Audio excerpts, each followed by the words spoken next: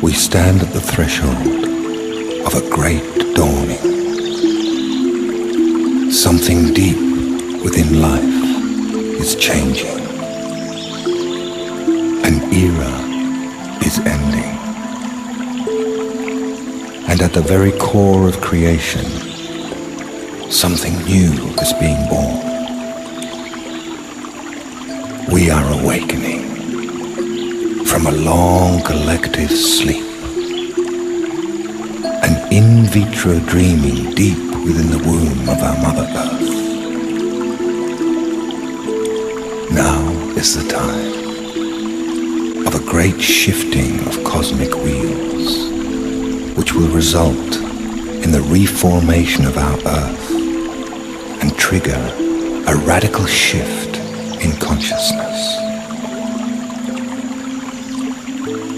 A galactic tidal wave of light is descending upon the Earth, activating the highest potential, raising the frequency. Reality is being reformed, redefined. The activation of new neural patterns will trigger new perceptions, new information, new impulses, and the recalibration of DNA. Open yourself to these high dimensional frequencies. Let go.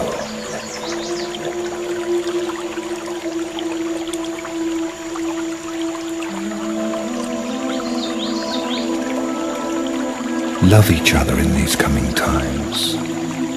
Be kind to each other. Gather in community. Share yourself. Live your dream. Live your heart. Open yourself.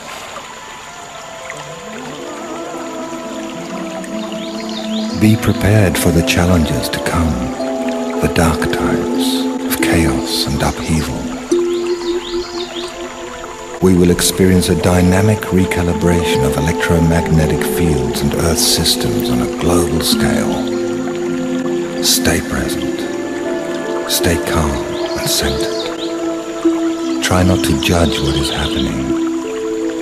Surrender to the process. Hold firm in the knowledge of what is being birthed. The process of birthing is an awesome undertaking, an arduous task, often fraught with intensity. Stay in the heart. Stay connected to beloved friends and family. Remember that this too shall pass, and is a necessary purification, a great purge of all that is not in resonance with what is being born in us. All will be redeemed and reformed in miraculous ways. Chaos will become peace, and sorrow will become joy. Trust with love.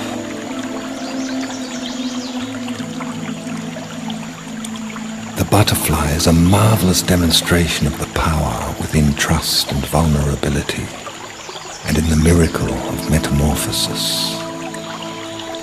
After all, what is a butterfly, if not the flowering of a caterpillar beyond its wildest dreams? Emerging from the womb of the chrysalis, the butterfly discards its restrictive silken shell to inherit a magical new world of flowers, breezes, and sunshine. A world of freedom and delight and the celebration of its divine nature. Spreading her wings for the first time, she has no idea whether she can fly. She simply opens her wings in perfect confidence and is effortlessly conveyed into the spiral dance of graceful flight. And all that then remains is the joyous participation in the divine ecstasy of creation.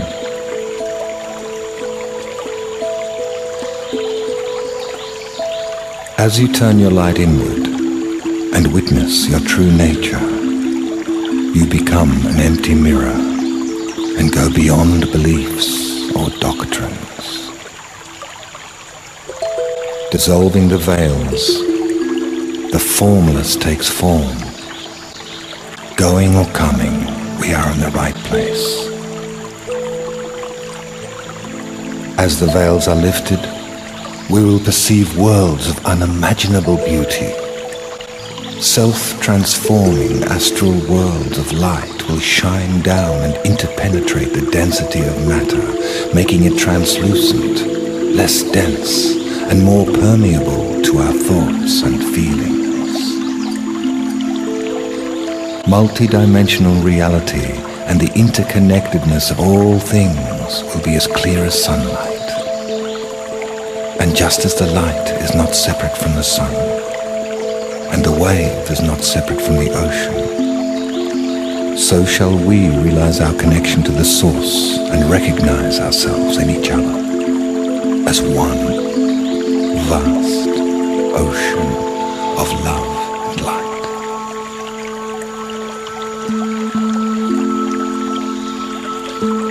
Let the divine recognize the divine. Lights will find other lights. And as the spark ignites within you, so it will ignite in others, in a majestic radiance of consciousness, and set the world alight in its magnificence. A new world, without fear, without war, without greed, in the safe custodianship of an awakened species, manifesting peace with love, light, and celebration. May the Divine Mother bless all sentient beings as her children. May the Ascended Ones bless mankind. May religion be swept away by the revelation of what we are. May the children of the earth understand that this is to be a birthing place of a new humanity, the birthing of a new man utterly discontinuous from the past, released, transformed, metamorphosed into a multidimensional being, conscious, whole, and free.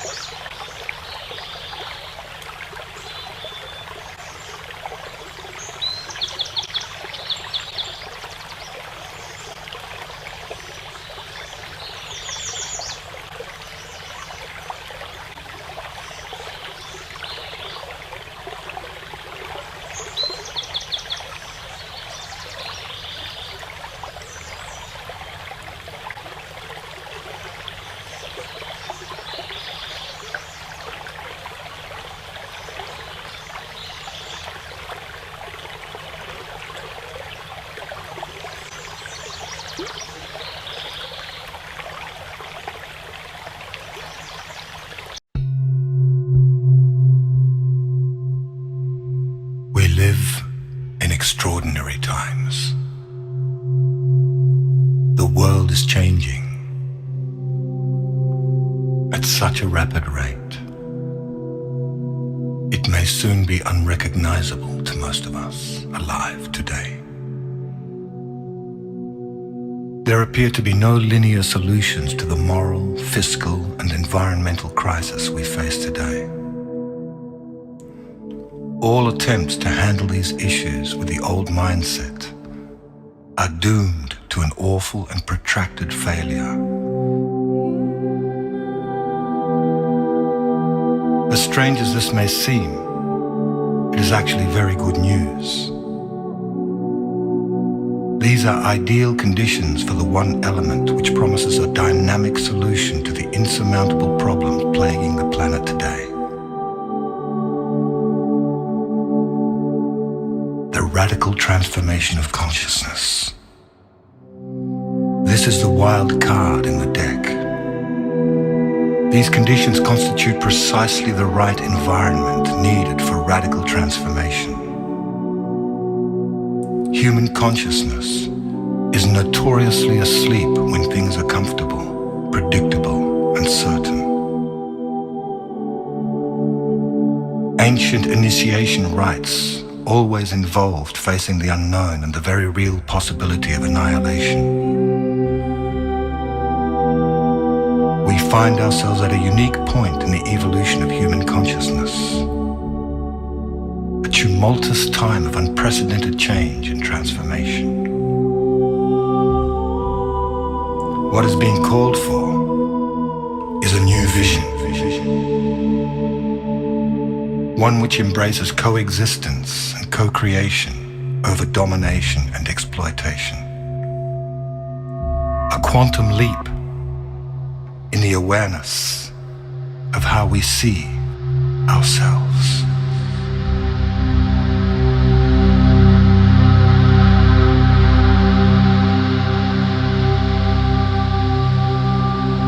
As we experience the dissolution of the old order, it is apparent that many across the world are experiencing a new sense of empowerment, asserting the desire for peace and respect for all beings. Millions are experiencing a sense of connection and unification.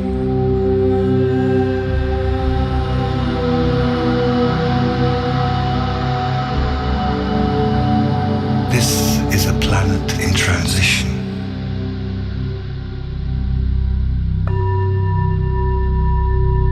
A new Earth is being born. A world nested in loving kindness, justice, peace, and a sense of oneness, of unity consciousness.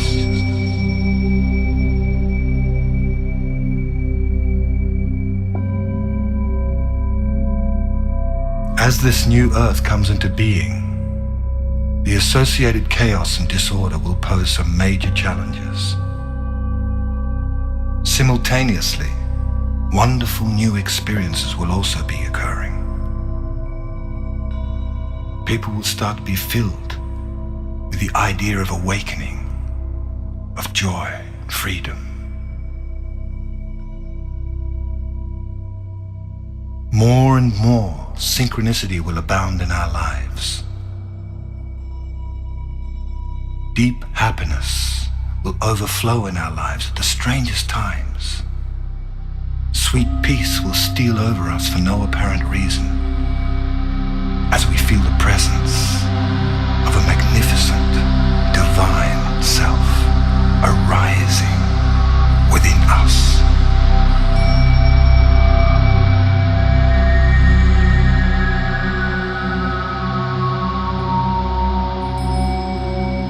We are in the process of a very rapid spiritual awakening. This shift of consciousness in the world and in our personal lives has been predicted for a long time by seers, visionaries, spiritual teachers, astrologers, and indigenous elders from traditions around the world. The Earth is arriving in a new part of the galaxy, just in the middle of the Milky Way, something it does every 26,000 years. Very high frequencies exist in this part of the galaxy, and these frequencies are being absorbed into the world of matter, catalyzing a vibrational shift to lift and evolve all beings very quickly. Powerful changes are also occurring with our sun. Unprecedented coronal mass ejections, high-frequency solar magnetic winds are being released into space and flooding the Earth. The redistribution of electromagnetic fields on the Earth will accelerate profound changes in our lives. This may cause feelings of disorientation, confusion, and fear, as old patterns of negativity and limitation are released and new higher energies take hold. It seems the way to approach this time of transition with balance and ease is to prepare oneself spiritually, mentally, emotionally, and physically to remain clear, steady, and awake. Many are being called to purpose, to assist in ushering this new transformational era of human life. It is nothing less than a dimensional shift from one modality of consciousness to another, involving the conscious ingression of higher frequencies into the third dimensional plane. We are moving towards a new world, a new level of reality in which the consciousness of love, peace, and spiritual wisdom will prevail. Once we have learned how to anchor these higher frequencies, the result will be the co-creation of a new earth, one in which we will live in peace and harmony, one in which we will experience an all-pervading oneness with the totality of life, one in which we respect all sentient beings, where the earth herself will be perceived as our mother. Fear, hunger, poverty, and crime will be made obsolete. Our natural birthright will be equality, justice, respect, and abundance for all. All beings will awaken to the majestic, divine, multi-dimensional beings that we truly are. Listen to your intuition as your eyes open.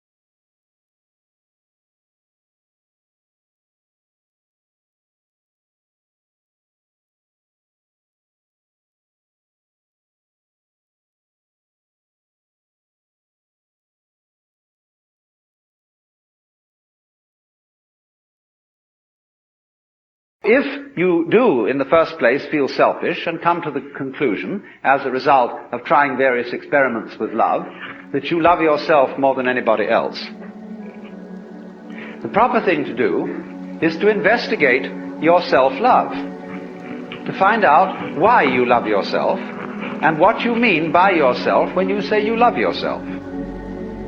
For the reason is this: love is not something that is a sort of rare commodity. Everybody has it. Existence is love.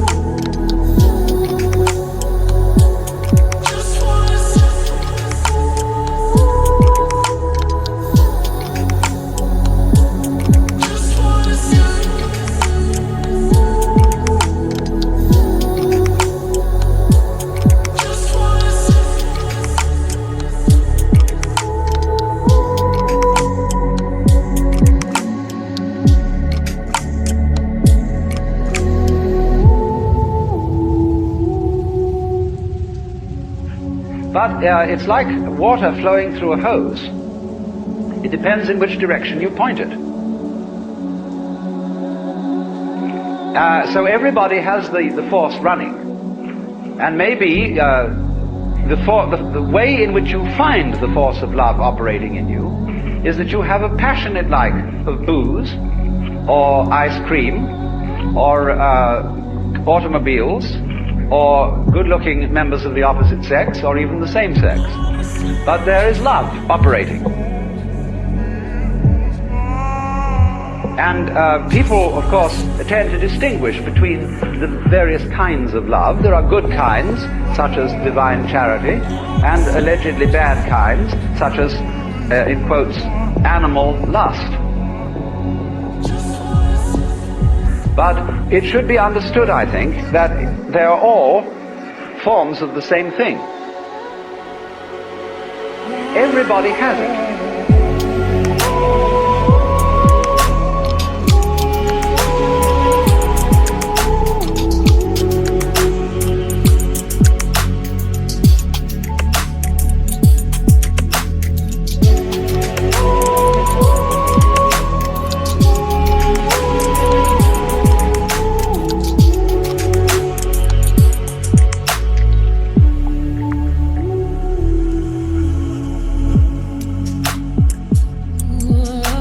But they differ in rather the same way that the colors of light, of white light, divide into the spectrum when passed through a prism.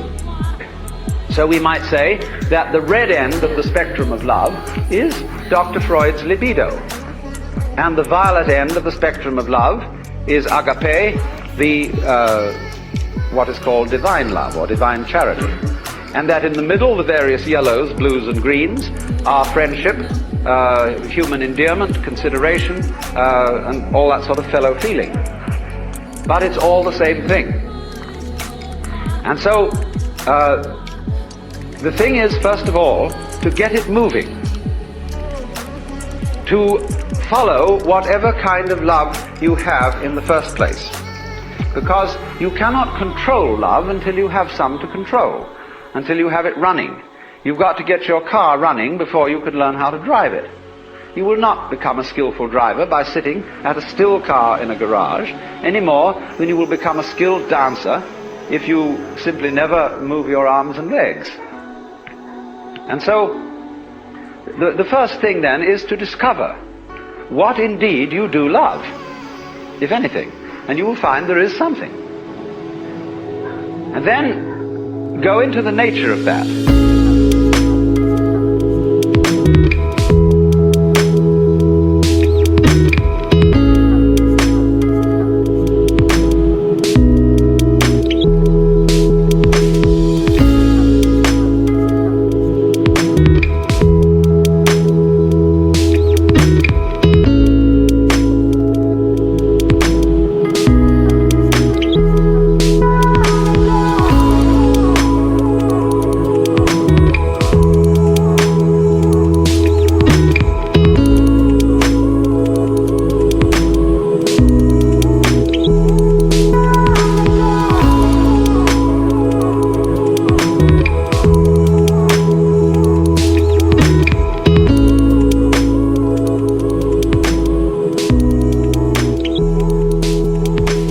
Now, it's said that selfish people love themselves. I would say that that is really a misunderstanding of the whole thing, because yourself is something that is really impossible to love. There are various reasons for this, but one obvious reason is that loving oneself is as difficult as kissing your own lips.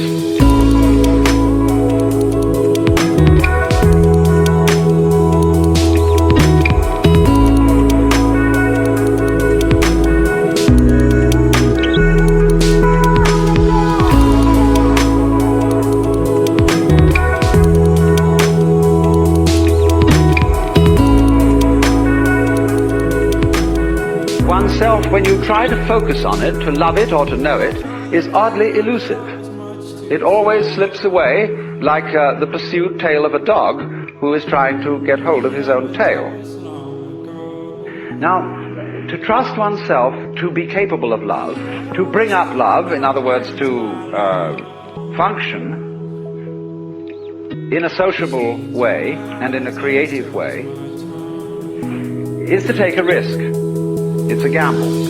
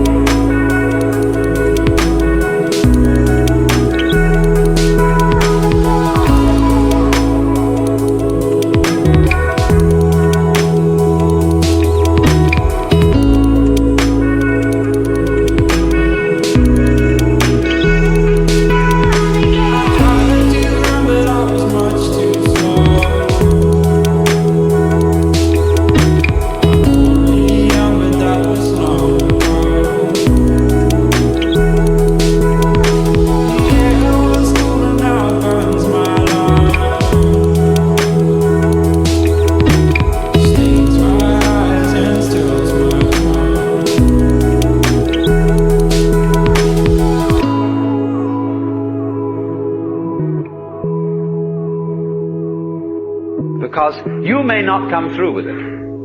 And in the same way, when you fall in love with somebody else, or you form an association with somebody else, and you trust them, they may, as a matter of fact, not fulfill your expectations. But that risk has to be taken. The alternative to taking that risk is much worse than trusting and being deceived. To live together, you have to take risks. There will be disappointments and failures and disasters as a result of taking these risks. But in the long run, it will work out. My point is that if you don't take them, the results will be so much worse than any kind of wild anarchy that could be conceived. You just can't stop, and it all builds up until you fall apart. It's not the end. Your heart will mend until it falls apart again.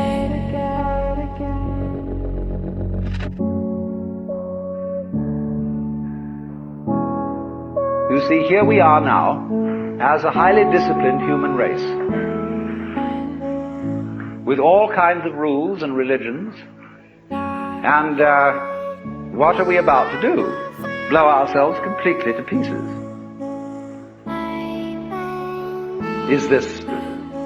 Was this all a good gamble?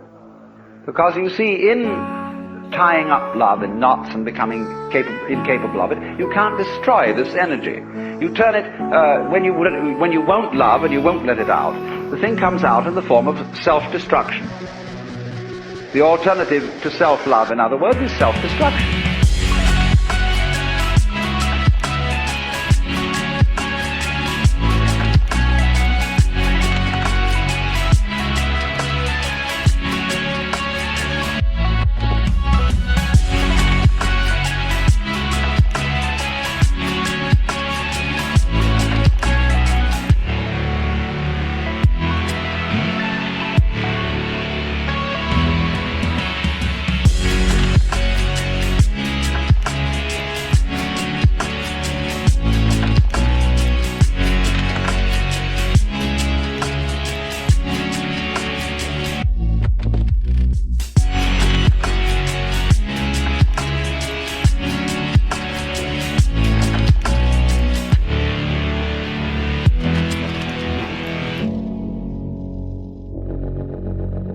Because you won't take the risk of loving yourself properly, you will be compelled instead to destroy yourself. So, which would you rather have? Would you rather have a human race which isn't always very well controlled and sometimes runs amok a little bit, but on the whole continues to exist with a good deal of honesty and delight when delight is available? Or would you rather have the whole human race blown to pieces and cleaned off the planet, reducing the whole thing to a nice scoured rock with no dirty disease on it called life? But I repeat the point that is necessary to understand this whole thing, that love is a spectrum. There is not, as it were, nice love and nasty love, spiritual love and material love, mature affection on the one hand and infatuation on the other. These are all forms of the same energy. And you have to take it and let it grow where you find it. If you find that only one of these forms exists in you, if at least you will water it, the rest of the plant will blossom as well. But the essential prerequisite from the beginning is to let it have its way.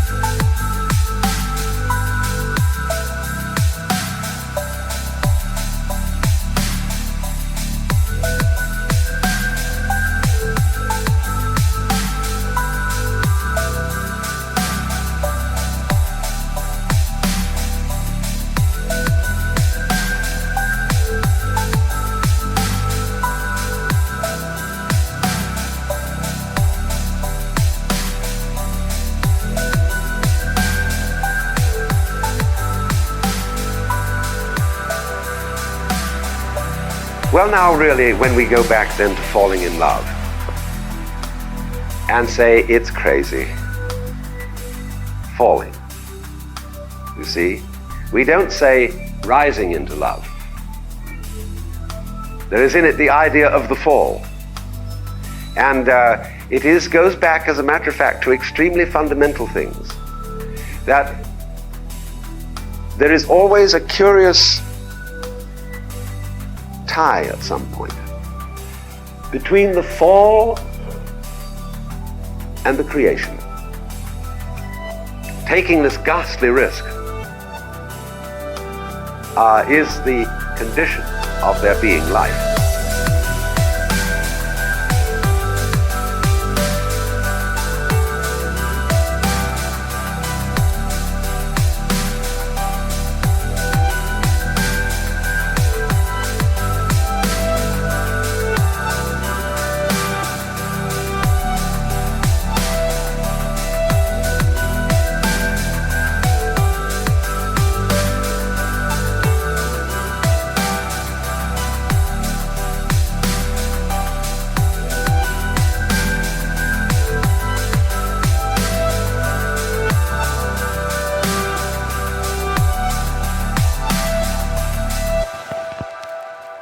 You see, for all, life is an act of faith and an act of gamble.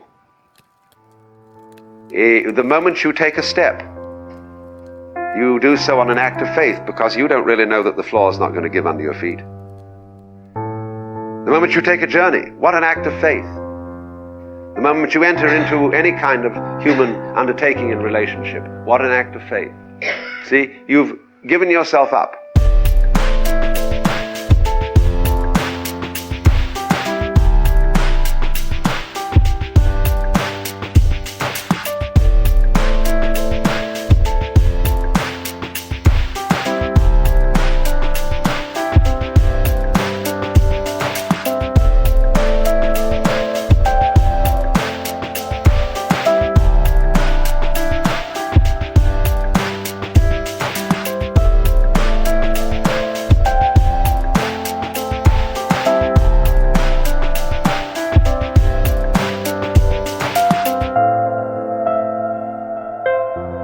But this is the most powerful thing that can be done. Surrender. See, and love is an act of surrender to another person. Total abandonment. I give myself to you. Take me. Do anything you like with me.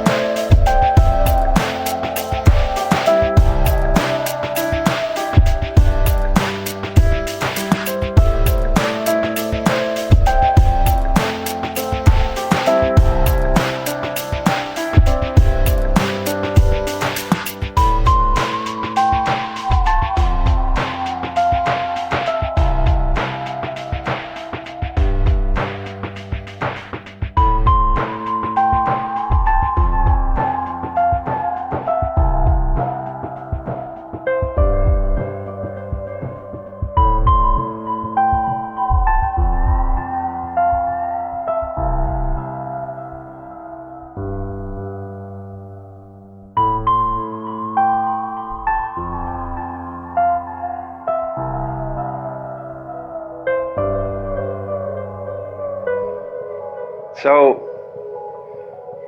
that's quite mad, because you see, it's letting things get out of control. All sensible people keep things in control. Watch it, watch it, watch it.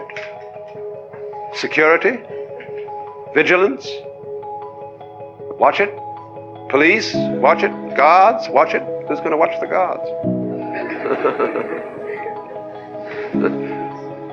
So, actually, therefore, the course of wisdom, what is really sensible, is to let go, is to commit oneself, to give oneself up, and that's quite mad.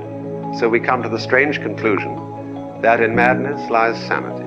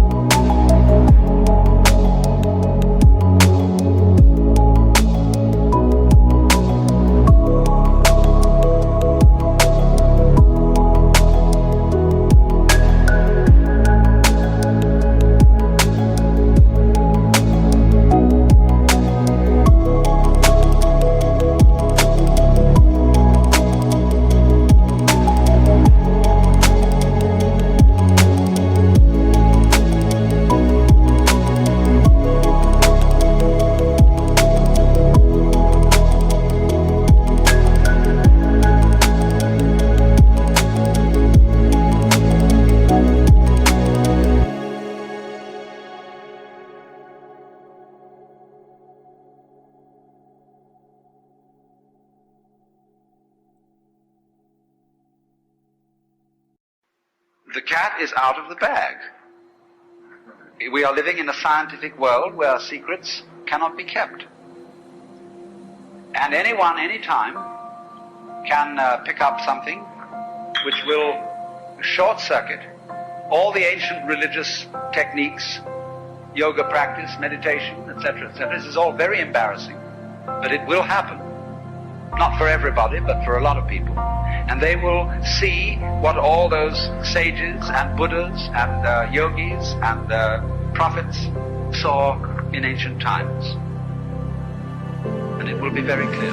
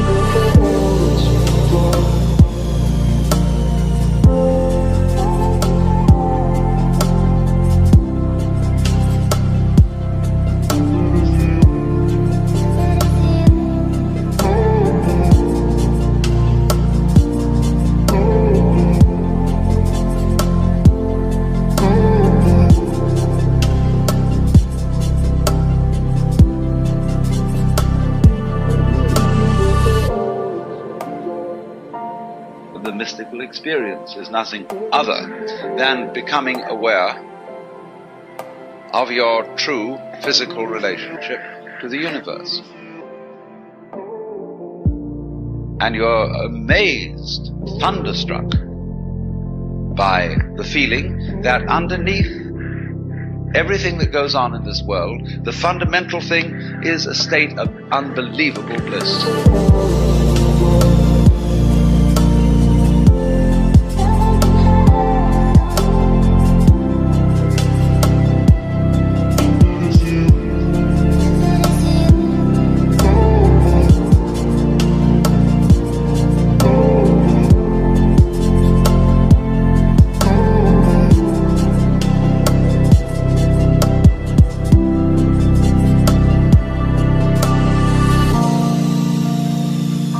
referring to a kind of experience, a kind of, shall we say, state of consciousness, which seems to be as prevalent among human beings as measles.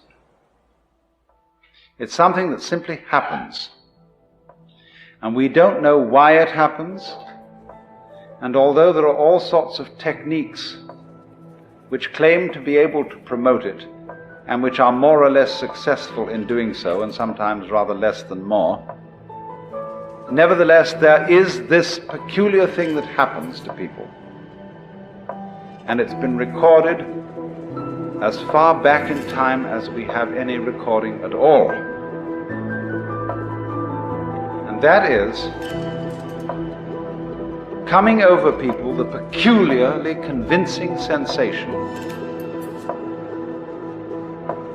that their ordinary sense of individuality, personal identity, is transcended.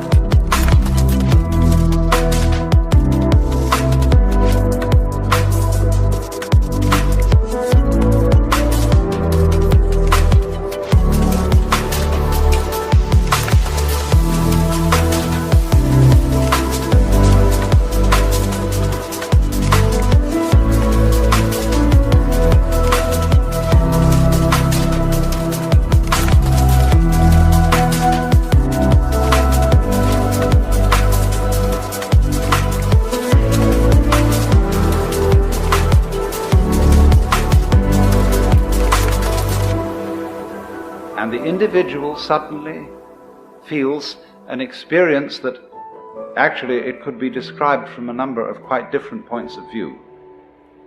But we could add up these dominant characteristics.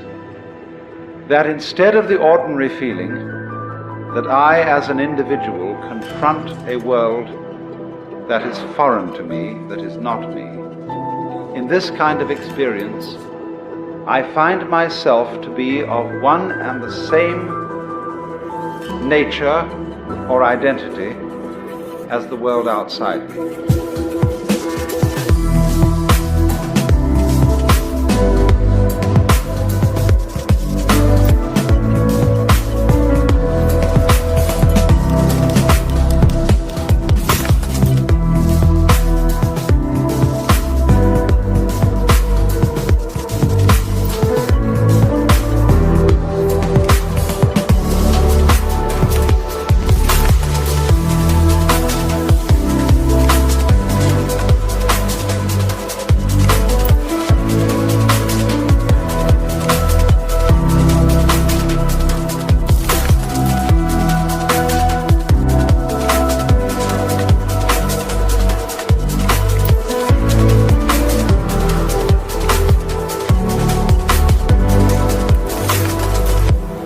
In other words, I suddenly feel no longer a stranger in the world, but as if the external world were my own body.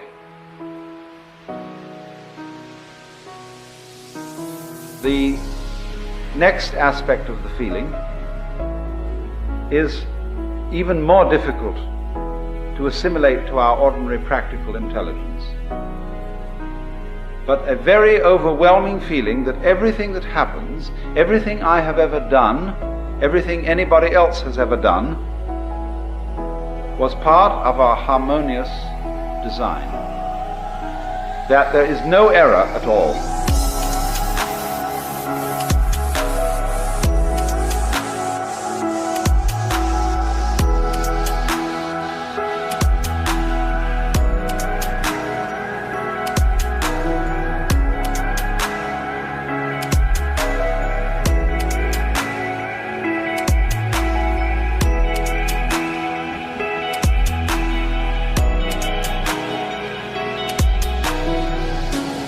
Now, you see, I'm not talking about a philosophy.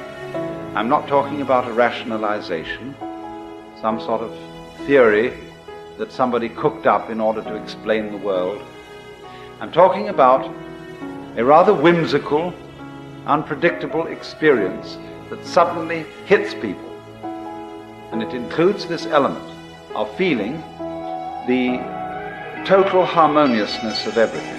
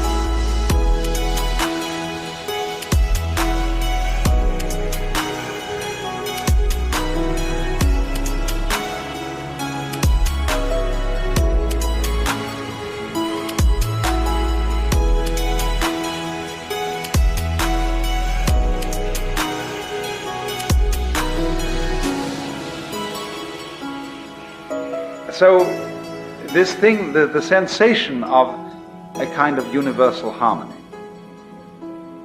cannot come to us when it is sought, when we look for it as something to be an escape from the way we actually feel or to compensate for the way we actually feel. It's a thing that comes out of the blue.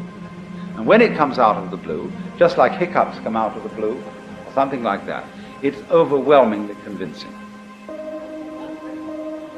And it stands as, actually, the foundation for most of mankind's profound philosophical, mystical, metaphysical, and religious ideas. Someone, in other words, to whom this sort of thing has happened can't restrain himself when it has happened, and he has to get up and tell everybody about it. And alas, he becomes the founder of a religion.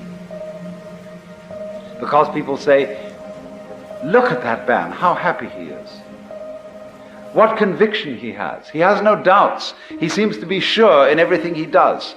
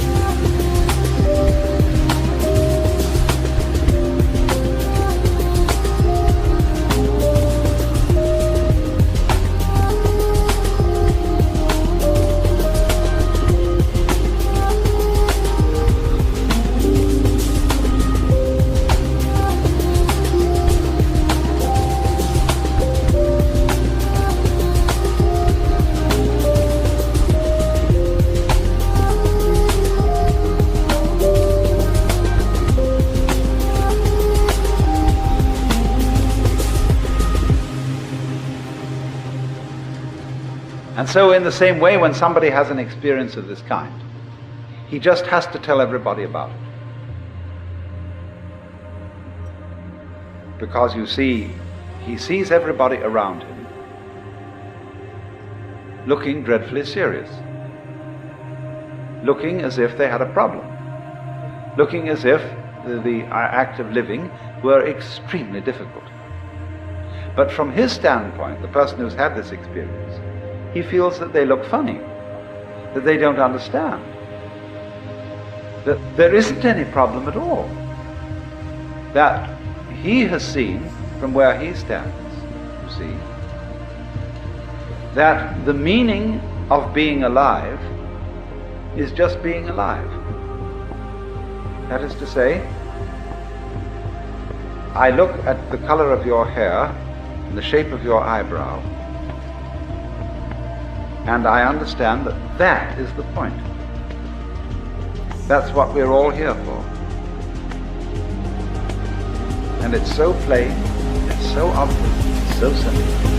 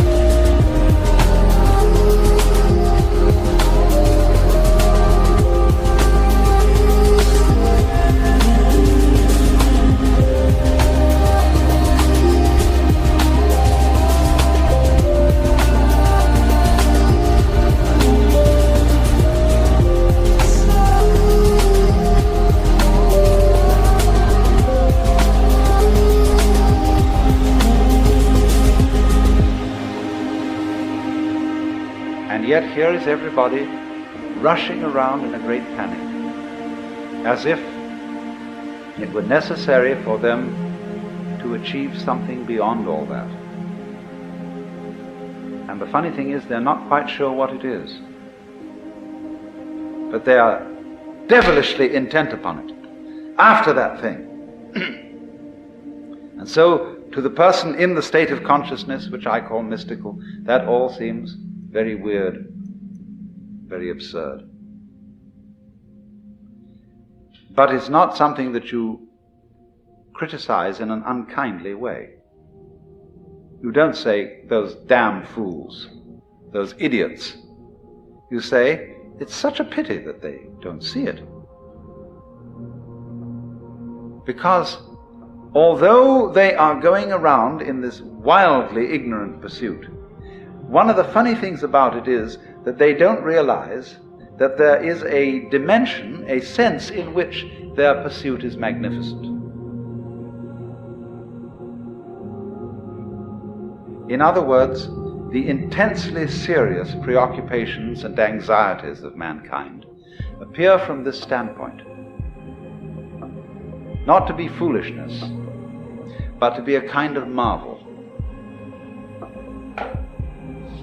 In the same way, perhaps, as you could say that the protective coloring of a butterfly, who has somehow contrived to make its wings look like enormous eyes, so that when a bird who is about to devour this beast is confronted by these staring eyes, the bird is a little hesitating, as when you stare at somebody, they're always taken a little bit aback. So the butterfly appears to stare at the bird. And perhaps you see this phenomenon of the marvelous staring wings of the butterfly is in some way a result of anxiety.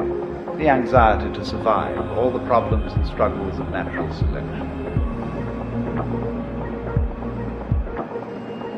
Nevertheless, in this intense struggle, we are unknowing poets.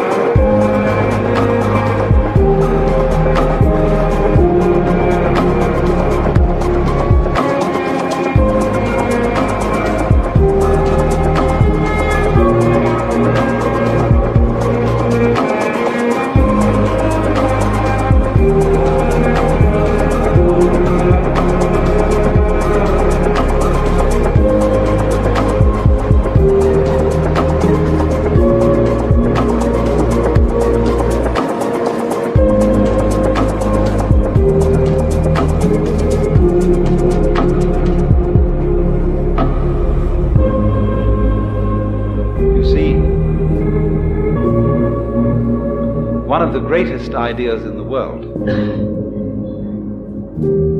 that has ever been produced is, for my thinking, the Hindu idea that the world is a drama in which the central and supreme self behind all existence gets lost and involved, and pretends, plays that he or it, or he, she, or whatever you want to call it, is all the creatures that there are, and gets totally involved. And thus you see, the more involved, the more anxious, the more finite, the more limited the infinite manages to feel itself to be, the greater the artistry.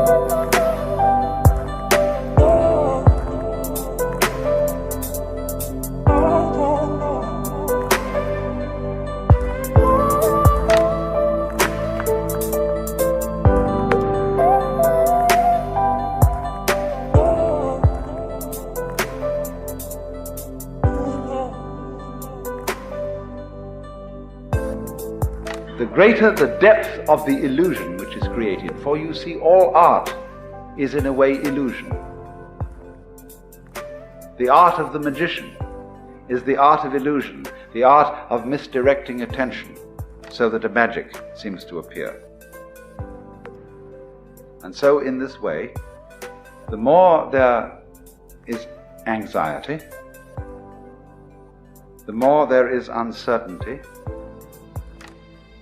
to that degree the play has succeeded, in the same way as when you are watching an actual play or reading a novel or a movie, the more the author or the actors manage to grip you and to persuade you just for a moment that you are actually involved in reality, the more they have succeeded as artists.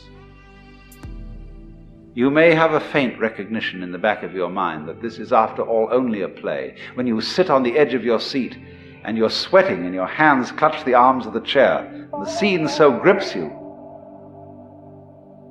that is magnificent acting. And so the Hindus feel that the whole arrangement of the cosmos is something exactly like that. That when in the reality of actual life you are sweating it out, and you're wondering whether this surgeon who's got to operate on you in a matter of life and death is a competent man or a charlatan, or whether the investment that you made is a good thing or whether it's going to make you lose your shirt. You see, all those matters of terrific crisis are exactly the same as when you're sitting in the theater, sweating it out there, but now a far more convincing theater has been arranged.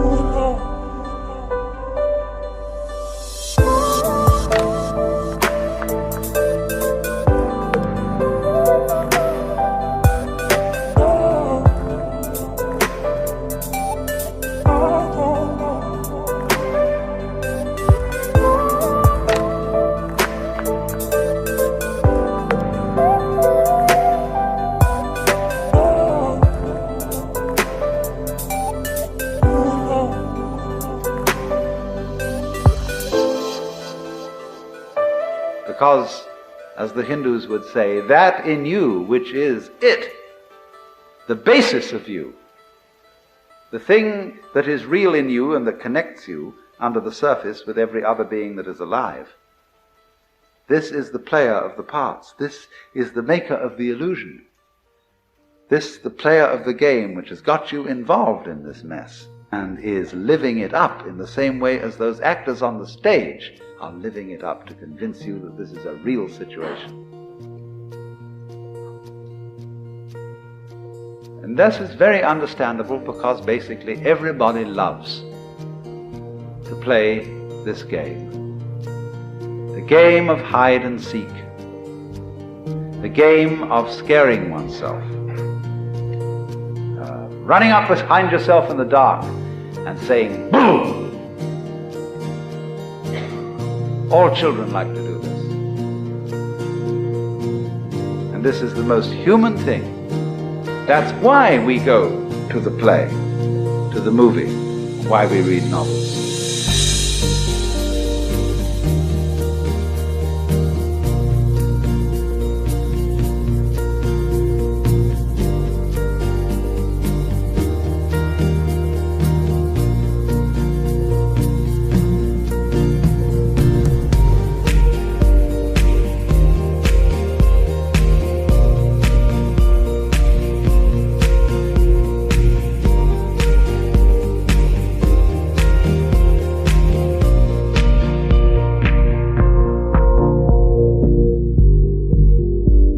So-called real life is, from the position of the mystic, an extension of the same thing. Because you see, he is the person who suddenly has realized that the game is a game.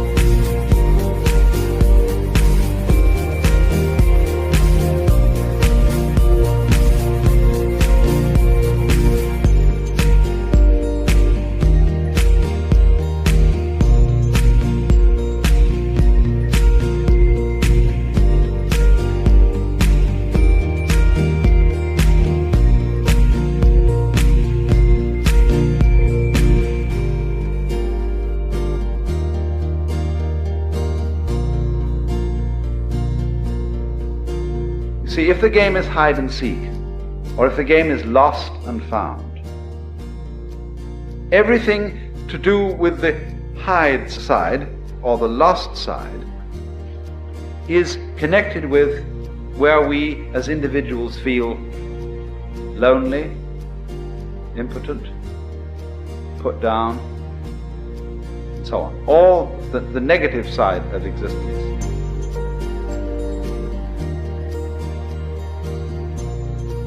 I have tried to show you at various times that there's really one simple principle that underlies everything. And it's so simple it's funny. The principle is, all insides have outsides. Because you see, you don't know that the inside is inside unless there's an outside. And you don't know that the outside is outside unless there's an inside. Okay, then you, as you ordinarily feel yourself, are the inside. You are the animate, sensitive being inside the skin. But the inside of the skin goes with the outside of the skin. If there weren't the outside of the skin, there wouldn't be no inside. And the outside of the skin is the whole darn cosmos, galaxy beyond galaxy and everything. And that goes with the outside, in the same way that front goes with back. So that if you wake up and understand that, you find that the two are one and the same identity, one and the same self.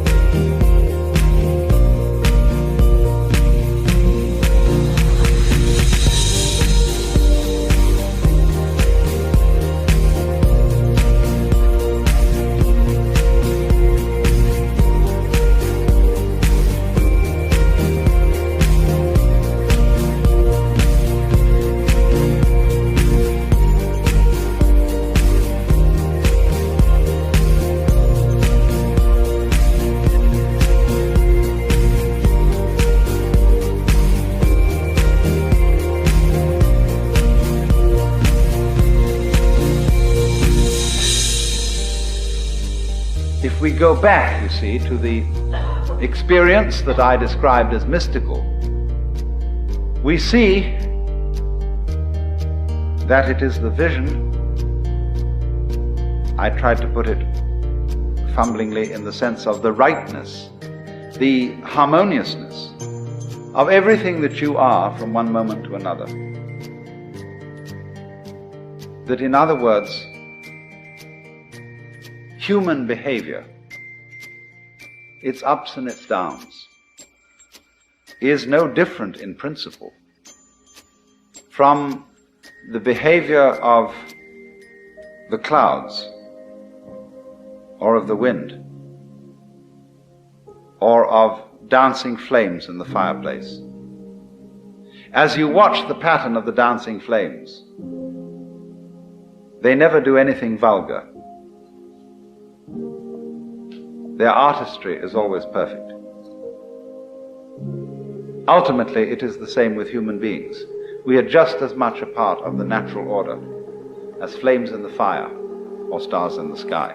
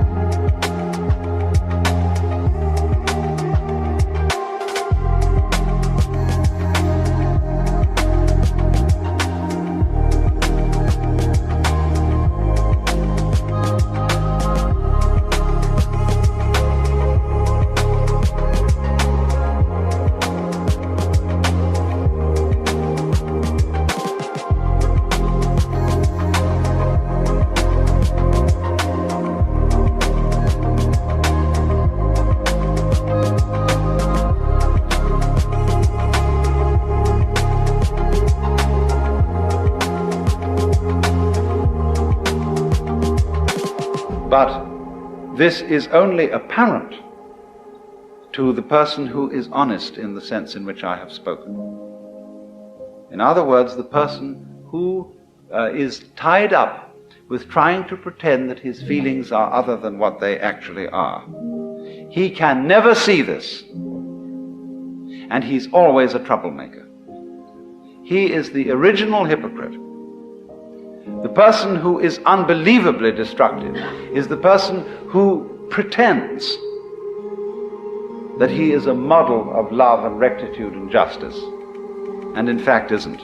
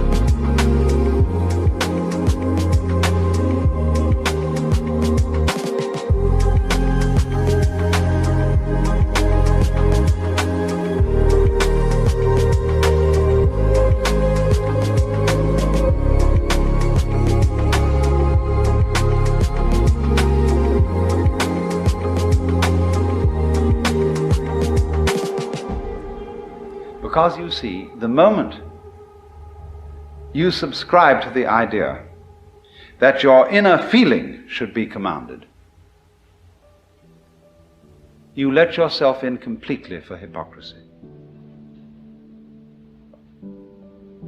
If you see, you tell another person that you love them, because you know you're supposed to love them, and in fact in your heart you don't love them, you're a liar. And therefore, the more you insist on that lie, the more you feel it's your duty to make your feelings over and to love that other person, the more you get yourself deeper and deeper and deeper into trouble.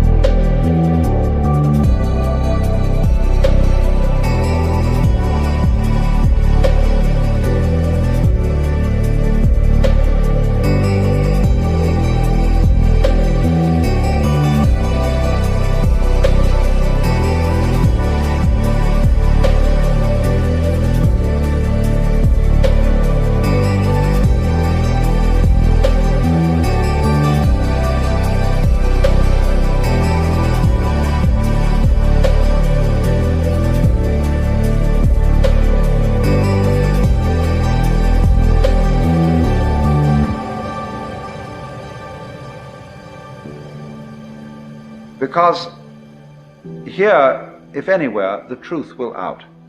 You will not be able to sustain the pretense. You will not have sufficient energy to go on pretending and making a kind of mock of the feeling of love. And you have at last, then, if you're honest, to say, I don't. It doesn't matter whether this is to some other human being or whether in a religious situation you have to sit back and look at the Lord and say, Lord, I don't love you. I think you're a bore. You're demanding, you're authoritarian, you're domineering. Probably I ought to love you, but I'm sorry I don't.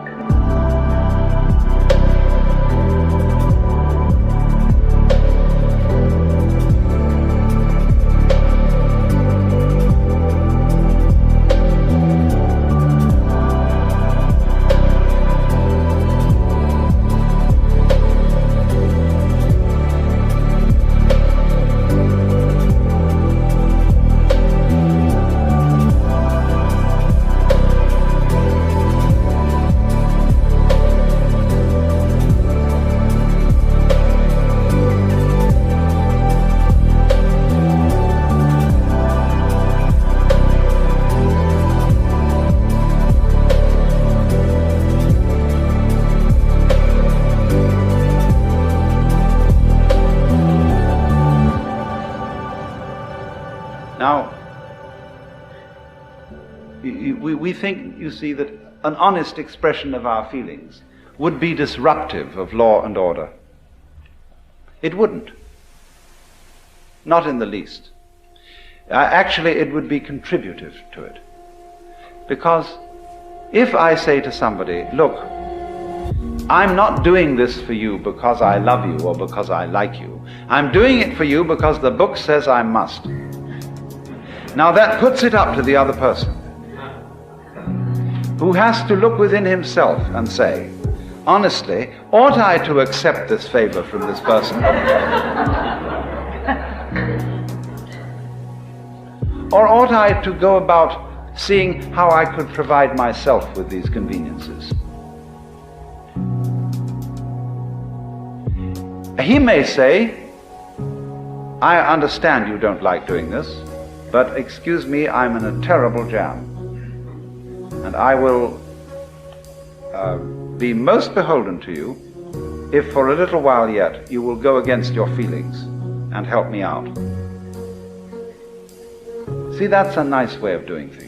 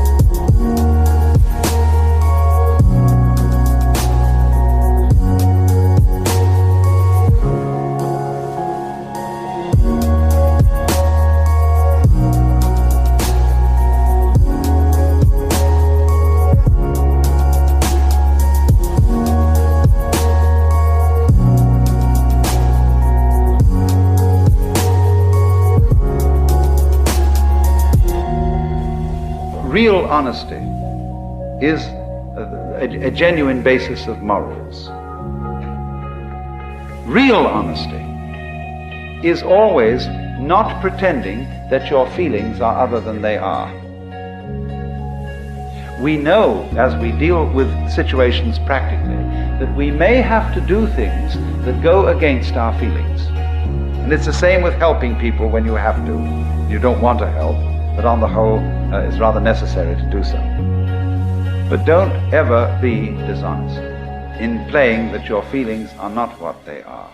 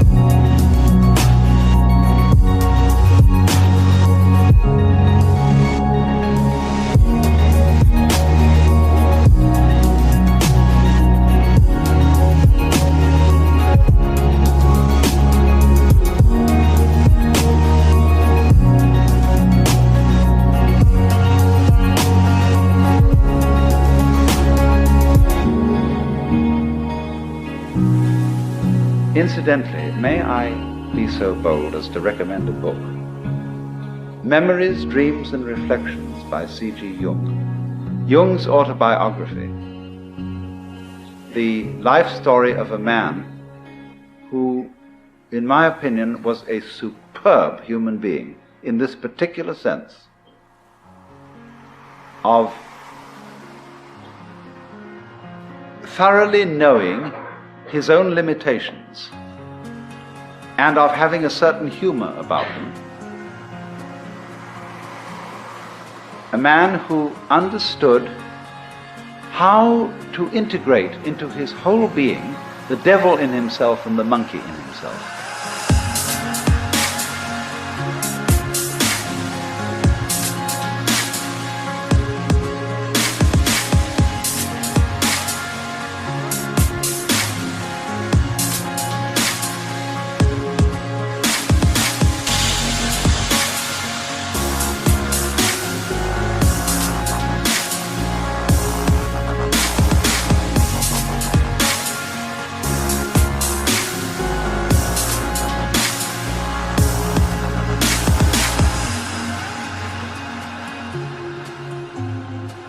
So then, in the metaphysical sphere, the mystic is the one who feels that everything that happens is in some way harmonious, is in some way right, is in some way an integral part of the universe.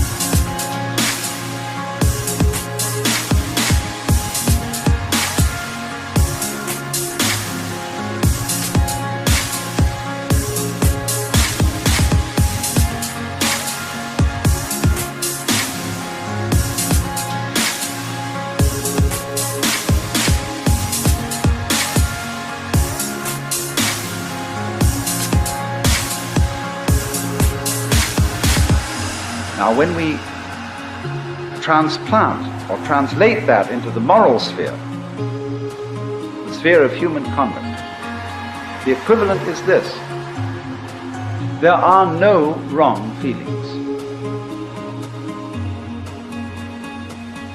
There may be wrong actions in the sense of actions contrary to the rules of human communication. But the way you feel towards other people, loving, hating, etc., etc., there aren't any wrong feelings. And so to try and force one's feelings to be other than what they are is absurd, and furthermore dishonest. But you see, the idea that there are no wrong feelings is an immensely threatening idea to people who are afraid to feel in any case. And this is one of the peculiar problems of our culture, that we are terrified of our feelings because they take off on their own. And we think that if we give them any scope, and if we don't immediately beat them down, they will lead us into all kinds of chaotic and destructive action. It's so funny that we in our Western culture today say that kind of thing. We who do more chaotic and reckless kind of action than anybody ever did. But if, for a change, we would allow our feelings and look upon their comings and goings as something as beautiful and as natural and necessary as changes in the weather, the going of night and day, and of the four seasons, we would be at peace with ourselves. Because what is problematic for Western man is not so much his struggles with other people and their needs and their problems as his struggle with his own feelings, with what he will allow himself to feel and what he won't allow himself to feel. He's ashamed to feel really profoundly sad, so much so that he could cry. It is not manly to cry. He is ashamed to loathe somebody, because you are not supposed to hate people. He is ashamed to be so overcome with the beauty of something, whether it be a natural landscape or a member of the opposite sex, that he goes out of his mind with this beauty. Because all that kind of thing is not being in control, old boy, not kind of having your hand on the wheel.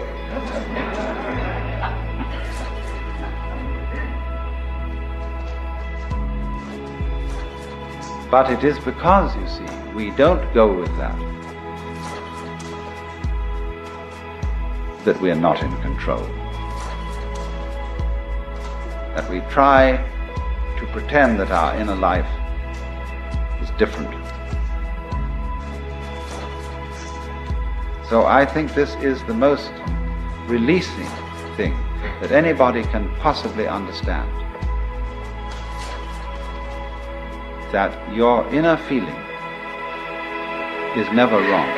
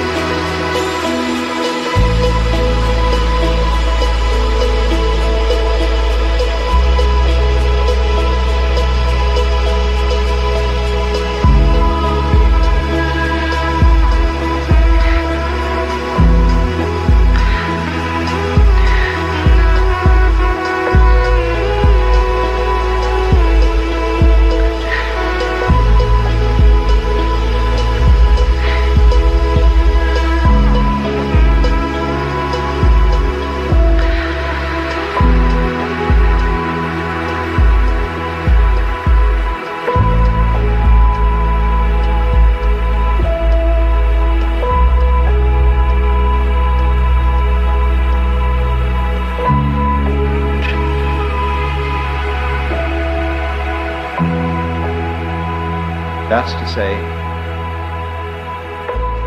what you feel. It's never wrong that you feel that way. It may not be a right guide to what you should do. In other words, if you feel that you hate someone intensely, it isn't necessarily the right way of dealing with that feeling to go out and cut his throat. But it is right that you should have the feeling of hating, or of being sad, or of what? Frightened, terrified, whatever it is. For you see, when a person comes to himself, he comes to be one with his own feeling. And that is the only way of being in a position to control it. It is in exactly this way that the sailor always keeps the wind in his sails. Whether he wants to sail with the wind or whether he wants to sail against the wind, he always uses the wind. He never denies the wind. Well, and it's exactly that same sense that a person has to keep going with his own feeling. Whether he wants to act as the feeling obviously suggests or act in a different way, he has to keep the feeling with him, because that's his own essential self.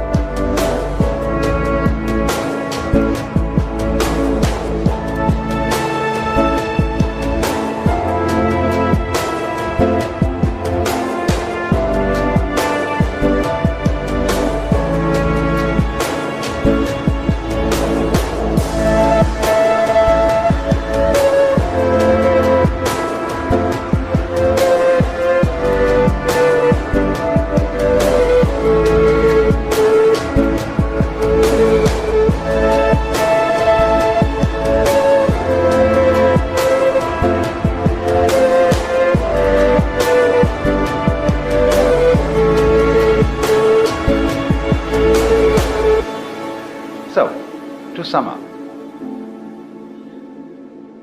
what the mystic primarily feels is the divinity, the glory of whatever is. And when we apply that to the moral sphere, what is what one feels genuinely. And this must always be admitted, always allowed. It doesn't mean to say, let me emphasize this, it doesn't mean that we always are therefore compelled to act upon the basis of what we feel. That is to say, to kill the person we hate. Hatred does not necessarily lead to violence. It is unacknowledged hatred that leads to violence. Honest hatred can be expressed in much simpler ways. But the expression, the recognition, the acceptance of what is honestly felt is the moral equivalent of the vision that whatever exists is a manifestation of the divine.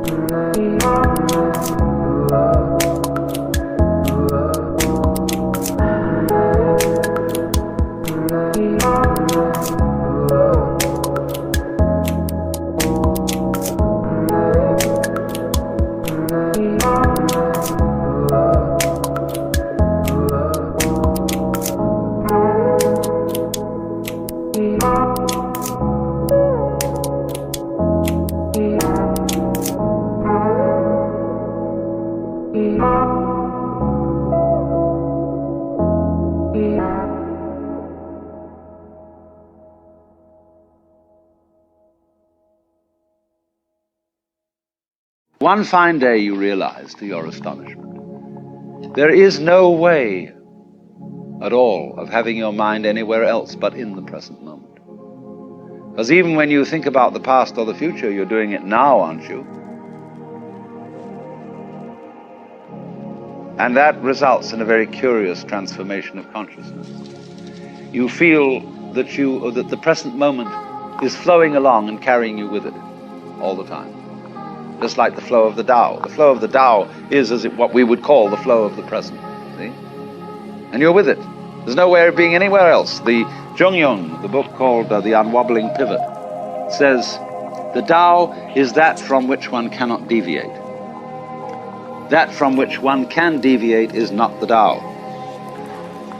Or to put it into the form of a Zen story, the master Joshu said to Nansen, "What is the Tao?" Nansen replied, "Your everyday mind is the Tao." Joshu asked, "How do you get into accord with it?" Nansen replied, "When you try to accord, you deviate."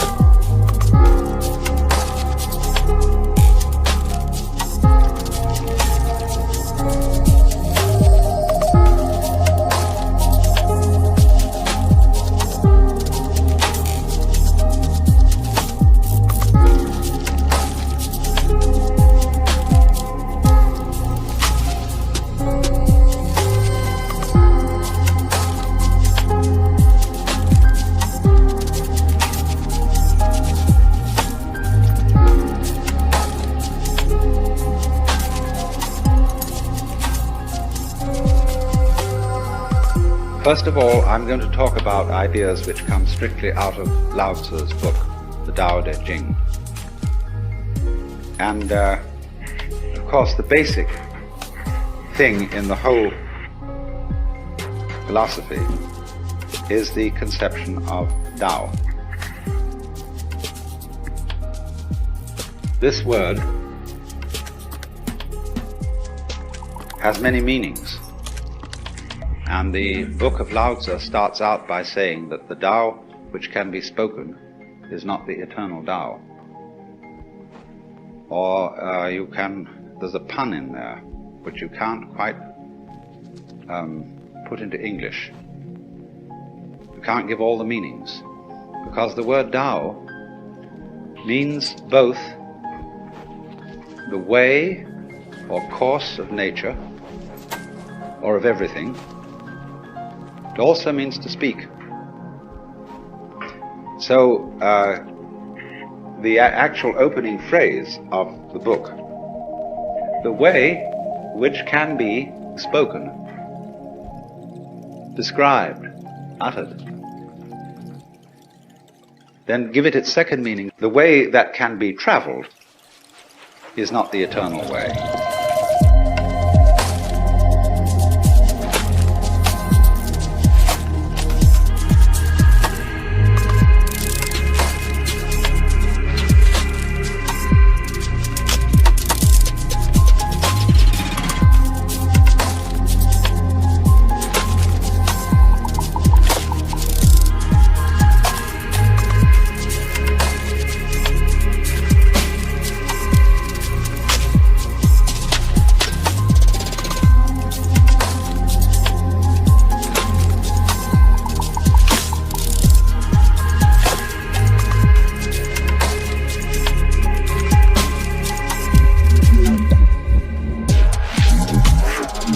In other words, there is no way in which the Tao, or following the Tao, there's no recipe for it. I can't give you any do-it-yourself instructions, A, B, C, D, as to how it's done. Now that's awkward, isn't it? But we can gather what it is by absorbing certain atmospheres and attitudes connected with those who follow it. And from the art and the poetry and all the expressions and the anecdotes and stories that illustrate the philosophy of the way. So this word then, the way or the course of things, is not, you must understand this, some Christian missionaries translated Tao as the Logos, taking as their point of departure the opening passage of St. John's Gospel, "In the beginning was the Word." Now, if you look up a Chinese translation of the Bible, it says in the beginning was the Tao. And the Tao was with God, and the Tao was God. The same was in the beginning with God. All things were made by it, and without it was not anything made that was made.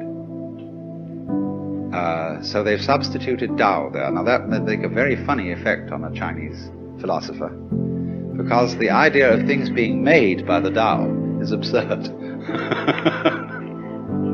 The Tao is not a manufacturer, and it's not a governor. It doesn't rule, as it were, in the position of a king.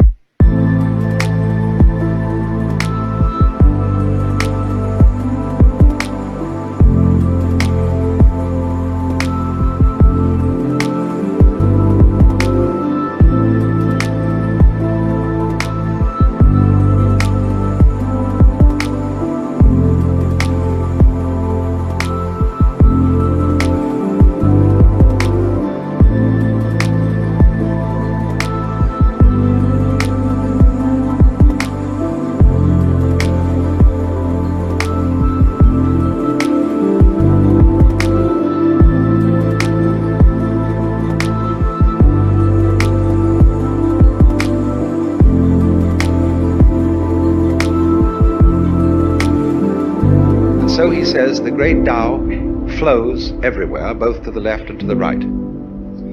It loves and nourishes all things, but does not lord it over them. And when good things are accomplished, it lays no claim to them. In other words, the Tao doesn't stand up and say, I have made all of you, I have filled this earth with its beauty and glory, fall down before me and worship. The Tao, having done anything, always escapes and is not around to receive any thanks or acknowledgement, because it loves obscurity. And Lao Tzu said the Tao is like water. It always seeks the low level.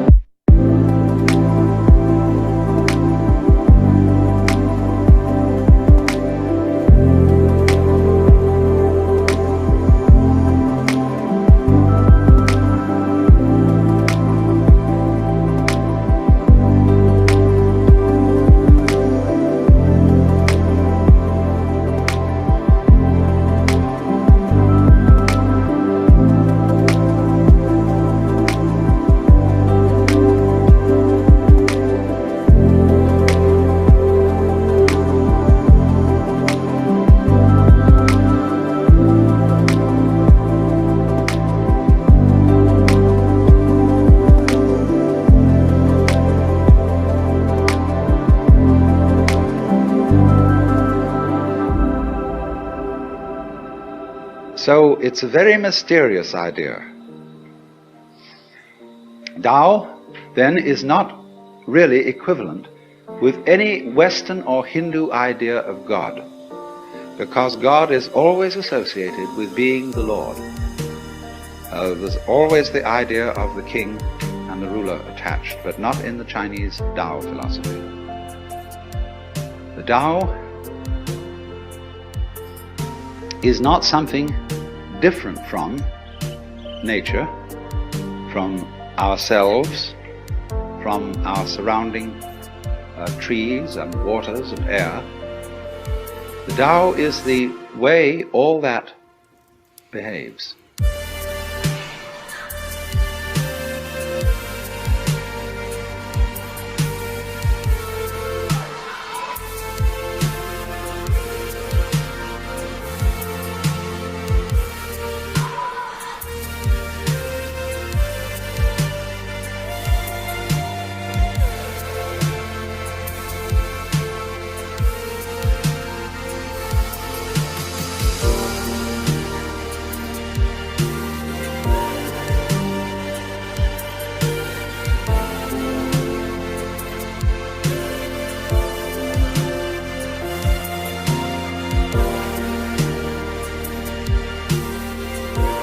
And so the basic Chinese idea of the universe is really that it's an organism. And as we shall see when we get on to Zhuangzi, who is the sort of elaborator of Lao Tzu, he sees everything operating together so that nowhere can you find the controlling center. There isn't any. The world is a system of interrelated components, none of which can survive without each other. Just as in the case of bees and flowers, you will never find bees around in a place where there aren't flowers, and you will never find flowers around in a place where there aren't bees or insects that do the equivalent job. And what that tells us secretly is that although bees and flowers look different from each other, they're inseparable. They, to use a very important Taoist expression, they arise mutually.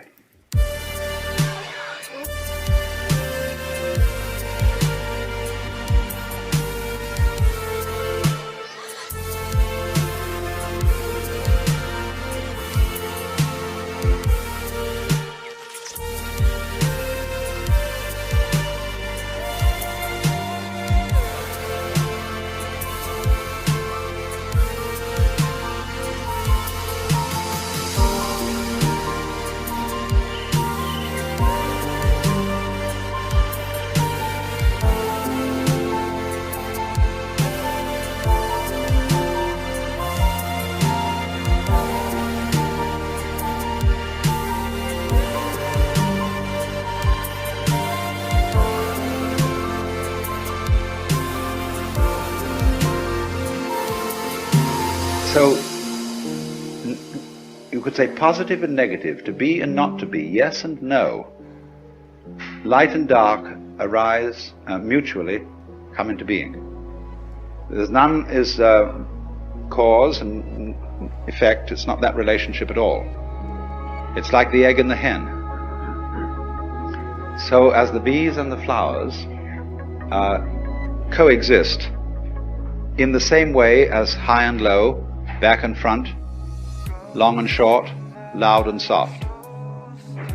All those experiences are experienceable only in terms of their polar experience. So the Chinese idea of nature is that all the various species arise mutually because they interdepend. And this total system of interdependence is the Tao.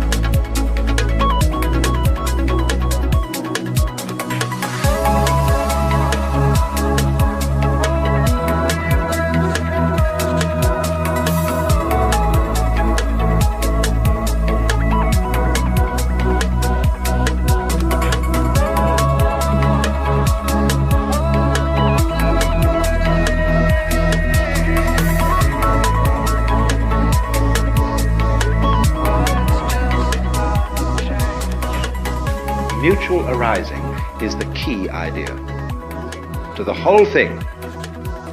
It is the most important thing to grasp. Because you see, we think so much in terms of cause and effect. We think of the universe in Newtonian ways. And in that philosophy, the world is all separated. It's like a huge amalgamation of billiard balls. And they don't move until struck by another, or by a cue. And so everything is going tock, tock, tock, tock, tock, tock, tock, tock, tock, tock, tock, tock, all over the place. One thing starting off another in a mechanical way. But of course, from the standpoint of 20th century science, we know perfectly well now that that's not the way it works. We know enough about relationships to see that that mechanical model which Newton devised was all right for certain purposes. But it breaks down now because we understand relativity. And we see how things go together in a kind of connected net.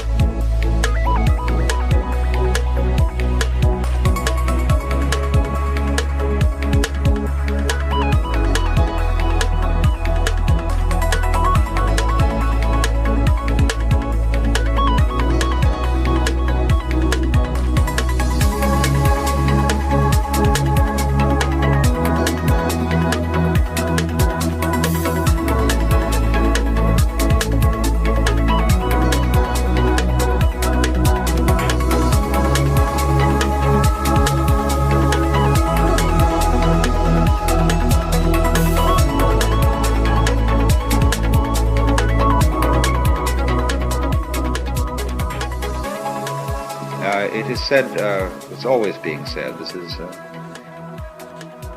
you read this in every art book about Chinese art, that in Chinese painting, man is always seen as in nature, rather than dominating it. You get a painting entitled, Poet Drinking by Moonlight, and you see a great landscape, and after some search with a magnifying glass, at last you see the poet stuck away in a corner somewhere drinking wine. Whereas if we painted the subject poet drinking by moonlight, the poet would be the most obvious thing in the picture. There he would be, dominating the whole thing, the landscape off somewhere behind him. But all the Chinese painters put man, I mean, the painters of the great classical tradition. There are Chinese painters who specialize in family portraits and do these very formal paintings of someone's ancestor sitting on a throne. It's quite a different category. But the Taoist-inspired painters, Zen-inspired painters, have this view of man as an integral part of nature, something in it just as everything else is in it, flowers and birds, and not there sent into this world, commissioned by some sort of supernatural being to come into this world and farm it and dominate it. So then, the whole conception of nature is as a self-regulating, self-governing, indeed democratic organism. But it has a totality. It all goes together, and this totality is the Tao.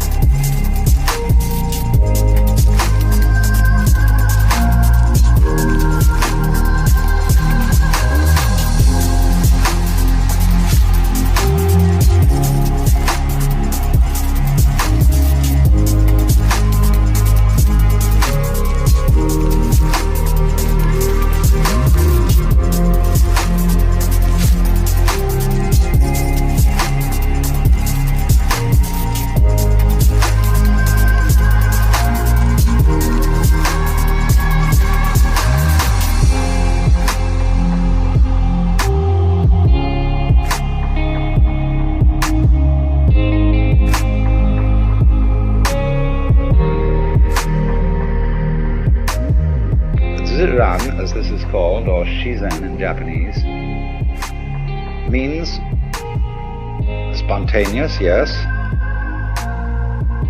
It happens as your heart beats. You don't do anything about it. You don't force your heart to beat. You don't make it beat. It does it by itself.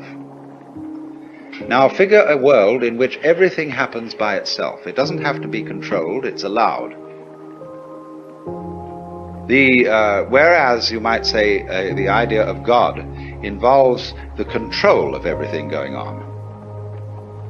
The idea of the Tao is the ruler who abdicates and lets all the people, trusts all the people to conduct their own affairs.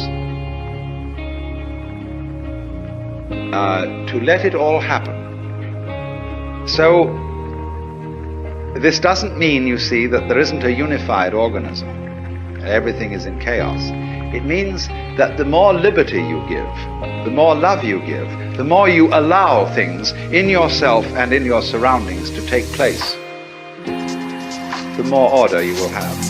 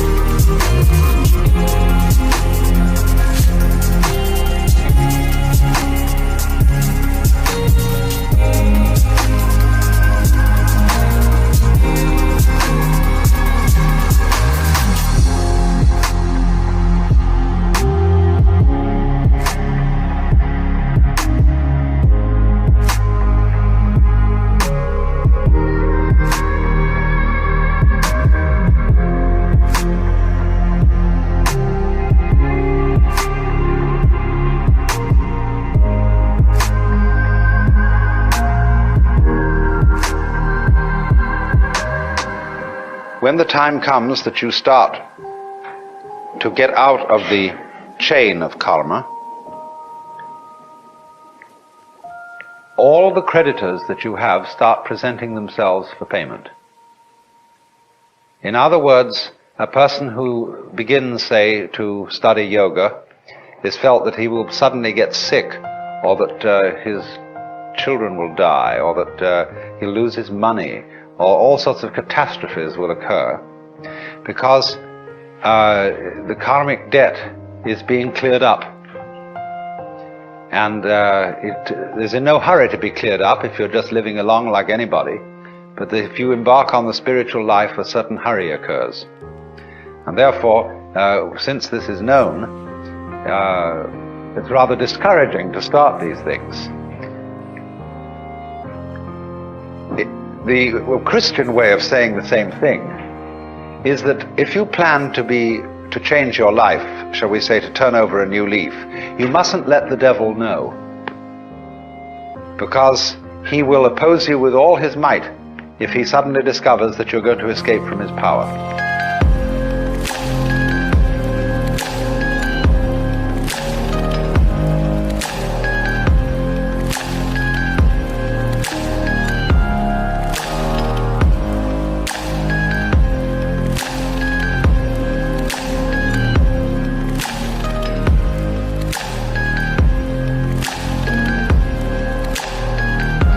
So, for example, if you have a bad habit, say you drink too much, and you make a New Year's resolution that during this coming year you'll stop drinking, that's a very, very dangerous thing to do, because the devil will immediately know about it. And what will happen will be this: he will confront you with the prospect of 365 drinkless days. And that will be awful, just overwhelming. And you won't be able to make much more than 3 days on the wagon. So in that case you compromise with the devil and say, just today I'm not going to drink, you see, but tomorrow maybe, we'll go back. Then when tomorrow comes, you say, oh, just another day, let's try out, that's all. And the next day you say, oh, one more day won't make much difference. So you only do it for the moment, and you don't let the devil know that you have a secret intention of going on day after day after day after day.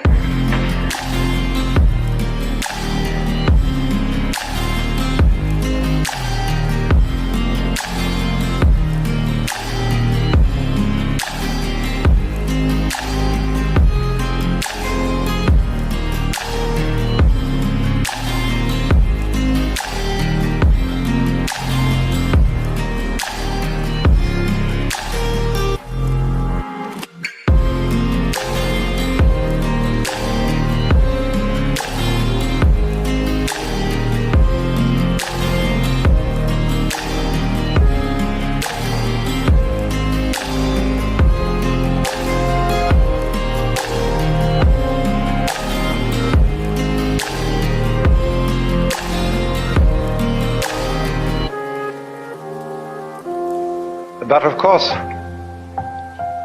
there's something still better than that. And that is not to let the devil know anything. And that means, of course, not to let yourself know. One of the many meanings of that saying, let not your left hand know what your right hand doeth, is just this. And that was why in Zen discipline, a great deal of it centers around acting without premeditation. As those of you know who read Herrigel's book, Zen in the Art of Archery, it was necessary to release the bowstring without first saying, now.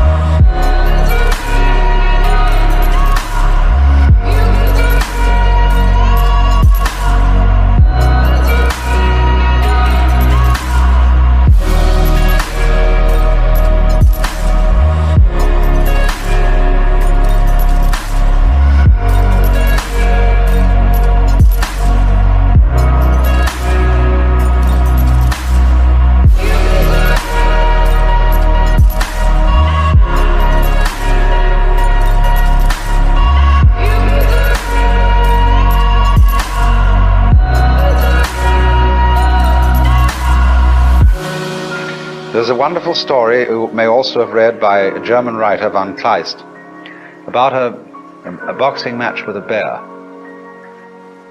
The man can never defeat this bear because the bear always knows his plans in advance and is ready to deal with any situation. The only way to get through to the bear would be to hit the bear without having first intended to do so. That would catch him.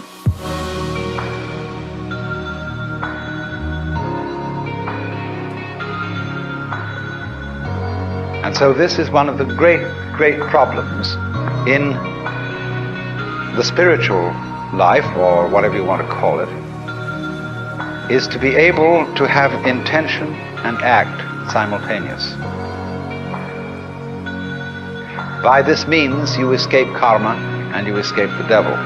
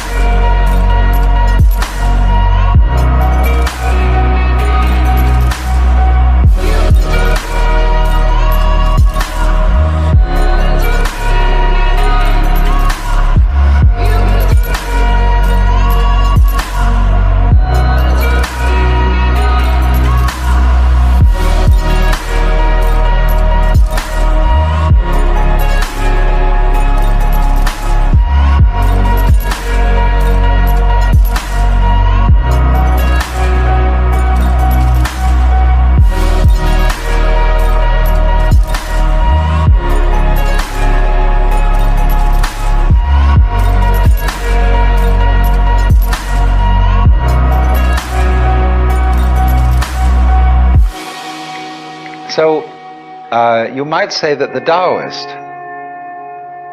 is exemplary in this respect. That this is getting free from karma without making any previous announcement. Of simply, supposing we have a train and we want to unload the train of its freight cars. You can go to the back end and you can unload them one by one and shunt them into the siding. But the simplest of all ways of unloading is to uncouple between the engine and the first car, and that gets rid of the whole bunch at once. And it is in that sort of way, you see, that the Taoist gets rid of karma without challenging it.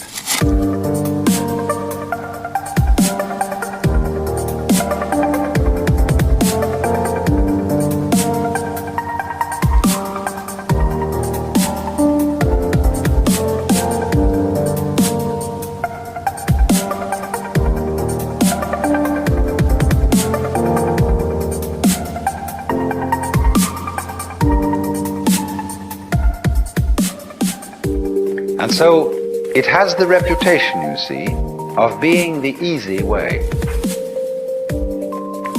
There are all kinds of yogas and ways for people who want to be difficult. And one of the great gambits of a man like Gurdjieff was to make it all seem as difficult as possible, because that challenged the vanity of his students.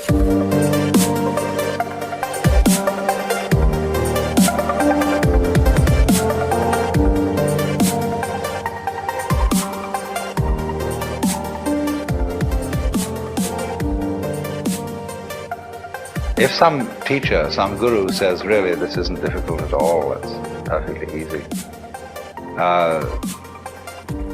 some people will say, oh, he's not really the real thing. We want something tough and difficult, and when we see somebody starts out giving you a discipline that's very, very weird and rigid, people think, now there is the thing. That man means business. See? And so they flatter themselves by going to such a guy that they are serious students, whereas the other people are only dabblers and so on. All right, if you have to do it that way, that's the way you have to do it. But the Taoist is the kind of person who shows you the shortcut and shows you how to do it by intelligence rather than effort.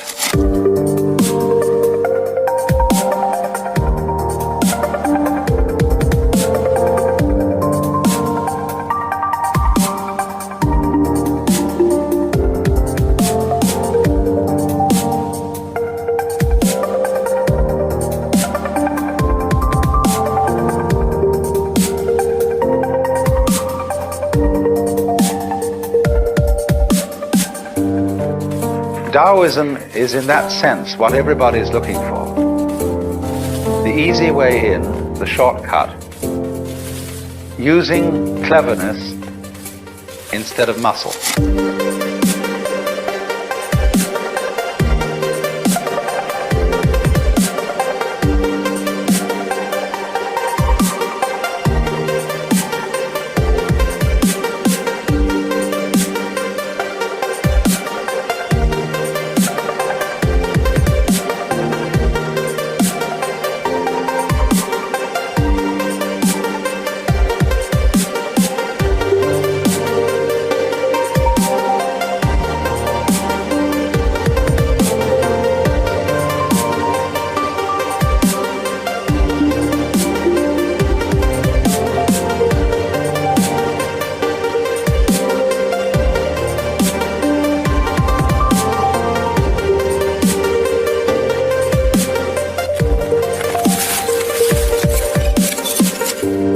So in the whole domain of ways of liberation, there are routes for the stupid people and routes for the intelligent people, and the latter are faster.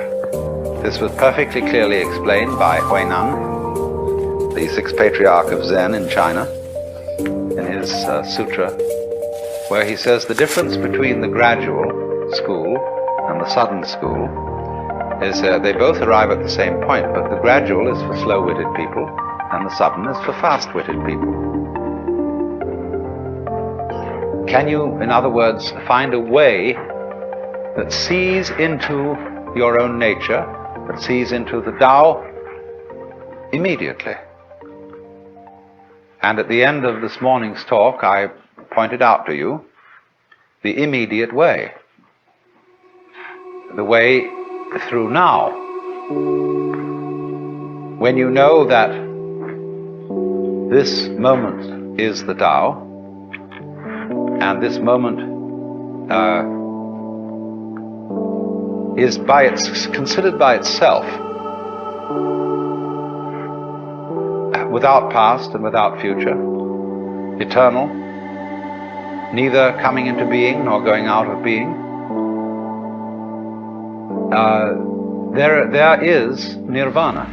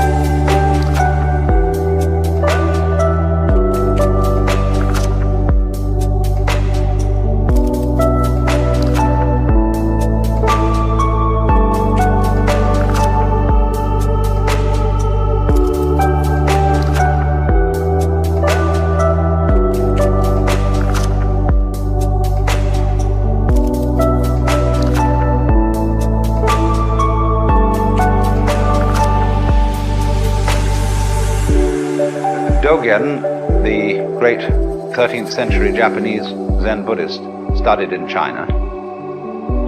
And he wrote a book called Shobogenzo. A Roshi recently said to me in Japan, "That's a terrible book, because it tells you everything." It gives the whole secret away. But in the course of this book, he says, there is no such thing as a progression in time. The spring does not become the summer. There is first spring, and then there is summer. So in the same way, you now do not become you later. This is T.S. Eliot's idea in 4 Quartets, where he says that the person who has settled down in the train to read the newspaper is not the same person who stepped onto the train from the platform. And therefore also you who sit here are not the same people who came in at the door. These states are separate, each in its own place. There was the coming in at the door person, but there is actually only the here and now sitting person. And the person sitting here and now is not the person who will die.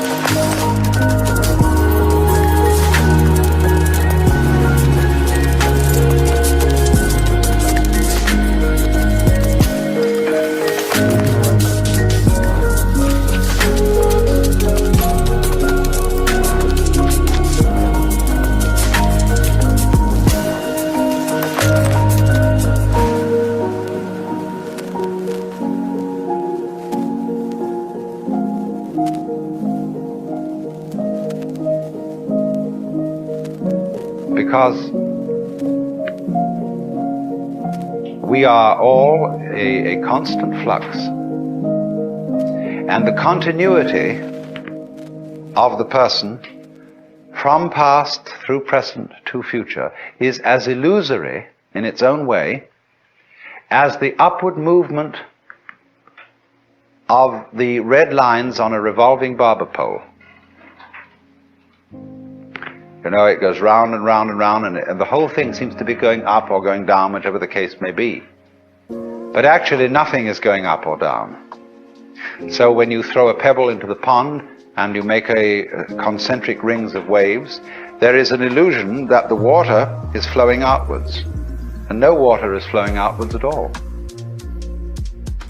Water is only going up and down. What appears to move outward is the wave, not the water. So this kind of philosophical argument says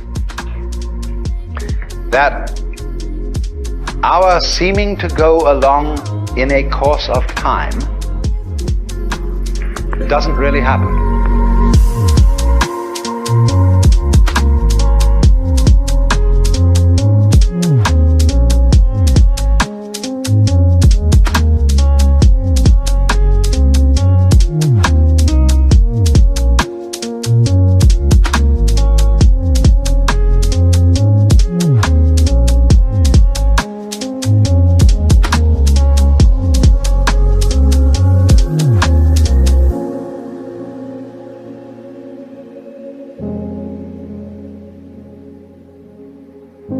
The Buddhists say suffering exists, but no one who suffers. Deeds exist, but no doers are found. A path there is, but no one who follows it. And nirvana is, but no one who attains it.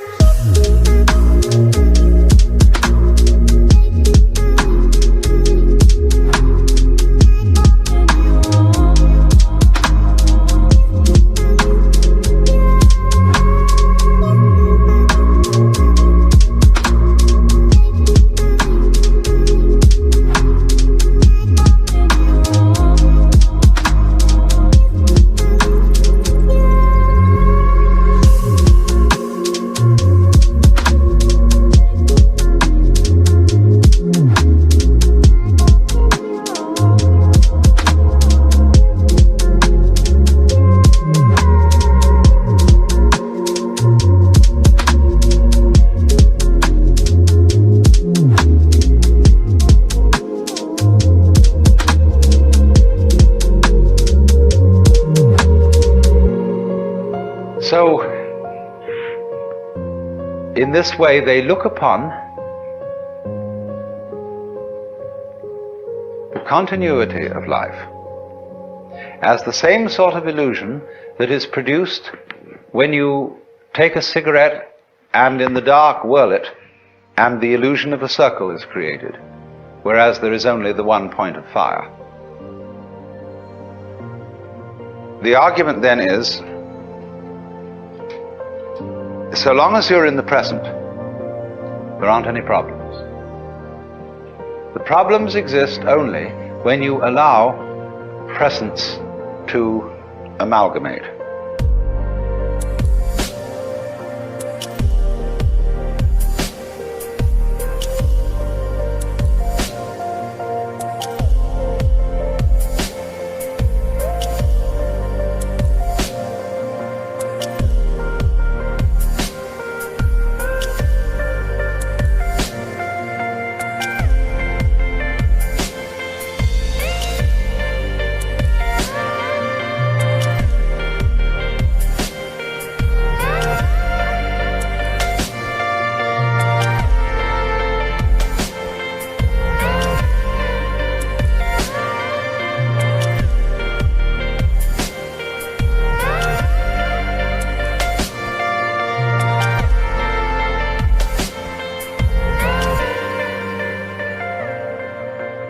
One thought follows another without hesitation.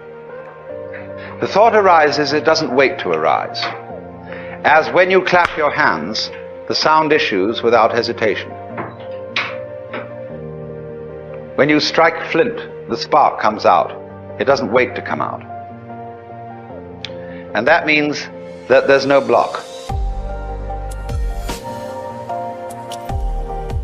Thought, thought, thought, nyan, nyan, nyan, describes what we call in our world the stream of consciousness. Blocking consists in letting the stream become connected, chained together, in such a way that when the present thought arises, it seems to be dragging its past or resisting its future.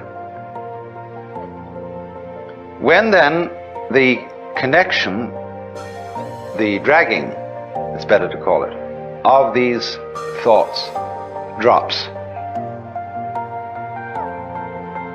you've broken the chain of karma.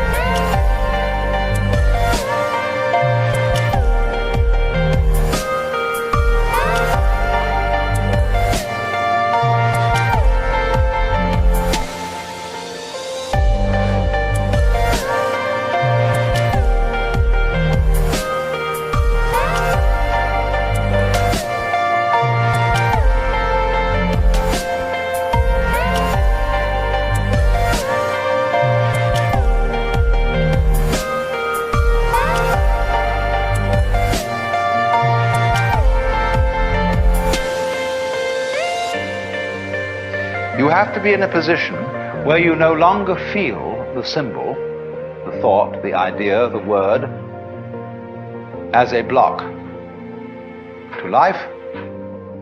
No longer feel it as something you are using as a sort of means of escape. To be able to use the symbol not as means of escape, you have to know in the first place that you can't escape. And not only that you can't escape, but there is no one to escape. There is no one to be delivered from the prison of life. That, then, the liberation of the mind from identifying itself with symbols is the same process exactly as breaking up the links between the successive moments. The illusion of a self, a continuing self that travels from moment to moment and picks them all up, corresponding to the illusion of the moving water in the wave and the moving the solid circle created by the moving cigarette point in the dark.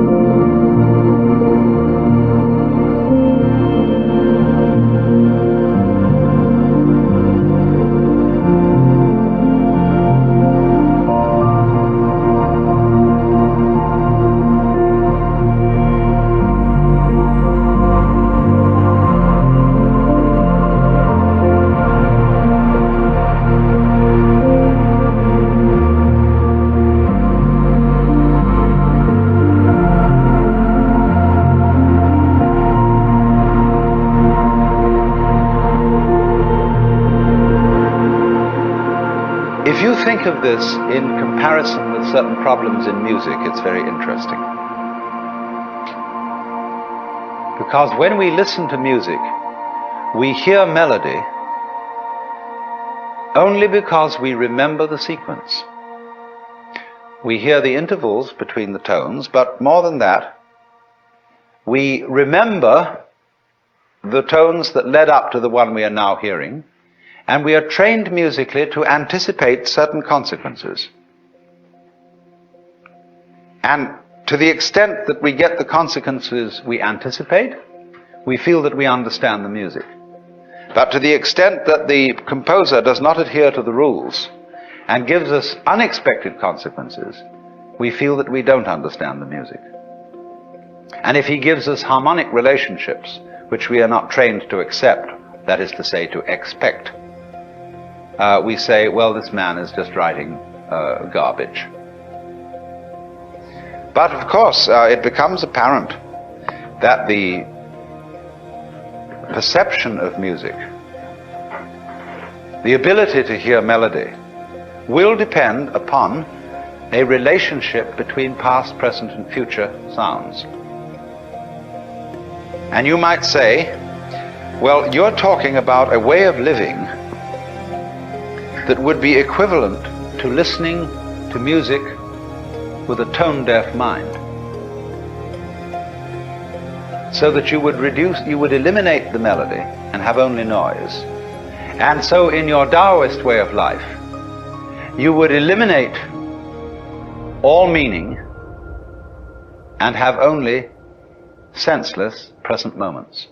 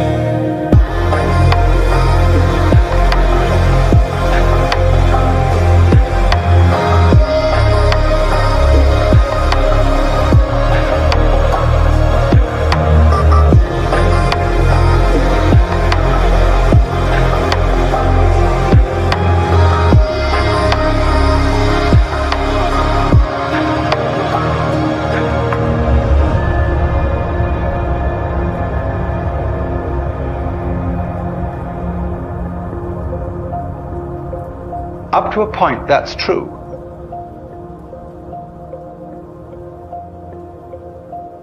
That is, in a way, what Buddhists also mean by seeing things in their suchness.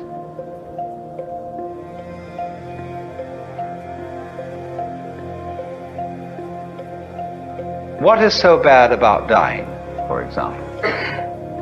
It's really no problem. When you die, you just drop dead. That's all there is to it. But what makes it a problem is that you're dragging a past.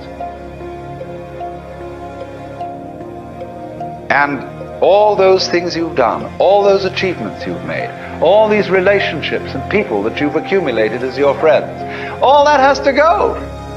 See, it isn't here now. I mean, a few friends might be around you, but all that past that identifies you as who you are, which is simply memory, all that has to go. And we feel just terrible about that. But if we didn't, if we were just dying, that's all, death wouldn't be a problem.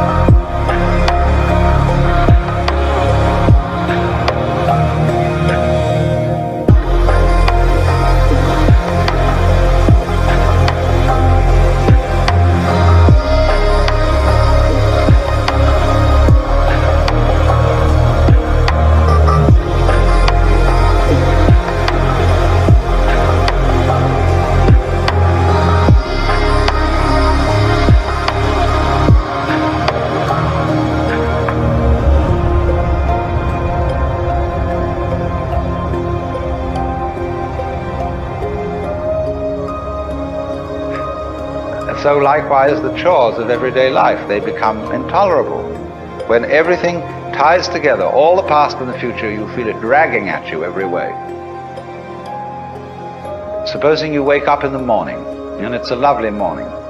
Let's take today, right here and now. Here we are in this paradise of a place. Big Sur. And some of us have got to go to work on Monday.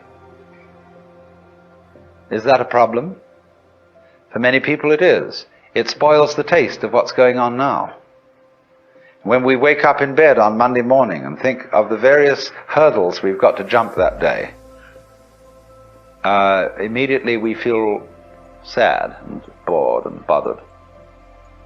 Whereas actually we're just lying in bed.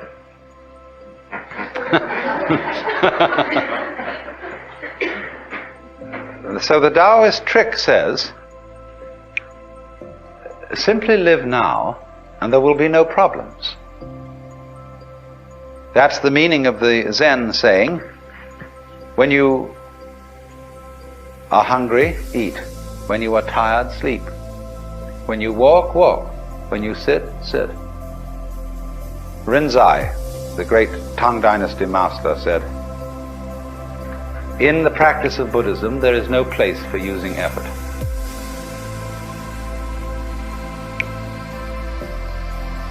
Sleep when you're tired, move your bowels, eat when you're hungry. That's all. The ignorant will laugh at me, but the wise will understand.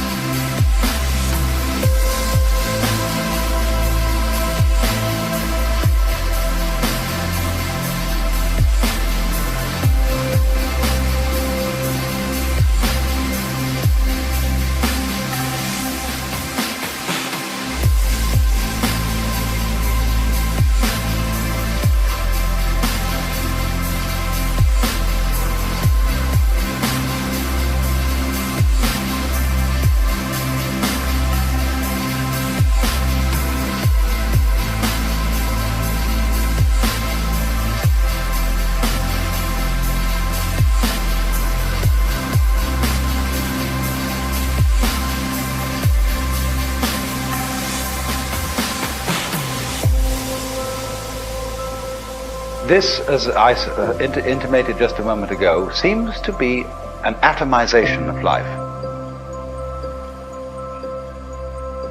Things just do what they do. The flower goes poof, and people go this way, go that way, and so on, and that's what's happening. It has no meaning, it has no destination, it has no value, it's just like that. And when you see that, you see it's a great relief. That's all it is.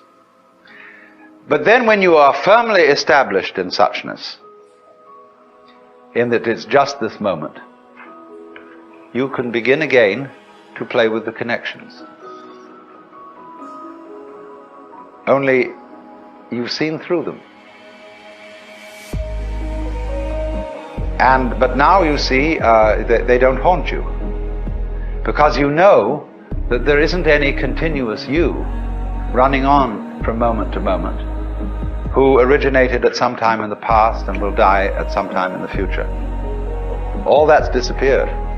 So you can have enormous fun anticipating the future, remembering the past, and playing all kinds of continuities.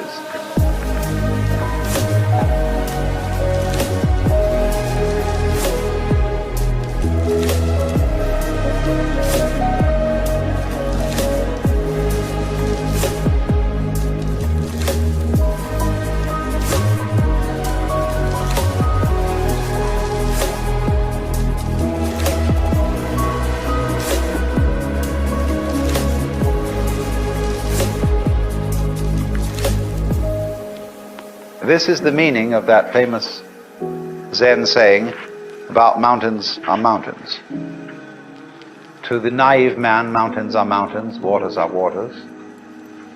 To the intermediate student, mountains are no longer mountains, waters are no longer waters. In other words, they've all dissolved into the point instant, to the kshana. But for the fully perfected student, mountains are again mountains and waters are again waters.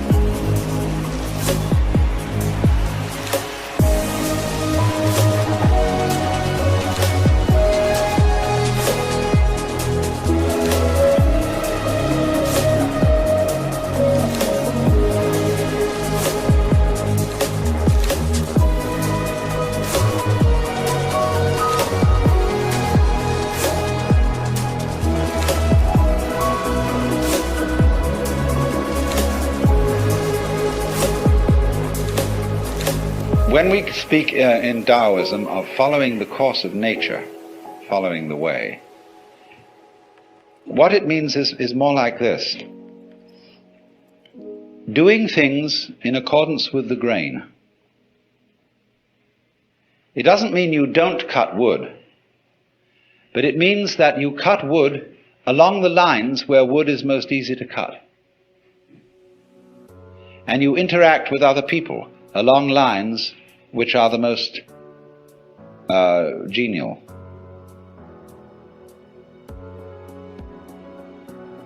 And this then is the great fundamental principle which is called Wu Wei, not to force anything. I think that's the best translation. It's often called not doing, not acting, not interfering, but not to force. Seems to me to hit the nail on the head. Like, don't ever force a lock. Why, you bend the key or break the lock. You jiggle until it revolves. So Wu Wei is always to act in accordance with the pattern of things as they exist. Don't impose on any situation a kind of interference that is not really in accordance with the situation.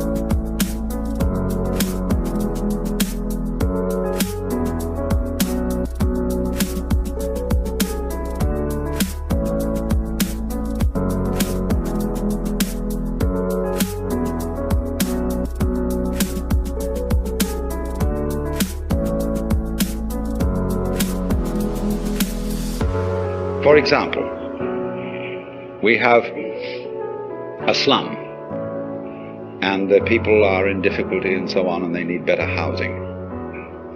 Now, if you go in with a bulldozer and knock the slum down, and you put in its place some architect's imaginative notions of what is a super efficient high-rise apartment building to store people, you create total mess, utter chaos. A slum has what we would call an ecology. It has a very complex system of relationships going in it, by which the thing is already a going concern, even though it isn't going very well. Anybody who wants to alter that situation must first of all become sensitive to all the conditions and relationships going on there. It's terribly important then to have this feeling of the interdependence of every form of life upon every other form of life. How we, for example, cultivate animals that we eat, look after them and build them up, and see that they breed in reasonable quantities. We don't do it too well, as a matter of fact, especially troubles are arising about supplies of fish in the ocean, all sorts of things. But you have to see that life, that the so-called conflict of various species with each other is not actually a competition. It's a very strange system of interrelationship, of things feeding on each other and cultivating each other at the same time. The idea of the friendly enemy, the necessary adversary, who is part of you. You have conflicts going on in your own body. All kinds of microorganisms are eating each other up. And if that wasn't happening, you wouldn't be healthy. So all those interrelationships, whether they appear to be friendly relationships as between bees and flowers, or conflicting relationships as between birds and worms, they are actually forms of cooperation. And that is mutual arising. You have to understand this as the basis, apply this, not forcing anything, and you get spontaneity. A life which is so of itself, which is natural, which is not forced, which is not unduly self-conscious.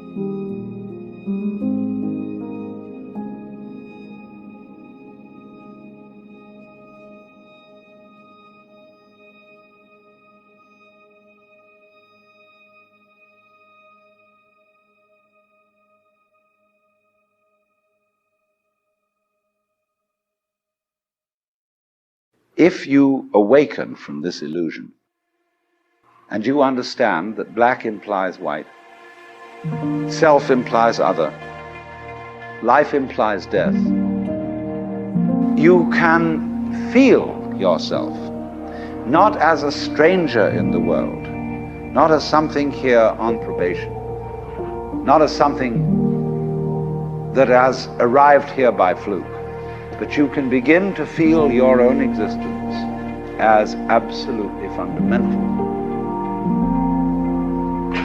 What you are basically,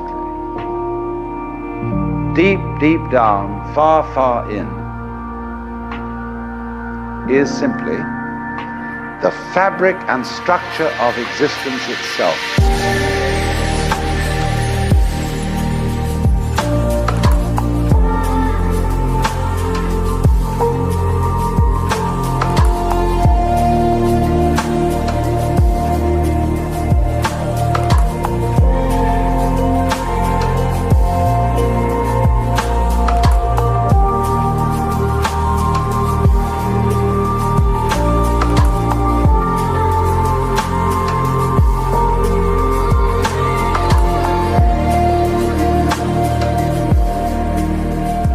The basis of all Indian philosophy, particularly the teaching of those books called the Upanishads, which are really the distilled essence of Hindu thought.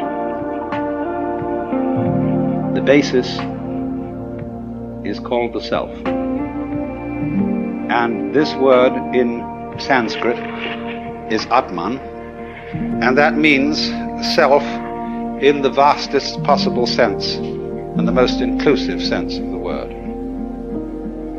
It means yourself, and it means also self as such, existence as such, the totality of all being.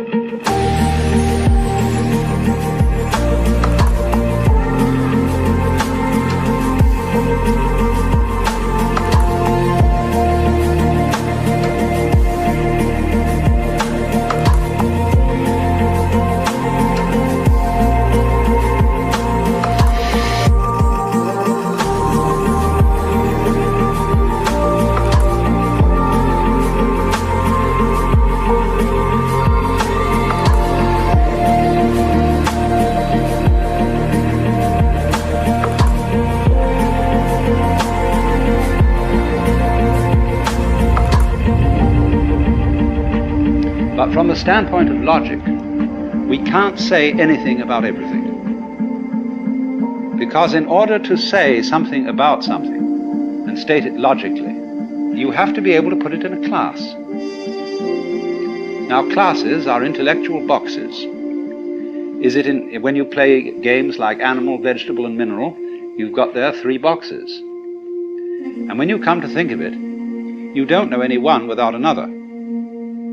Because in order to have a box, there must be what's inside the box and what's outside the box.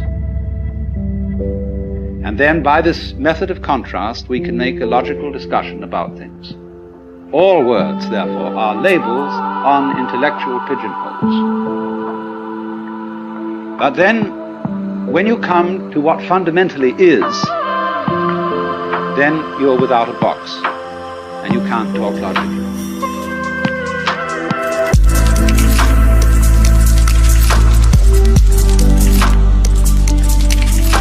Of course, you can distinguish is from is not, but only in a very limited way, as I can say, I have a pen in my left hand, I do not have a pen in my right hand. And from this we abstract the idea of to be and not to be, is and isn't. But when we consider being with a capital B, this includes not only such ises as celestial bodies, but also such isn'ts as the space that encompasses them. And these two go together, as we shall see in more detail as the time goes on. But now a perfectly logical person would therefore say that the notion of the self, the Atman, as the fundamental reality in which everything else exists, is meaningless. And of course, from a logical point of view, it is. But at the same time, just because something cannot be put into a logical category does not indicate that it isn't real. The self, you see, bears somewhat the same relationship to the world as the diaphragm of the speaker in this radio bears to the music you've just been hearing. None of the music was about the diaphragm, and nobody said anything about there being a diaphragm. The diaphragm as such didn't come into the picture, and yet it was everything in the picture. All those different noises were vibrations of this thin film of metal. So also with your eardrum, so also with the apparatus of your eyes. So one might ask then, just as you say, well, what is it on? What is the music on? Is it on tape? Is it on a speaker? Is it on a drum? Whatever the variations may be. We can ask the question, what are you all on? What is all this on? And the Hindus answer, it's on the self.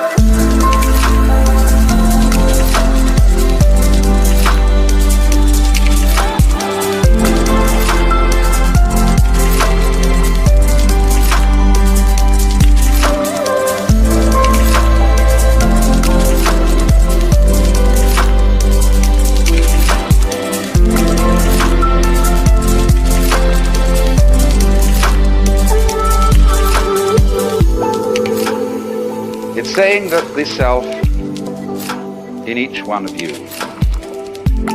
is really at root one. Just in the same way that you have all over your body millions of nerve ends. Each one of those nerve ends is, as it were, a little eye, because all the senses are fundamentally one sense. They are various forms of touch. And the most delicate of the forms of touch is, of course, the human eye.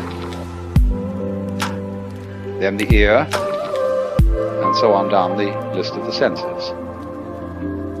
Now imagine then every little nerve end is a little eye.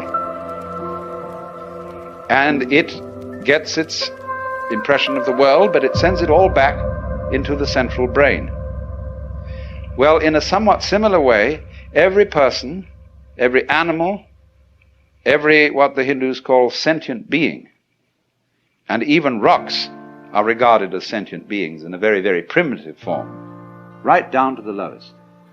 So all those forms that we see may be looked upon as the eyes that look out of one central self.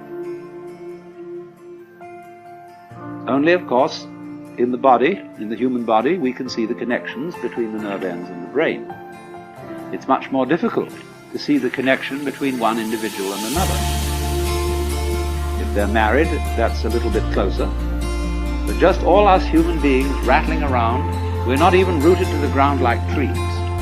And therefore it's very easy for us to form the impression that I am only what is inside my bag of skin. And that myself is a different self from yourself. And we're all, therefore, fundamentally disconnected.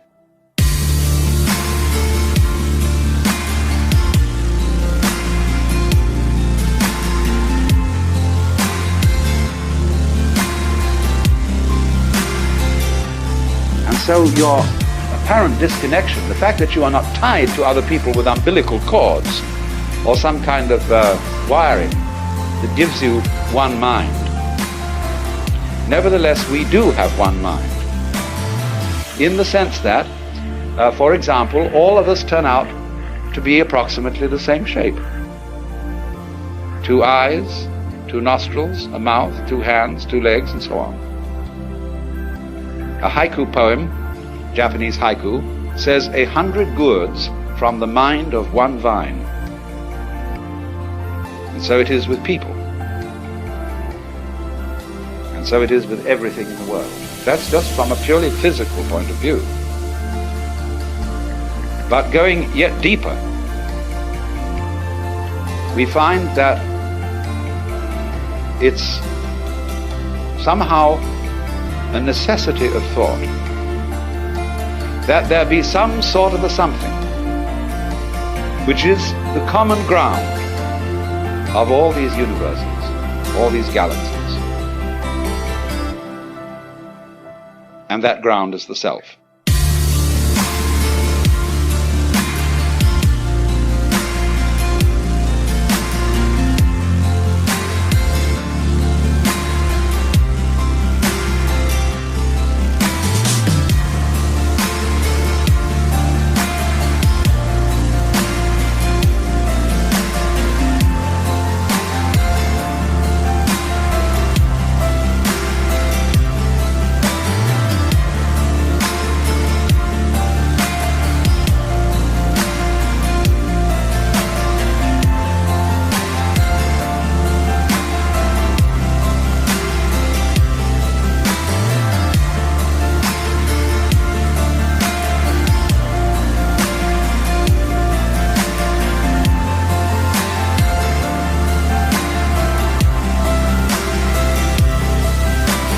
Now that's quite a startling point of view. Because what it's saying is, you see, that you are basically the works. Now, the Hindus do say that the self, the great self, is consciousness. But of course that does not mean consciousness in the sense of our ordinary everyday consciousness. Ordinary everyday consciousness is indeed a form of this kind of consciousness, shall we say a manifestation of it. But then there's also consciousness which doesn't notice, but nevertheless is highly responsive. The way your heart beats, the way you breathe, the way you grow your hair, you're doing it, but you don't know how it's done. So therefore, just in the same way that conscious attention is not aware of all the other operations of the body, so in just that way, we are not aware of our connection, indeed our identity, with the fundamental self.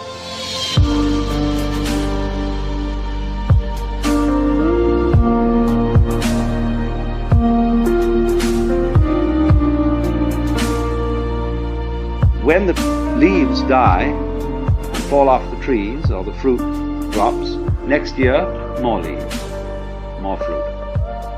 So in the same way, when you and I die, more babies later. If the whole human race dies, you bet your life. There are all kinds of things that feel that they're human, scattered throughout the multiplicity of galaxies. Because this universe is a peopling universe, just as an apple tree apples. But because we are unconscious of the intervals, we are not aware of the self with our conscious attention when conscious attention isn't operating.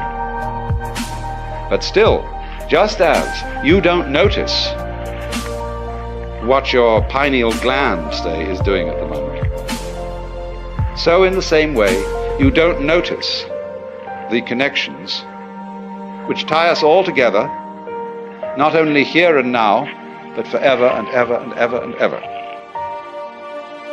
The difficulty and the basic reason why we don't notice the self is that the self doesn't need to look at itself. A knife doesn't need to cut itself. Fire doesn't need to burn itself. Water doesn't need to quench itself. And a light doesn't need to shine on itself.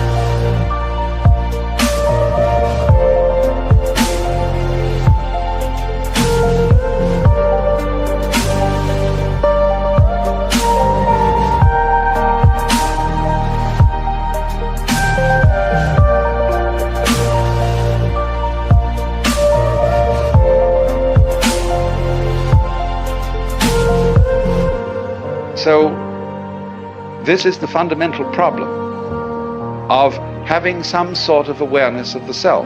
Nevertheless, it is the whole contention of Indian philosophy, especially what we call Vedanta, that it is possible in a certain way to become aware of oneself in this deepest sense, to know that you are the totality.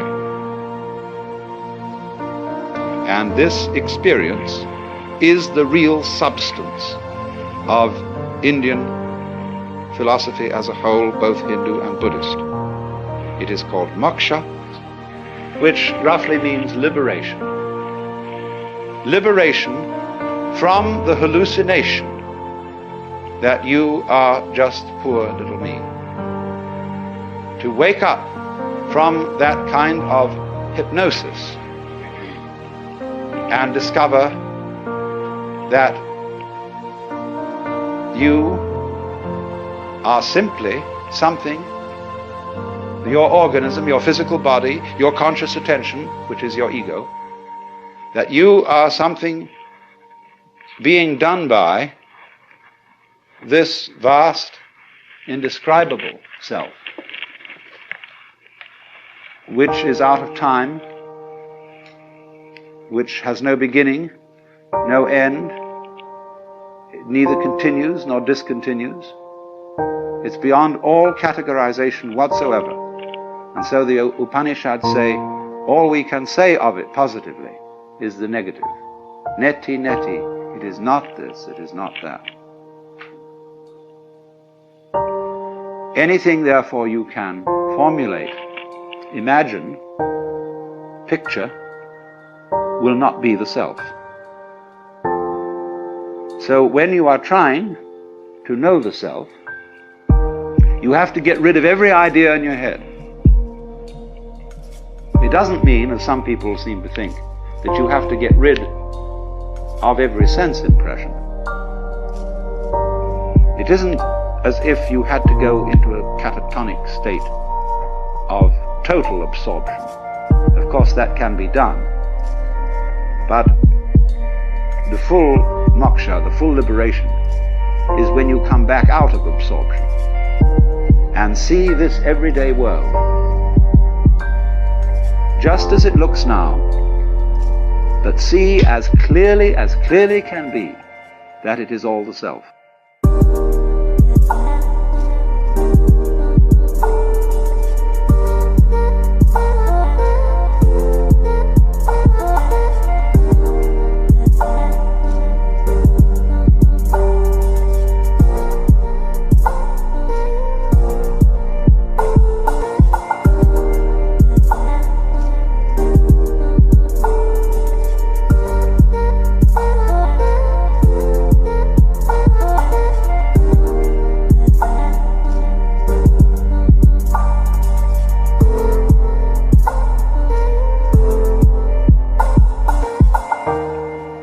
You can become aware of this tremendous interconnectedness of everything. And that is what somebody who is moksha, who is liberated, sees. He sees, shall we say, that everything goes together. And that is, in a way, what we mean by relativity. Because relativity means relatedness. Just as fronts go with backs and tops with bottoms, insides with outsides, solids with spaces, so everything that there is goes together.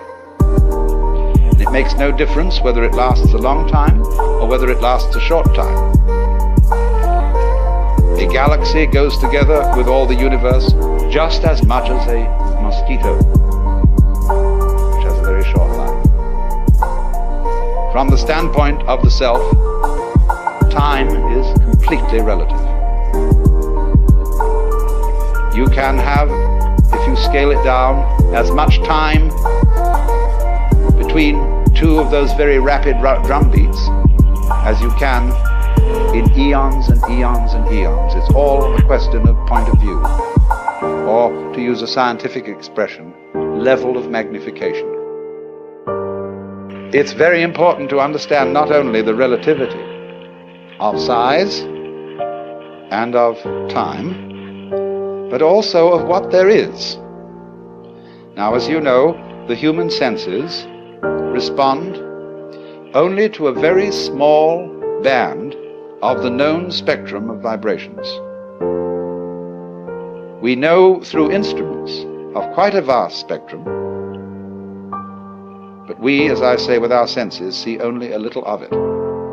If our senses were in some way altered, we would see a rather different looking world. We can do this, of course. We can put on special lenses to enable us to see heat. And then we see all the heat radiations coming out of people. And we say, well, I never noticed that about you before. But so in the same way, you see, there are infinitely many possibilities of vibration and of organs sensitive to those vibrations, so that there could be worlds within worlds within worlds, spaces within spaces, just like the many, many wavelengths of radio and television, going on forever and ever in all directions. The possibilities are infinite. But having senses and noticing is a selective process. It picks out only certain ones, just as when you play the piano. You don't take both arms and slam down all keys at once. You select. And so perception is a kind of piano playing.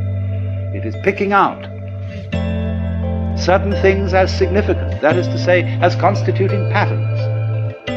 And the whole universe seems to be a process of playing with different patterns. But whatever it does, whatever it plays, in whatever dimension, on whatever scale of time or space, it's all on the self.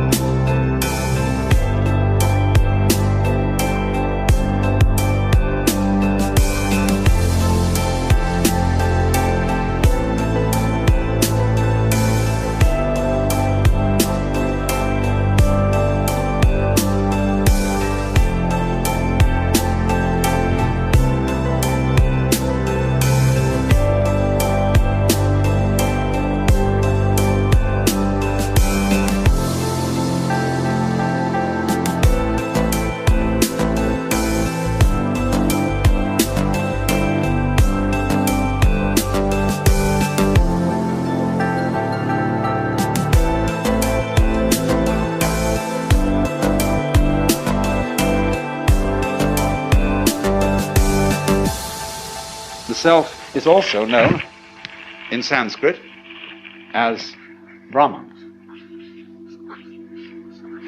This is a neuter word. Brahman is from the root BRH, which means to expand, to grow.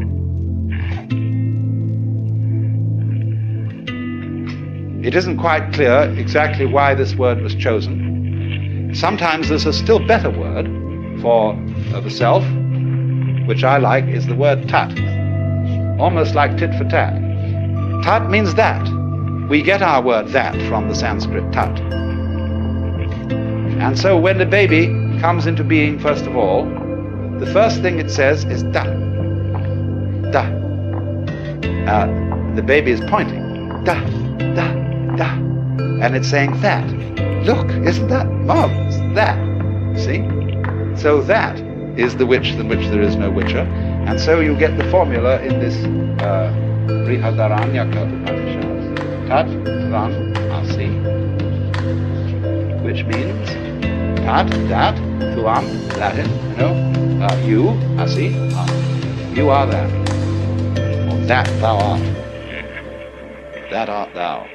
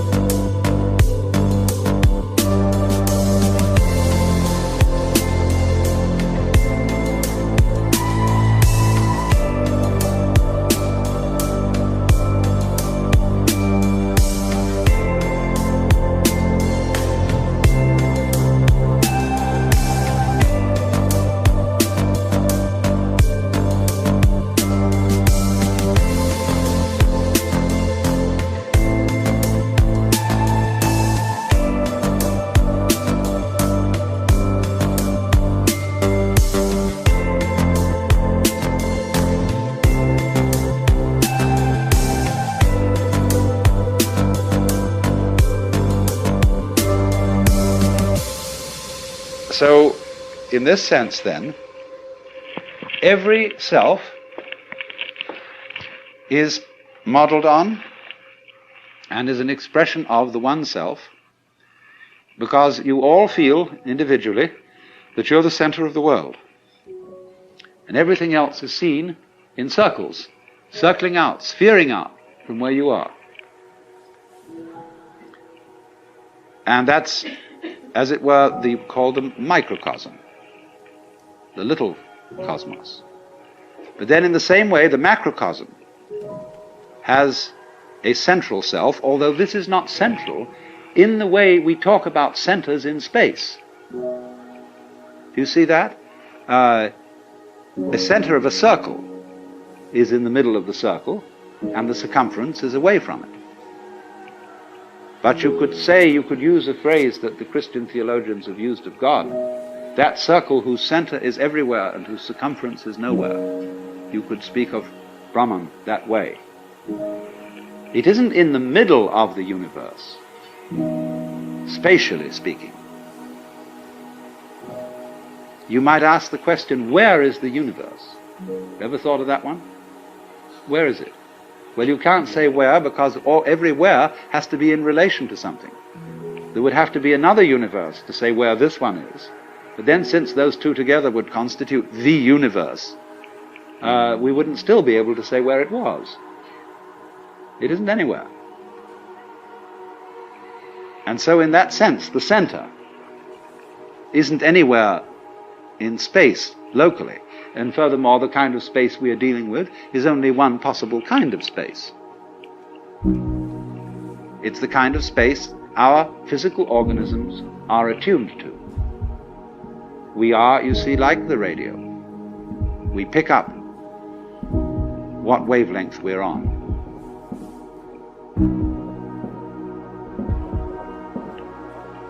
So then,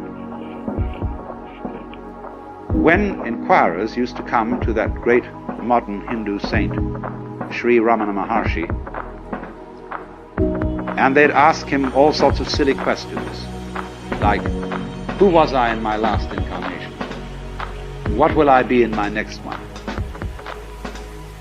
He would always reply, who is asking the question?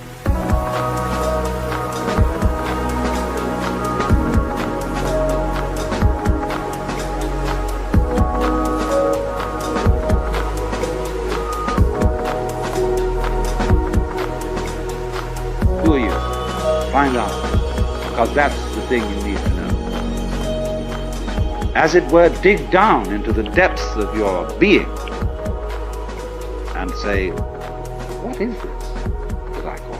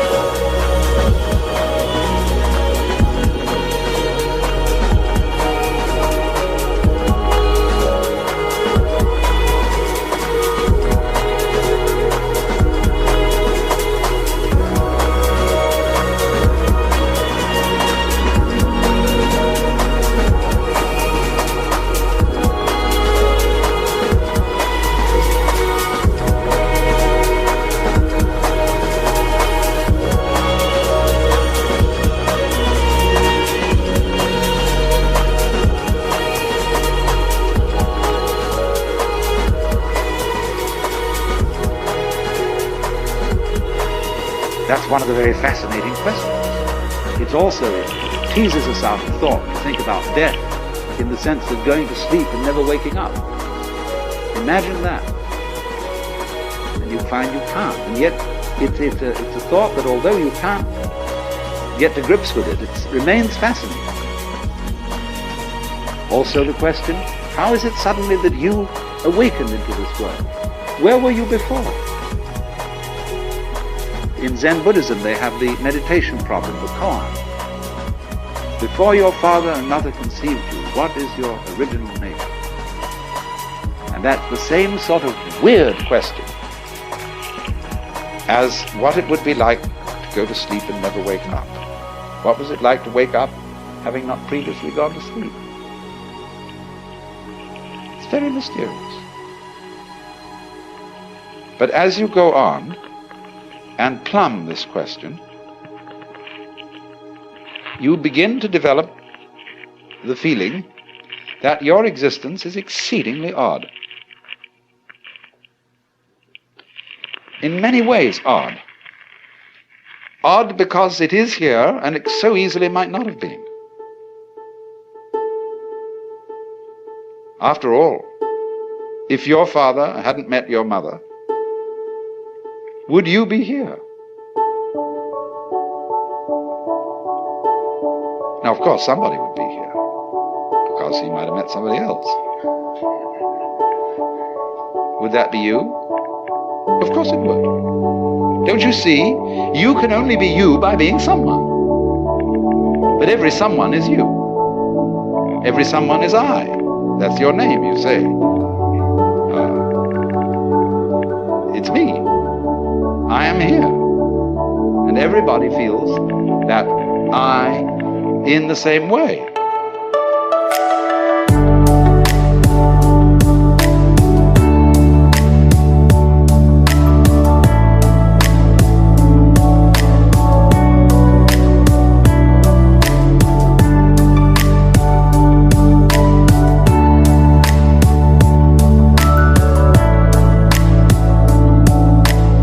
So I-ness being, as it were, the most fundamental thing in man is also fundamental to the universe. It too is I. And our I is a special case of it, coming out from the, in quotes, central I, like so many tits from the belly of a sow, or so many spines from a sea urchin, so many legs from a spider. That is, of course, why the images of the Hindu gods are shown with many arms or many faces, because it is saying that all arms are the arms of the divinity. All faces are its masks.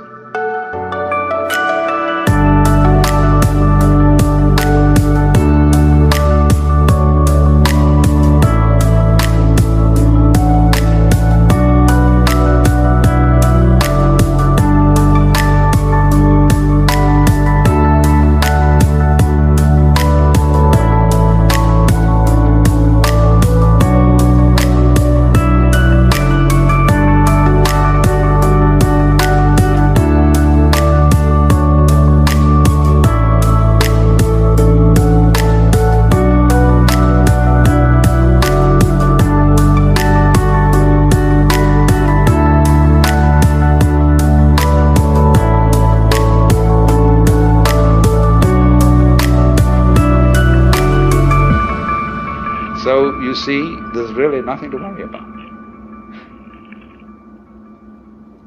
Because the important you is perfectly indestructible.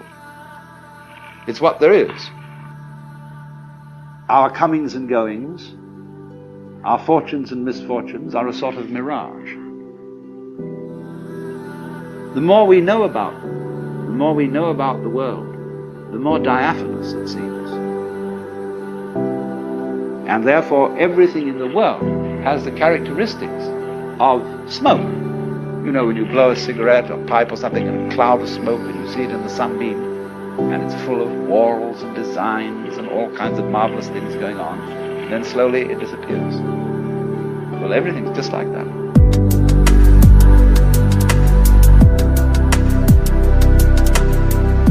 Now there are two attitudes you can take to that state of affairs. You can say sour grapes. It's all a lousy, wretched trap. And here I am, and I'm given all these feelings of love and attachment and joy of life, and then I fall apart. My teeth drop out, my eyes become feeble, I get cancer or cirrhosis of the liver or something, and then it all falls apart, and it's too bad. But on the other hand, a weaving of smoke can be very beautiful, provided you don't lean on it, provided you don't try to preserve it, catch hold of it. Then you destroy it. So exactly the same way, there's nothing in the way of form that you can lean on, that you can grasp. And if you see that, then the world of form is very beautiful. If you let it go, to love people, you see, if you're husband and wife, you must let each other go. Otherwise, the marriage is either going to break up or it's going to be hell. If you love a person, you say to that person, look, I love you, whatever that may be. I've seen quite a bit of it, and I know there's lots that I haven't seen, but still it's you, and I want you to be what you want to be.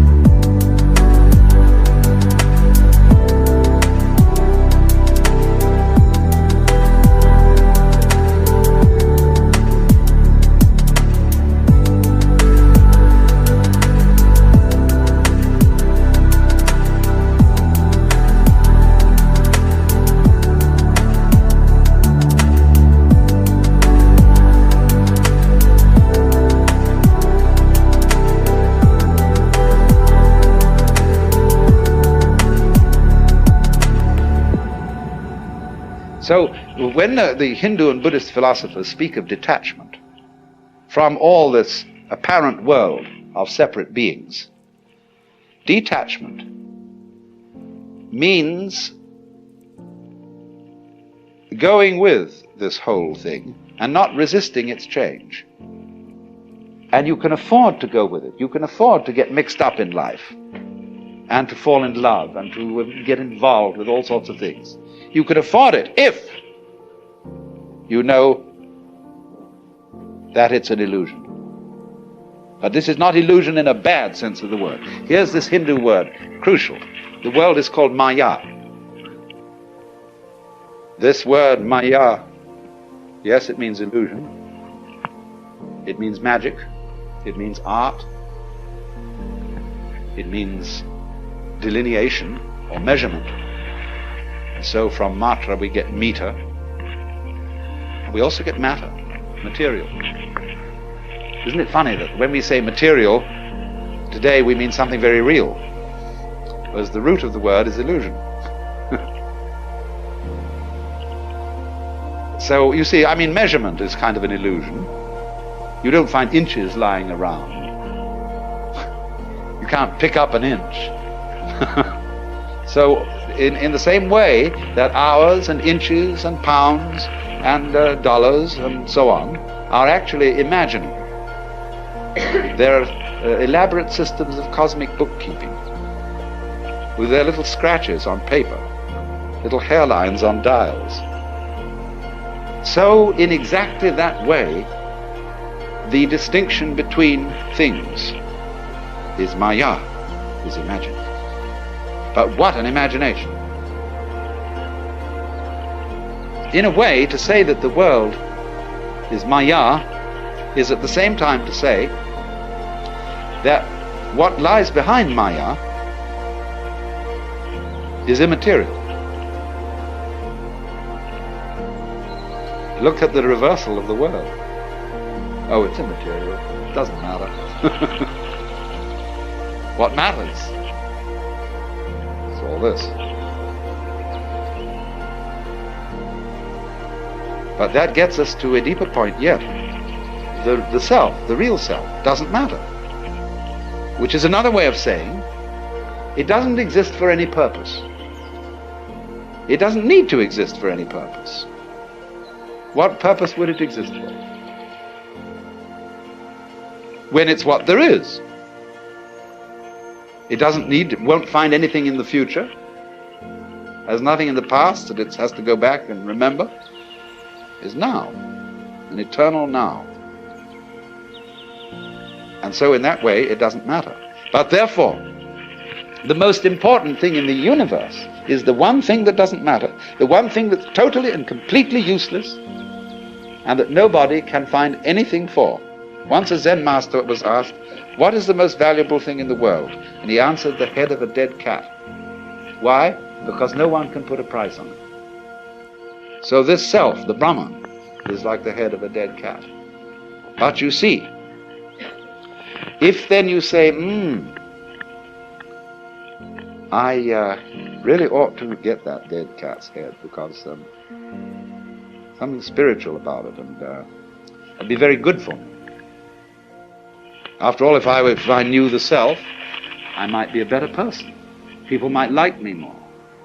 I'd be more constructive in society. I would do this, that, and the other. You see, that's putting the cart before the horse. That's trying to make the tail wag the dog. The knowledge of Brahman, the self, never does anybody any good if they're trying to make it do them some good. Only when they're not concerned with whether it does them any good or not, does it do them any good.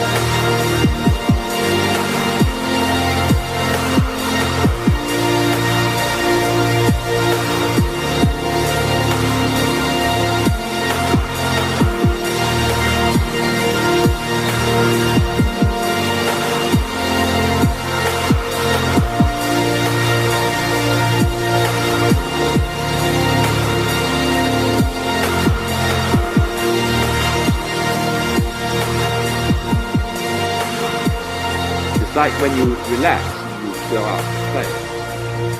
Americans in particular don't know how to do this because they always justify it. They always say it's good for me, it's exercise.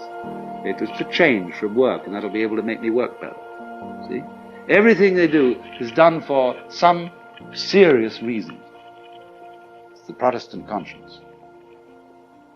And so we never play,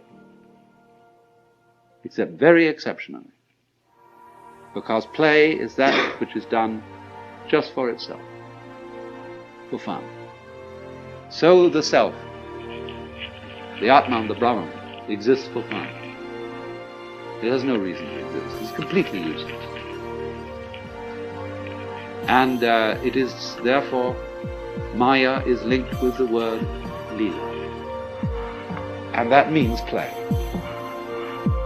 Also, of course, the word illusion in English is derived from the Latin ludere, play. So, the nature, you might say, of the self is that it does no work. It only plays.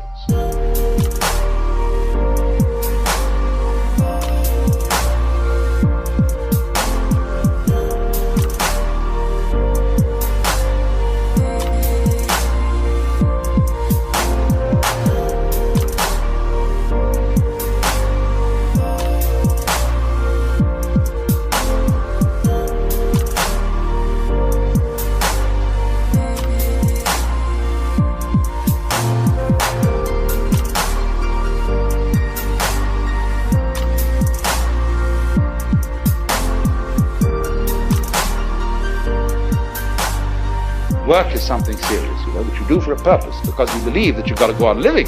You work to survive, because you think you have to survive. That was one of the things they told you as a little child. You've got to go on, man. But you don't have to. This thing doesn't have to go on. That's why it does. I know that sounds paradoxical, but there's so many things in life that are like that. If I'm trying to impress people, I usually don't. If you try too hard with anything, you usually make a mess of it. And so, this basic thing then is that the self, the Brahman behind the world, is engaged in play. It is in this sense that the Hindu philosophers say Brahman does not actually become the world. The meaning of that is he's playing at being it, or it's playing at being it.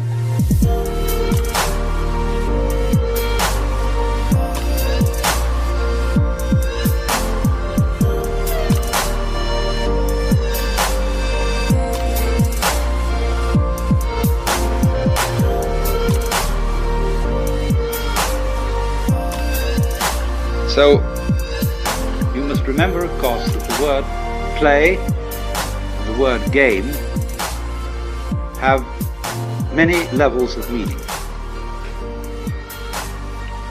We are accustomed to use the word play in opposition to work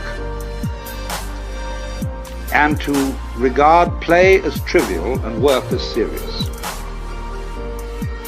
Very largely, a game or a play is something associated in our minds with triviality. You're only playing with me, says a girl to a suitor. You're not serious. How serious do you have to be? When does one get serious in a flirtation? When do we say this is getting serious? When you're holding hands, playing footsies under the table, kissing, petting, sleeping together, married and babies. Maybe that's serious. But we also use the word play in a non-trivial sense. I went to hear Heifetz playing the violin. Was that a trivial matter? On the contrary, the very highest kind of art form. Still play. I say too, when I do philosophy, like I'm doing with you, this is entertainment. But in the sense, perhaps I hope, that you're listening to someone play a musical classic. I'm not being serious, but I am being sincere. The difference, you see, between seriousness and sincerity is that seriousness is someone speaking in the context of the possibility of tragedy. That there is a situation where things might go absolutely wrong. And then I put on the expression which is serious. That's why soldiers on parade are always serious. They don't laugh. And when they salute the flag, they put on a stern expression. That's why in courts of law and in churches, people don't normally laugh, because all that we deal with here is very important, a matter of life and death. But the fundamental question must be brought forth: is God serious? And obviously the answer is no, because there's nothing to be serious about.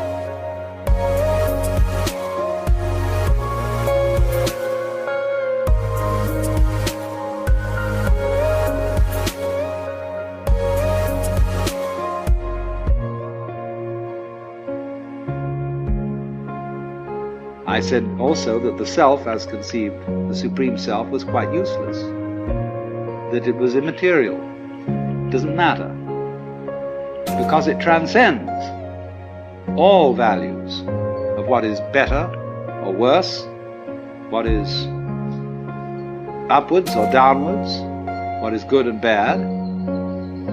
It so weaves the world that the good and the bad play together, like the black and white pieces in the game of chess.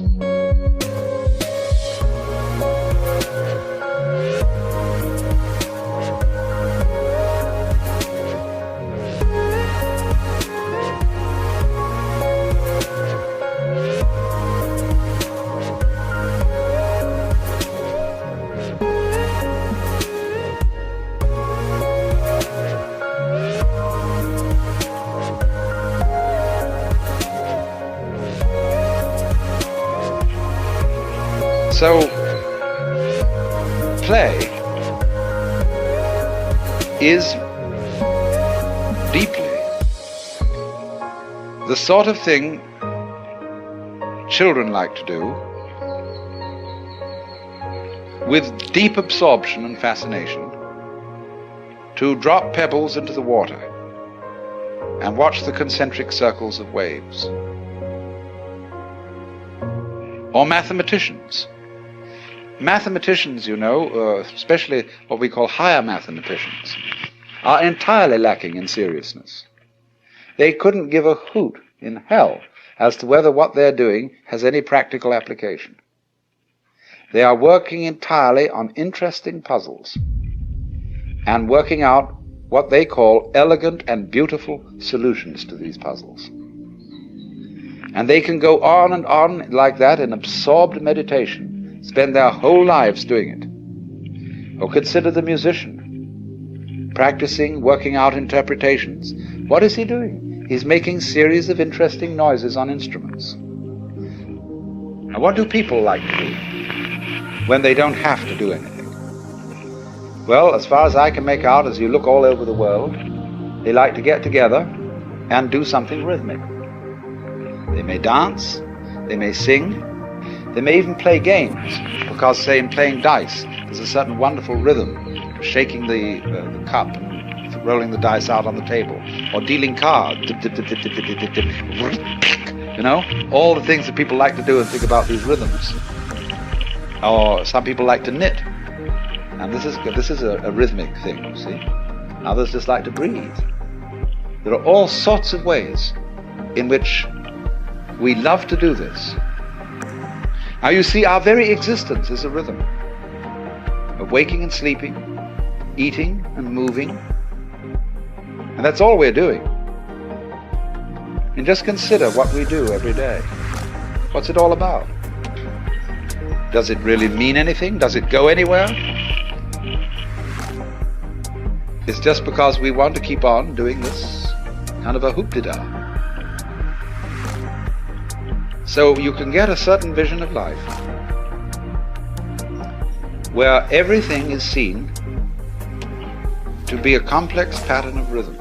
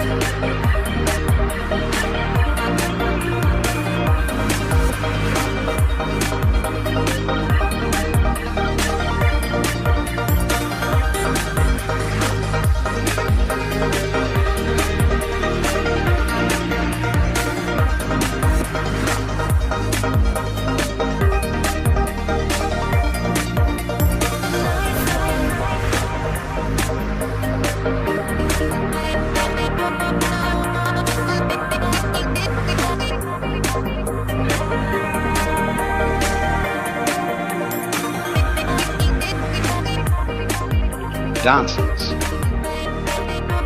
the human dance, the flower dance, the bee dance, the giraffe dance. And these are also comparable to various games: poker, bridge, backgammon, chess, checkers, etc. Or to various musical forms: sonata, fugue, partita, concerto, symphony, or whatever. And that's what this all is. It's jazz. You see? This is a big jazz, this world. And what it's trying to do is to see how jazzed up it can get. How far out this play of rhythm can go. Because that's what we all come down to, you see? We're going this in every conceivable way. So then that is why you see this fundamental view that the world is play. Now let's examine the rules of this game. The basic form of the cosmic game, according to the Hindu view, is the game of hide and seek. Or you might call it the game of lost and found. Or again, now you see it, now you don't.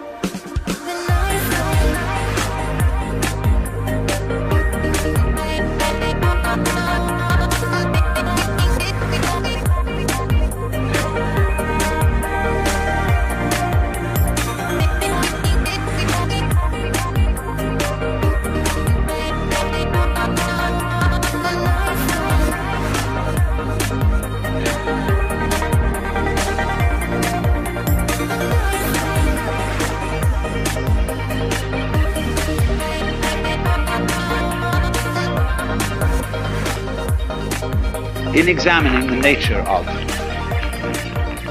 vibration, we find a very peculiar thing. If you represent vibration as a wave motion, you will notice that there is no such manifestation as half a wave. We do not find in nature crests without troughs or troughs without crests. No sound is produced unless there is both. Both the the beat, as it were, and the interval between. Now, this wave phenomenon is happening on ever so many scales. There is the very, very fast wave of light, the slower wave of sound. Then there are all sorts of other wave processes. The beat of the heart, the rhythm of the breath, waking and sleeping, the peak of human life from birth to maturity and down again to death. And the slower the wave goes, the more difficult it is to see that the crest and the trough are inseparable. So that we become persuaded in the game of hide and seek that it is possible for the trough to go down and down and down forever and never rise again into a crest. Forgetting that trough implies crest just as crest implies trough.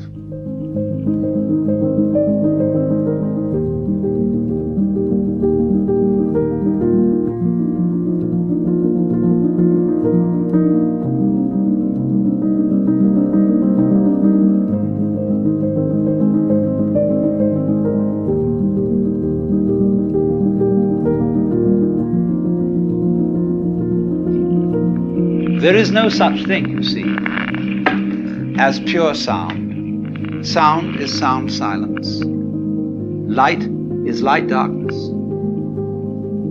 Light is pulsation, and between every light pulse there is the dark pulse. And so the Hindu image is that the self eternally plays a game of hide and seek with itself. Hindus calculate time in kalpa units. And the kalpa is 4,320,000 years. And so they say that for a period of a kalpa, the worlds are manifested, or any particular universe, not all universes, but let's say any particular galaxy or whatever it may be, world order of some kind. Don't take this too literally. Don't take these figures as being some sort of divine revelation as to making predictions and prophecies. They're symbolic figures. So, for one kalpa, the world is manifested, and that period is called in Sanskrit a manvantara. And during that time, the Brahman plays hide. And it hides in all of us, pretending that it's us. And then at the end of the kalpa, there comes the period called pralaya.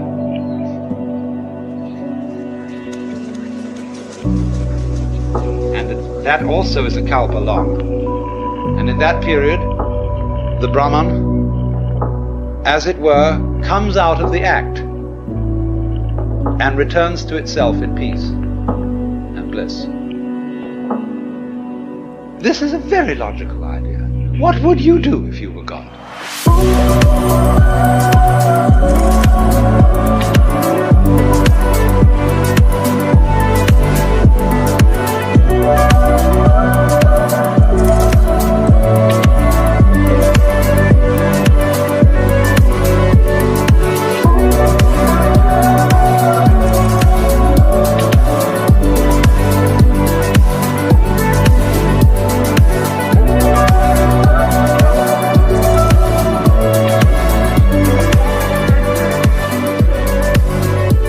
Isn't the whole fun of things, as every child knows, to go on adventures, to make believe, to create illusions, that is to say patterns. And so, for some ways of talking in Hindu thought, this world is the dream of the Godhead. The Godhead is, of course, represented as in a way two-faced. With one face, he dreams and is absorbed in the dream world. With the other face, he is liberated. In other words, what you have to understand correctly is that from the standpoint of the self, the supreme self, the Pralaya and the Manvantara are simultaneous. But put into mythological form for human consumption, they are represented as being in sequence, following each other. But they really happen at the same time. So that one doesn't realize union with the self after death, later than a certain time. All references to the hereafter should correctly be understood as the herein, as a domain deeper than egocentric consciousness. That is to say, when you get down to the bottom of the egocentric consciousness, you get to its limit, which is figuratively its death. Then you go on inwards, the self deeper than the conscious attention. And in that way, you go inwards to eternity. You don't go onwards to eternity. To go onwards is to find only time, more time, in which things go round and round and round forever. But to go in is to go to eternity.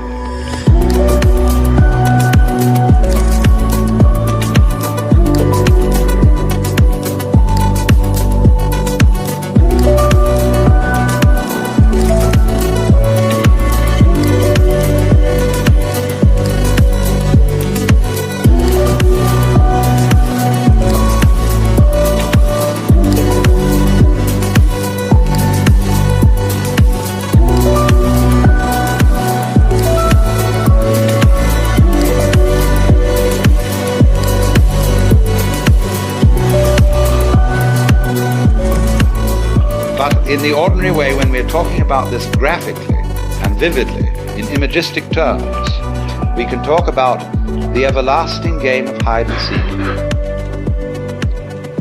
which the self plays with itself. It forgets who it is and then creeps up behind itself and says, "Boo!" And that's a great thrill. It pretends that things are getting serious, just as a great actor on the stage. Although the audience know that what they're seeing is only a play, the skill of the actor is to take the audience in and to have them all sitting in anxiety on the edges of their seats, or to be weeping or laughing or utterly involved in what they really know is only a play. So you would imagine that if there were a very great actor with absolutely superb technique, he would take himself in. And he, you see, would feel that the play was real. Well, that's their idea of what we're doing here and now. We are all the Brahman, acting our own parts, being human, playing the human game so beautifully that he is enchanted. You see what enchanted means? Under the influence of a chant, hypnotized, spellbound, fascinated, and that fascination is Maya.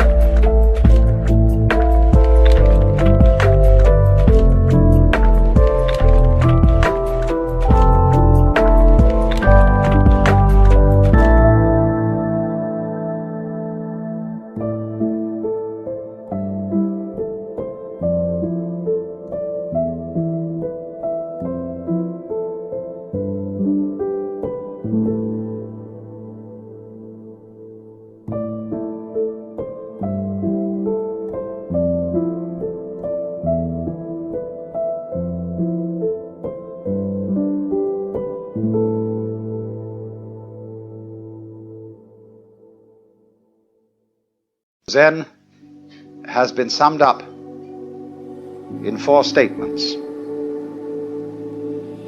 A direct transmission outside scriptures and apart from tradition.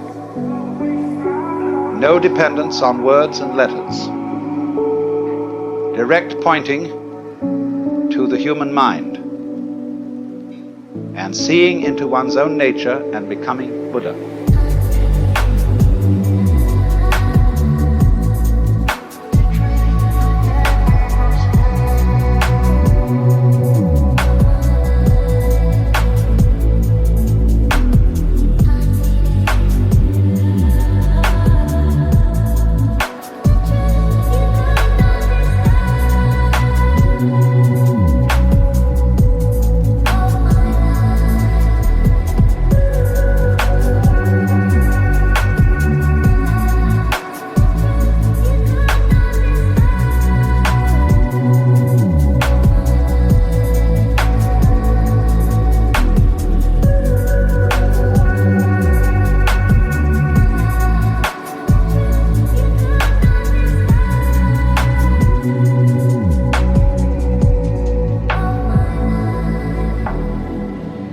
Really does deal with a domain of experience that can't be talked about.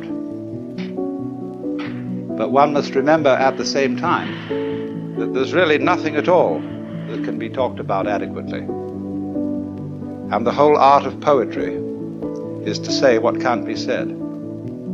Every artist feels when he gets to the end of his work that there's something absolutely essential that was left out.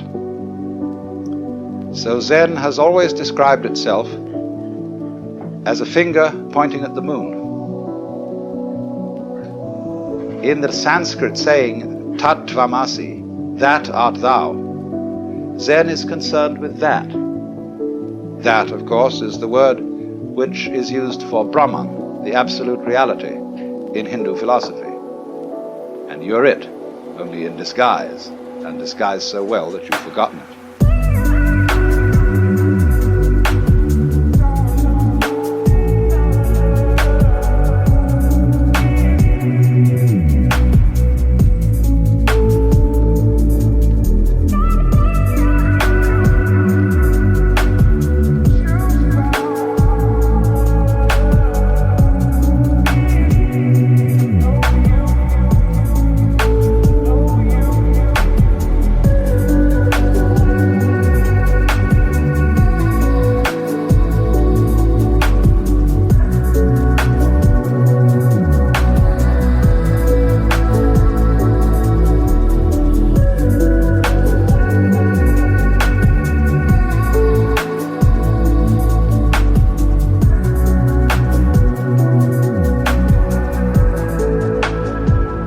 But unfortunately, ideas like the ultimate ground of being, the self, Brahman, ultimate reality, the great void, all that is very, very abstract talk.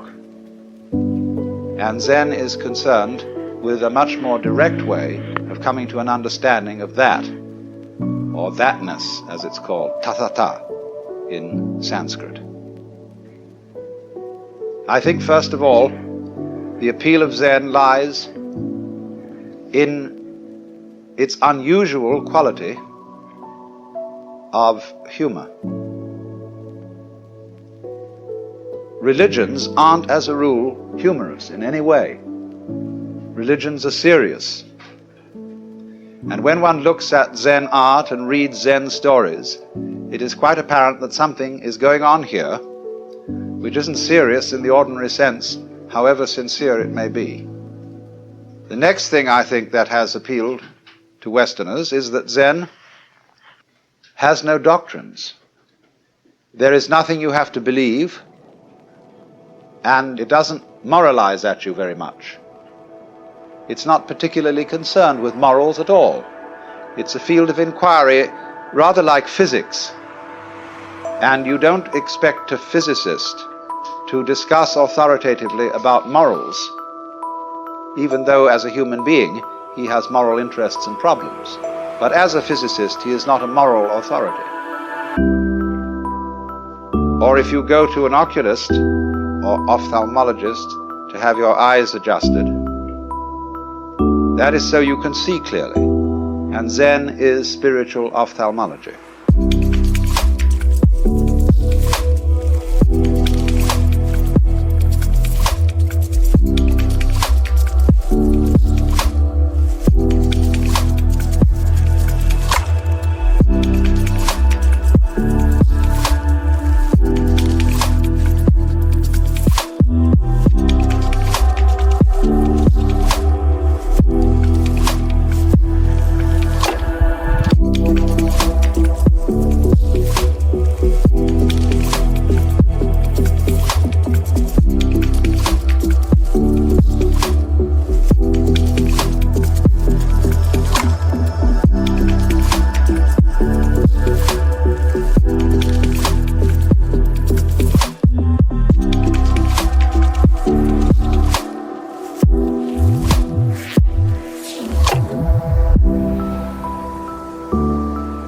Zen has been described as when hungry eat, when tired sleep. And when the student got that description, he said, well, doesn't everybody do that? And the master said they don't. When hungry, they don't just eat, but think of 10,000 things. When tired, they don't just sleep, but dream innumerable dreams.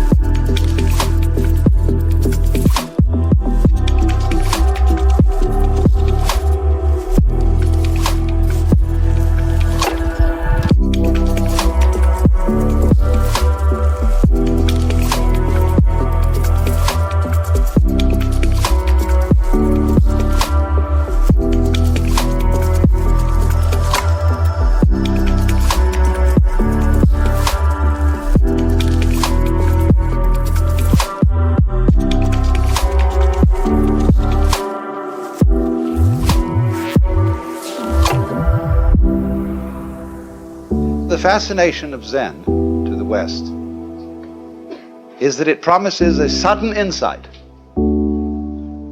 into something that is always supposed to take years and years and years. The psychoanalysts, if you're mixed up, they tell you the troubles you've got yourself into over all these years can't be undone in a day. And therefore it will take many, many sessions, maybe twice a week for several years for you to get straightened out. The Christians say that if you embark on a path of spiritual discipline, you get yourself a spiritual director and submit yourself to the will of God, but you may not get into the high states of contemplative prayer for very many years.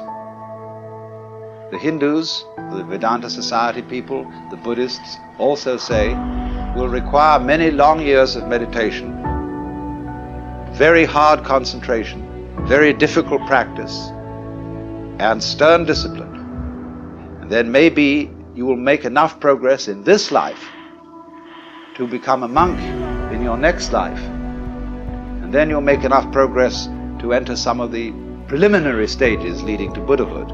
But it's all likely to take you many, many incarnations.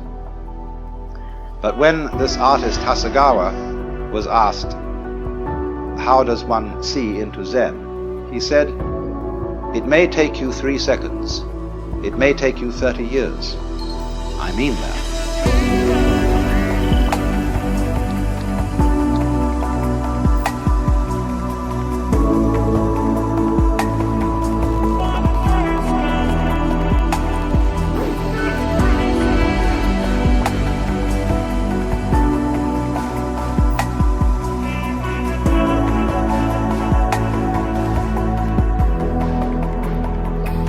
This book called the Mumonkan, which means the gateless gate, contains such stories as the student, I say student rather than monk, because Zen students are not monks in our sense of the word monk. Our monks take life vows of poverty, chastity, and obedience. And to make the grade, you're expected to spend your whole life in the monastic state. But I call the Zen monk a student because he's more like a student in a theological seminary. He may stay much longer than the usual 3 years. He may stay 30 years or so. But it's always possible for him to leave with dignity and to graduate and to go into lay life or become a regular priest who keeps charge of a temple, can get married and have a family. And only very few graduates of a Zen monastery become Roshi. That Roshi means simply old teacher. That is the man in charge of the spiritual development of the students. So one of these students in the book says to the master Joshu, I have been here in this monastery for some time and I've had no instruction from you. The master said, have you had breakfast? Yes. Then go wash your bowl. And the monk was awakened.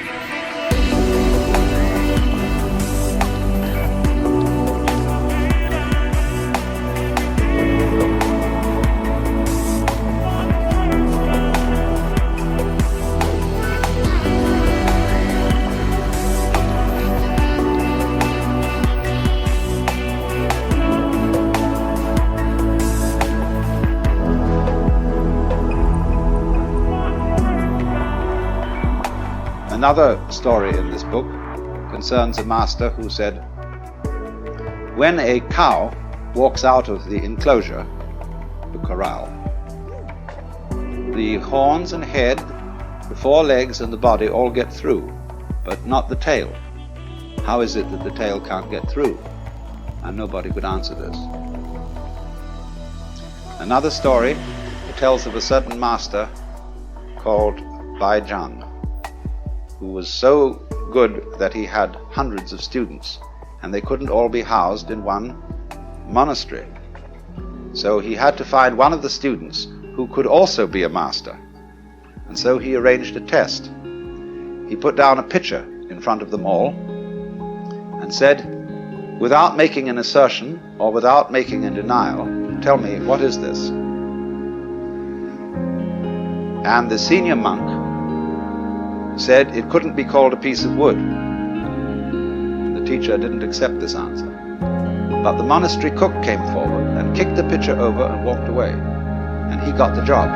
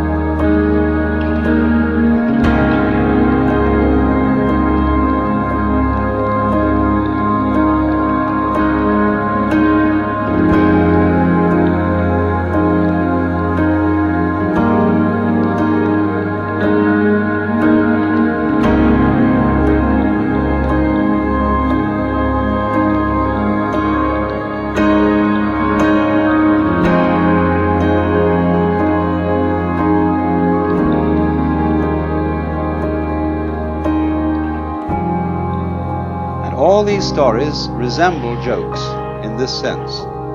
A joke is told to make you laugh. When you get the point of a joke, you laugh spontaneously. But if the point has to be explained to you, you don't laugh so well, you force a laugh. There is some kind of sudden impact between the punchline and the laugh.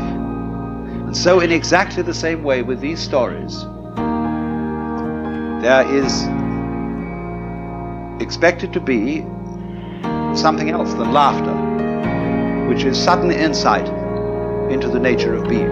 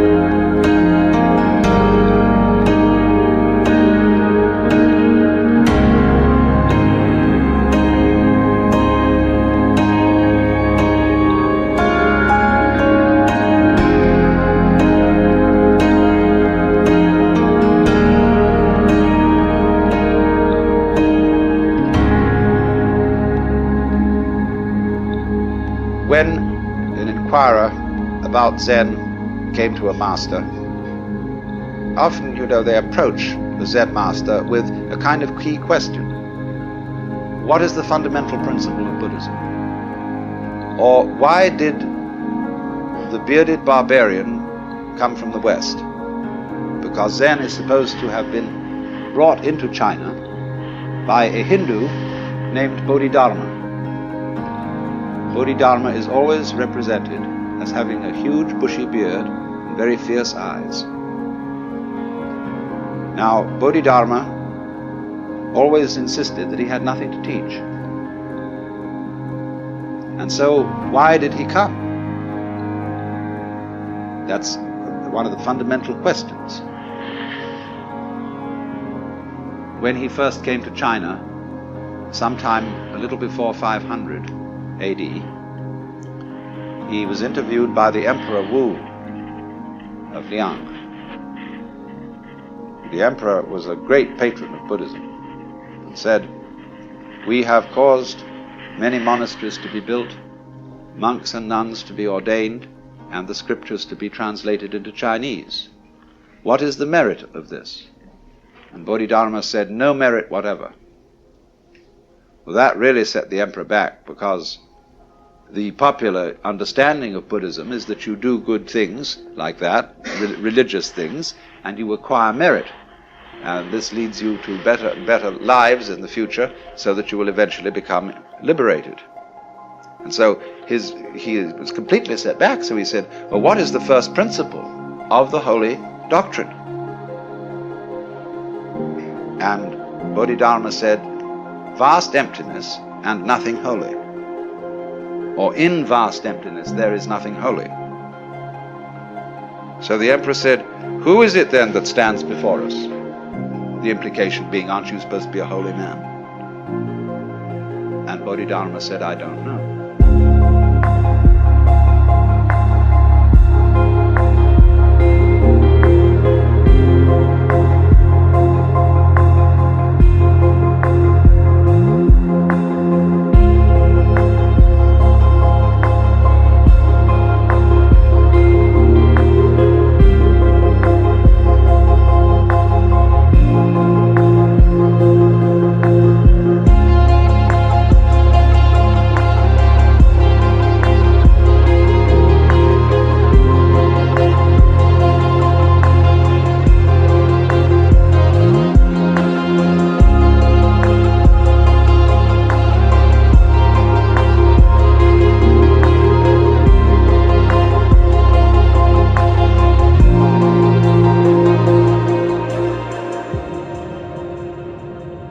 Now, it is saying too much, I warn you, to say that Zen is trying to point to the physical universe so that you can look at it without forming ideas about it.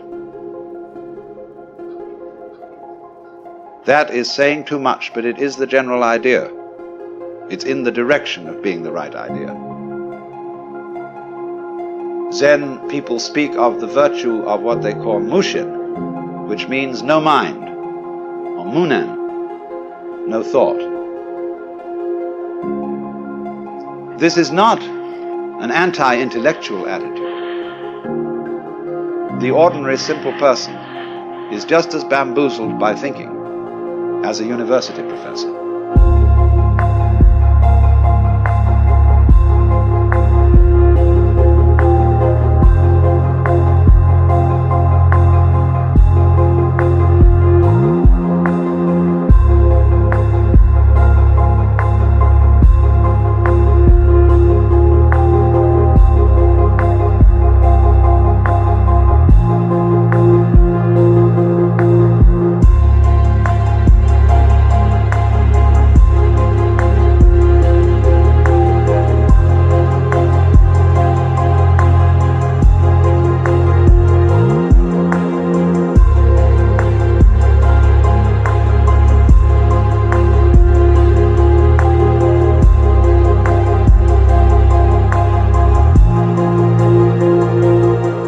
Can think intellectually in a no-think way. That's the art. It doesn't mean not to have any thoughts at all. It means not to be fooled by thoughts, not to be hypnotized by the forms of speech and images that we have for the world, not to be hypnotized by them into thinking that that is the way the world really is. So if I say this is a fan, it isn't. To begin with, fan is a noise, and this doesn't make the noise fan. But it can be many other things than a fan. It could be a back scratcher. Very well. All sorts of things. Don't let words limit the possibilities of life. Actually, this fan has an inscription on it written by a Zen master who is 100 years old. And it says, "I don't understand, I don't know anything about it."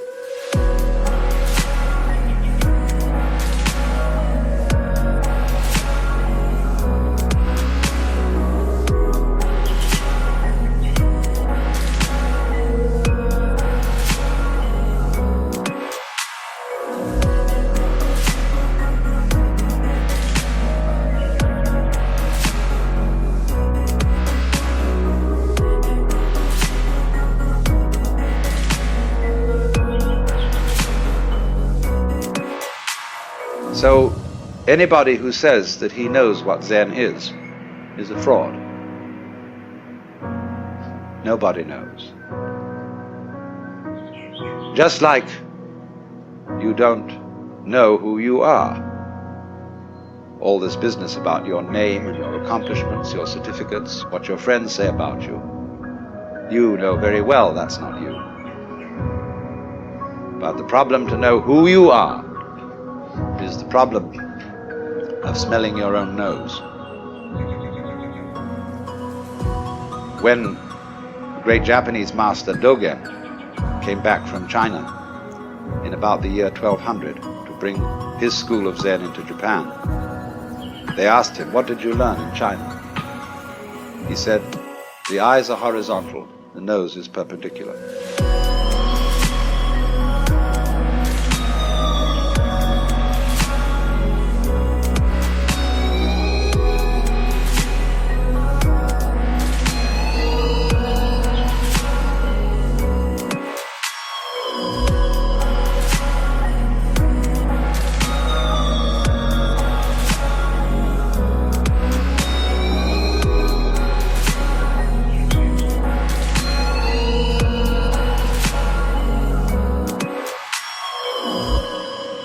So you see, it is this kind of way of going about things, this method of Zen, that has so fascinated the West. And everybody who reads about Zen wonders if somehow, you see, this understanding is right under your nose. You know how it is, sometimes you get a crowd of people to come into a room, and you put something in the room that's absurd.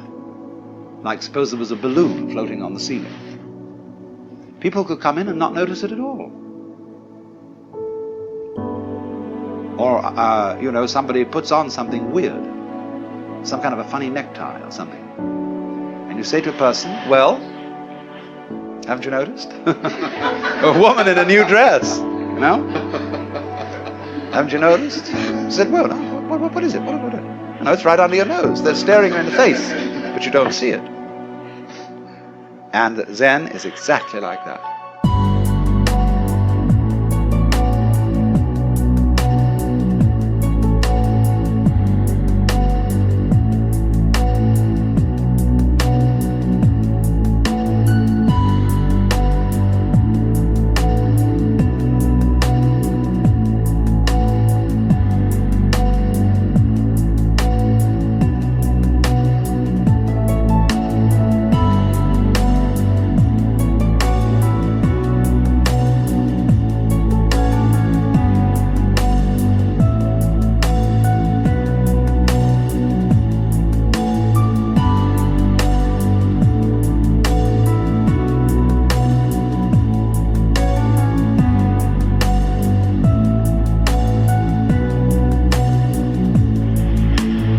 is very obvious.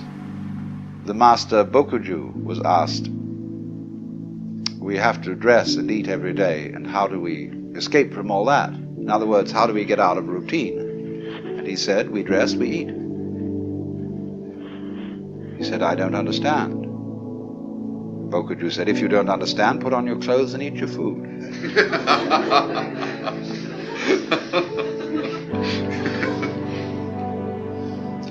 Another Zen master in quite recent times was interviewing a student. You see, all these stories I'm telling you are connected, and what I want you to do is to grasp intuitively the connection. Was interviewing a student, and he said, get up and walk across the room. He got up and walked and came back. He said, where are your footprints?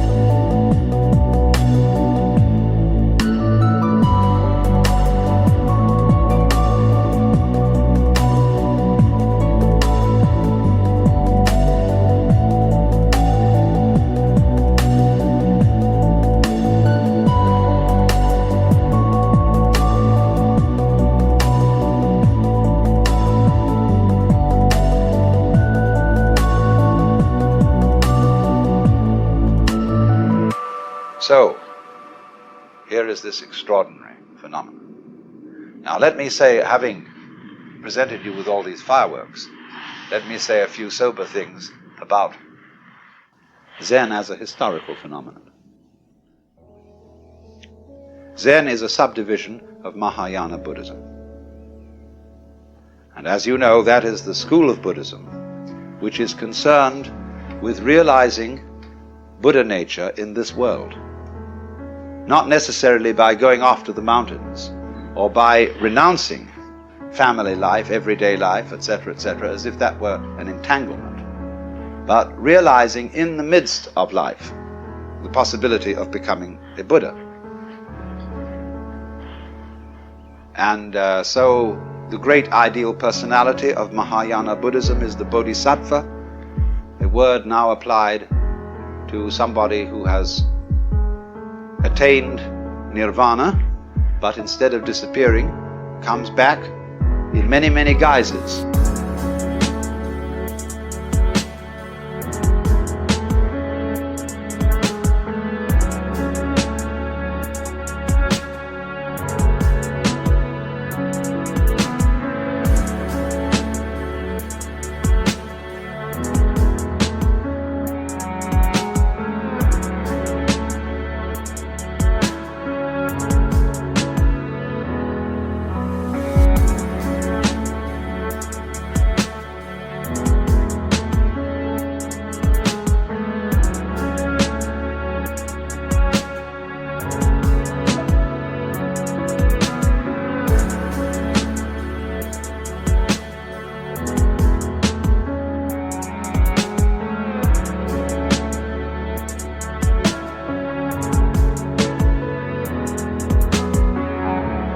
Zen is Mahayana, Indian Mahayana Buddhism, translated into Chinese, and therefore deeply influenced by Taoism and Confucianism.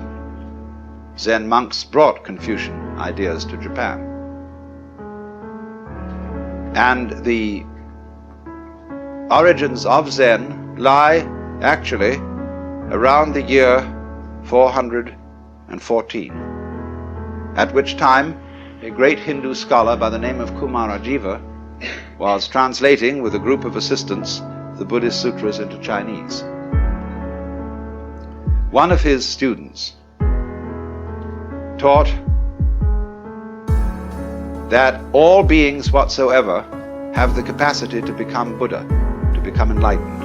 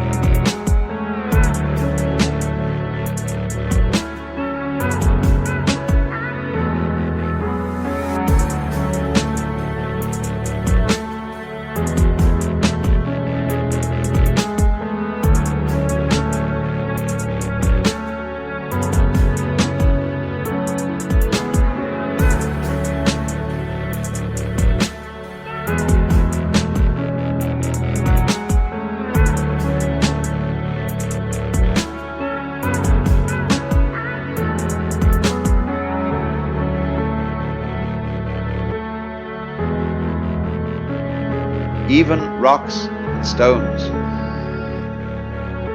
and that even heretics and evildoers have the Buddha nature or Buddha potentiality in them. And everybody said he was a dreadful heretic.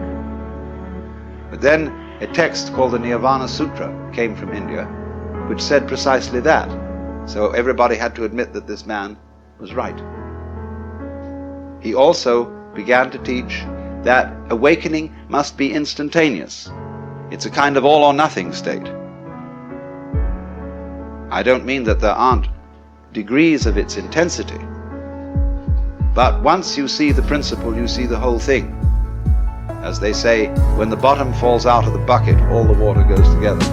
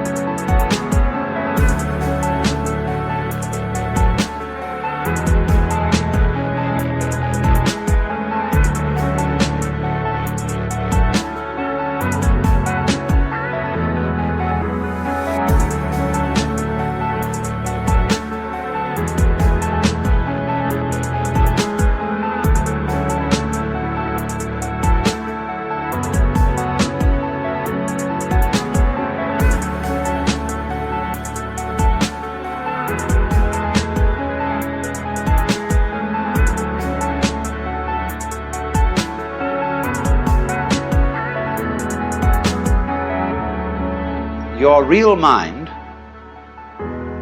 while all those emotions are going on, is imperturbable. Just like when you move your hand through the sky, you don't leave a track. The birds don't stain the blue when they pass by. And when the water reflects the image of the geese, the reflection doesn't stick there. So, to be pure-minded in the Zen way, or clear-minded is a better way of translating it, is not to have no thoughts. It's not a question of not thinking about dirty things. One great master of the Tang dynasty, when asked, "What is Buddha?" believe it or not, answered, "A dried turd." So it's not that kind of purity. It is purity, clarity, in the sense that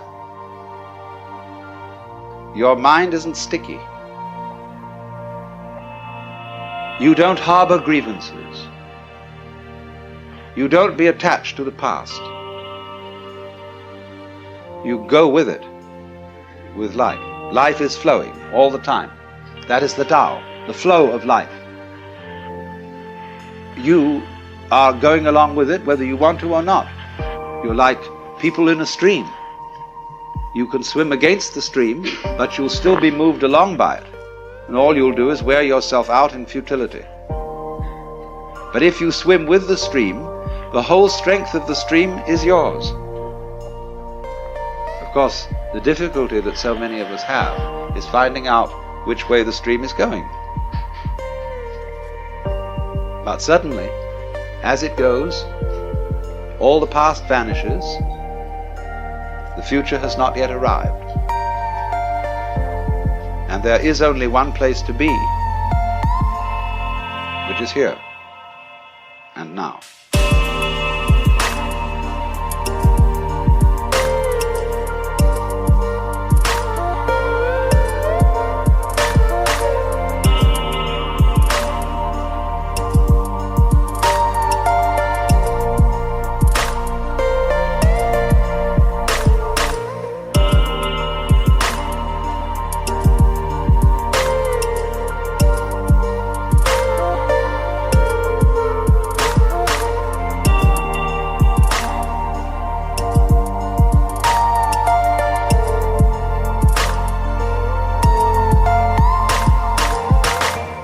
awakening. It's the same in a way as the Sanskrit bodhi, awakening from the illusion of being a separate ego locked up in a bag of skin, discovering that you are the whole universe. And of course, if you do discover that, and you do see into it all of a sudden, it's a shock, because your whole common sense is turned directly inside out. Everything is the same as you've always seen it, but completely different. Because you know who you are. You know that, what the devil were you worrying about? What was all that fuss?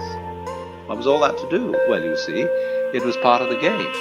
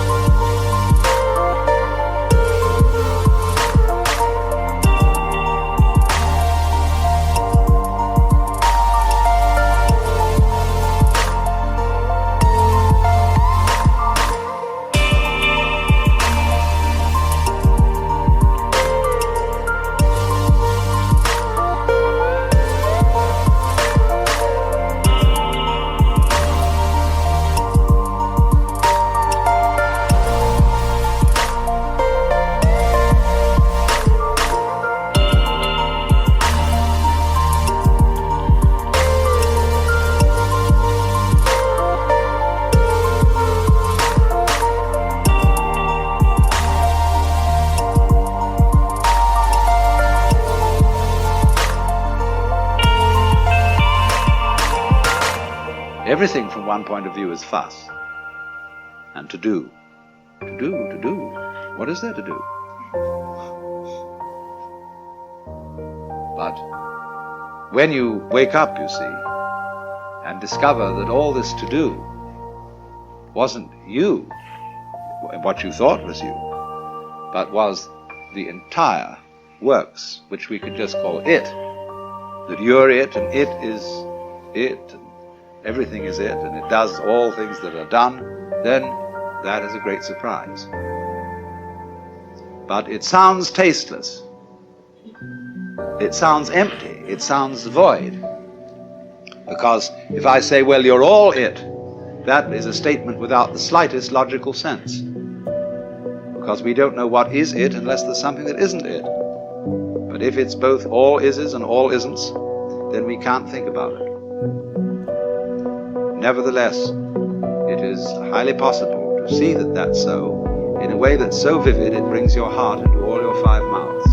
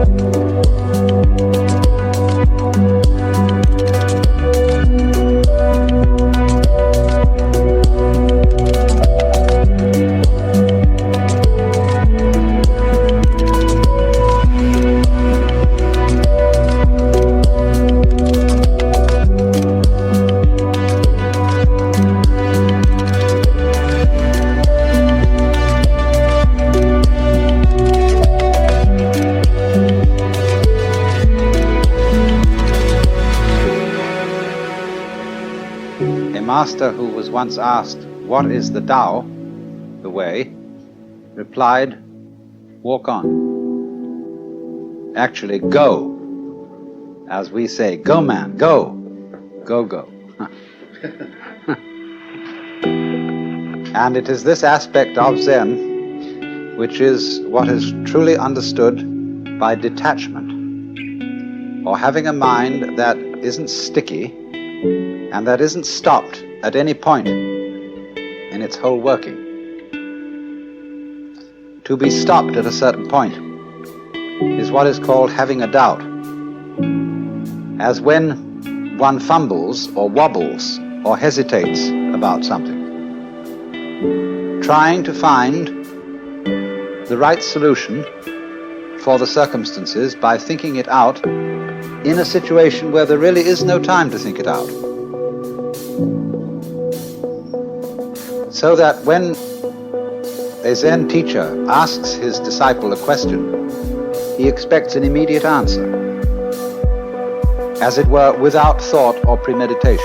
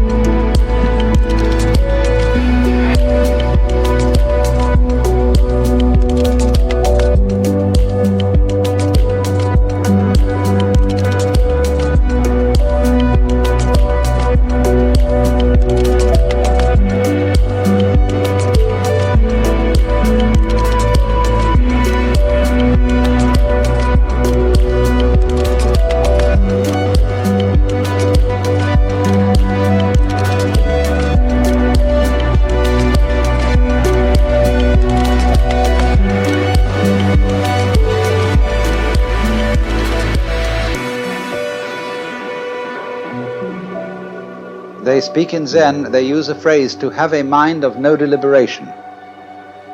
And they also speak of a kind of person, a man who doesn't depend on anything. That is to say, on a formula, on a theory, on a belief to govern his action. And this person who doesn't stick anywhere is like Dante's image at the end of the Paradiso, where he says in the presence of the vision of God, "But my volition now and my desires were moved as a wheel revolving evenly by love that moves the sun and other stars."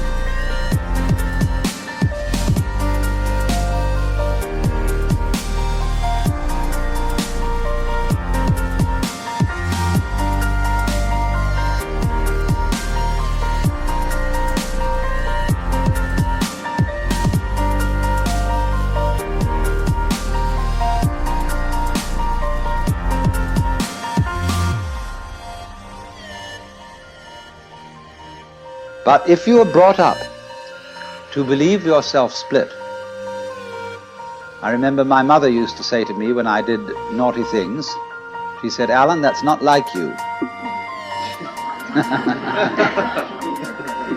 So I had, some conception of what was like me in my better moments, that is to say, in the moments when I remembered what my mother would like me to do.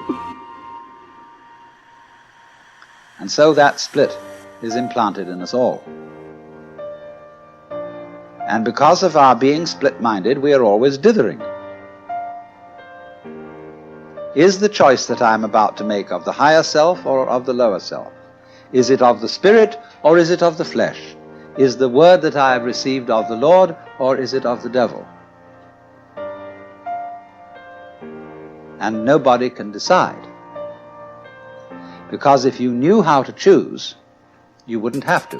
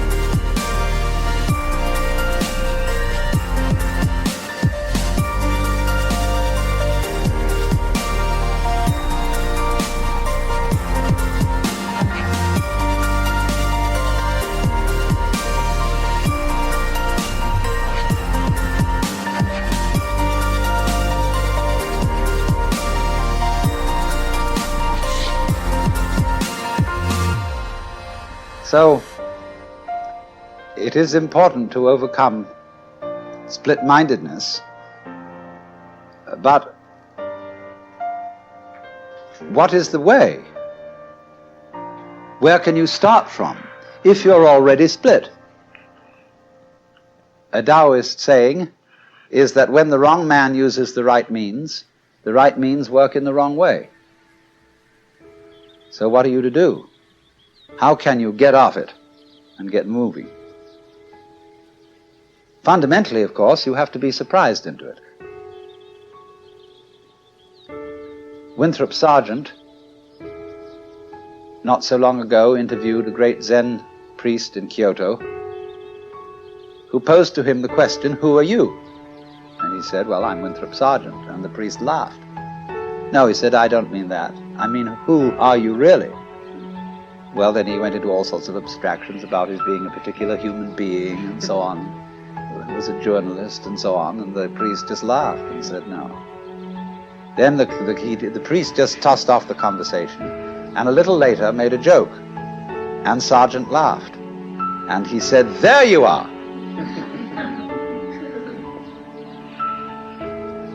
There was an army officer who once came to a Zen master and said, "I have heard a story about a man who kept a goose in a bottle, and it was growing very rapidly, and he didn't want to break the bottle and he didn't want to hurt the goose, so how would he get it out?" The Zen master didn't answer the question at all, but simply changed the subject. Finally, the officer got up to leave, and he went over to the door, and suddenly the Zen master called out, "Oh, officer!" And he turned around and said, "Yes?" The master said, "There, it's out."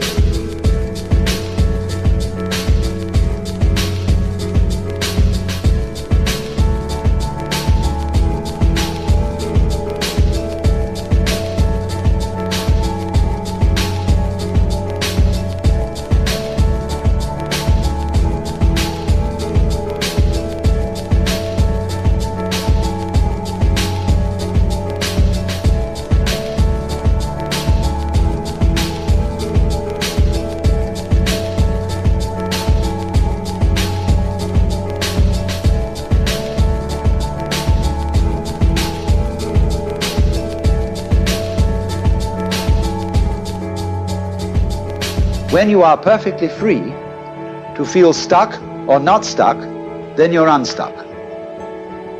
Because actually, nothing can stick on the real mind, and you will find this out if you watch the flow of your thoughts. There is an expression in Chinese which means the flow of thoughts, or what we call in literary criticism, stream of consciousness. And they put the character for thought 3 times. Nyan, nyan, nyan. And so you will notice that thought follows thought follows thought when you are just ruminating. And those thoughts arise and go like waves on the water. All the time, they come and go. And when they go, they are as if they had never been here.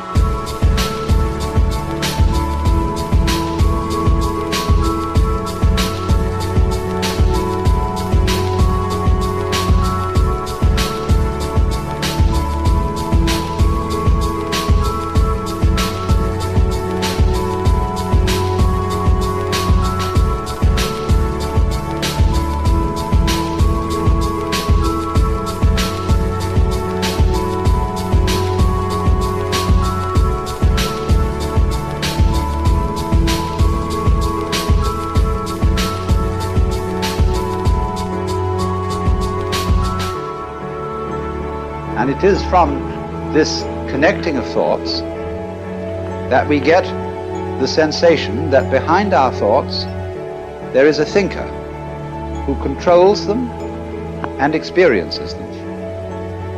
Although the notion that there is a thinker is just one member in the stream of thoughts. And we use such absurd phrases, not only as thinking our thoughts, but feeling our feelings, seeing sights and hearing sounds.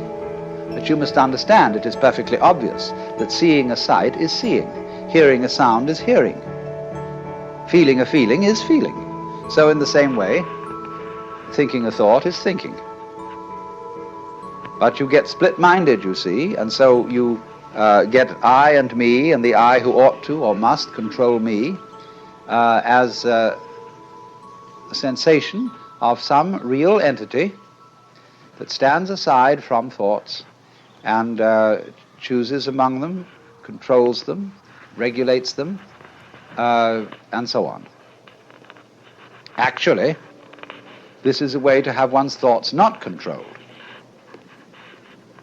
The more there is this duality of the separate thinker standing aside from the thoughts, the separate feeler watching or feeling the feelings, the more the stream of feelings is coaxed into self-protective activity, into getting more and more like a stuck record, the purposes of which are to protect and to aggrandize and enlarge the status of the supposed thinker. When Joshu, who was a Tang Dynasty Zen master, was asked, he had made some reference to the enlightened mind being like a mind of a child. And he said, well, what is the mind of a child? And he said, a ball in a mountain stream.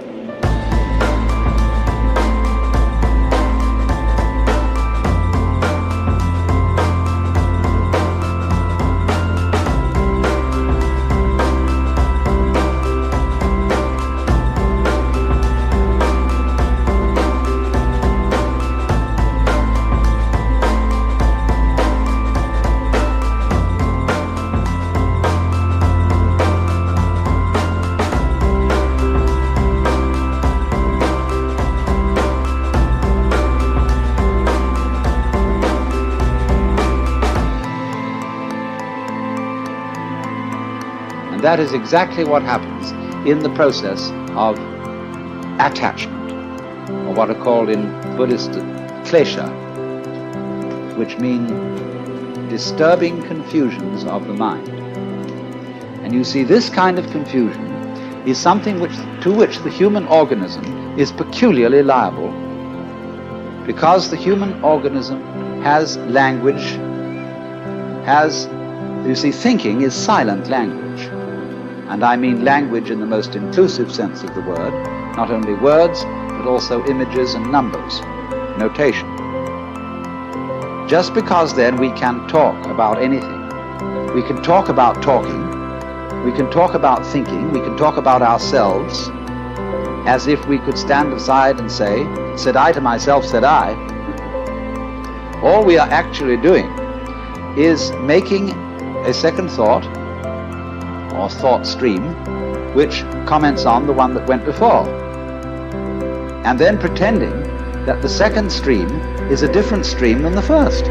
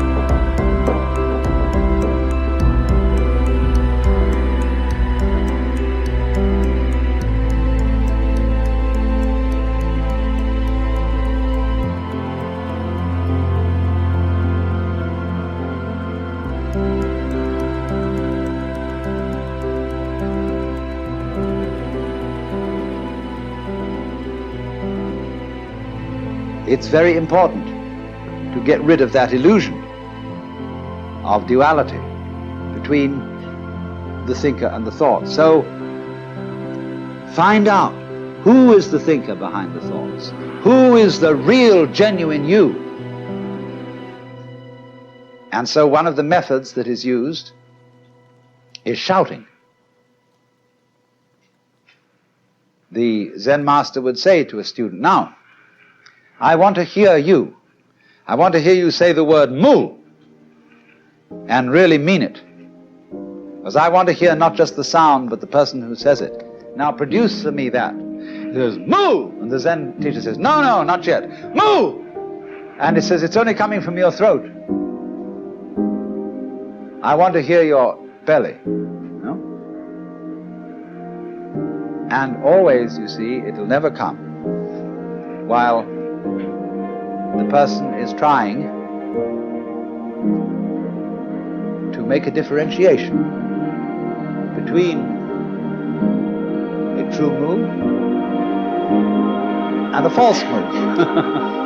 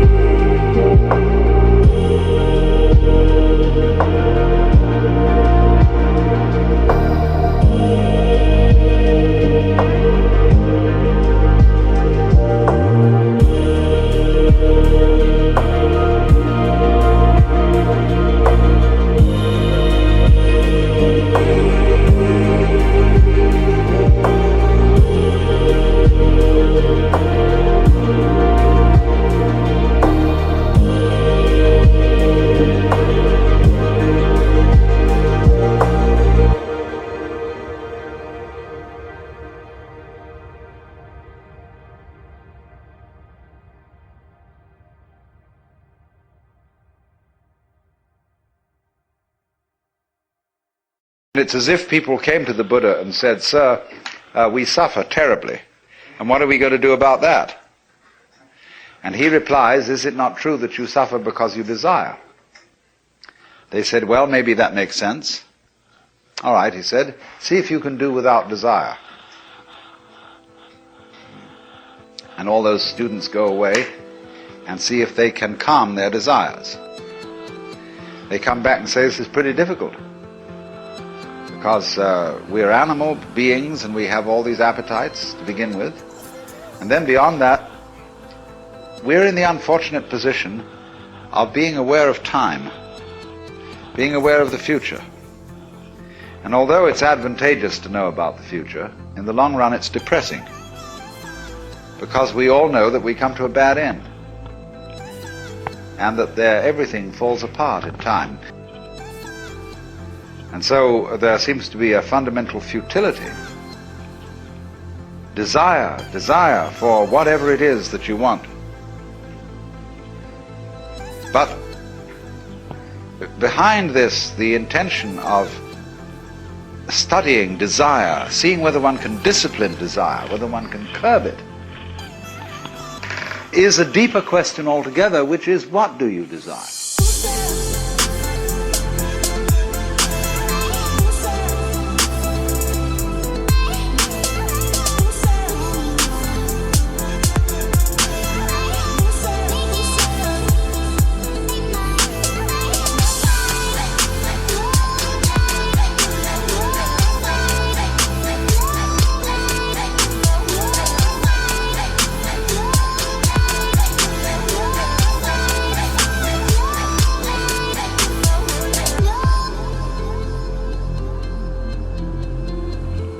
What makes you itch?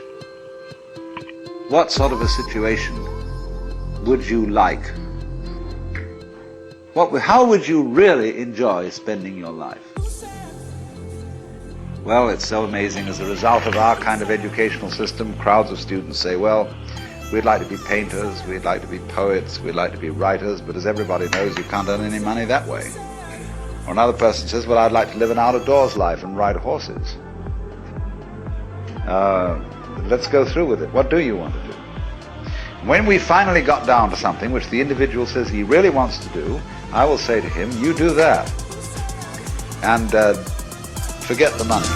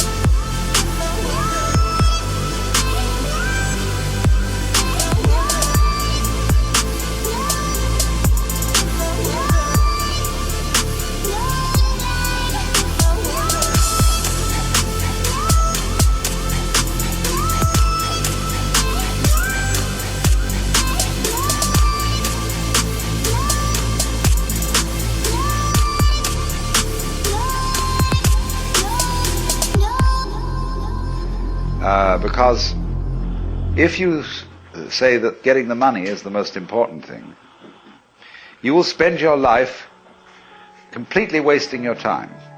You'll be doing things you don't like doing in order to go on living, that is, to go on doing things you don't like doing, which is stupid. Better to have a short life that is full of what you like doing than a long life spent in a miserable way.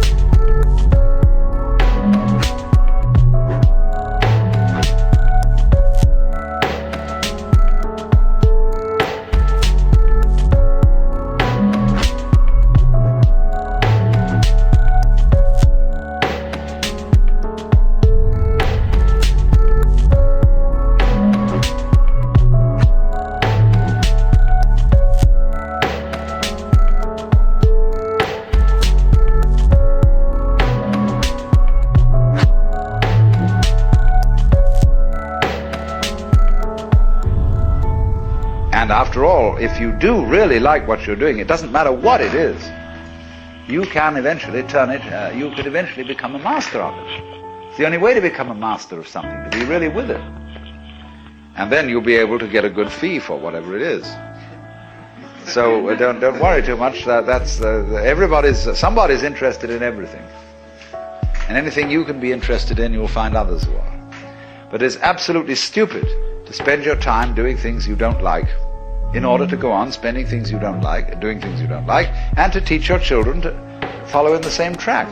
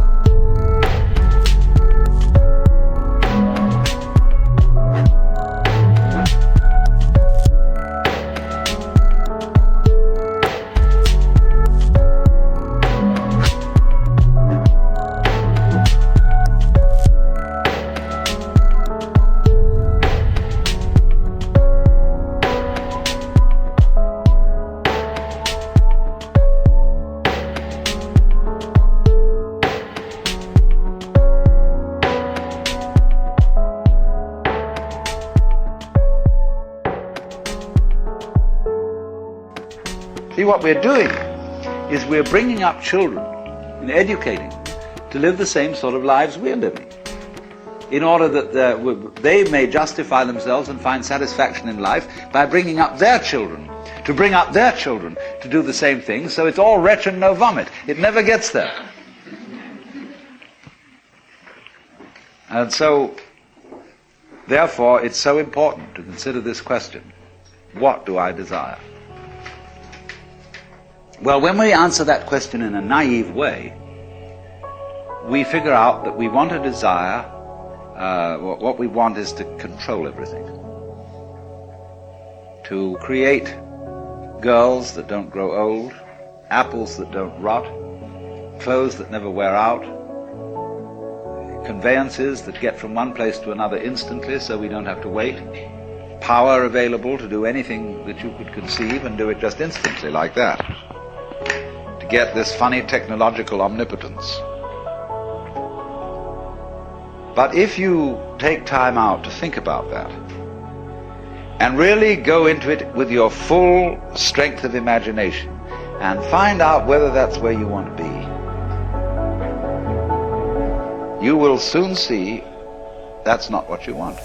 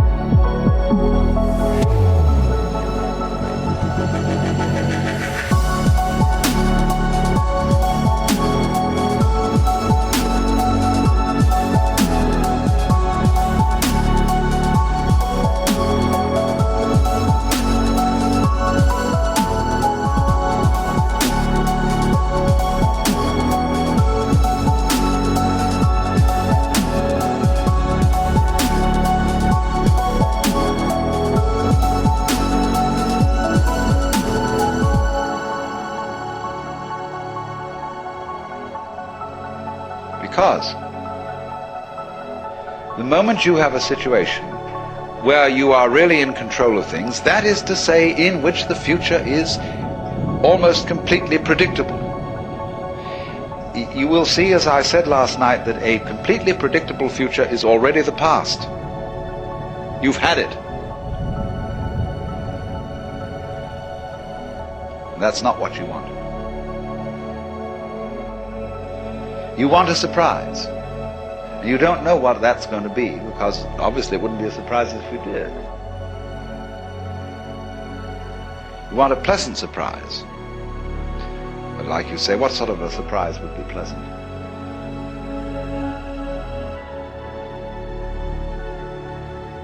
And you can't really answer that.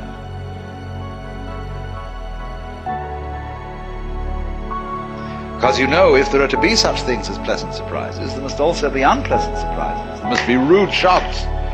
So you're like somebody taking one of those wishing well boxes, you know, tubs, where you fish in and you bring out a package. And you don't know whether you've got a dead rat in it or a new camera.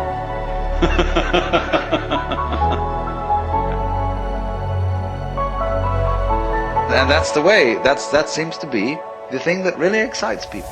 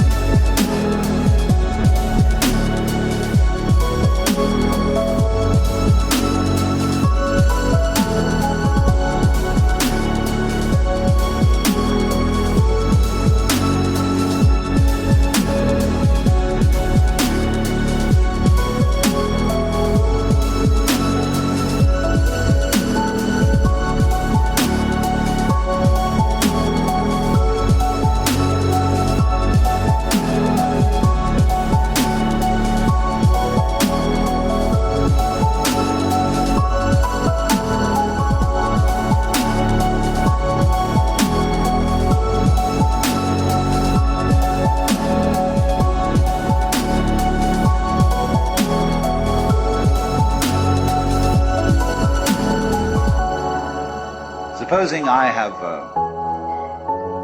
I'm an alchemist, and I have a whole secret closet full of love filters, very potent ones. If I see a desirable woman, all I have to do is to offer her a cigarette or give her a glass of wine with one of my secret potions in it. And instantly, I'm her master. Now, when I think that through, what would I do with a situation like that? Because all I've got again is that plastic doll that when I push it, it does what I tell it to and doesn't have any comeback. What you always are looking for in things is where the surprise is there, where there's a comeback. And you say, my God, this thing is alive. It has a will of its own. It is not in my control. And I would like to have a relationship with something like that, because it would never be dull. And therefore, in the exploration of what you want, you get to the point where having all pleasures at your command, and they pall, and you think of new sources of pleasure.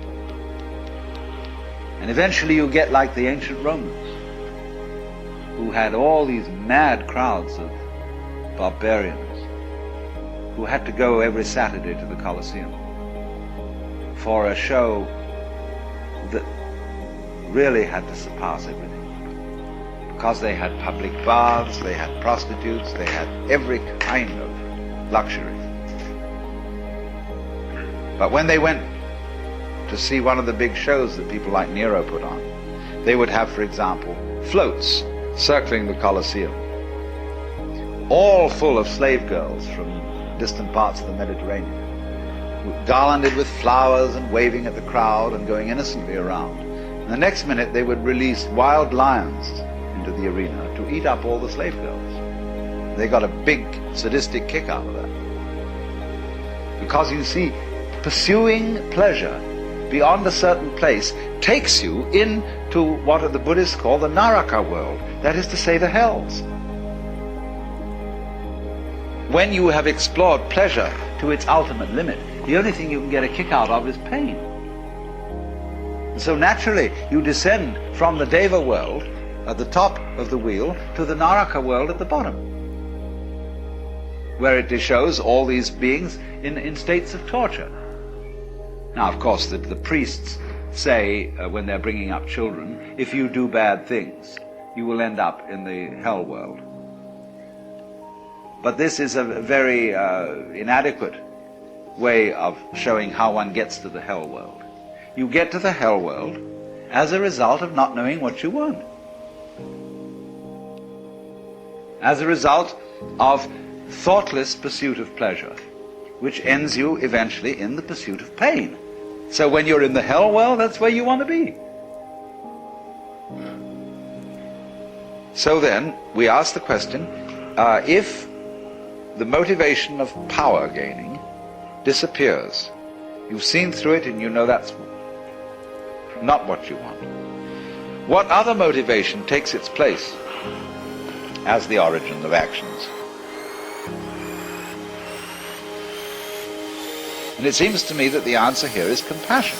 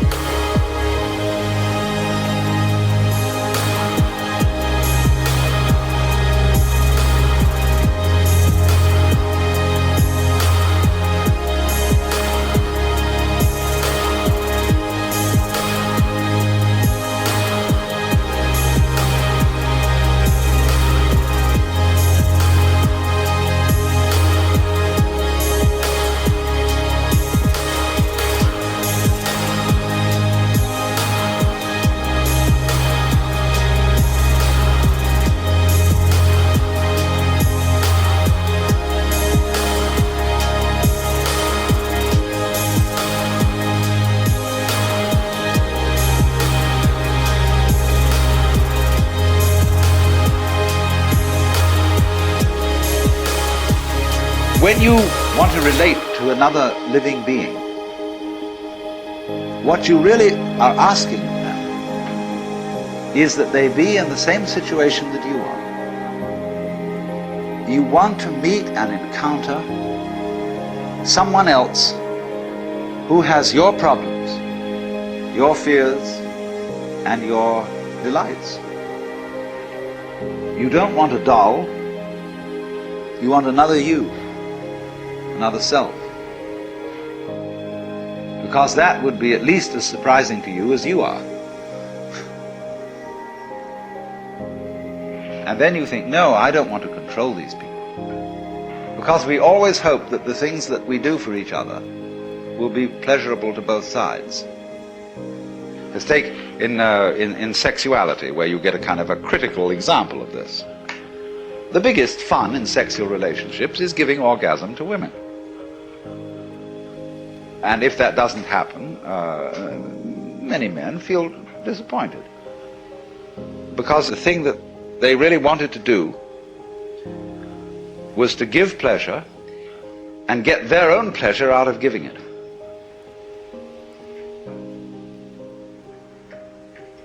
Now that's compassion, in the real sense of the word, feeling with and through someone else. Where the whole trick is that you lose control for a while of the situation and say, I throw the ball to you, now it's yours. When the Christian speaks of God giving the creature freedom of will, the Hindu says, no, God gets lost in that person and gives up power. It's really the same thing. It's the idea that the all-powerful surrenders power. So that the more you give the power away, what you're really doing is you're othering yourself. Now the more you other yourself by giving power away, the more of a self you are.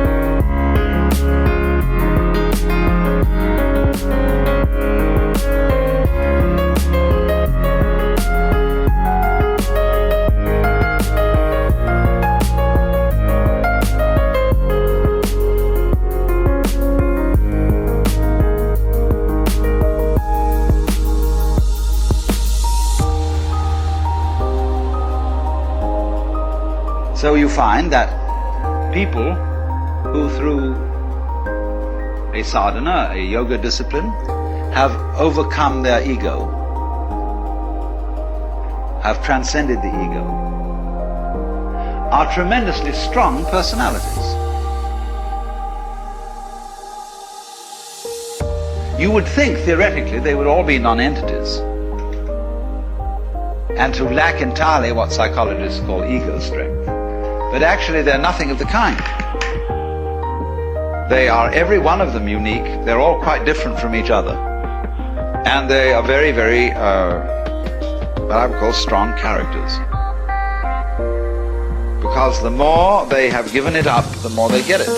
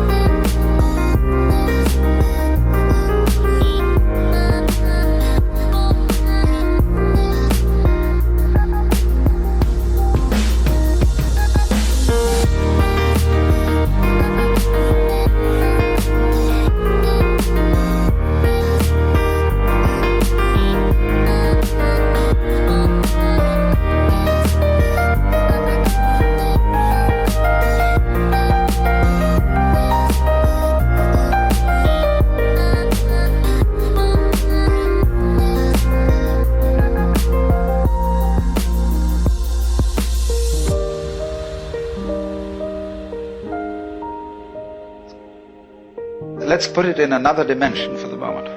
Let's suppose we are thinking of a relationship that is not just to people. People are very obviously other and independent of one's ego. But give it to everything. Say to everything, which in course is going to include as much of yourself as you can objectivize. Say to it all, now it's your turn. Let's see what you're going to do. Let it happen. And you find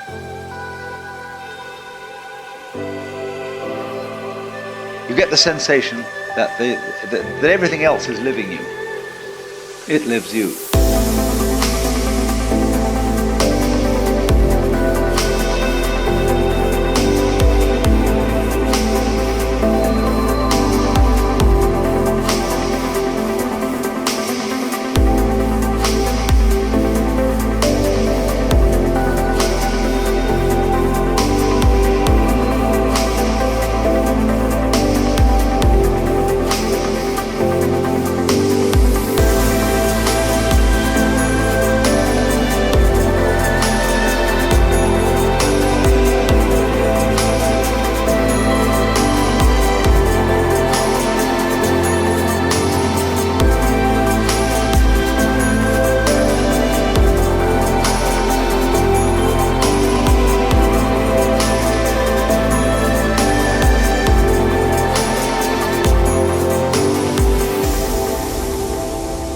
In giving away the control, you got it. You got the kind of control you wanted. That's to say, where you had a loving relationship to the world, but you didn't have to make up your mind what it should do. You let it decide. Lao Tzu puts it in this way: the great Tao flows everywhere, both to the left and to the right. It loves and nourishes all things, but does not lord it over them. And when merits are accomplished, it lays no claim to them. The more, therefore, you relinquish power, trust others, the more powerful you become.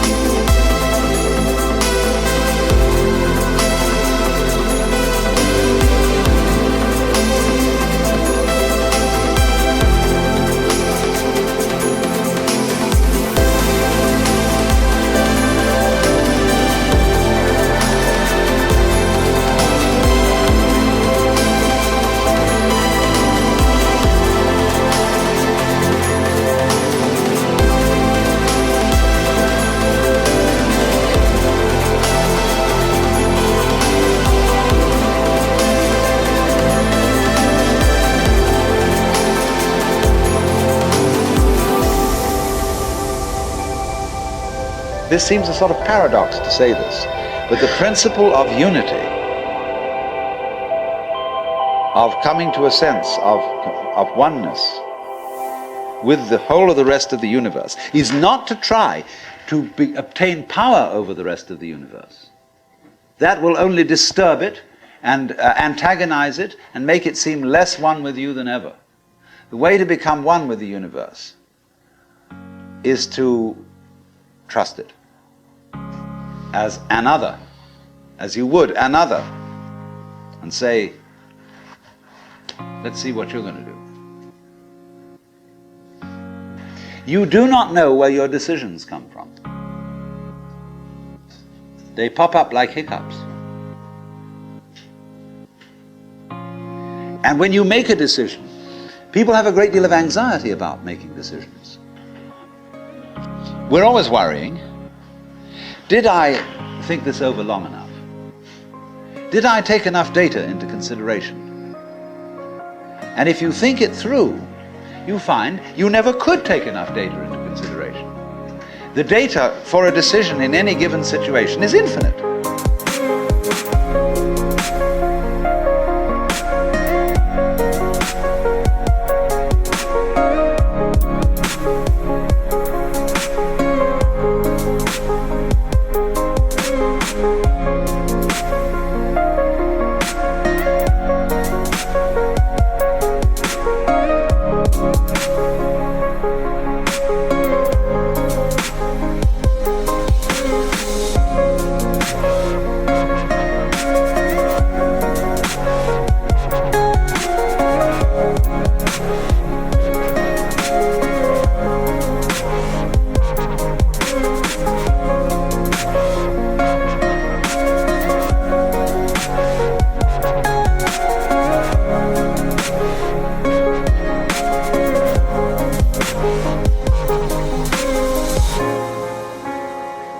So what you do is, you go through the motions of thinking out what you will do about this. And then when the time comes to act, you make a snap judgment.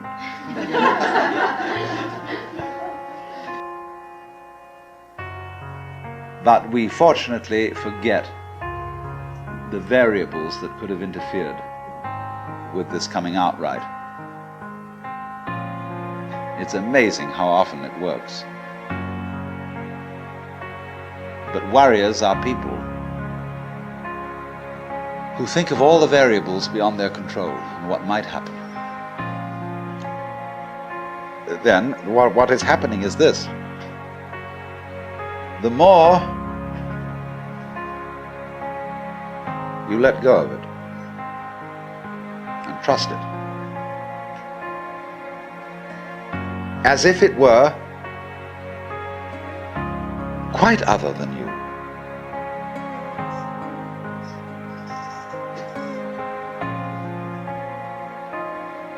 The more you realize the inseparable identity of self and other.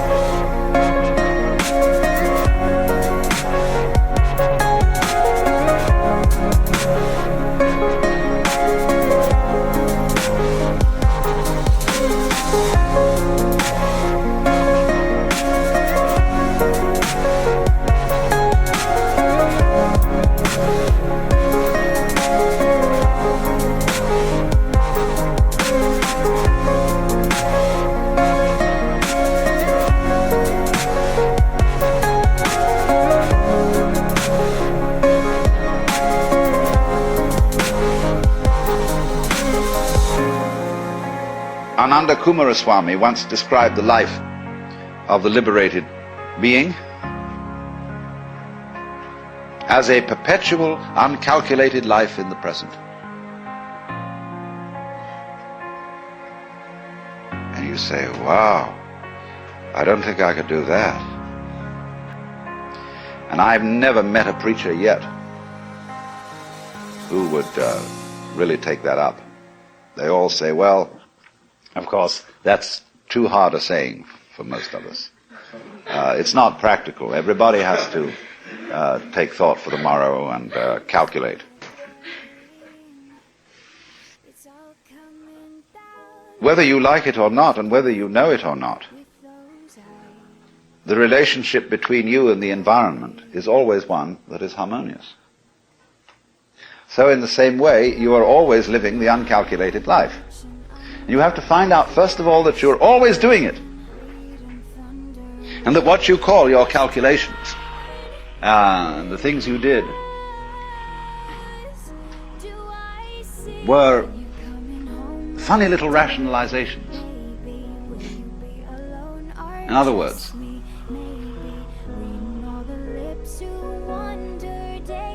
your ego has about as much control over what goes on as a child sitting next to its father in a car with a plastic steering wheel.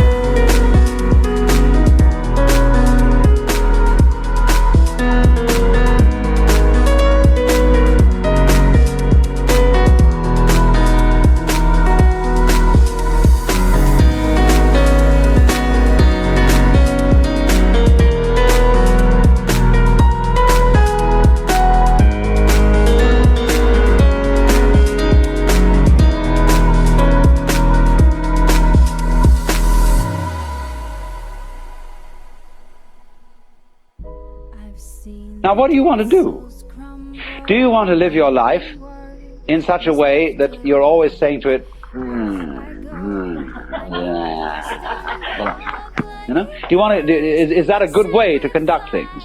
Or do you want to live your life in such a way that you say, "Come on, let's go." You see, let's swing this thing.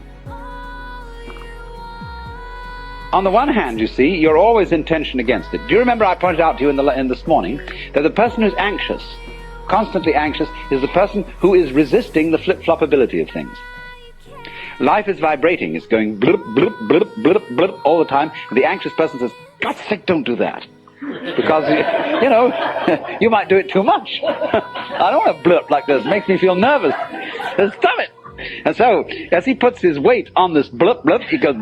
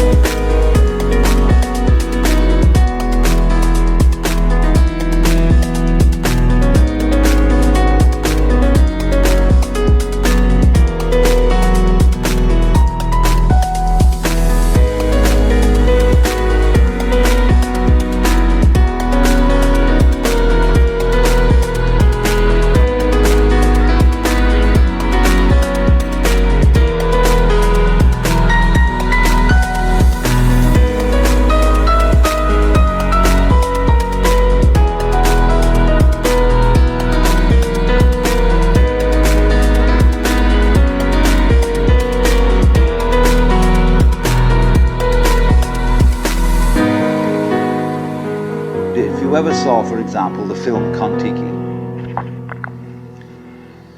this man figured out a few things as to how to make a balsa wood raft to sail from South America to the Pacific Islands.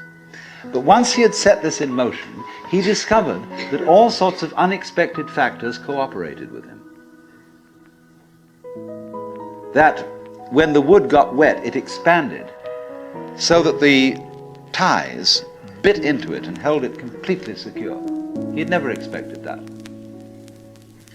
And he found that as he sailed along, a flying fish would simply alight flat on the deck every morning for breakfast.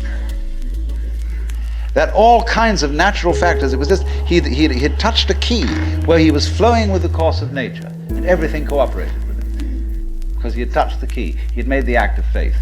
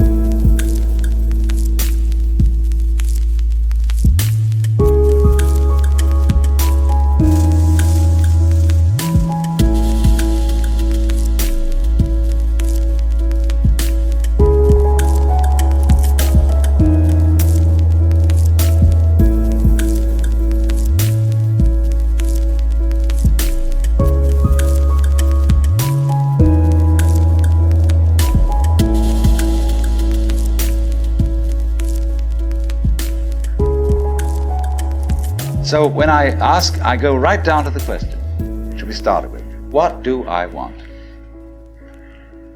The answer is, I don't know. When Bodhidharma was asked, who are you? Which is another form of the same question. He said, I don't know. Planting flowers to which the butterflies come. Bodhidharma says, I know not. I don't know what I want. Well, when you don't know what you want, you've reached the state of desirelessness.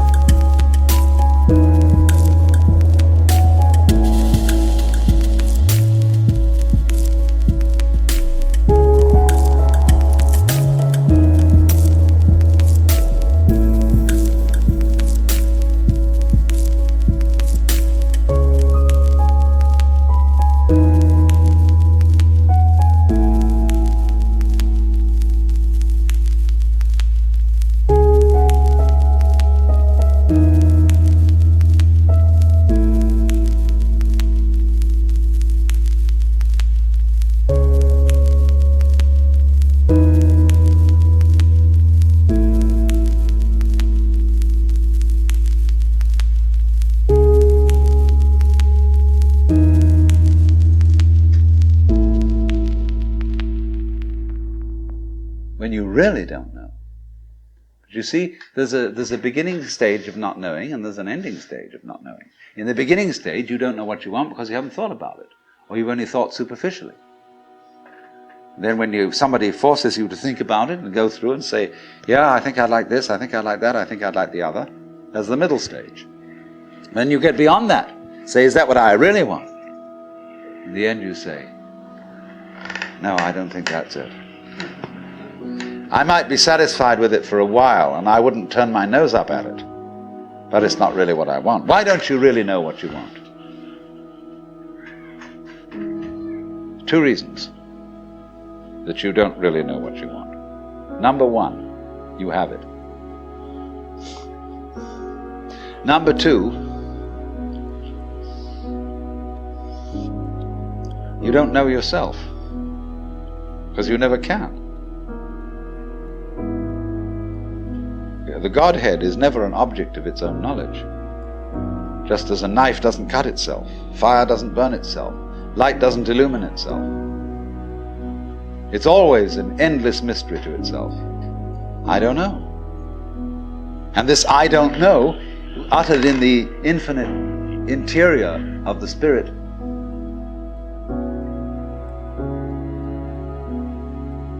this I don't know is the same thing as I love, I let go, I don't try to force or control.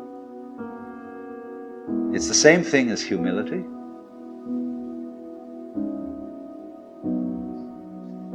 And so the Upanishads say,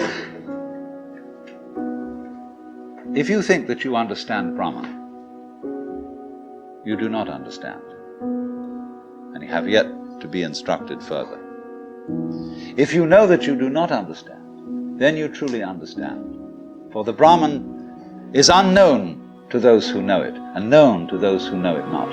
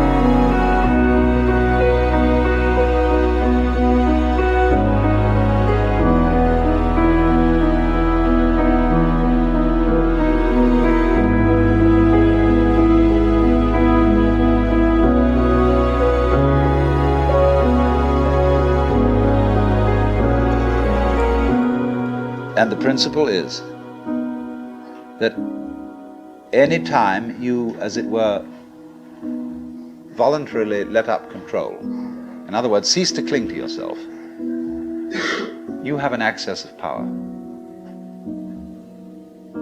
Because you're wasting energy all the time in self-defense, trying to manage things, trying to force things to conform to your will. The moment you stop doing that, that wasted energy is available. And therefore you are, in that sense, having that energy available, you are one with the divine principle. You have the energy.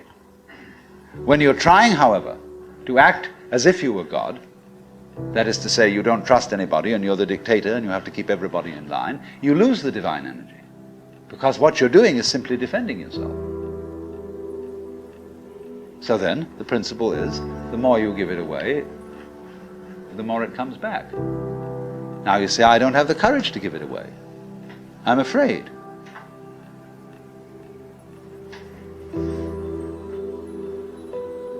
And you can only overcome that by realizing you better give it away because there's no way holding on to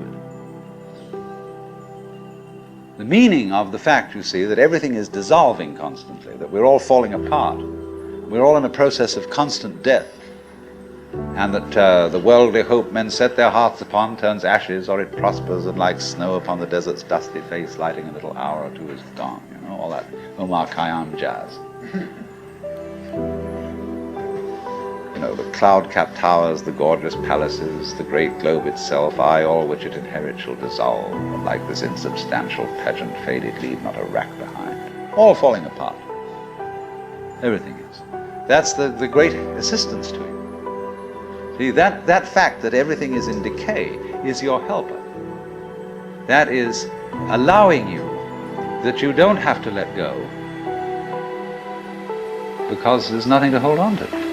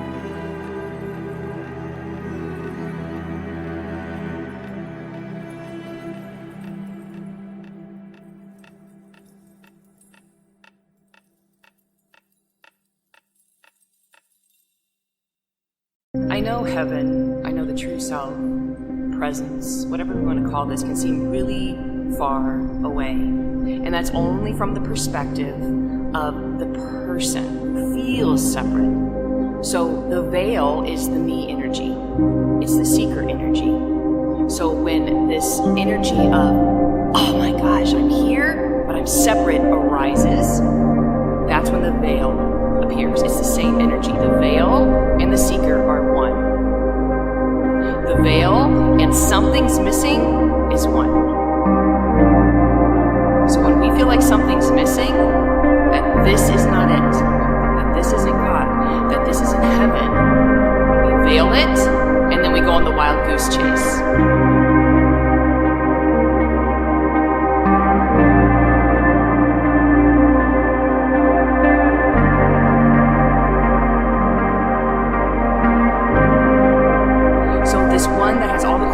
That feels like something's missing, that's the energy that tells us you're not there.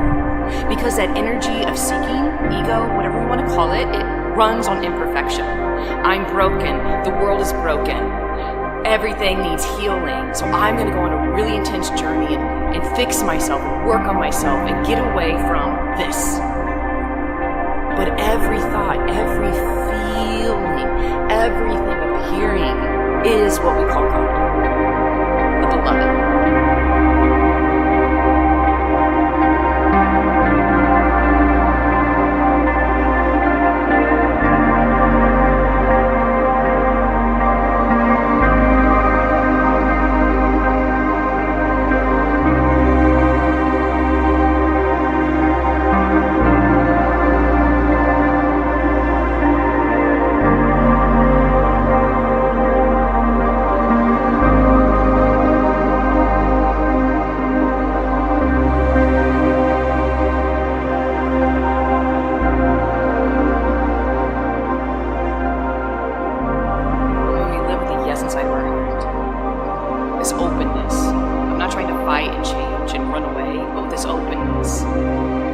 life meets you. Because life meets you where you are, because it's the same thing. This is your body.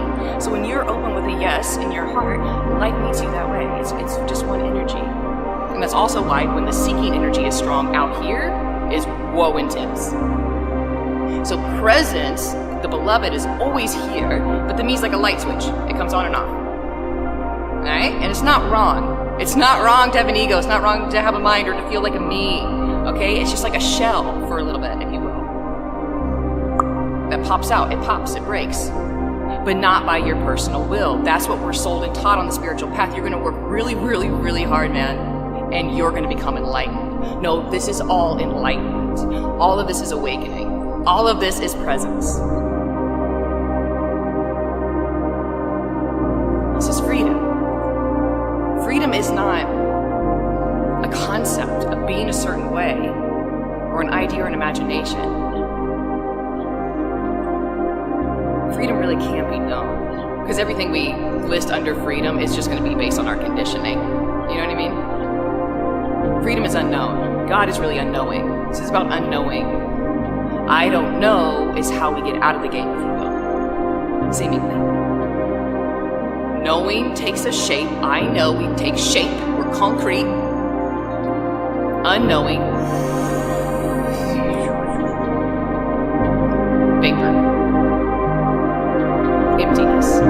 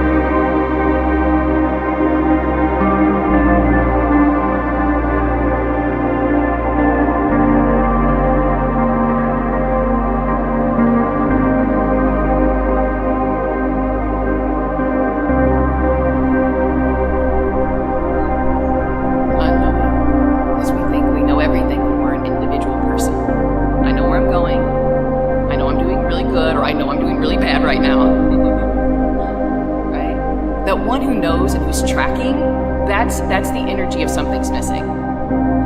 Awakening's the end of tracking and measuring and knowing where you're going, if it's good or not, if everything's okay. It's the end of knowing. That addictive knowing of like, I have to know I'm safe. I have to know I am okay. I have to know that I'm a good person. That's the knowing I'm speaking of. Of course you know where you parked your car. Of course you know where your grocery store is. That's an organic mind. That's a natural mind. That's not the egoic personal identity mind.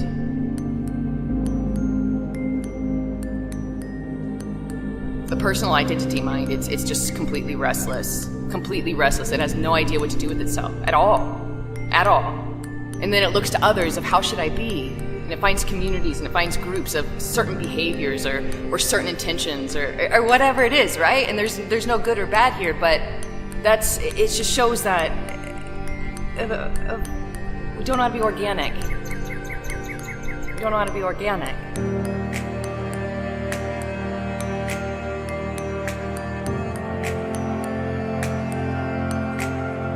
You know, I used to think, I gotta be this way. I gotta speak this way or talk this way, or I should be more still or more silent or whatever, because we read books and we see these things. But that's confining life, man. That's confining life force. To say an enlightened being walks and talks and looks like this. It's a trap, man. It's a trap. You're meant to be however you're being in this now.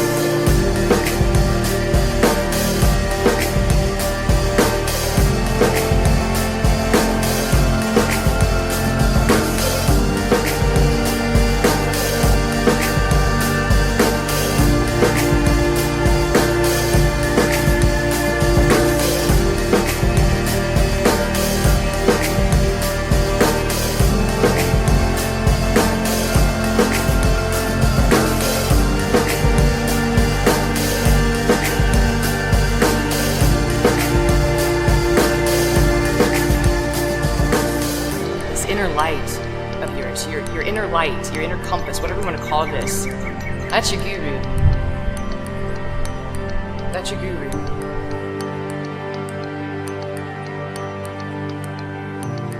And it seems naive, and it can seem like, oh, just trust that. Yeah? Leave behind the concepts. Leave behind the rubrics. And trust. Trust presence. It's the same thing. Trust life. It's you. But you don't decide how you're going to be. And that's the issue with the ego or the separate sense of me is I'm going to decide how I'm going to be. How's that going, man? How's that going? His life just wants to express as you, if you will. Like, why else are you in existence? Why else is this instrument in existence? A mistake? Get out of here. Get out of here. No mistakes. You're not a mistake. None of this is a mistake. Magic. Magic. Magic.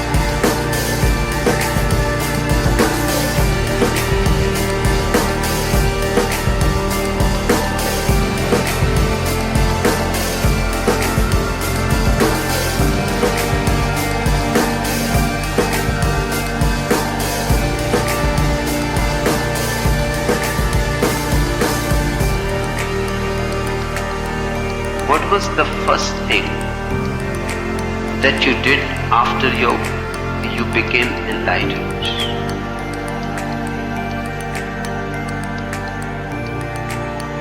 I laughed.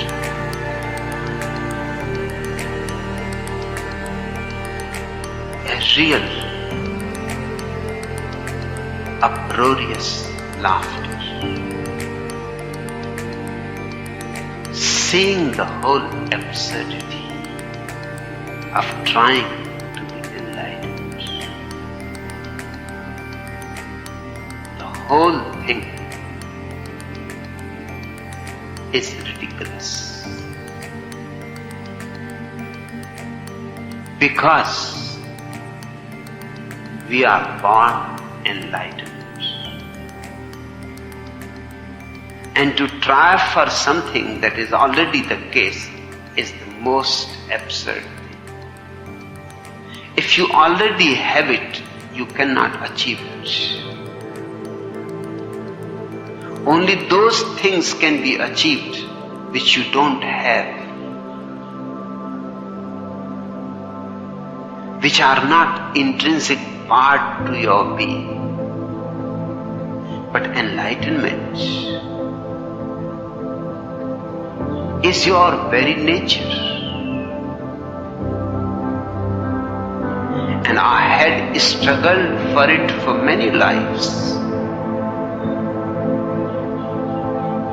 It has been the only target for many, many lives. And I had done everything that is possible to do to attain it. And I had always failed. It was bound to be so, because it cannot be an attainment.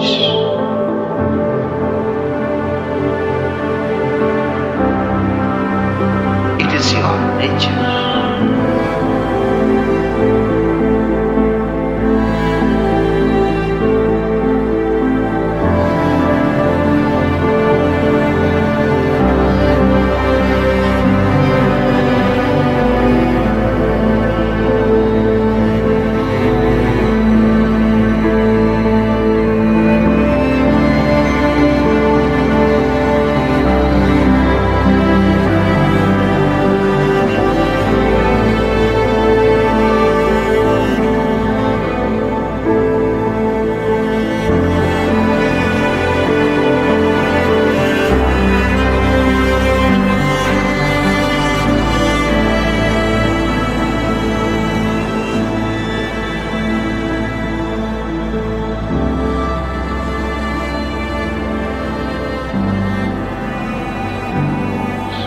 It cannot be made an ambition.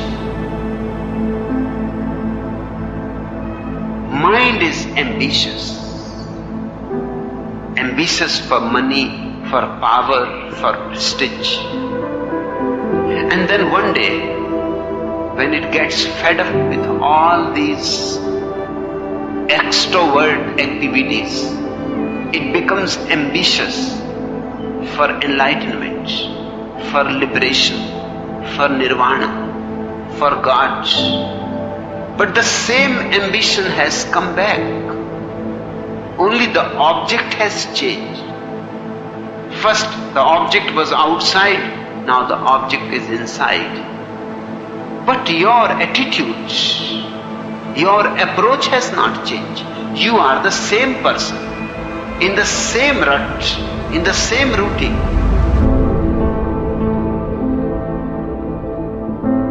The day I became enlightened simply means the day I realized that there is nothing to achieve. There is nowhere to go. There is nothing to be done. We are already divine and we are already perfect. As we are, no improvement is needed. No improvement at all. God never creates anybody imperfect.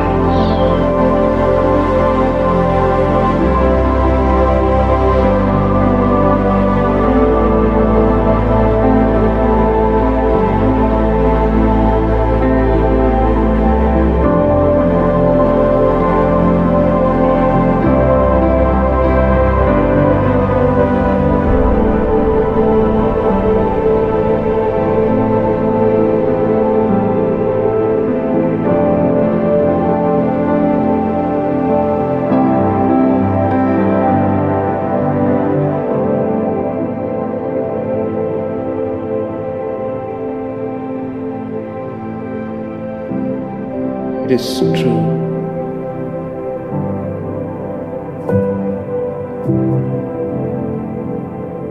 That there is nothing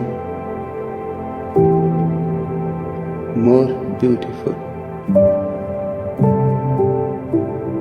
more blissful than enlightenment. Even the talk of it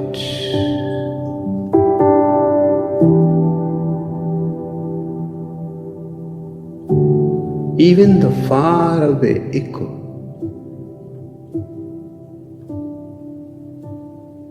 even the shadow of it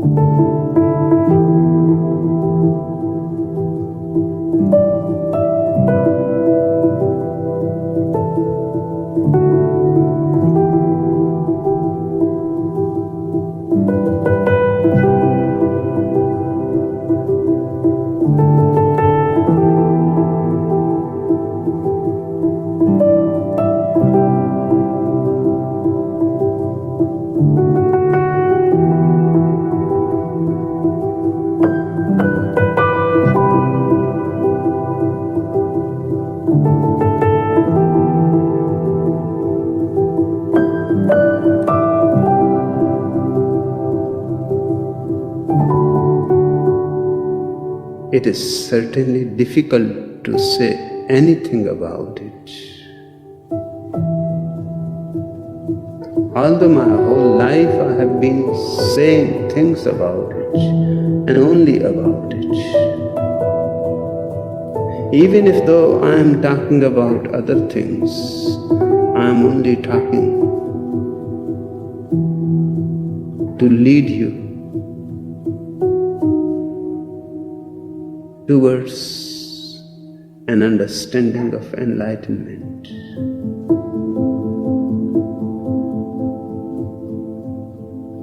It is your state of silence. It is your state of universal good.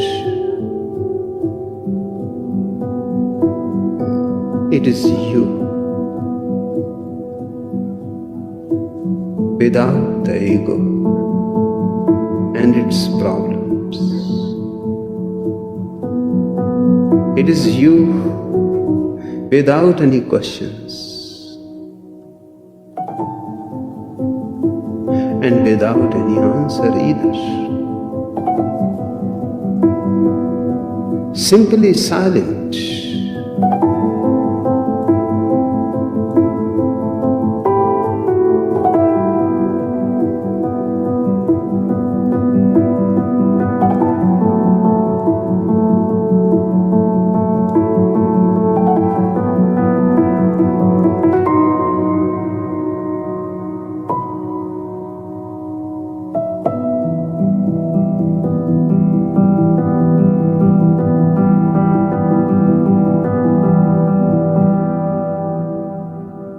And there is no joy which can transcend this silence. It is pure light. It is pure delight.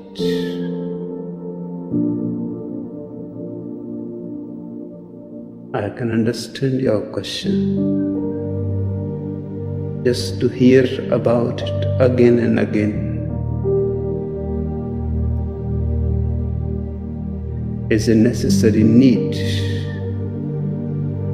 so you don't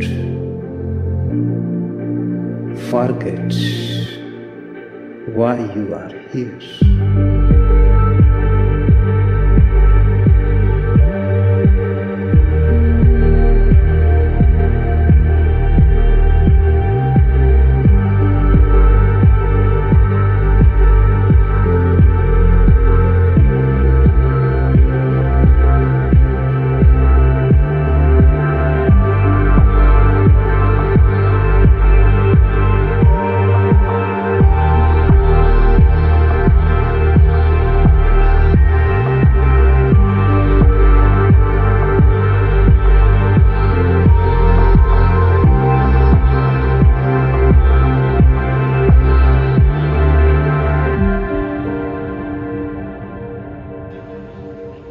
I laughed that day because of all my stupid, ridiculous efforts to attain it. I laughed at that day on myself And I laughed on that day on the whole of humanity. Because everybody is trying to achieve. Everybody is trying to reach. Everybody is trying to improve.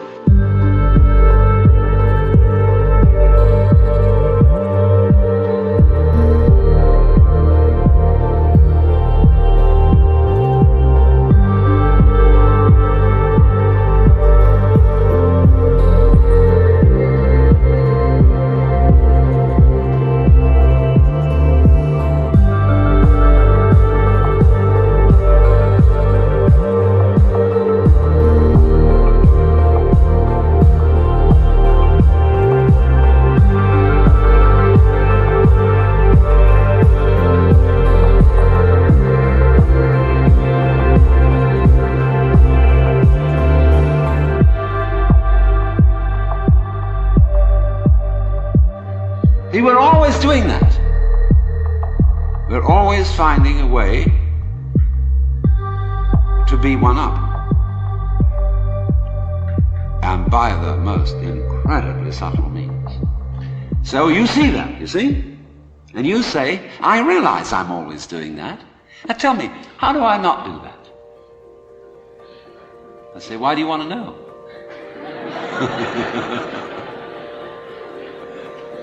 Well, I'd be better that way. Yeah, but why do you want to be better? You see, the reason you want to be better is the reason why you aren't. Shall I put it like that? We aren't better because we want to be. Because the road to hell is paved with good intentions. Because all the do-gooders in the world, whether they're doing good for others or doing it for themselves, are troublemakers. On the basis of kindly let me help you or you'll drown, said the monkey, putting the fish safely up a tree.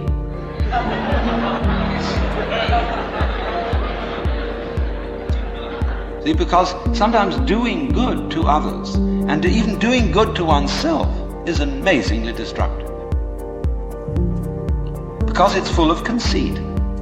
How do you know what's good for other people? How do you know what's good for you? If you say you want to improve, then you ought to know what's good for you. But obviously you don't. Because if you did, you would be improved. So we don't know.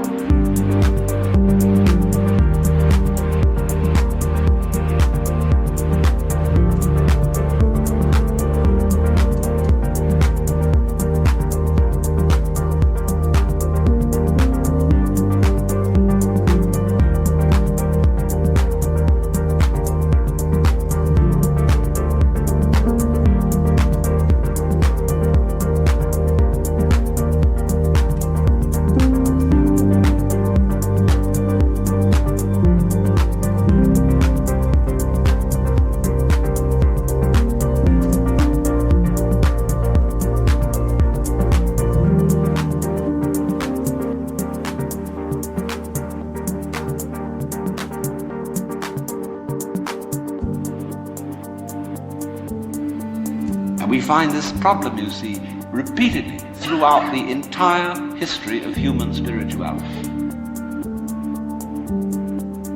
In the phraseology of Zen Buddhism, you cannot get this by thinking. You cannot attain to it by not thinking.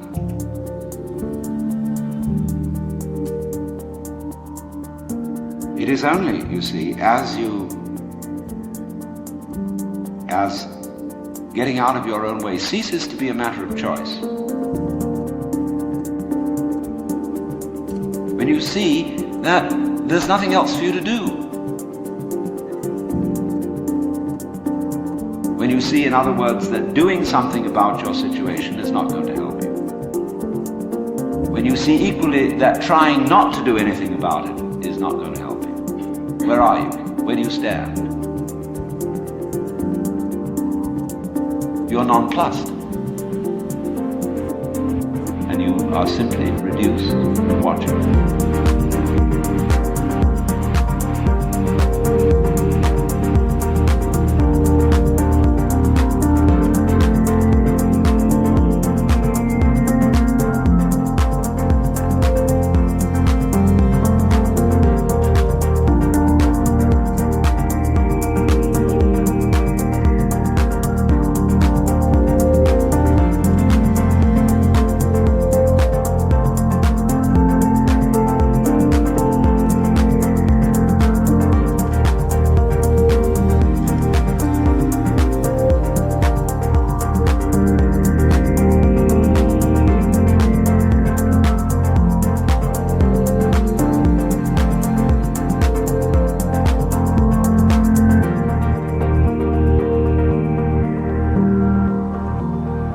So here's the situation, you see.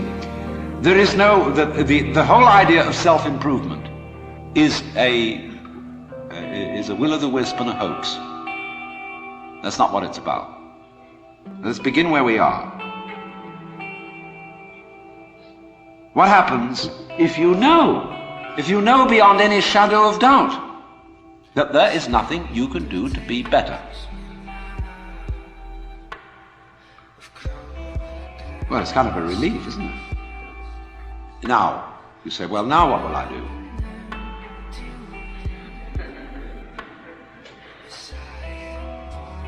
See, there's a little fidget comes up. Because we're so used to making things better, leave the world a better place than when you found it, sort of thing. I want to be of service to other people, and all these dreadfully hazy ideas. And so we think there's that little itch still. But supposing instead of that, seeing that there isn't really anything we can do to improve ourselves or to improve the world, if we realize that that is so, it gives us a breather in the course of which we may simply watch what is going on. Watch what happens. Nobody ever does this, you know. And therefore, it sounds terribly simple. It sounds so simple that it looks as if it isn't worth doing. But you ever just watched? Watch what's happening, and watch what you are doing by way of reaction to it. Just watch it happen.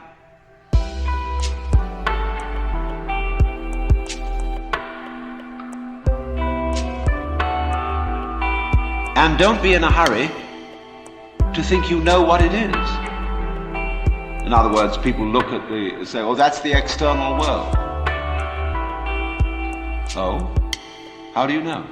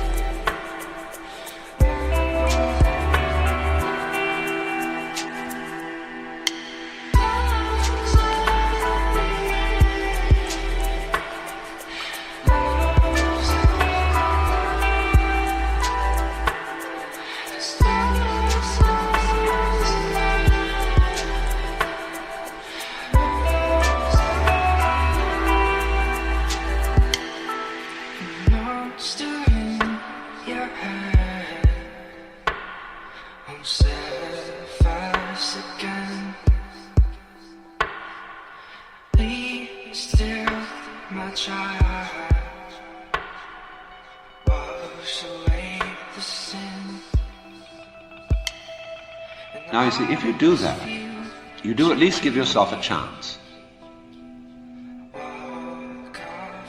And it may be that when you are in this way freed from busybodiness and being out to improve everything, that your own nature will begin to take care of itself. Because you're not getting in the way of yourself all the time. You will begin to find out that the great things that you do are really happenings.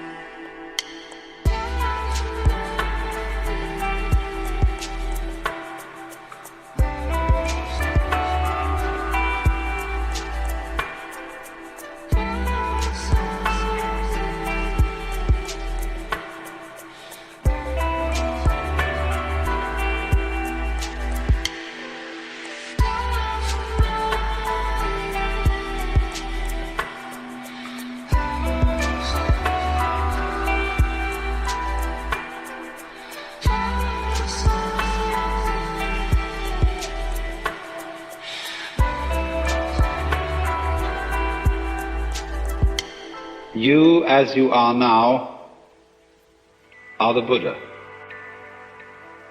That's unbelievable. Because we are always trying to get away from ourselves as we are now in one fashion or another. And it's only we will only stop doing that through a series of experiments in which we try resolutely to get away from ourselves as we are.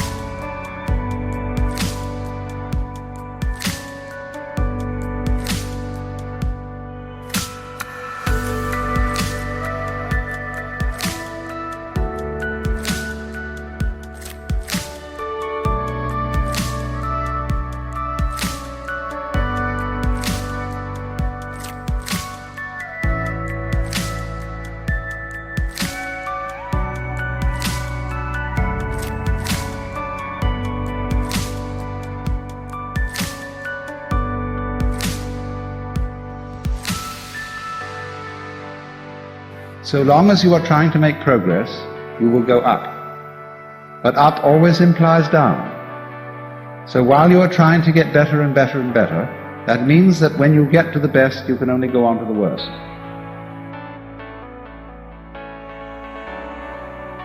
And so you go round and round and round, ever chasing the illusion that there is something outside yourself, outside your here and now, to be attained that will make things better.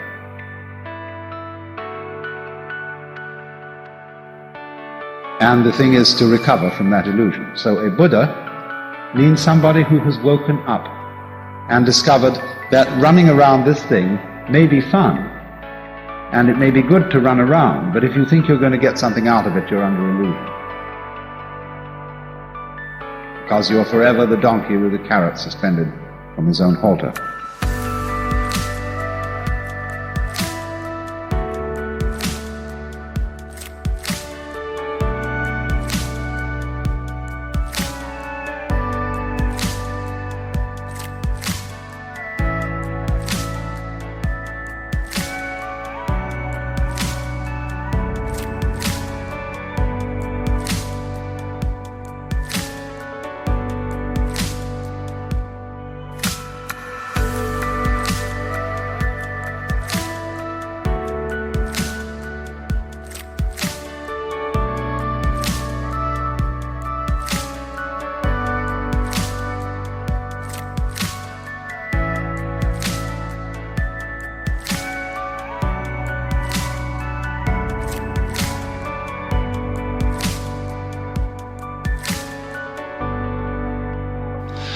So you and I got born, but then you and I went into training, and we went into basically somebody training.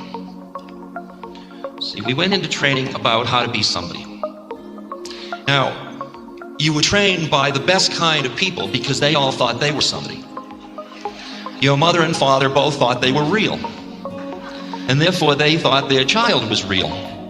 So you are surrounded by a consciousness in which your separateness is what's real. And you go into separate training, somebody. And you learn how to be somebody and get what you think you need. The somebodyness is like computer software for functioning on this plane. It's our thinking minds.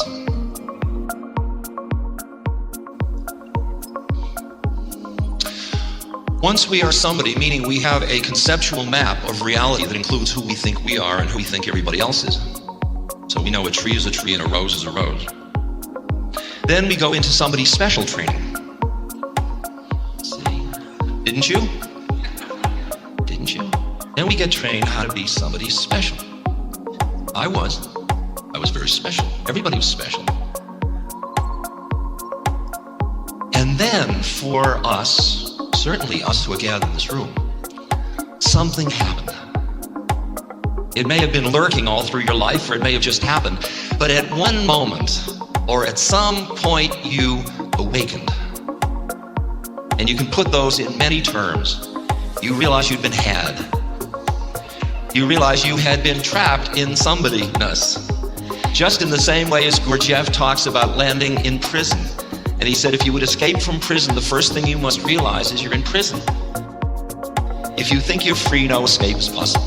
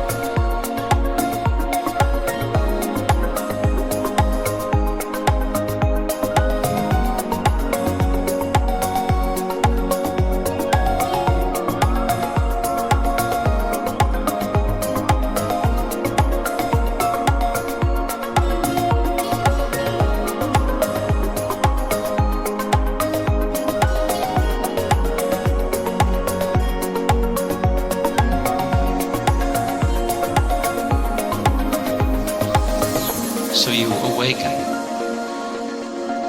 And for me, that's what happened in 1961 with the mushrooms. And from then on, the game changes. Because at that point, your awareness has experience from other, what are now called non-ordinary states of consciousness. You have experienced reality from those planes, and you have known experientially that it's equally as valid as the plane you thought was real. When I first awakened, the feelings I had were, I'm home. This is so familiar. Where have I been all this time? How have I cut myself off from this thing? I've been starving to death, and here I was in an ocean of plenty. How bizarre.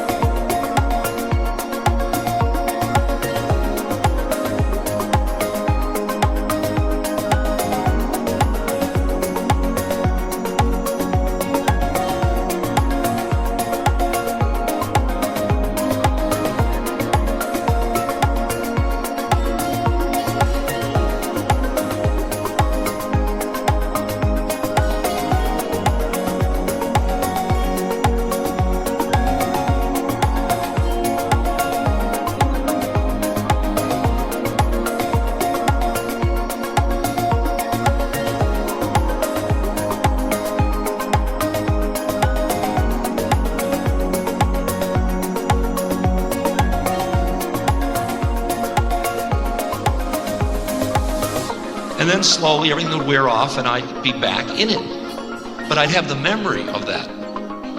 And that memory kept compelling me forward to try to get into that state and stabilize it.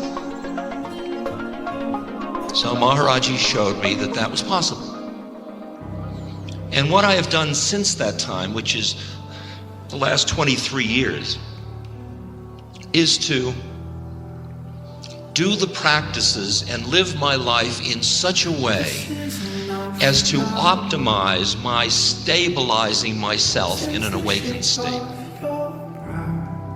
Because as far as I can understand, that is the most compassionate thing that I can do. Now that has nothing to do with whether I'm active or not.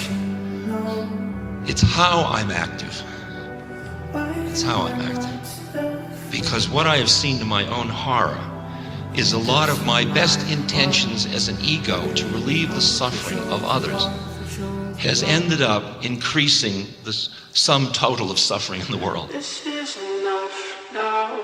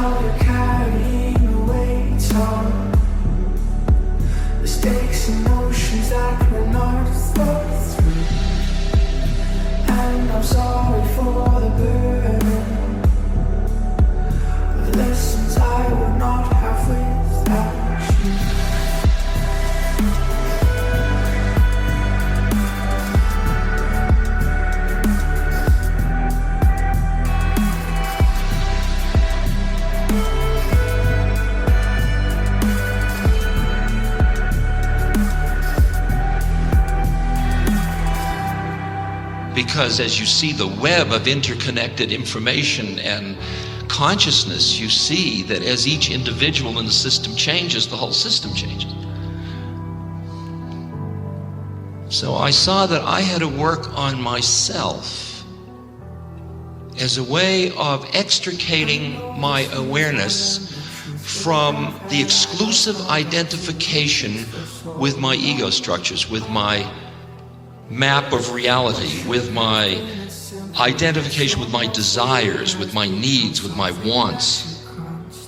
Not stopping any of that or trying to stop it or denying its existence. This is not Meshuggah stuff. This is the ability to extricate yourself from exclusive identity with those things. You don't push them away, because then you just end up a horny celibate. You can't do that.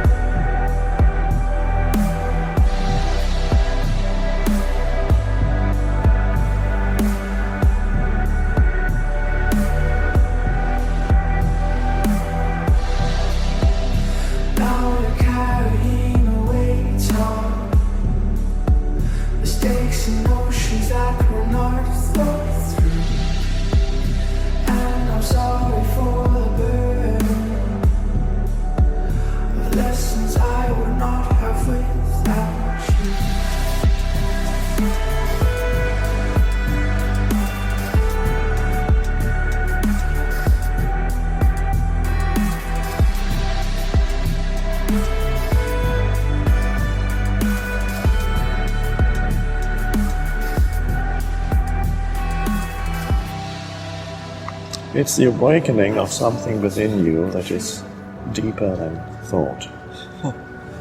That's really the main thing. And that's already there, you just didn't know it. Why didn't I know this? It's a deep-seated habit of being totally identified with thinking. It's the human condition, which could be described as lost in thought. Because up to now, evolution has been unconscious. It was automatic. But now evolution is consciously chosen by a species, and that's a revolutionary thing. And you are part of that.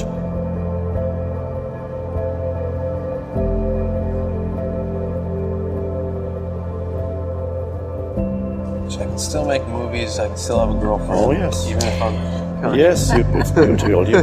It's beautiful. It's a playground. You play around with the world. You take action. You relate, but you're not lost in it. Most humans are lost in it.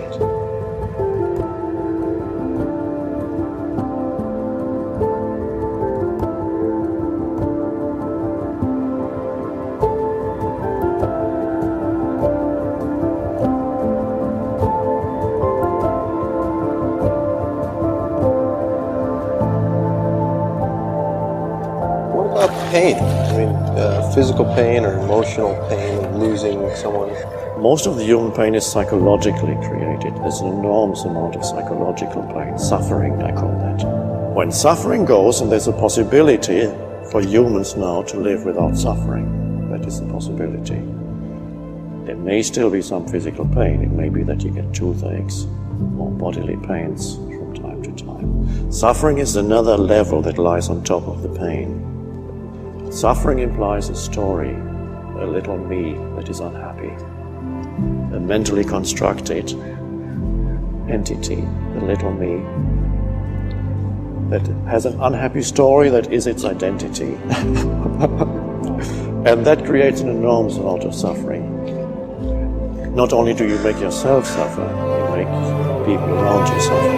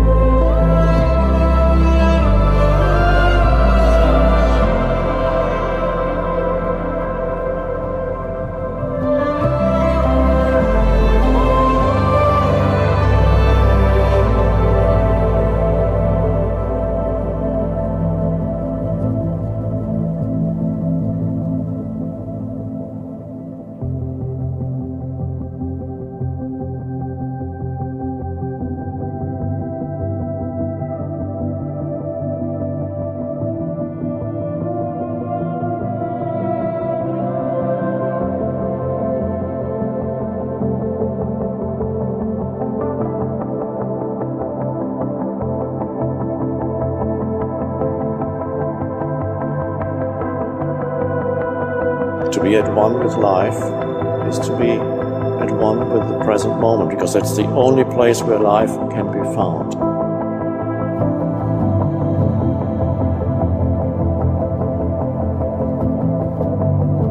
You cannot leave the space of now. That stays with you, whatever you're doing, wherever you go. Your life has never been not now and will never be not now. Are you making the present moment into an enemy in some way, internally, through thinking about something that's nothing to do with now? I need to figure something out.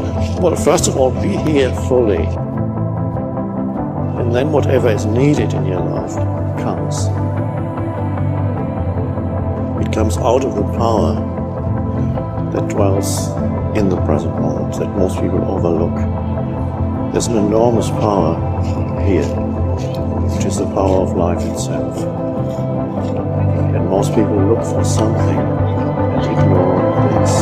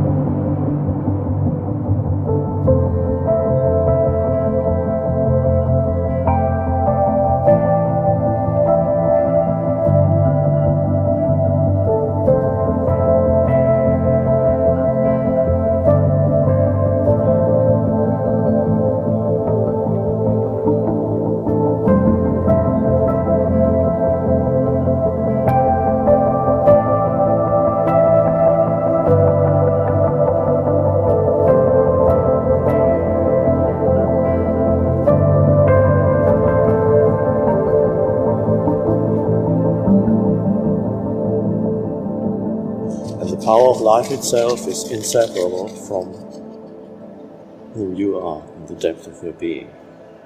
Many times you will forget. But the moment you realize that you forgot, there's a possibility of saying, yes, I lost the present moment. And there's a possibility of choosing to re-enter the present moment. The first thing that happens when you re-enter the present moment, you become more aware of sense perceptions. You suddenly, there's a greater alertness. And then you become more aware of the aliveness in your body. You feel the life within. It's like the entire vibrational frequency of your body shifts when you become present. It's a different state of consciousness. More alert, more alive. And many times you will lose it. And then you'll remember, that's good enough.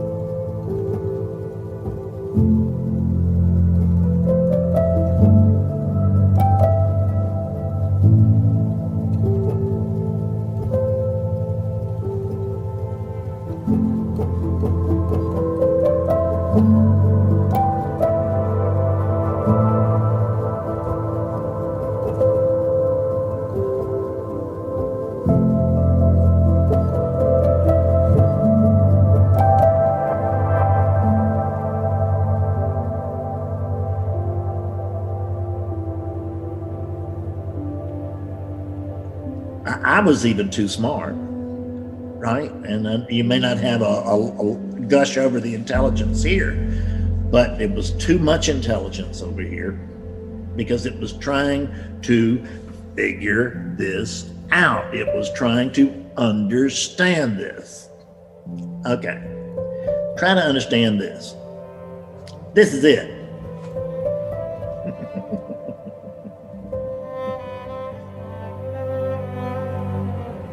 Let me see, let me go over that again slowly.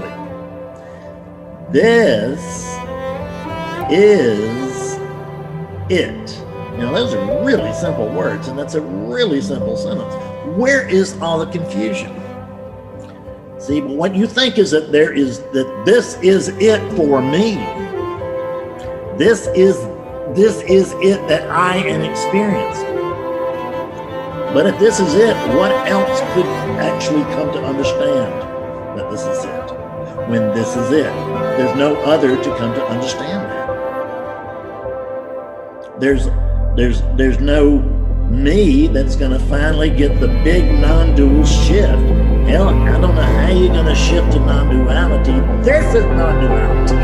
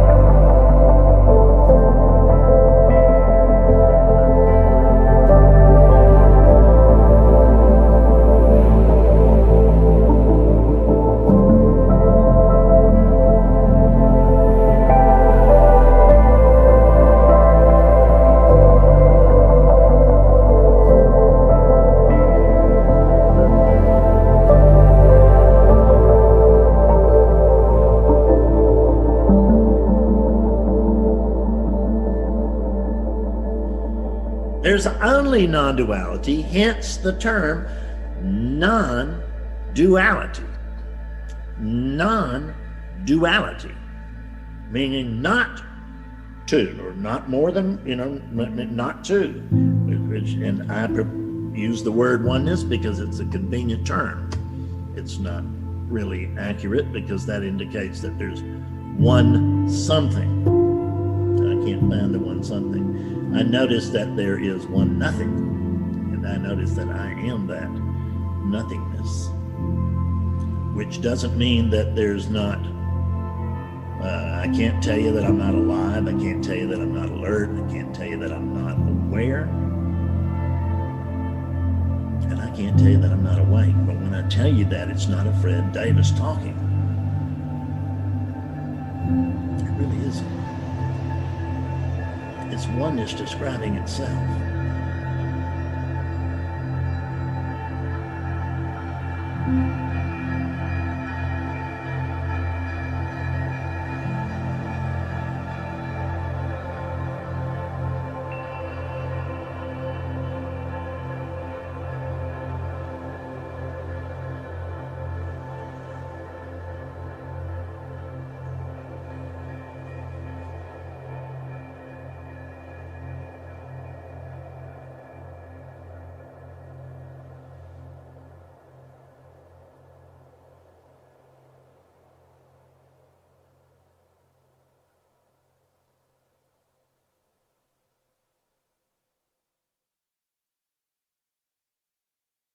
Me, that individual, that I, that self, whatever you like to call it, grows up with lots of other me's and I's and becomes convinced that it is real. And so the story of me arises and grows and develops. And the story of me includes a sense that me is real, I'm a real person, I have free will, that free will is mine. I'm on a journey, I was born, I will live and I will die.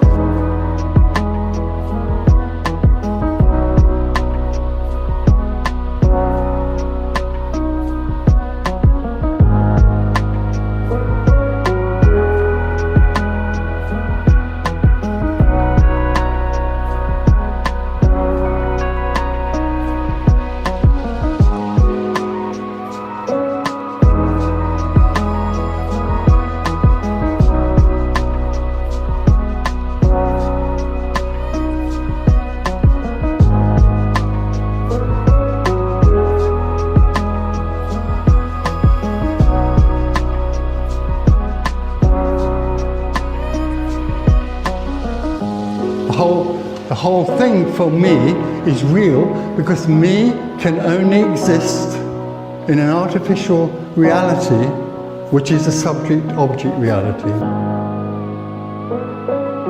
An experience of being a subject surrounded by objects. So I am something here and everything else that's happening is something out there that's separate from this.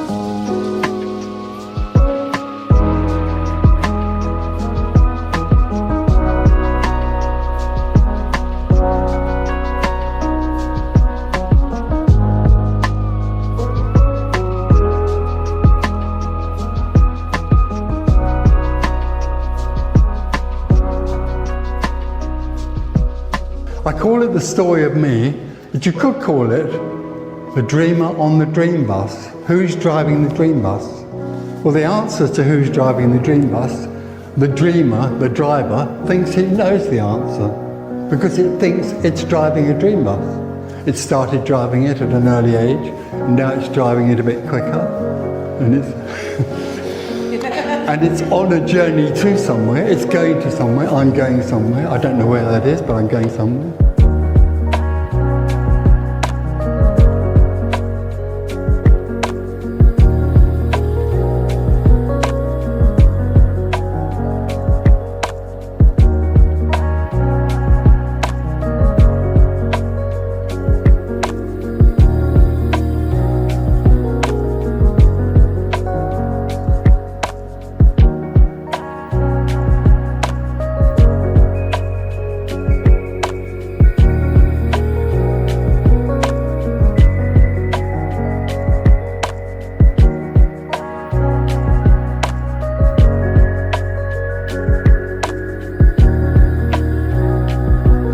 sometimes it gets to a bus stop, but it doesn't stop because the bus stop says, what's next? Because me can only exist and live in what's next. It lives in an artificial reality in which it feels it is real, and it feels that time is real, and it's on a journey going somewhere. It's always on a journey into what will be, and can't possibly recognize what is.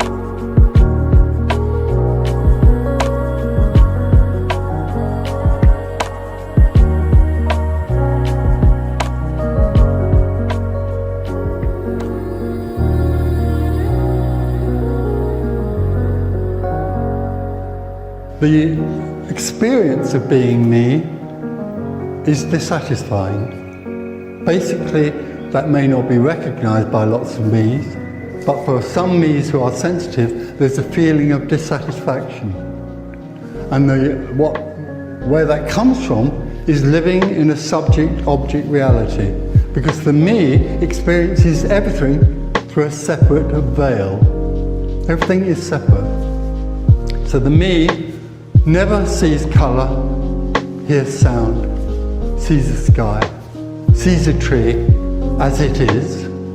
It sees it and experiences it within itself as an object, as a separate object. So everything is experienced through a veil of separation. And that is dissatisfying.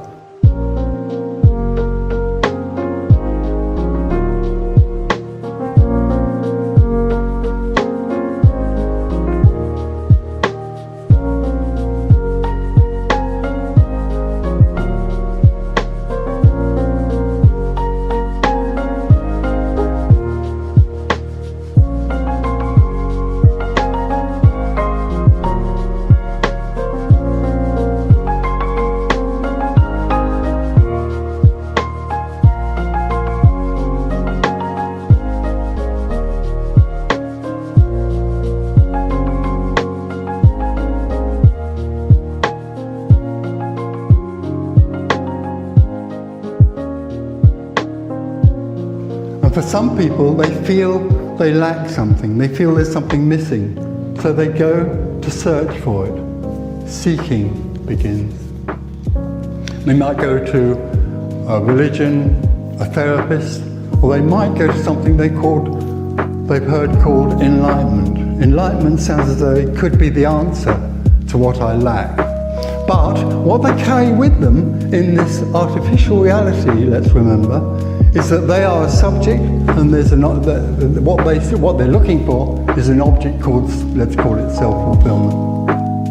And they've grown up believing that they have free will and choice, and they've grown up believing that they can influence their story. And so, if they feel that they want to become enlightened, because they have managed to do some things through free will and choice, and they also believe they can become enlightened through their own effort.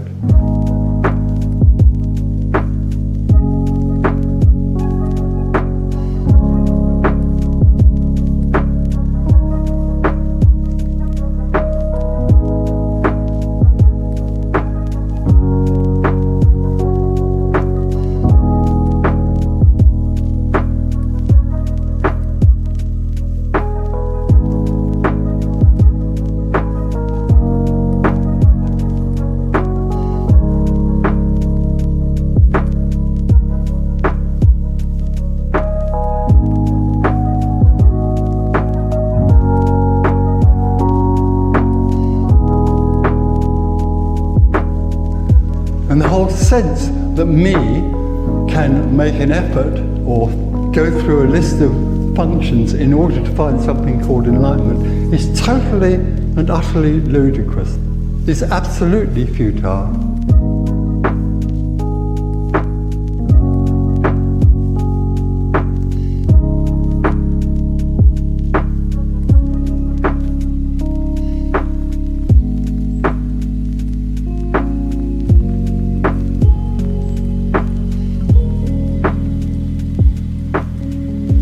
because the whole sense of being separate is an energy.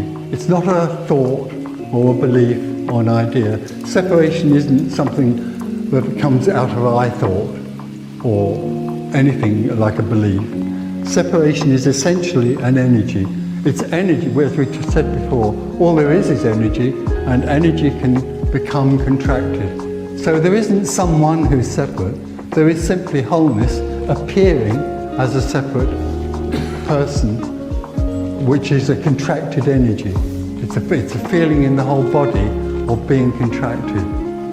So what can happen is that sense of energy, that sense of contraction, which is a tight feeling, can simply melt back into the whole of the boundless energy, which is all there is.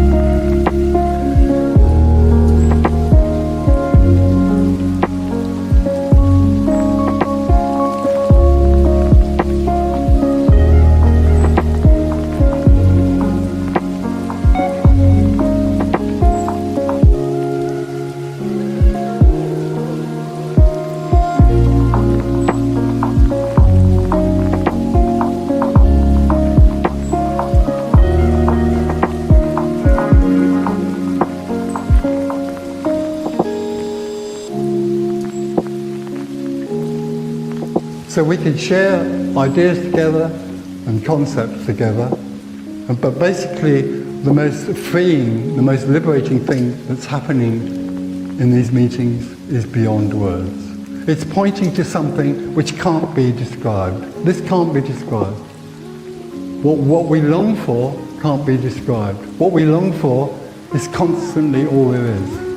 What we long for remains hidden from the seeker by already being everything.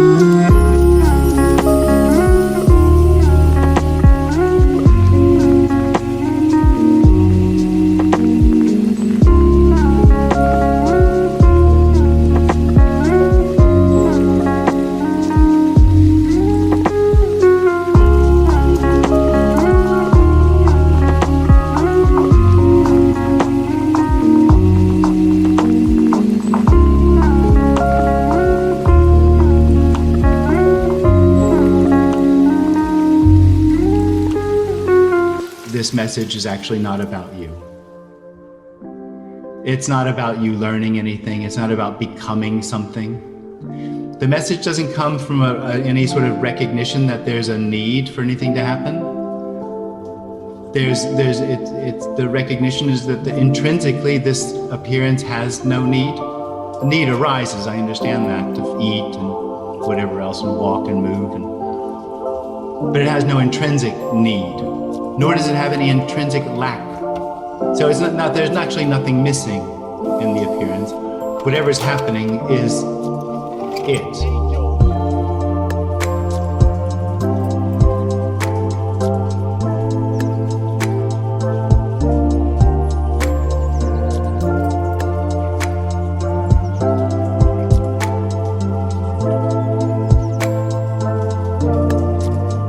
It's not a demand. So the message has no demand, nor does the appearance have any intrinsic demand in what's happening. So if that's true, what is this? If it has no demand and no expectation and no intrinsic need, well, it's free. It's freedom, but like already.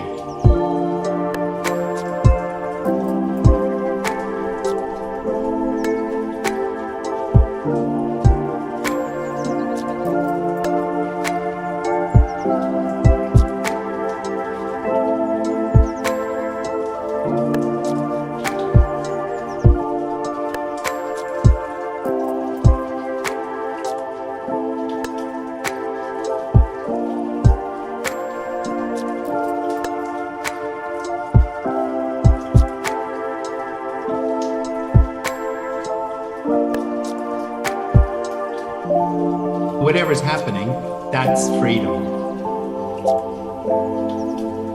It's not a freedom for you, because of course the message isn't about you, nor is the whole appearance actually. But it's an unconditional freedom. Whatever's happening is exactly that freedom.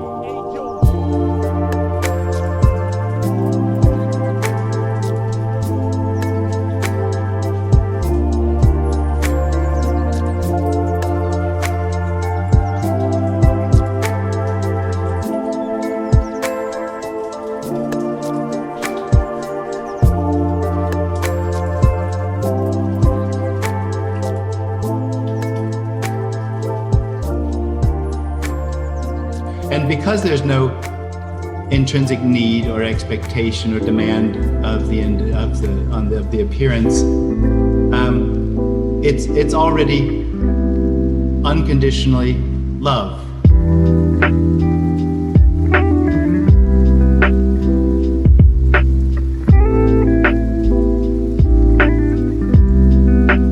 It's already complete. It's not becoming complete. It's not trying to become anything. This appearance actually isn't trying to become anything. It is already.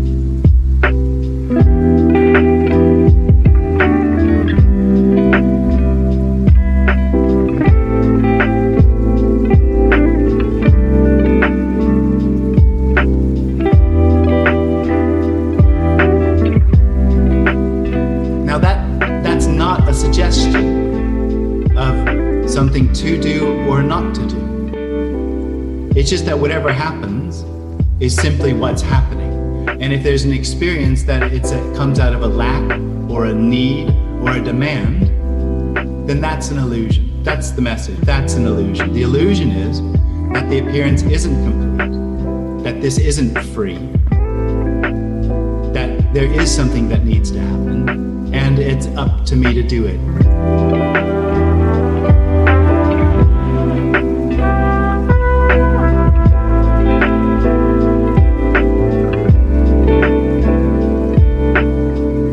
What we're talking about here is that experience is illusory. So, in the illusion, in the sense that when or if it stops happening, it doesn't actually stop as an activity that was happening that ends. It's recognized that it never was happening.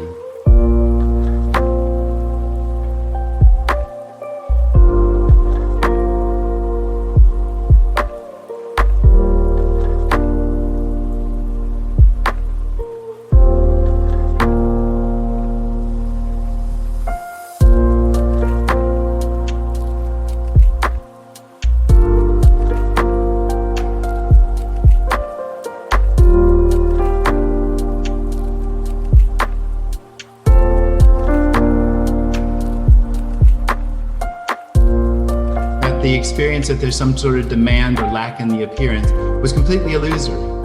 That the experience that was happening was real and happening to me, completely illusory. That there's something that I am in control, that I have a life of meaning and purpose that needs to become to find happiness is completely illusory.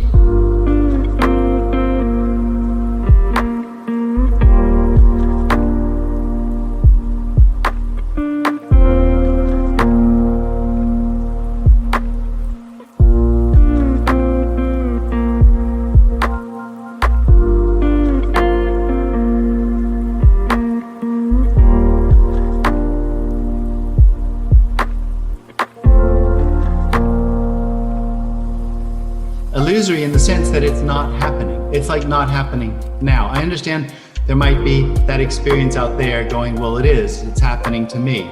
And the suggestion is, yeah, I understand that, and it's an illusion.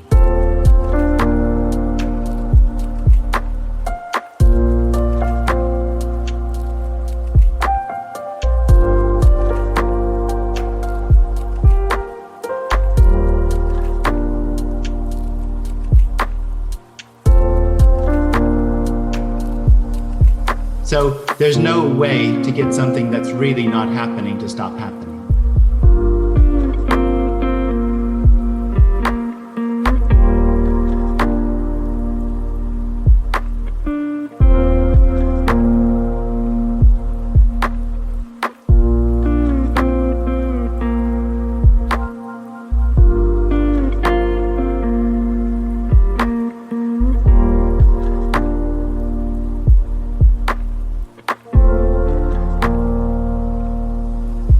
So the end of the individual, the end of that need, isn't the satisfaction of all the expectations of the individual. So this is a dissatisfying message as well. It doesn't give you what you're looking for. It's not trying to either. All the expectations and all the questions about what this is about, what I need to do, who am I, what's the meaning and purpose of my life, that seem to demand answers, they all disappear when the questioner disappears.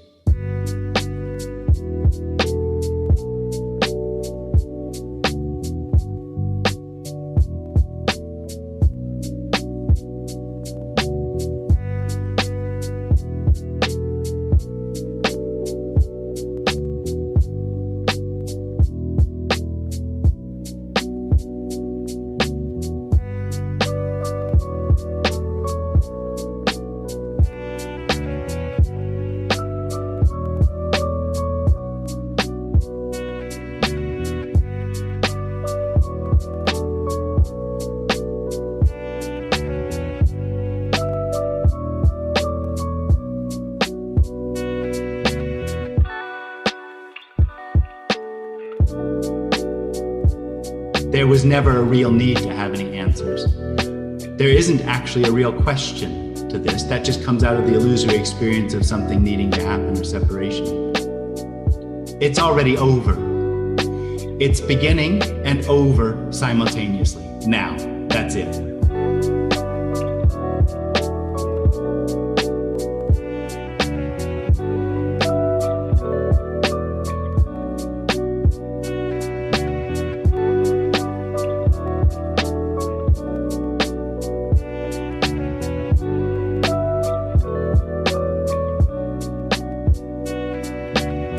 Now is a little misleading because there isn't anything else, but this is that, the beginning and end of everything.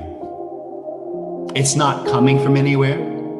So anything you think of when I say that about the past, this is where I came from, I walked down the stairs to get to this room, that's this.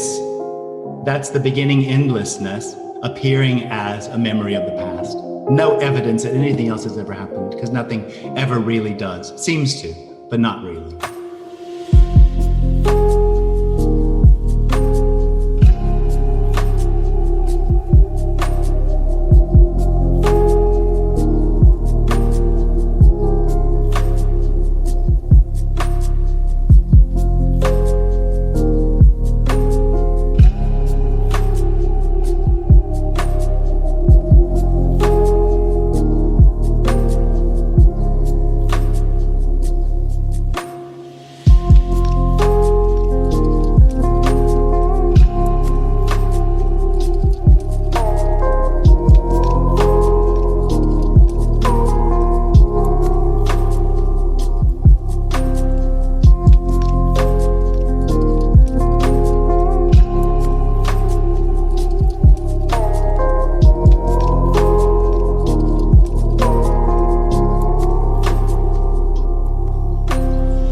No amount of spiritual busy work in working on yourself is going to get you to an imagined destination called freedom. Because the very act and belief of working on ourselves to get to wholeness or to get to heaven means you're not it. Means this isn't it. How could this be a manifestation of perfection? That's what we tell ourselves. Or that's what the energy in the body of seeking would like to tell itself, that this isn't it, that something's missing. I've got to create perfection. You are perfection. Everything that's appearing is perfection. The pain in the body, the joy, the sadness, all of it is a manifestation of the absolute perfection.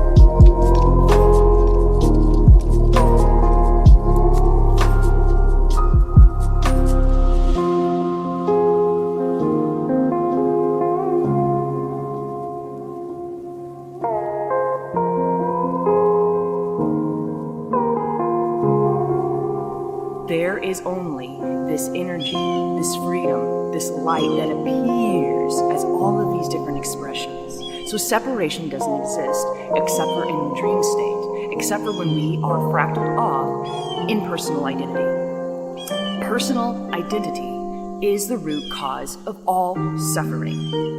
All suffering stems from the contracted energy of I am a real person in time with real problems, and I'm here to make change, and I've got to control my reality, because without me, who's gonna do it?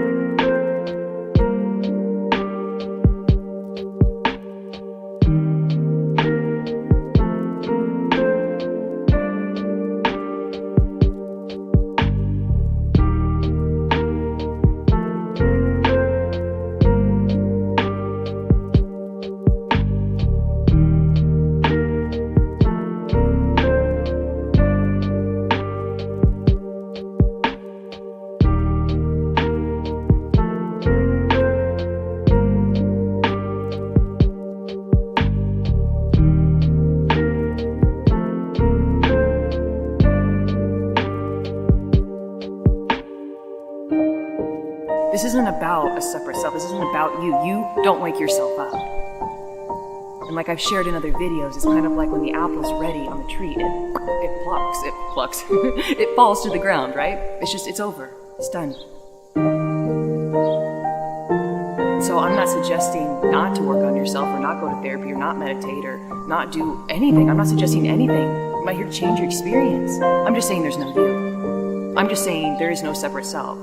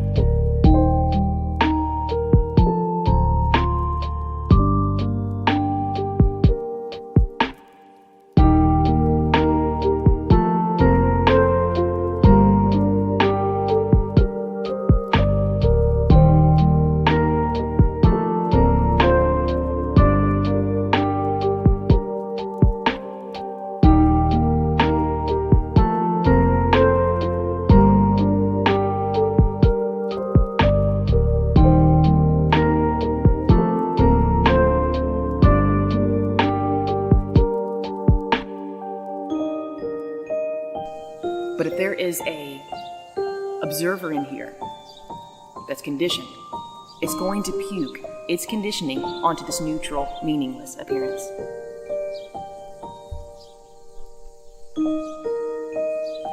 Because worlds are personal.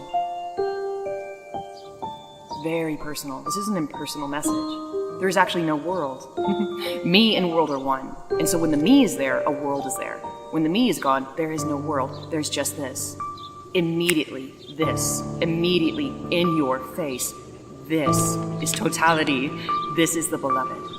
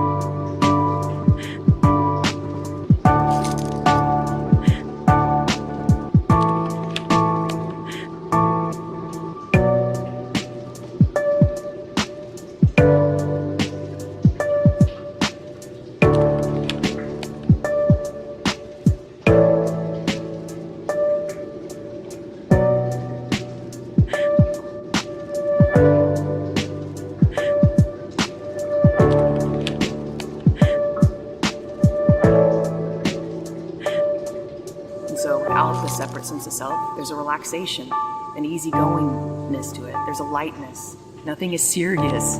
It's all seen through. So now let's play, you could say.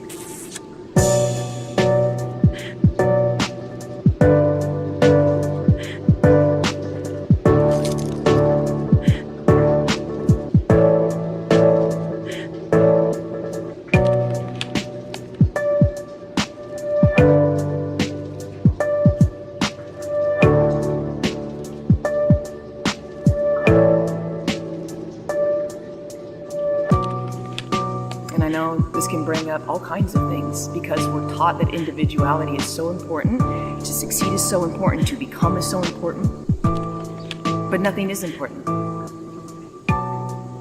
Nothing is, not even this video, not even these words, nothing is. That's the freedom. Because the me lives in such seriousness. I've got to figure this out. It's a neurosis. The me is a complete neurosis. Fight or flight. But everything is in plain sight. Everything is waving at you, going, hey, hi, this is it. You're home. But there is that illusory centerpiece still appearing. We go, no, can't be this. I was told I was going to be bliss 24/7, I was going to have some kind of angels come down and crown me or something. Nothing's happening, man. Because we think we know what this is.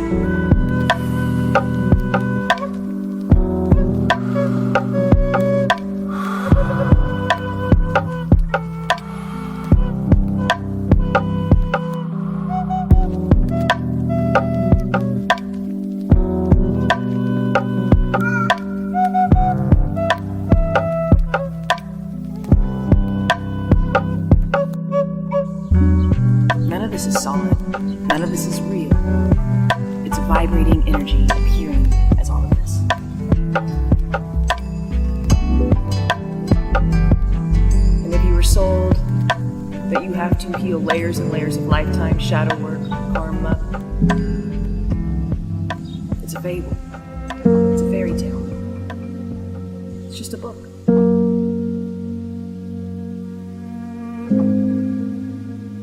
You think you know who you are. Underline think. That's the veil.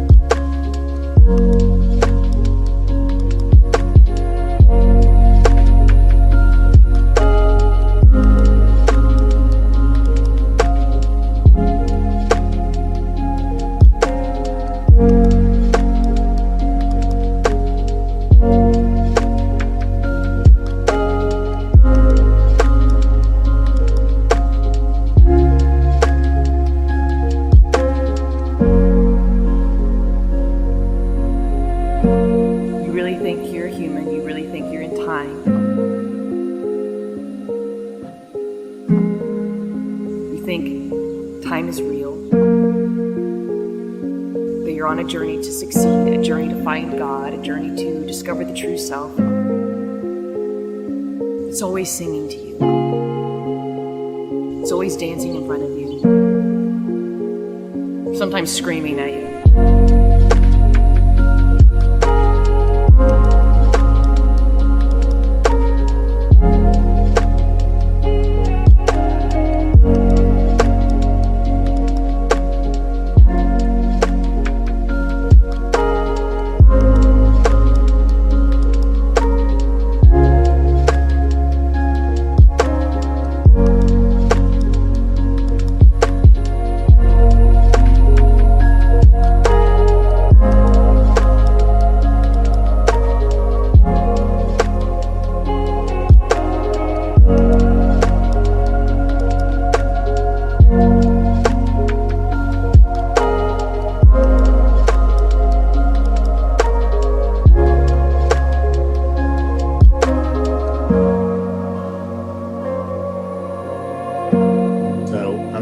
Into too much on this.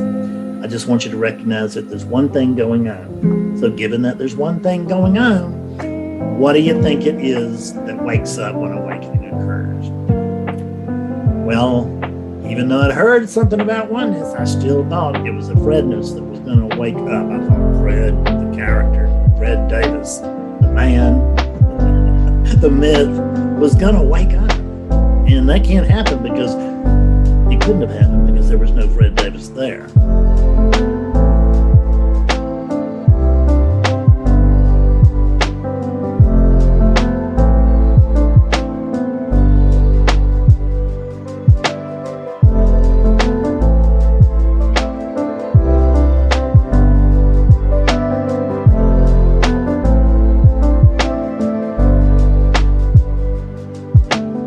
There was just a thought, awakeness, as it was coming through this sack of conditioning. There were patterns here that were functioning together very closely. And somehow within all those patterns, there arose the thought, well, there's something in the middle of these patterns and I'm it. And that's not true. There's nothing in the middle of the patterns. Just like the center of a hurricane, the center of a cyclone, the center of the drain in your bathtub. Water all around, but nothing in the middle. And that's the way these things are. Patterns all around, but nothing in the middle.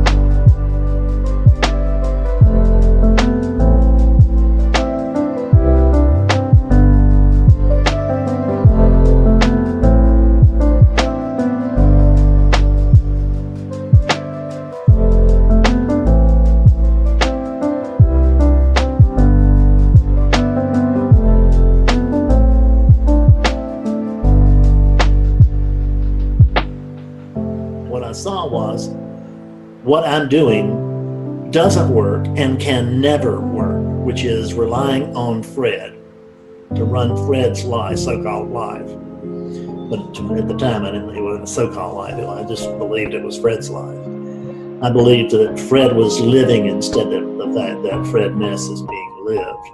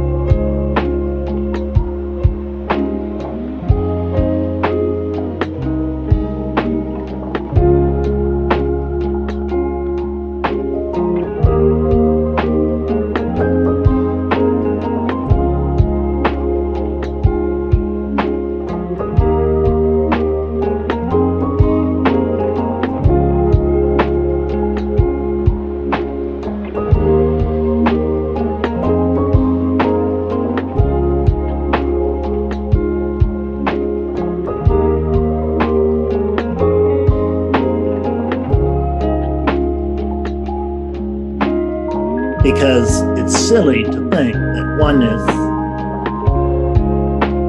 is not having the oneness experience and is waiting for some other oneness to show up. You get the ridiculous notion of that? So this is oneness looking at oneness. This is oneness hearing oneness. What wakes up is oneness. So forget trying to do anything with that unit.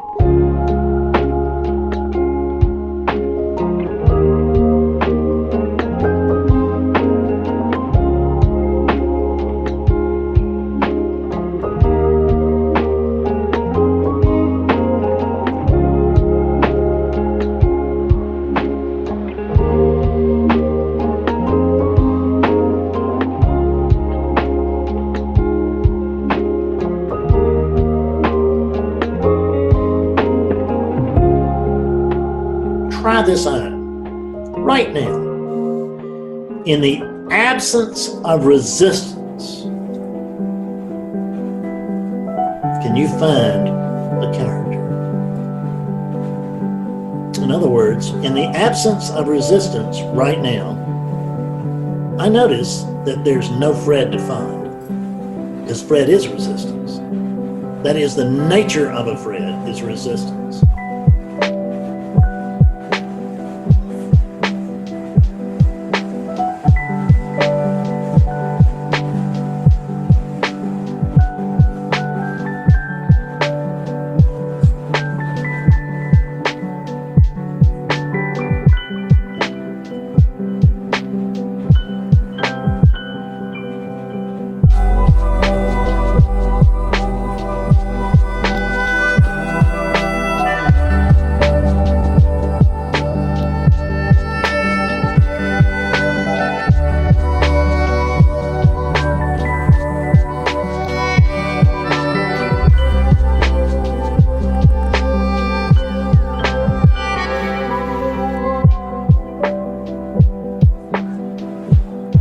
So I went to the dealership complete, right? And I just got some excess.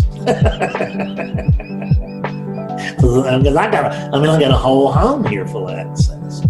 I don't need all this. How do I know? I've lived without it. Do I like it? Yes. Will it satisfy a Fred? No. It will not. It will not. He will come up with complaints about this in no time. He'll come up with complaints about his perfect wife, his perfect time, his perfect dogs, his perfect situation. Right? He really will. That's what Freds do. They are resistance itself.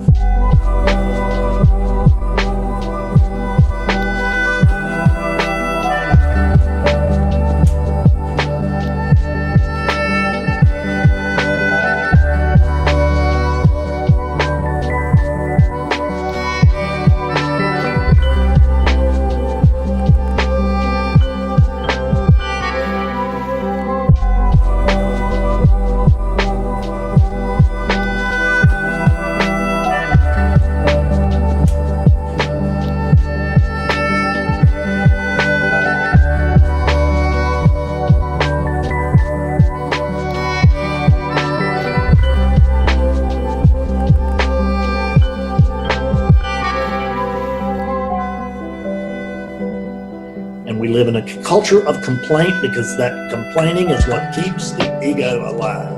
And as long as you remain as a player in the culture of complaint, you ain't waking up. Or if you do, you can wake up, but you're not the one. Because you can be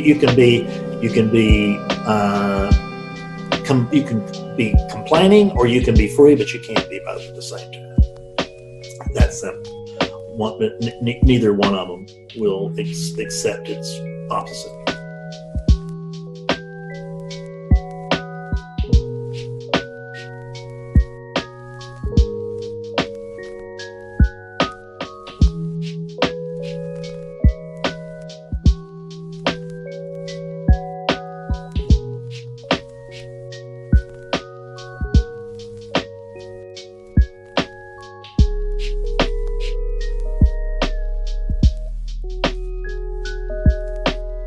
I always find these things useful just because coming here and telling myself the truth is a big deal. Because if there's anything that we need to do in order to wake up, whether it's for the first time or the last time, let's just be honest, tell ourselves the truth.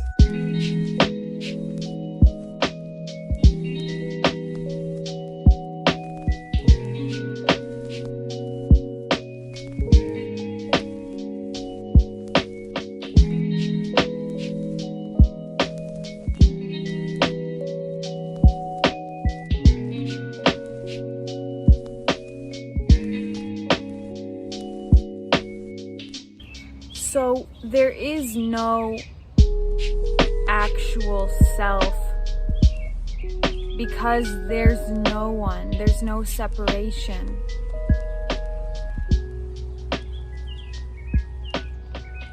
And so it's not even that there's no self. There's no one to have a self or to not have a self. already.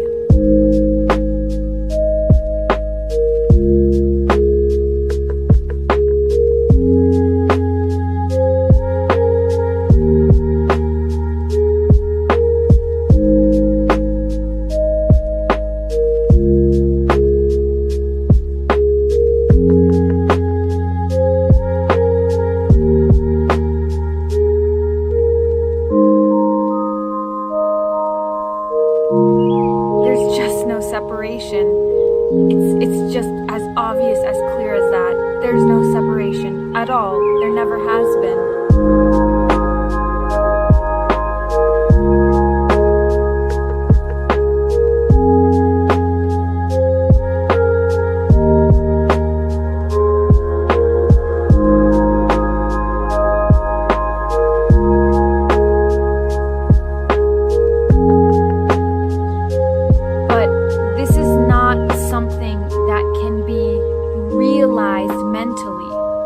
Not something that can be known with knowledge, with concepts. Because who's gonna know it? There's already no one to know anything. Knowledge can appear, thought can appear, but it's not for someone, it's not for an actual someone, an actual person.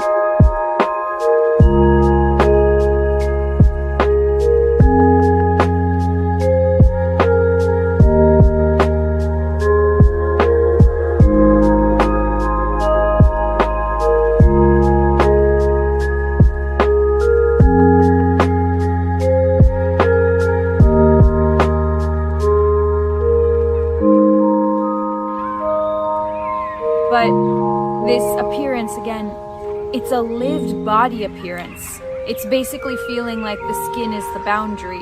It's feeling like you are in the body, that there's an I am in the body, that there's some kind of self-consciousness or special awareness or specialness, this illusory, socially sensitive, self-conscious center.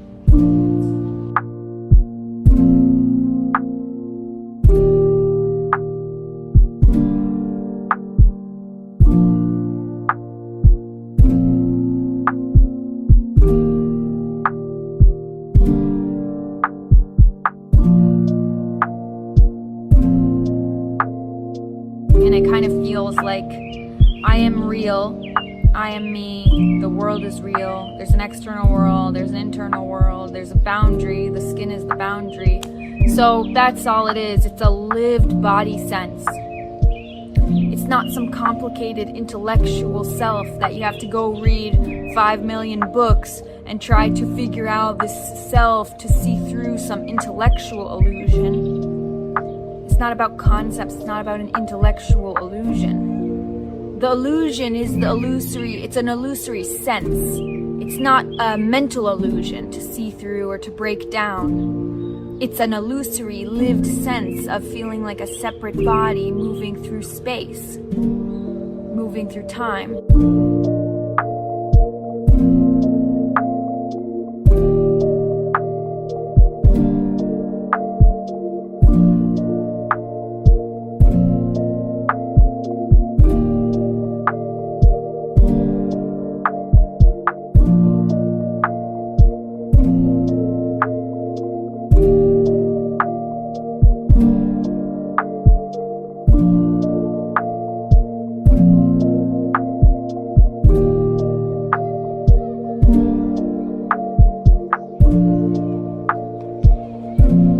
I was on a concept quest as well, you know?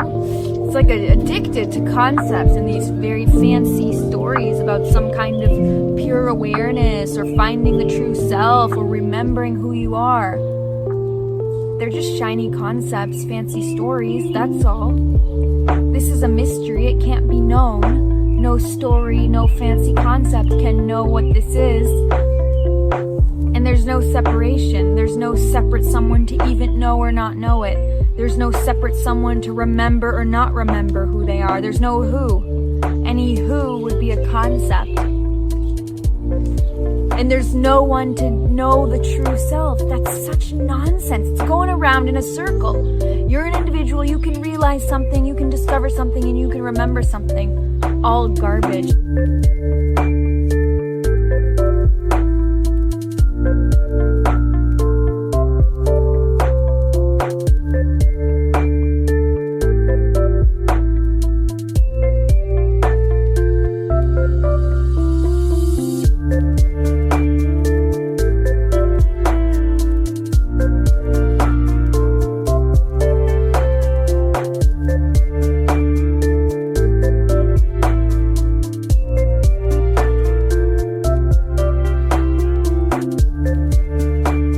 You don't need anything. There's no you to need anything or to not. There's already just life. There's already just this mystery. There's no separation. There never has been. There's never been something lost, something missing, something to find, something to get. There's already just been what is. Already the view. Already speaking, already sound.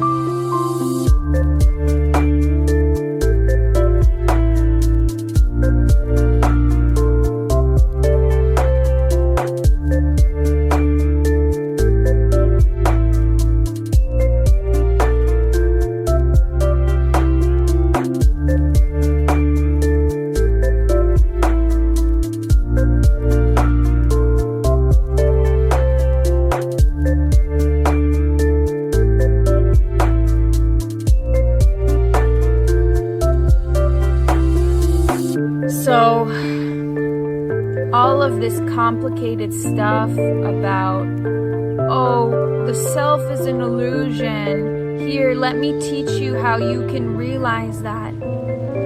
Like, it's such, like really? Like, they're still speaking to the, it's still, there's obviously there's still this illusory sense there, because they're saying there's someone who can realize that there's no one. There's already no one, period. It can't be realized. It can't be known. It's too obvious to know.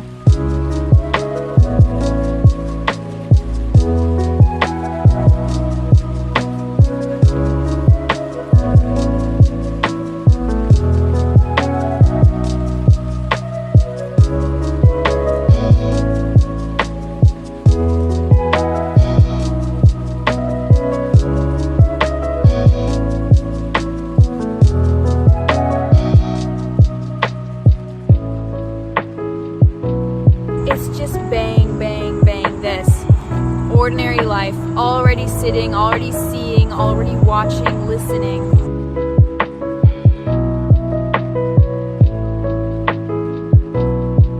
It's already immediately this. What you're looking for is already the view, it's already everything, it's already the sound of this.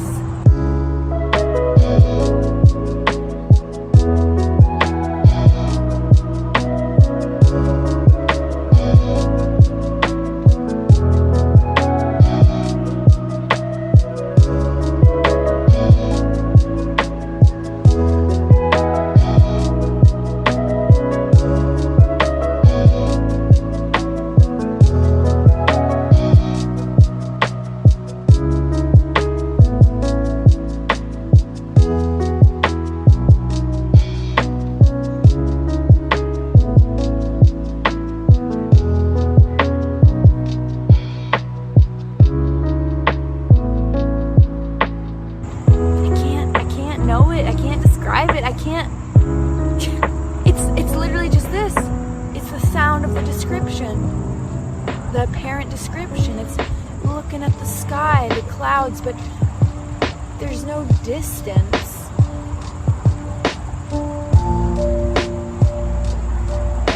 There's no edge or boundary.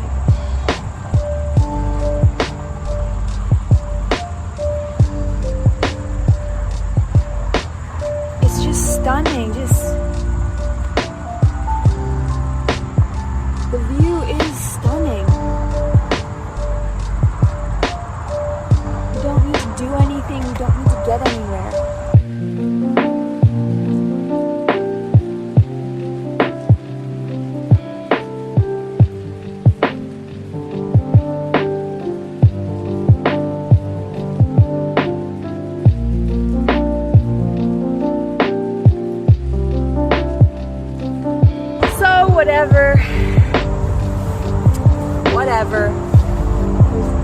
ordinary life. That's it.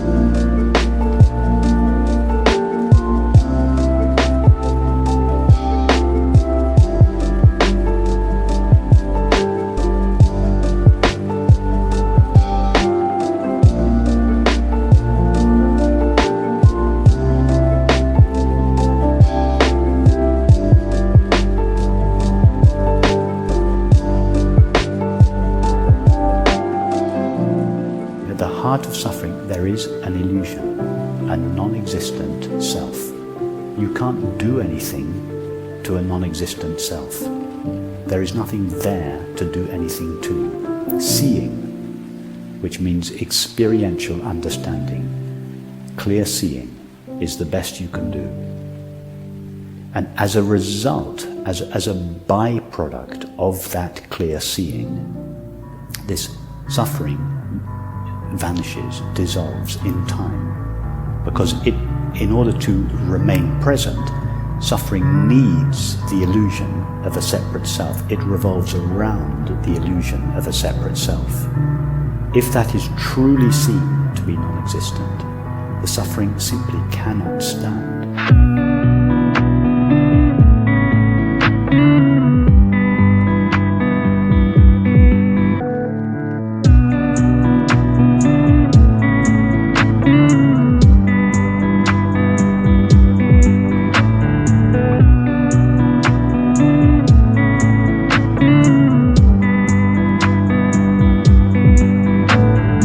Suffering is to the mind what pain is to the body. You put your hand in the fire, you experience pain. The pain is not a mistake. It's not something that's wrong. The pain is there. It's the intelligence of the body telling you, take your hand out of the fire.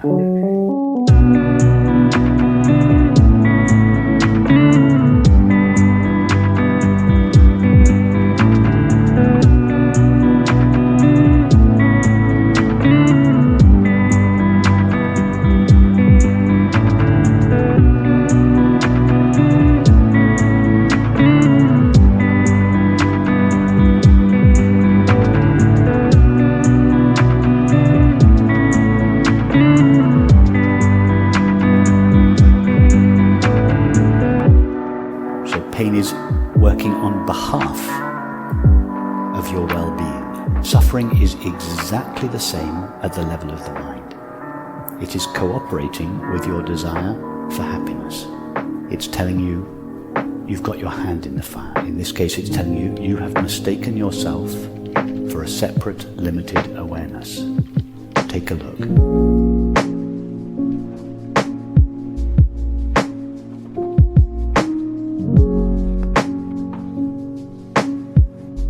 Take a look. That's what suffering is.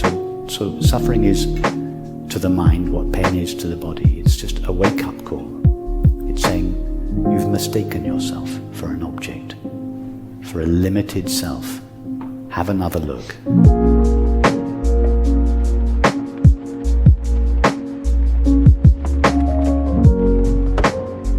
It's like you spend your life preparing jars to collect the water in a mirage. Your suffering tells you, go and have a look in the mirage. Go and have a look at this water you are spending your entire life organizing and planning around. What's going to happen when you go up to the mirage and see the water isn't there? What's going to happen to your water jar business? You're just going to lose interest in it. You're just going to stop manufacturing. Yeah? There's no water there to collect. You just forget it and move on.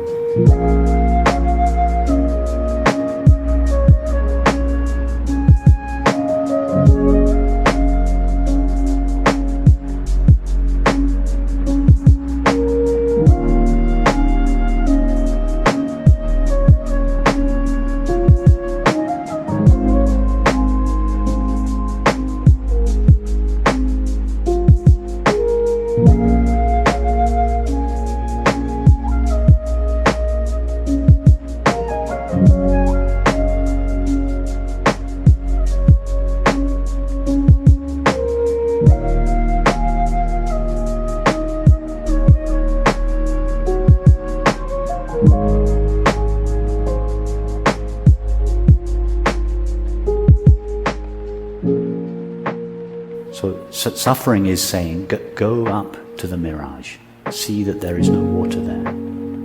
Go into your experience, see that there is no separate self there. And that seeing will take care of everything else. And then if you want, you can engage, which I know you do want to, you can engage in these loving contemplations, which is a kind of cooperation with the dismantling of the water jar business.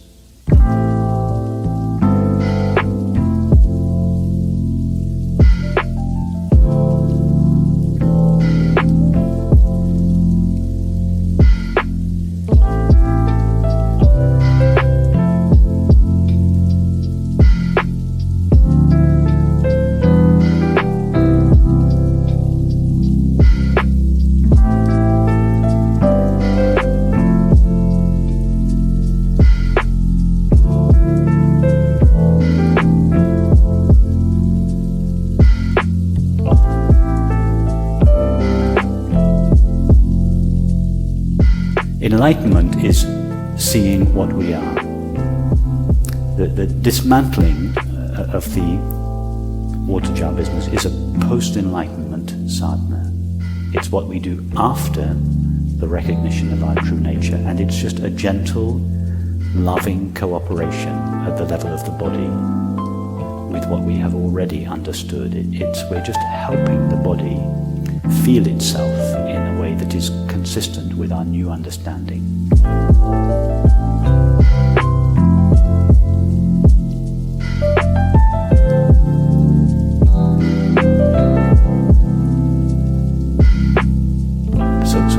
So don't worry if this extraordinary event called enlightenment doesn't seem to have taken place. Remember, enlightenment is not an event. It doesn't take place. The mind is not party to it. It's not present when this non-event occurs. It knows nothing of it. So don't worry about that. Just keep exploring what you truly are. Am I a separate, limited awareness? Or is the awareness that I know myself to be totally open, unlimited, and ever-present?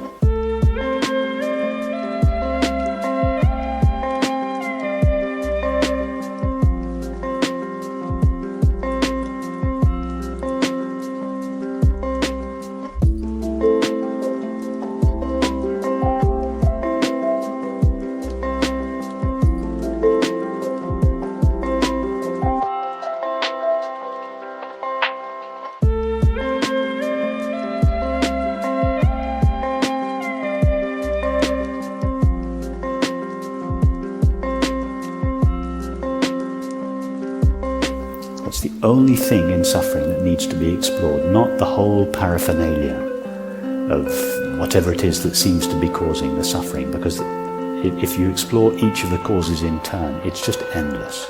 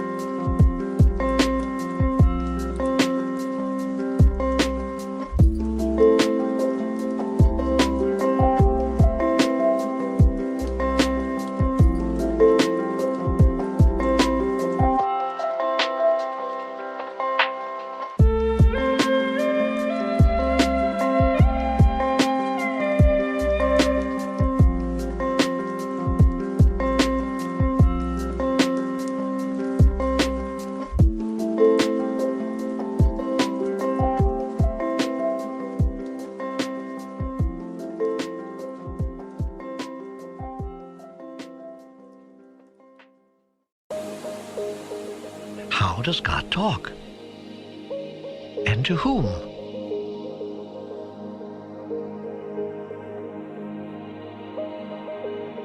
I talk to everyone. All the time. The question is not to whom do I talk, but who listens.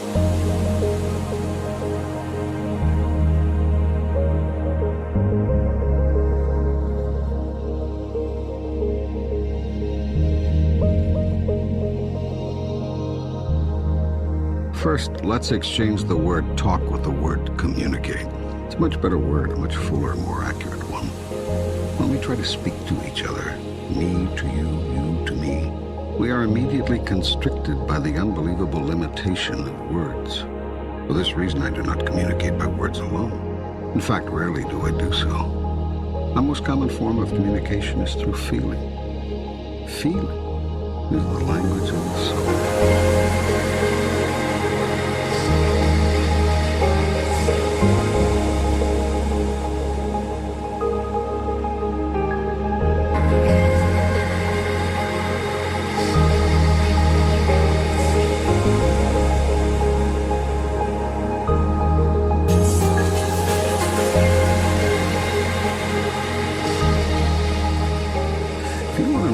True for you about something, look to how you're feeling about it. Feelings are sometimes difficult to discover, and often even more difficult to acknowledge. Yet hidden in your deepest feelings is your highest truth.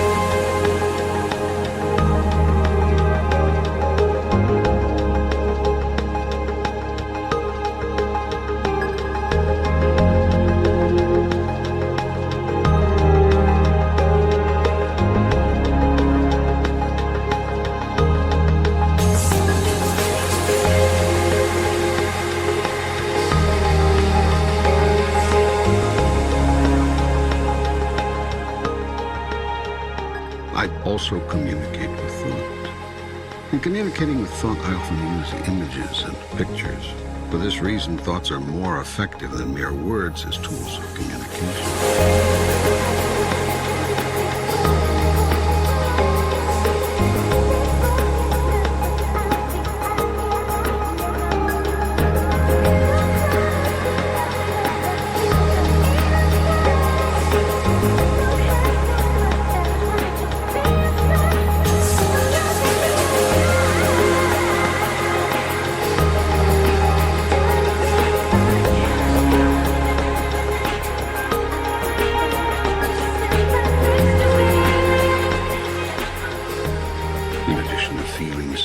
I also use the vehicle of experience as a grand communicator.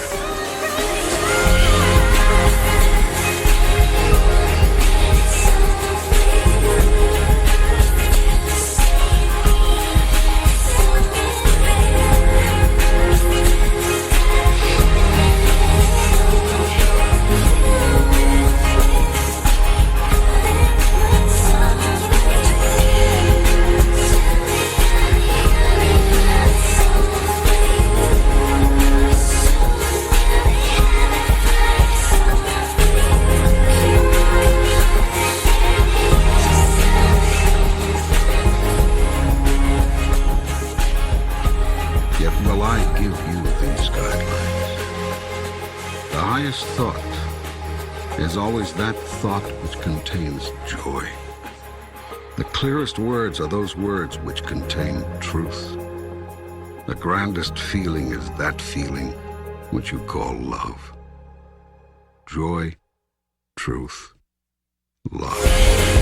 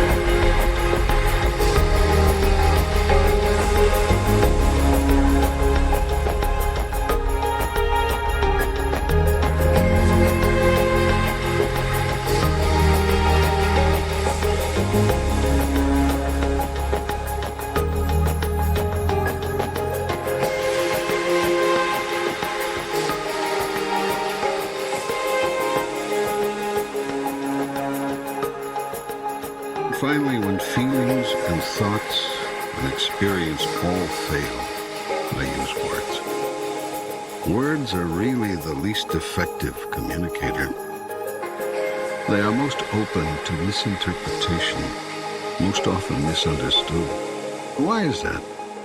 It is because of what words are. Words are merely utterances, noises that stand for feelings, thoughts, and experience.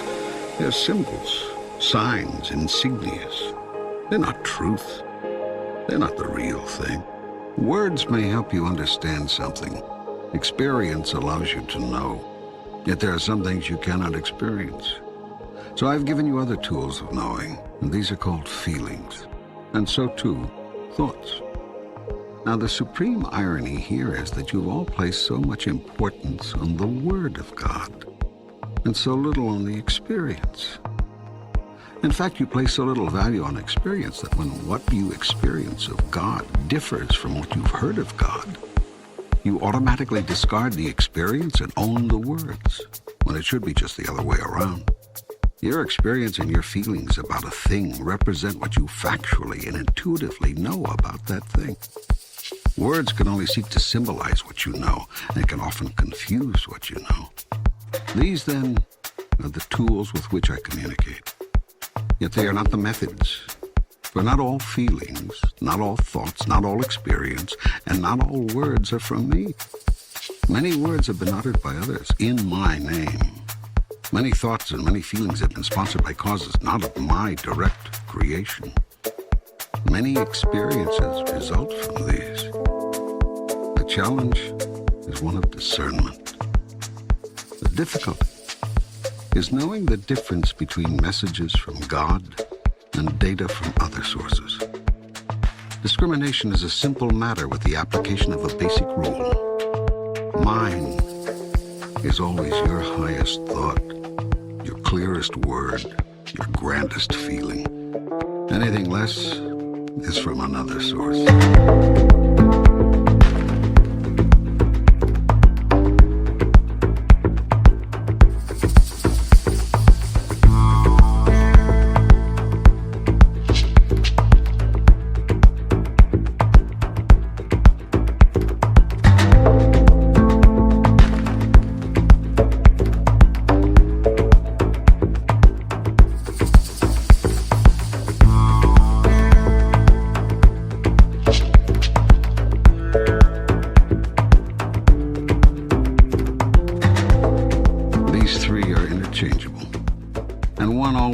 To the other. It matters not in which order they are placed. Having with these guidelines determined which messages are mine and which have come from another source, the only question remaining is whether my messages will be heeded. Most of my messages are not. Some because they seem too good to be true. Others because they seem too difficult to follow. Many because they are simply misunderstood. Most because they are not received.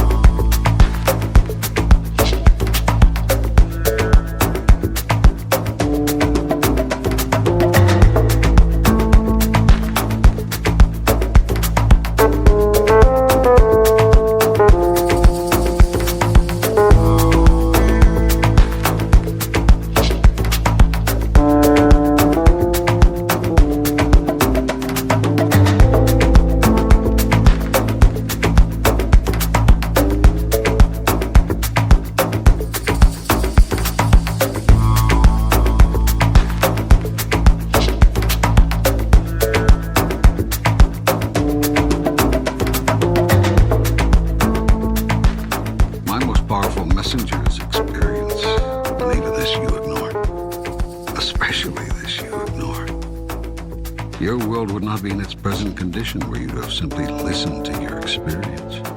The result of your not listening to your experience is that you keep reliving it over and over again. For my purpose will not be thwarted, nor my will be ignored. You will get the message, sooner or later. I will not force you to, however. I will never coerce you. For I have given you a free will, the power to do as you choose. And I will never take that away from you, ever. And so I will continue sending you the same messages over and over again throughout the millennia to whatever corner of the universe you occupy. Endlessly will I send you my messages until you have received them and held them close, calling them your own. My messages will come in 100 forms, at 1,000 moments across 1,000,000 years. You cannot miss them if you truly listen. You cannot ignore them once truly heard. Thus will our communication begin in earnest. For in the past, you have only talked to me, praying to me, interceding with me, beseeching me. Yet now can I talk back to you.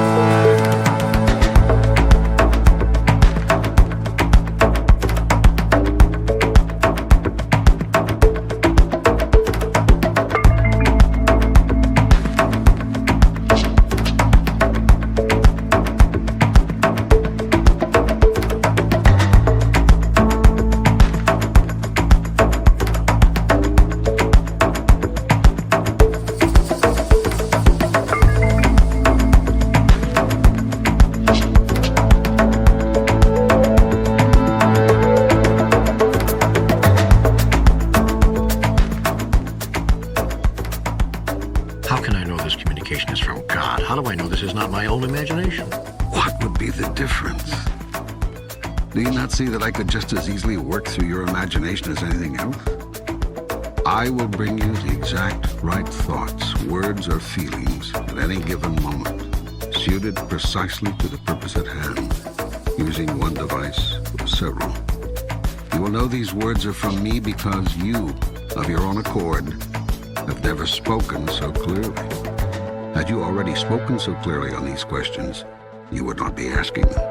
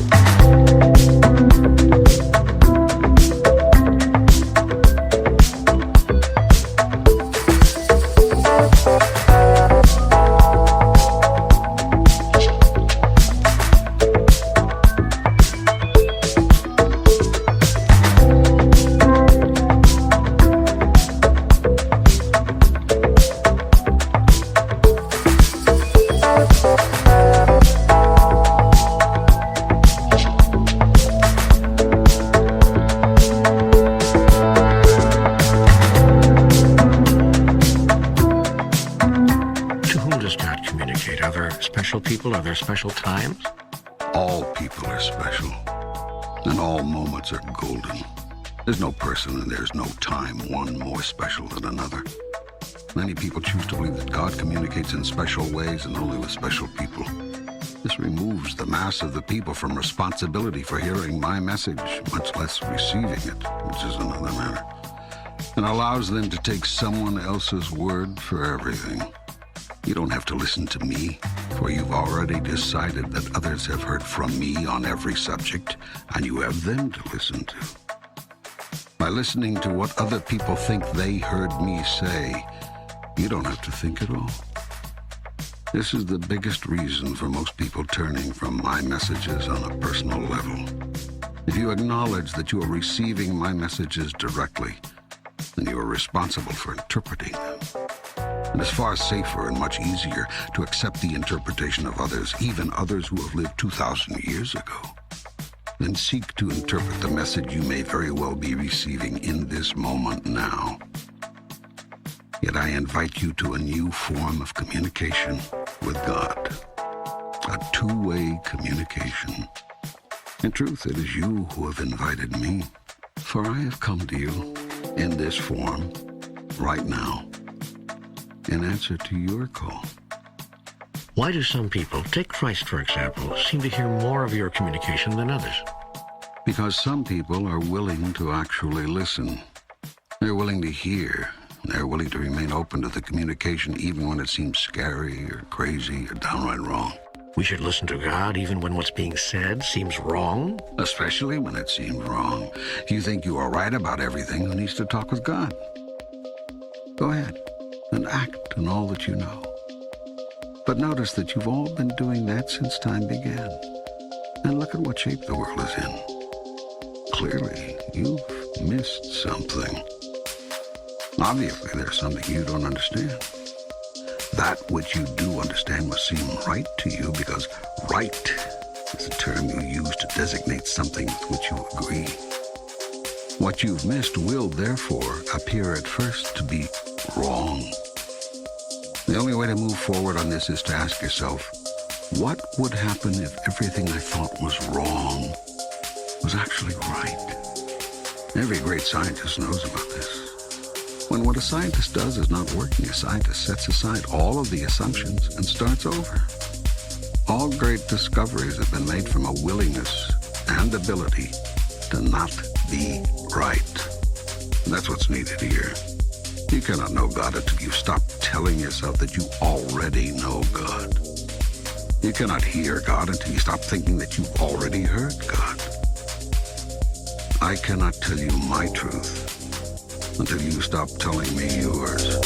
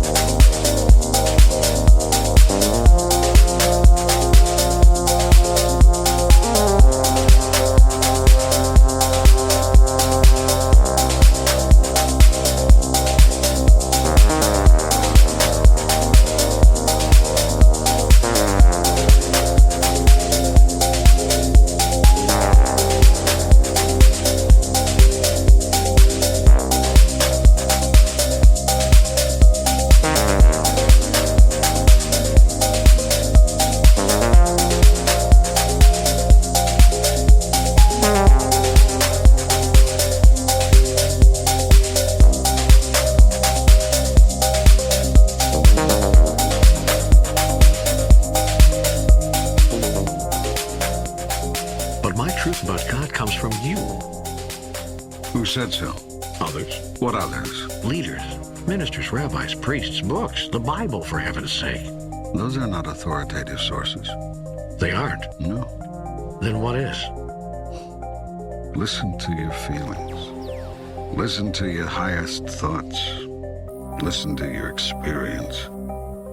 Whenever any of these differ from what you've been told by your teachers or read in your books, forget the words. Words are the least reliable purveyor of truth.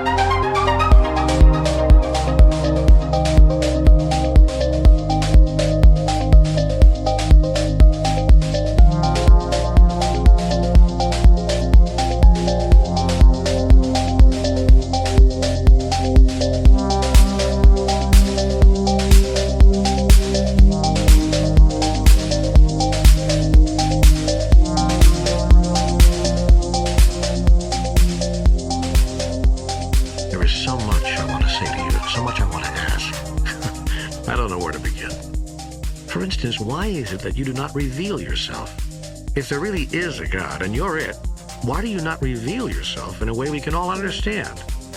I have done so over and over. I'm doing so again right now. No, I mean by a method of revelation that is incontrovertible, that cannot be denied. Such as? Such as appearing right now before my eyes. I am doing so right now. Where? Everywhere you look. No, I mean in an incontrovertible way. What way would that be? In what form or shape would you have me appear? In the form or shape you actually have. That would be impossible. For I have no form or shape you understand. I could adopt a form or shape that you could understand. But then everyone would assume that what they have seen is the one and only form and shape of God, rather than a form or shape of God, one of many. People believe I am what they see me as, rather than what they do not see. But I am the great unseen, not what I cause myself to be in any particular moment. In a sense, I am what I am not.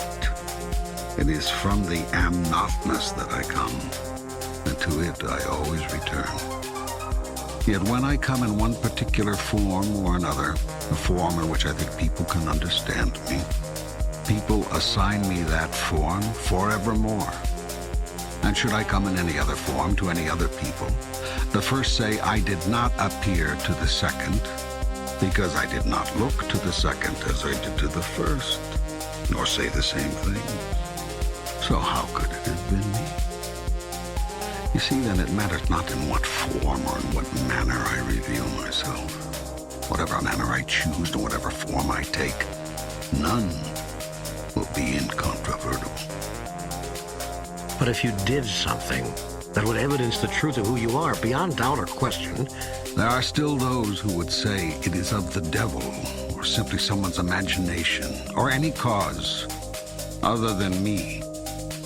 If I revealed myself as God Almighty, King of heaven and earth, and moved mountains to prove it, there are those who would say, it must have been Satan. And such is as it should be. For God does not reveal God's self to God's self from or through outward observation, but through inward experience.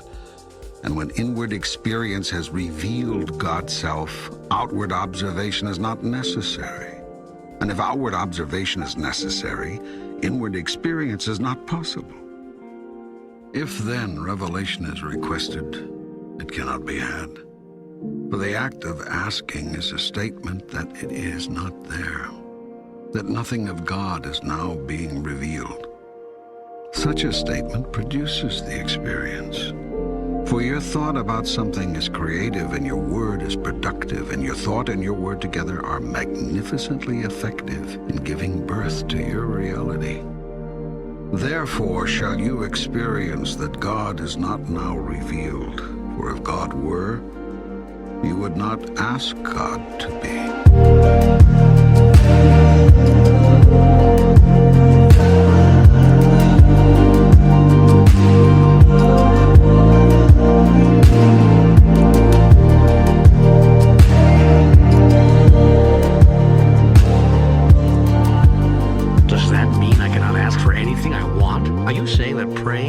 Actually pushes it away from us?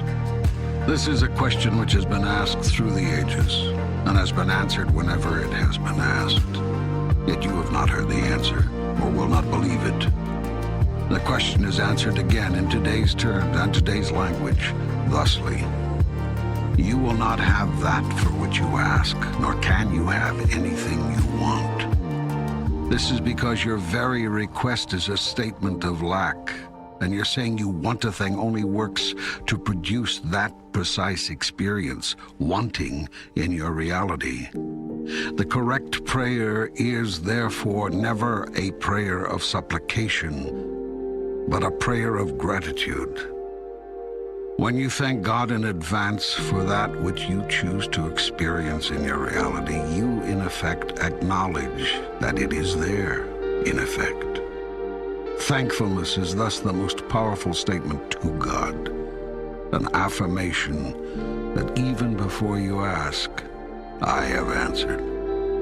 Therefore, never supplicate, appreciate.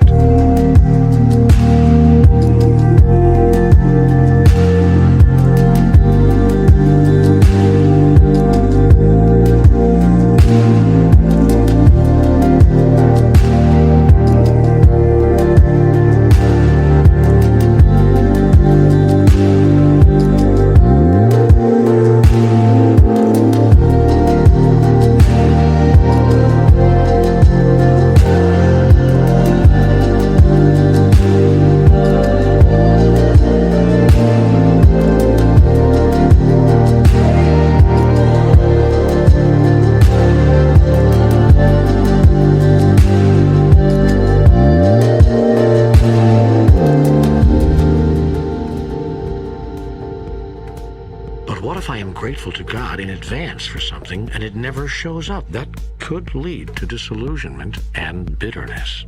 Gratitude cannot be used as a tool with which to manipulate God, a device with which to fool the universe. You cannot lie to yourself. Your mind knows the truth of your thoughts. You're saying, thank you, God, for such and such, all the while being very clear that it isn't there in your present reality. You can't expect God to be less clear than you, and so produce it for you. God knows what you know, and what you know is what appears as your reality. But how then can I be truly grateful for something I know is not there? Faith. If you have but the faith of a mustard seed, you shall move mountains. You come to know it is there because I said it is there. Because I said that even before you ask, I shall have answered. Because I said and have said to you in every conceivable way, through every teacher you can name, that whatsoever you shall choose, choosing it in my name, so shall it be.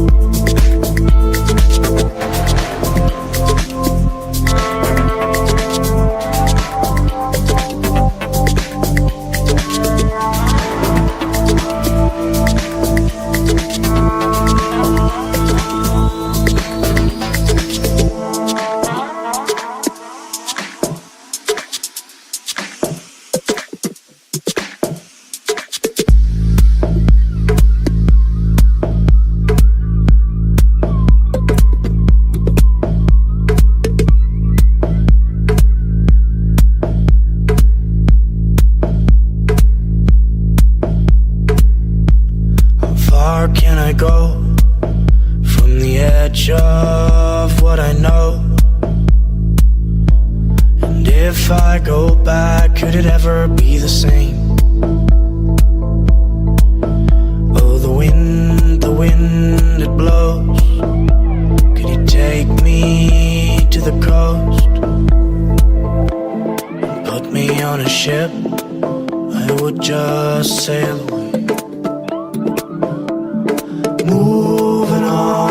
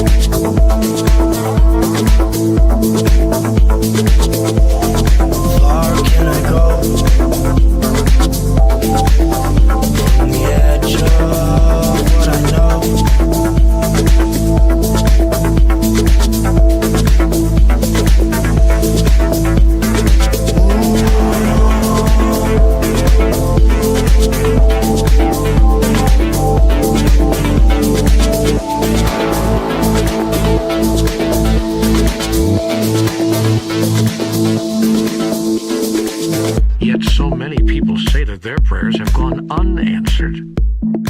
No prayer, and a prayer is nothing more than a fervent statement of what is so, goes unanswered. Every prayer, every thought, every statement, every feeling is creative. To the degree that it is fervently held as truth, to that degree will it be made manifest in your experience. When it is said that a prayer has not been answered, what has in actuality happened is that the most fervently held thought, word, or feeling has become operative. Yet what you must know, and here's the secret, is that always it is the thought behind the thought, what might be called the sponsoring thought, that is the controlling thought. If therefore you beg and supplicate, there seems a much smaller chance that you will experience what you think you are choosing, because the sponsoring thought behind every supplication is that you do not have now what you wish. That sponsoring thought becomes your reality. The only sponsoring thought which could override this thought is the thought held in faith that God will grant whatever is asked without fail. Some people have such faith. The process of prayer becomes much easier when, rather than having to believe that God will always say yes to every request, one understands intuitively that the request itself is not necessary. Then the prayer is a prayer of thanksgiving. It is not a request at all, but a statement of gratitude for what is so.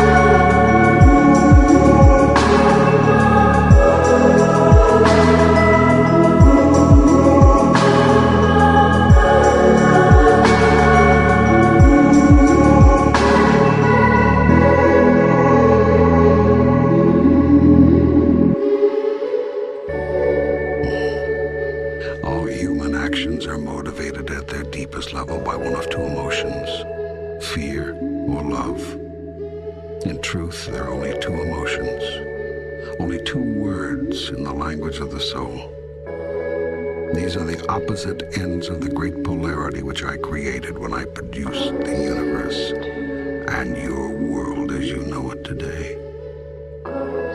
These are the 2 points, the alpha and the omega, which allow the system you call relativity to be. Without these 2 points, without these 2 ideas about things, no other idea could exist.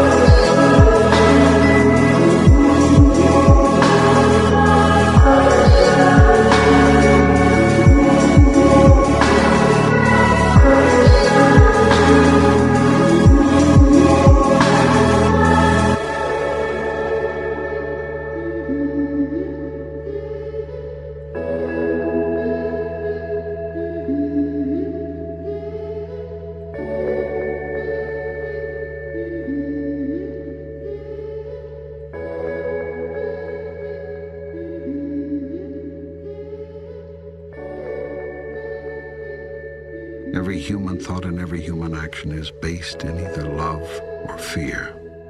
There's no other human motivation, and all other ideas are but derivatives of these two. They are simply different versions, different twists on the same theme. Think on this deeply, and you will see that it is true. This is what I have called the sponsoring thought. It is either a thought of love or fear. This is the thought behind the thought behind the thought. It is the first thought. It is prime force. It is the raw energy that drives the engine of human experience.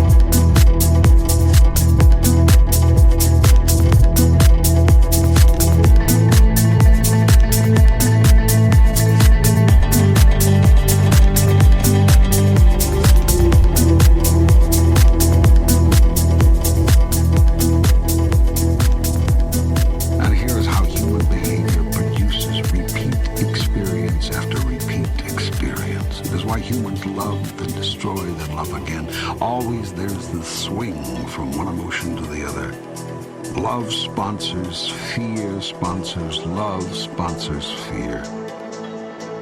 And the reason is found in the first lie. The lie which you hold is the truth about God, that God cannot be trusted, that God's love cannot be depended upon, that God's acceptance of you is conditional, that the ultimate outcome is thus in doubt. For if you cannot depend on God's love to always be there, on whose love can you depend? If God retreats and withdraws when you do not perform properly, will not mere mortals also? And so it is that in the moment you pledge your highest love, you greet your greatest fear. The first thing you worry about after saying I love you is whether you'll hear it back. And if you hear it back, then you begin immediately to worry that the love you have just found you will lose. And so all action becomes a reaction, defense against loss, even as you seek to defend yourself against the loss of God. Yet if you knew who you are, that you are the most magnificent, the most remarkable, the most splendid being God has ever created, you would never fear. For who could reject such wondrous magnificence? Not even God could find fault in such a being.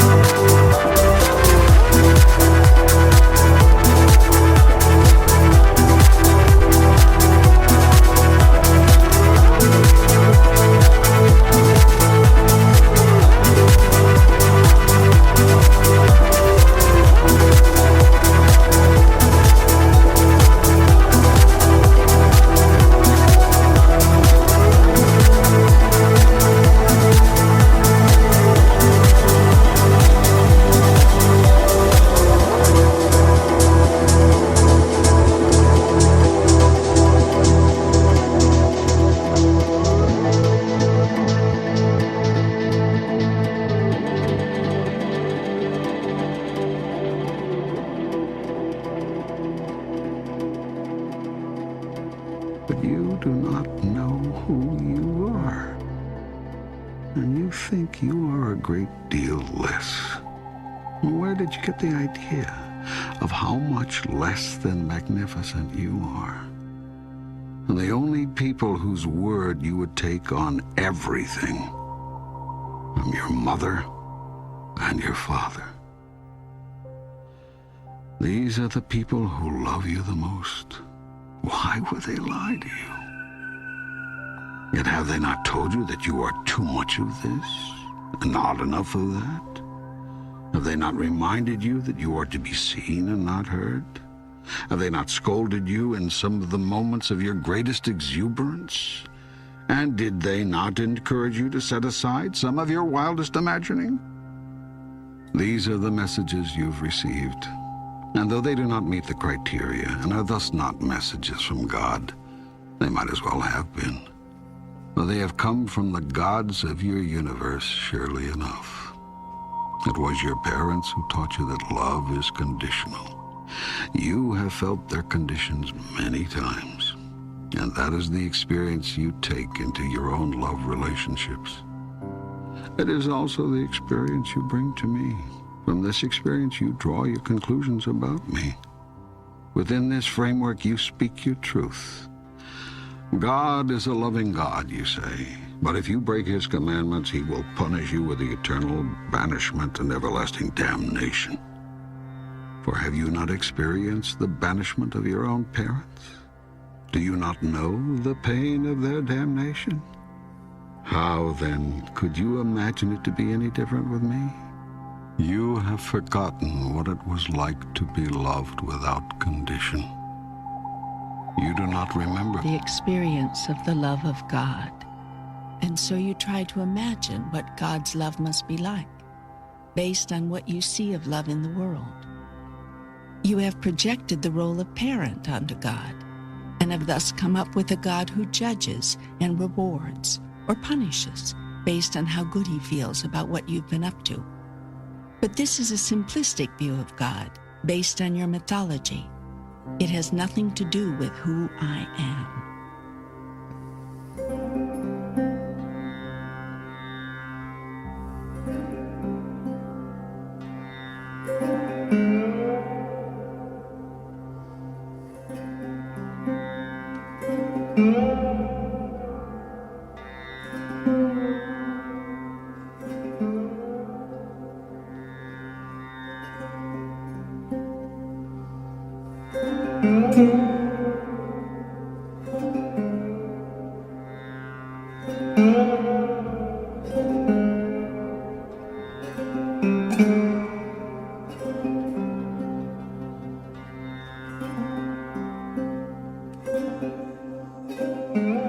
Having thus created an entire thought system about God based on human experience rather than spiritual truths, you then create an entire reality around love.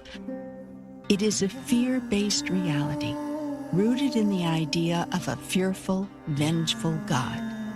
Its sponsoring thought is wrong, but to deny that thought would be to disrupt your whole theology. And though the new theology, which would replace it, would truly be your salvation, you cannot accept it, because the idea of a God who is not to be feared, who will not judge, and who has no cause to punish is simply too magnificent to be embraced within your grandest notion of who and what God is.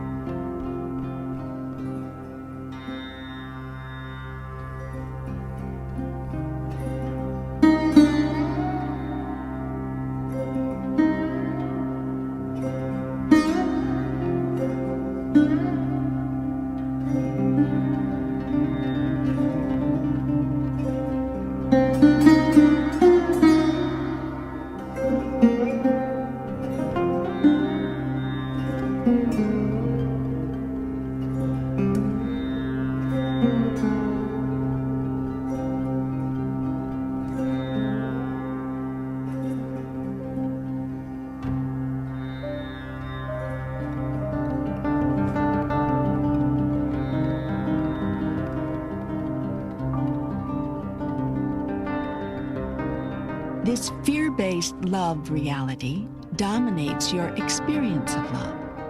Indeed, actually creates it. For not only do you see yourself receiving love which is conditional, you also watch yourself giving it in the same way. And even while you withhold and retreat and set your conditions, a part of you knows this is not what love really is. Still, you seem powerless to change the way you dispense it. You've learned the hard way, you tell yourself, and you'll be damned if you're going to leave yourself vulnerable again. Yet the truth is, you'll be damned if you don't. By your own mistaken thoughts about love, do you damn yourself never to experience it purely? So too, do you damn yourself never to know me as I really am. Until you do, for you shall not be able to deny me forever, and the moment will come for our reconciliation.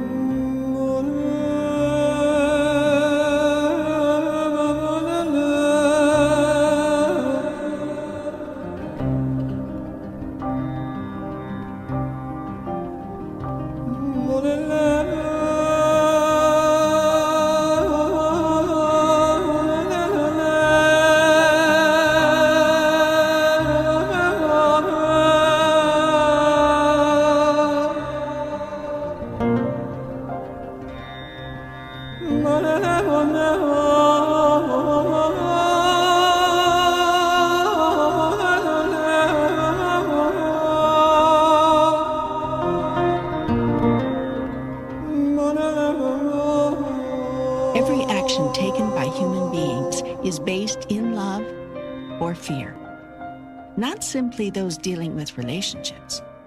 Decisions affecting business, industry, politics, religion, the education of your young, the social agenda of your nations, the economic goals of your society, choices involving war, peace, attack, defense, aggression, submission, determinations to covet or give away, to save or to share, to unite or to divide. Every single free choice you ever undertake arises out of one of the only two possible thoughts there are: a thought of love or a thought of fear.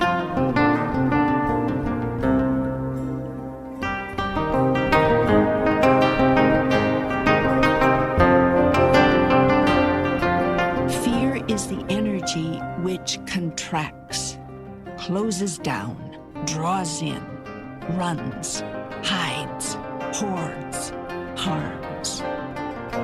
Love is the energy which expands, opens up, sends out, stays, reveals, shares, heals. Fear wraps our bodies in clothing. Love allows us to stand naked. Fear clings to and clutches all that we have. Love gives all that we have away. Fear holds close. Love holds dear. Fear grasps. Love lets go. Fear rankles. Love soothes. Fear attacks. Love amends.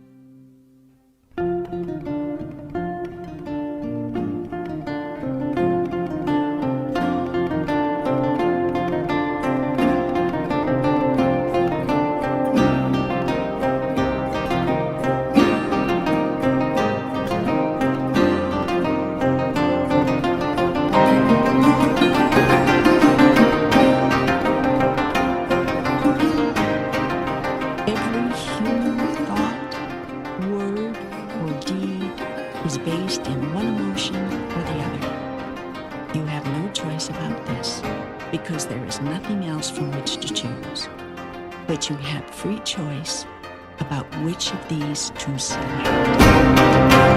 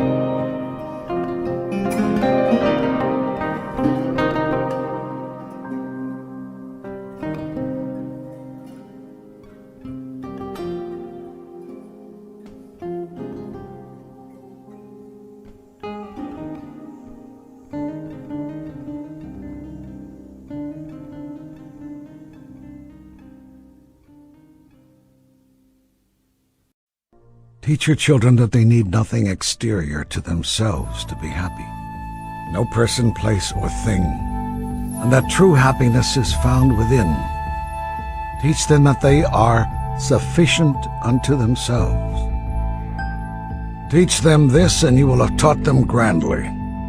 Teach your children that failure is a fiction, that every trying is a success, and that every effort is what achieves the victory, with the first no less honorable than the last. Teach them this, and you will have taught them grandly. Teach your children that they are deeply connected to all of life, that they are one with all people, and that they are never separate from God. Teach them this, and you will have taught them grandly. Teach your children that they live in a world of magnificent abundance, that there is enough for everyone, and that it is in sharing the most, not in gathering the most, that the most is received.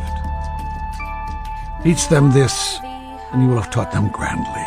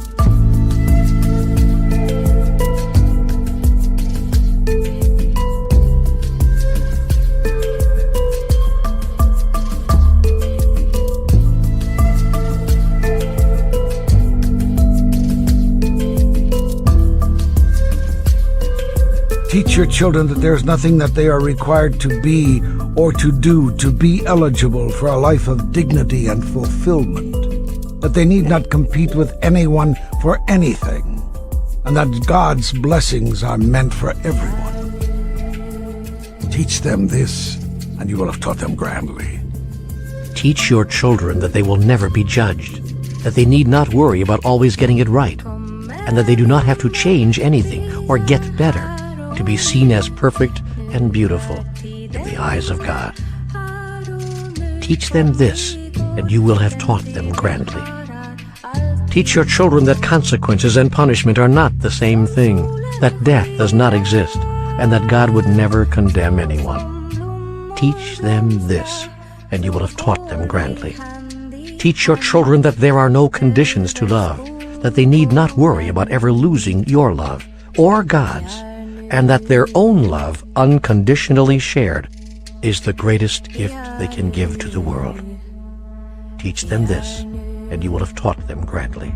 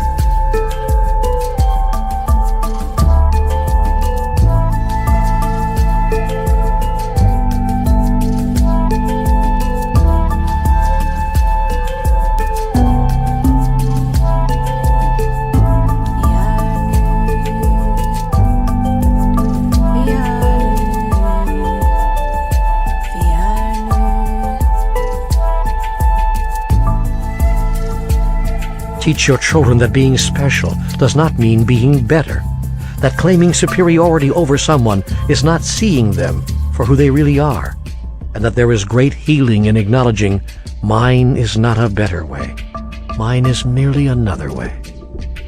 Teach them this, and you will have taught them grandly. Teach your children that there is nothing they cannot do, that the illusion of ignorance can be eradicated from the earth, and that all anyone really needs is to be given back to themselves by being reminded of who they really are. Teach them this, and you will have taught them grandly. Teach these things not with your words, but with your actions, not with discussion, but with demonstration. For it is not what you do that your children will emulate, but how you are.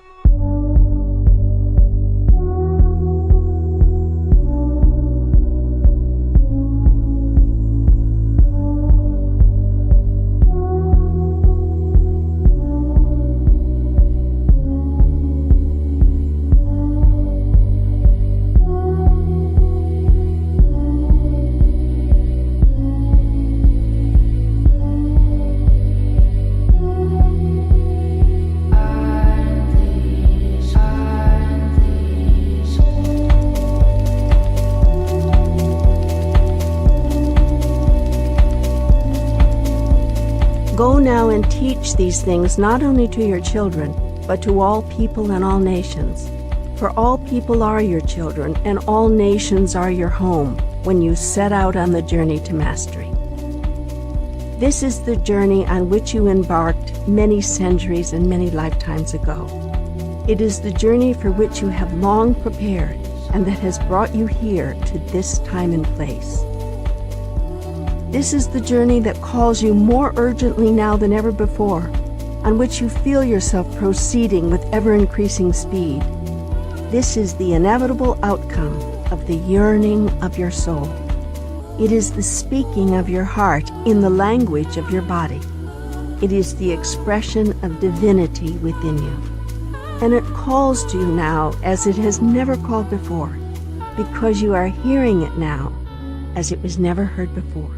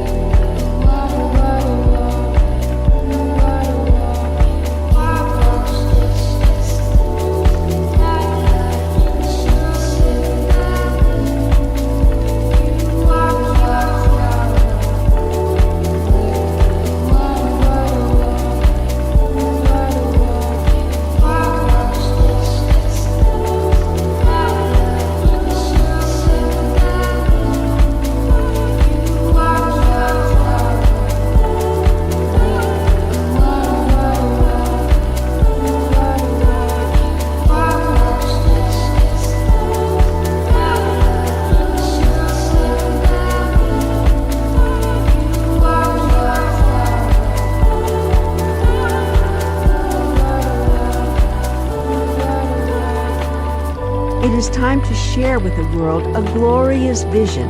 It is the vision of all minds that have ever truly searched, of all hearts that have ever truly loved, of all souls that have ever truly felt the oneness of life.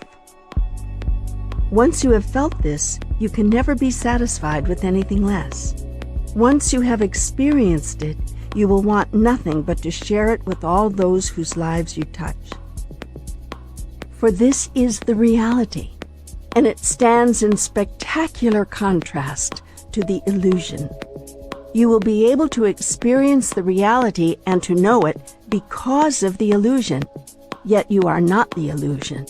And the you that you experience within the illusion is not who you really are. You cannot remember who you really are as long as you imagine the illusion to be real. You must understand that the illusion is an illusion, that you created it for purposes very real, but that the illusion itself is not real. This is what you have come here to remember, with more clarity than you have ever remembered it before. The transformation of your world will depend on your remembering.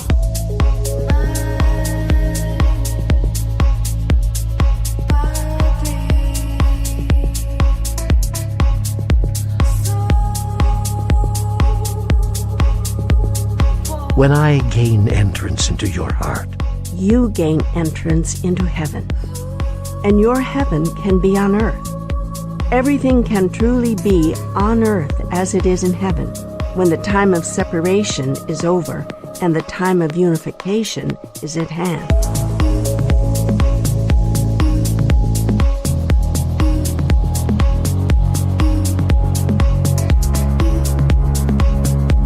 Unification with me, and unification with all others, and with every living thing. This is what I have come to tell you once more through the messengers of today. You will know them as my messengers because they will all be bringing the same message. We are all one. This is the only message that matters. It is the only message there is. Everything else in life is a reflection of this message. Everything else sends it. The fact that you have so far failed to receive it, you have heard it often, but you have failed to receive it, is what has caused every misery, every sorrow, every conflict, every heartache in your experience. It has caused every murder, every war, every rape and robbery. It has caused every illness and dis-ease and every encounter with what you call death. The idea that we are not one is an illusion.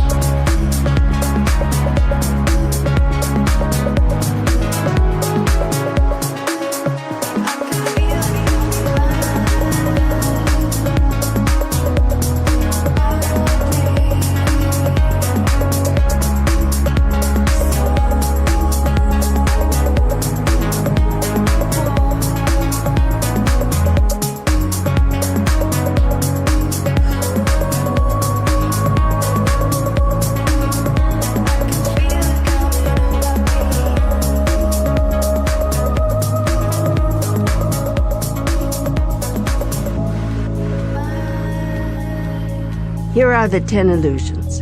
Get to know them well so that you will recognize them when you encounter them. 1. Need exists. 2. Failure exists. 3.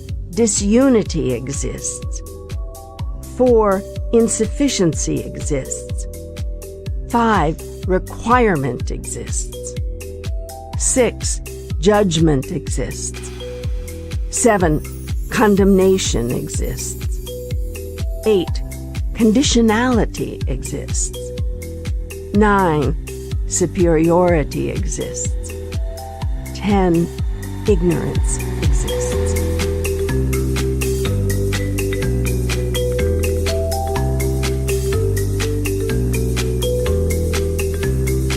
You have come to this book to remember the illusions of humans so that you may never again be caught up in them, but achieve communion with God once more in the living of your life through the awareness of ultimate reality.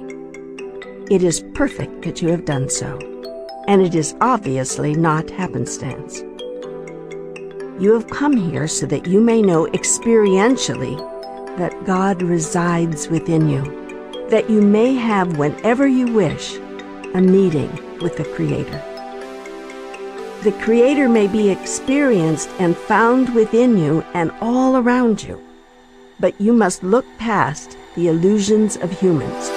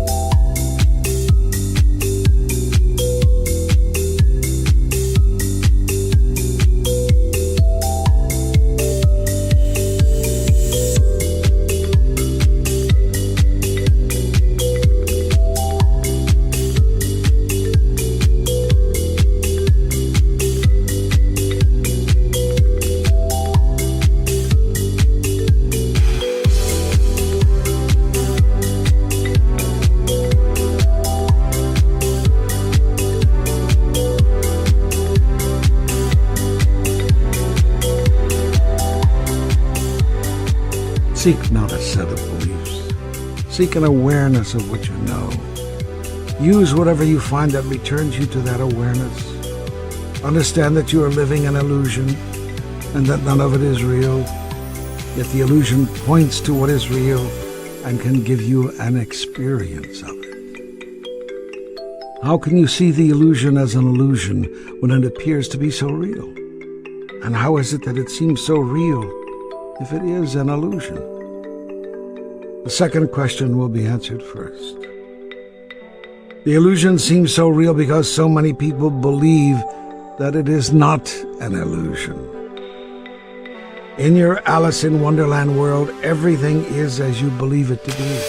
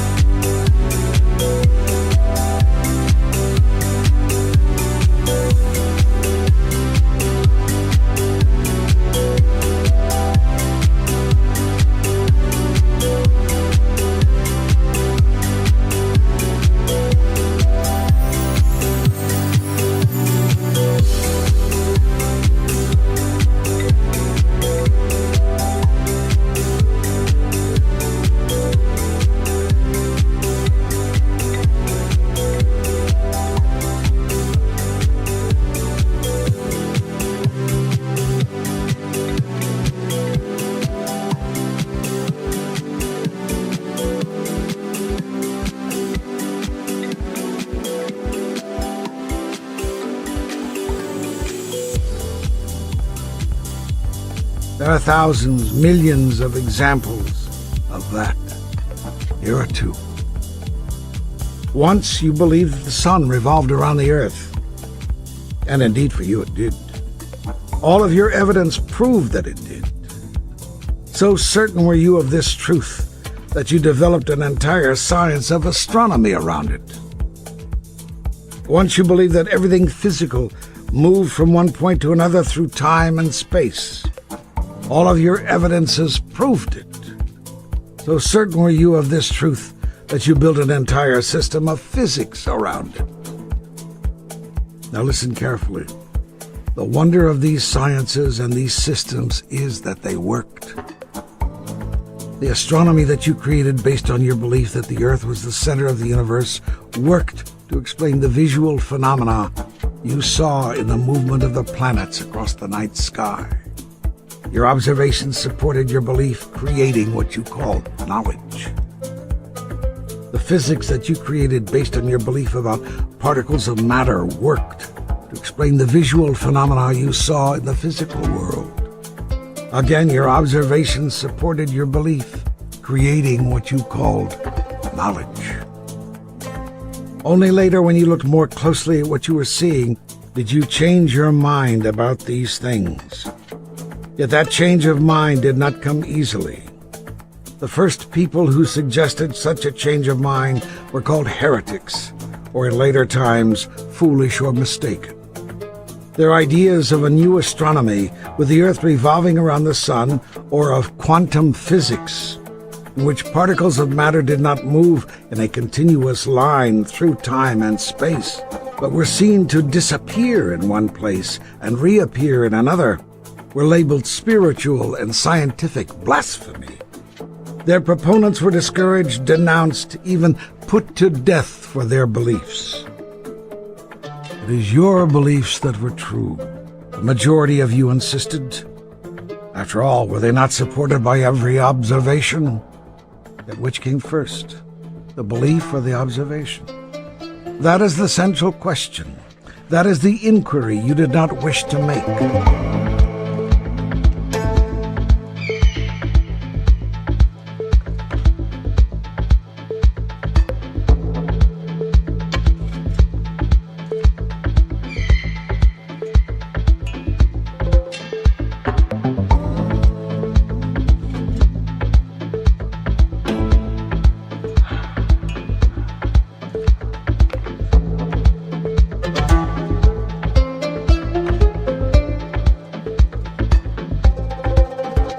Is it possible that you see what you want to see? Could it be that you observe what you expect to observe? Or perhaps more to the point, do you look right past what you do not expect to observe? I tell you, the answer is yes. Even today, when you are modern science, tired of the mistakes of the past, vows to observe first and draw conclusions later, still those conclusions cannot be trusted.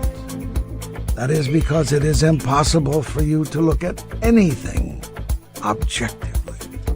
Science has concluded that nothing which is observed is unaffected by the observer. Spirituality told you this centuries ago, and now science is caught up. Your doctors and laboratories have learned that they must conduct double-blind tests during important research to even come close to guaranteeing accuracy. In human experience, all things are considered within the context of what you think you already understand. You cannot help do this. You know no other way to proceed.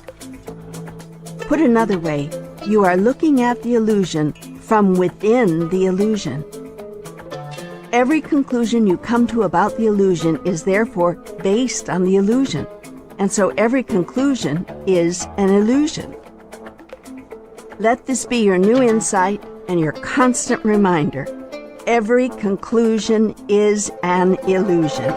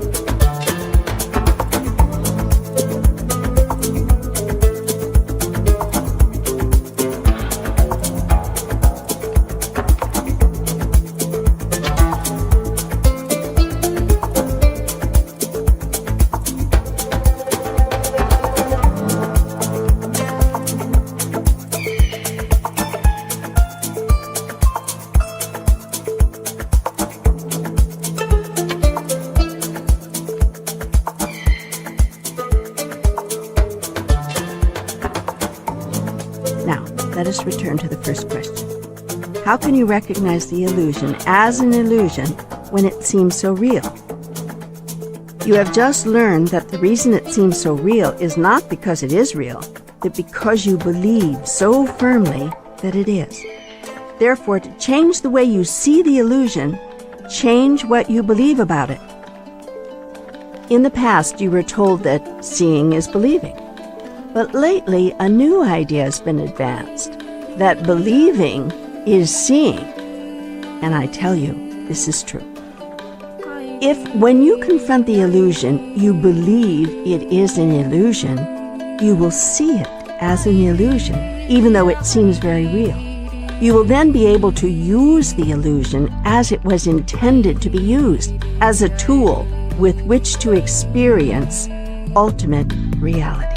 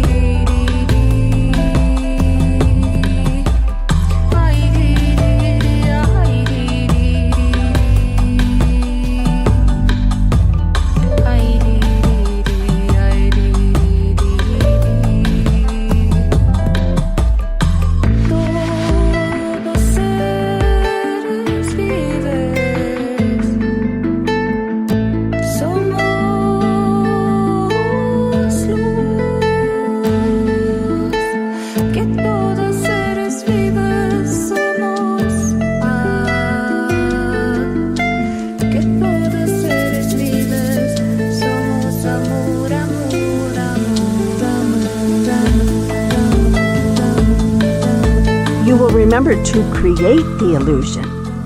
You will cause it to be what you wish it to be, rather than simply watching it present itself as you think it has to be, out of your agreement that that's just the way it is. So, just how can you do this? You are already doing it. You simply do not know it, and are thus making unconscious rather than conscious choices. That is, when you are making true choices at all. Most of the time, you're simply accepting the choices of others. Your choice has been to choose what others have chosen, and so you relive the cultural story of your forebears, as they did of theirs, even onto the 7th generation. The day that you stop choosing what has been chosen for you will be the moment of your liberation.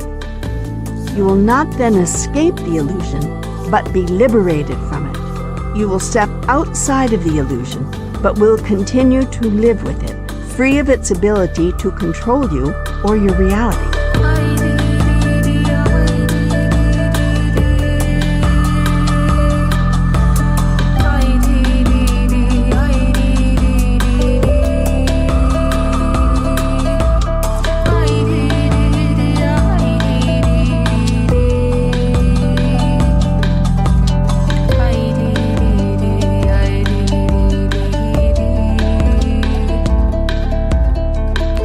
You will never choose to end the illusion once you understand its purpose, until your own purpose is fulfilled.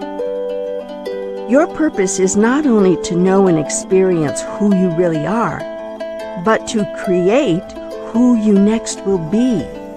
It is your function to recreate yourself anew in every single moment of now, in the next grandest version of the greatest vision ever you held about who you are.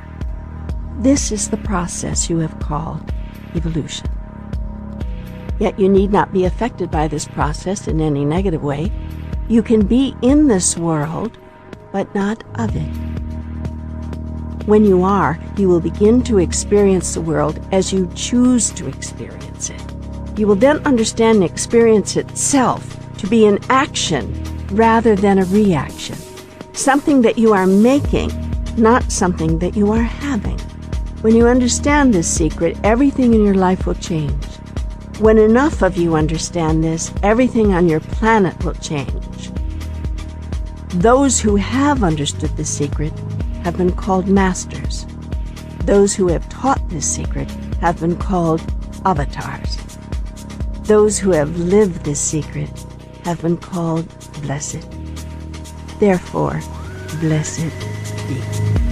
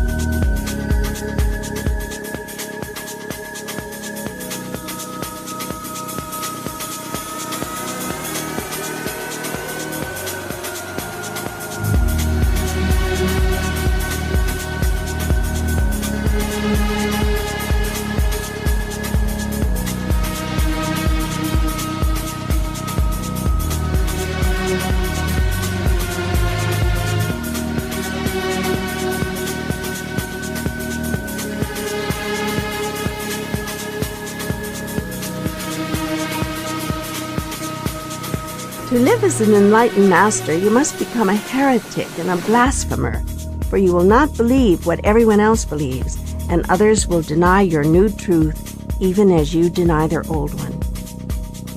You will deny that the world as others are experiencing it is real, as did those who denied that the world was flat.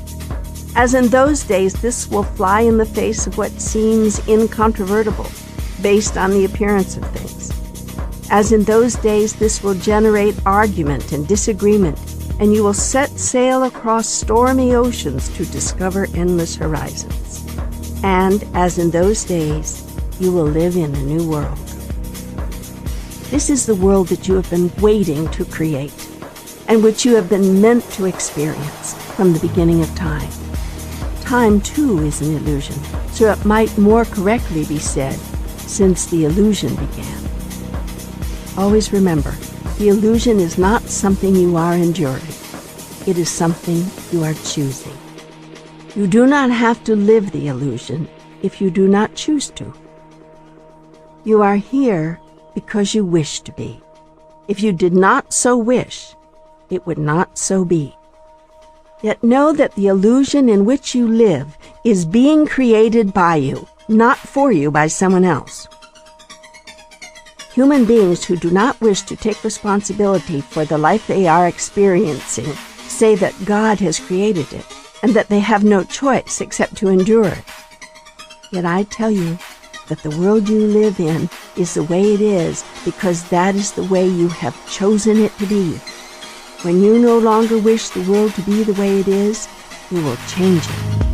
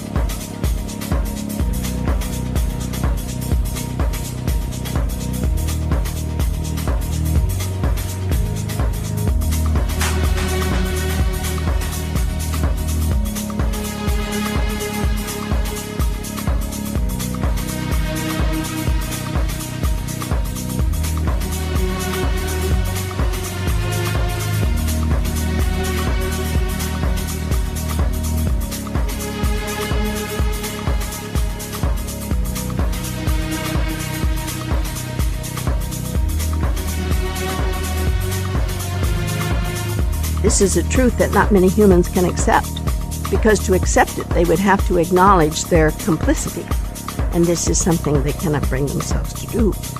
They would rather cast themselves in the role of unwilling victim than of unwitting co-creator. That is understandable, of course. You could not forgive yourself if you thought that your world was the product of your own creation, the result of your own wills and desires. And why could you not forgive yourself? Because you do not think that I would forgive you. You have been taught that there is such a thing as the unforgivable. And how can you forgive yourself for something that you know will not be forgiven by God? You cannot. And so you do the next best thing. You excuse yourself from having had anything to do with it. You deny responsibility for what you imagine that I would call the inexcusable sins of man. This is tortured logic, because if you did not create the world as it is, then who did? If someone says that God created all the horrible flaws in the world, you jump to defend me. No, you say, God merely gave man free will. It is man who has created these things. Yet if I say, you are right, I did not create, and I do not create your life as it is, you are the creator of your reality, you deny that too. Thus you seek to have it both ways. God did not create these things, and you did not create these things. We are both merely sadly observing them. But when you become really angry or frustrated with life, some of you change your tune. When things get bad enough, you are ready to blame me after all. How can you let this happen, you call out to me. Some of you even shake your fist at the heavens. The illusion has turned to confusion. Not only is the world a cruel place, it has been created that way by a cruel and heartless God. To sustain this thought, you must see yourselves as separate from God, since creating a cruel and heartless world is not something that you would do. You must imagine a God who would do what you would never do, and you must see yourself as subjected to his whim. This you have done, religiously. Still, even in this you see a contradiction, for the God of your highest understanding also would not do these things. So who did do them? Who is doing them to this very day? Somebody must be responsible. So who is it? Enter Satan.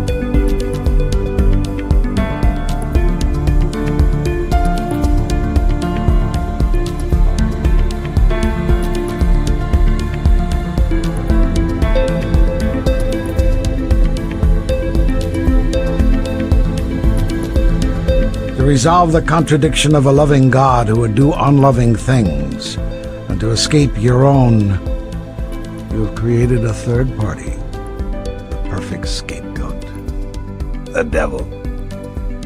Now at last everything is understandable. There is another who stands between what you want and what I want, and who makes us both miserable. You are not responsible for the uncaring, unloving world in which you live. You did not create it. Well, you might say, maybe at some level I did create it, but it was not my fault. The devil made me do it. The comedian's line has become your theology. Or is it that your theology has become a comedian's line? Only you can decide.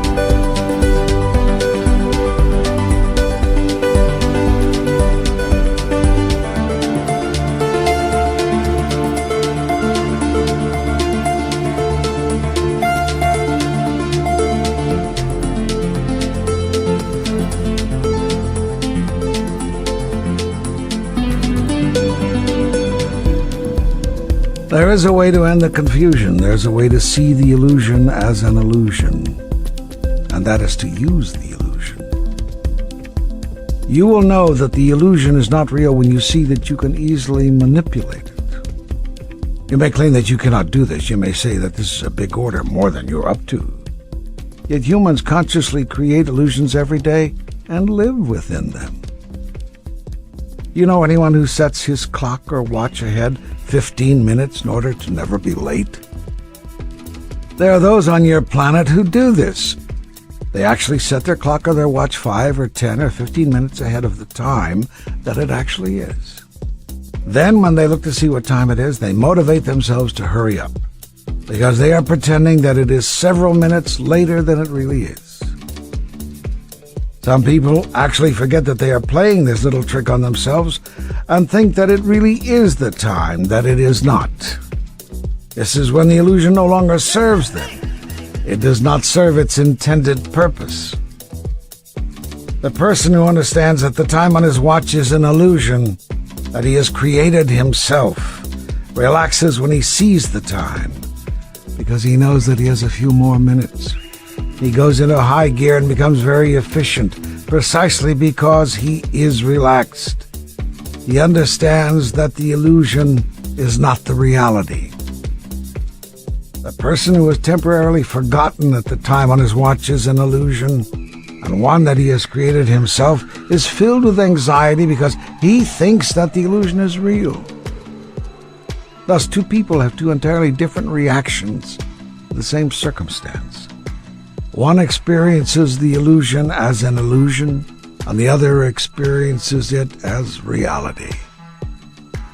Only when an illusion is recognized as an illusion and lived as an illusion can it lead to an experience of ultimate reality.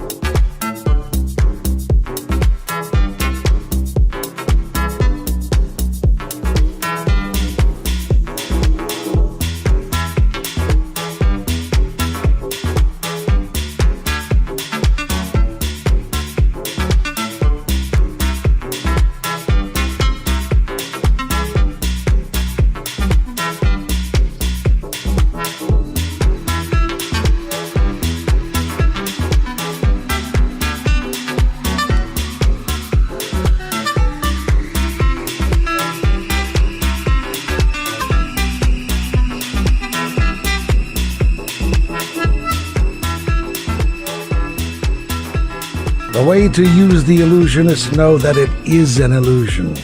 And the way to know that it is an illusion is to use it. The process is circular, like life itself. It begins with your denial of the illusion as having anything to do with reality.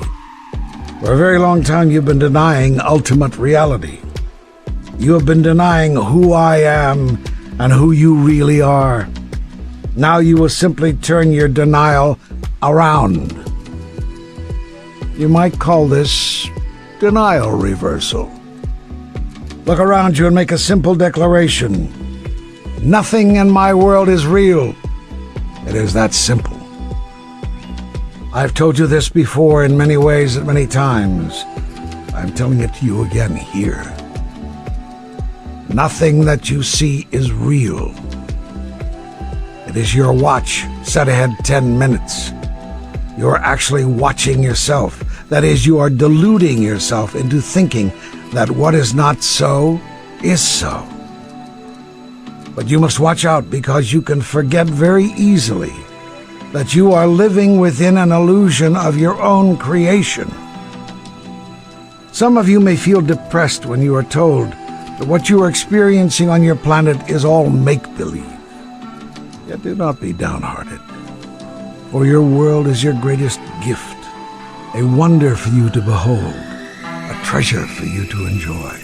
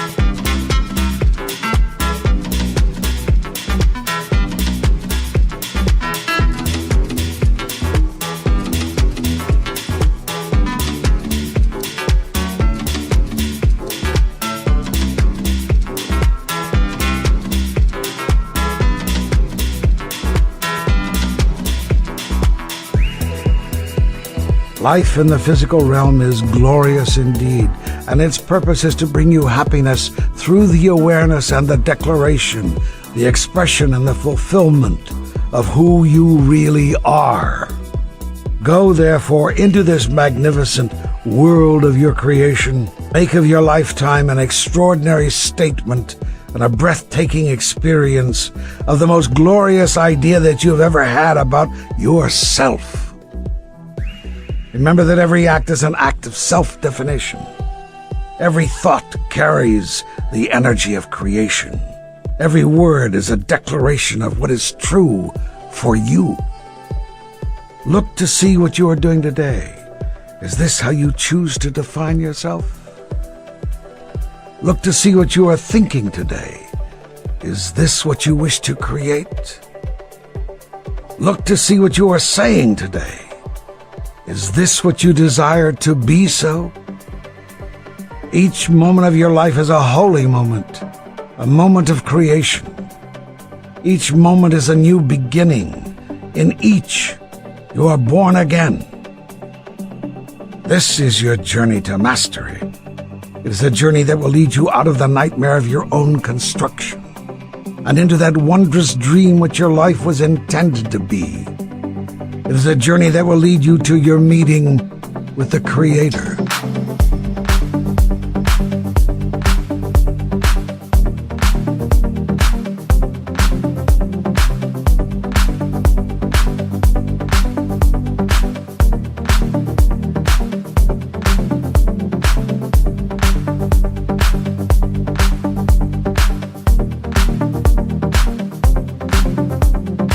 It has been said here that when human beings reach mastery, nothing makes them unhappy.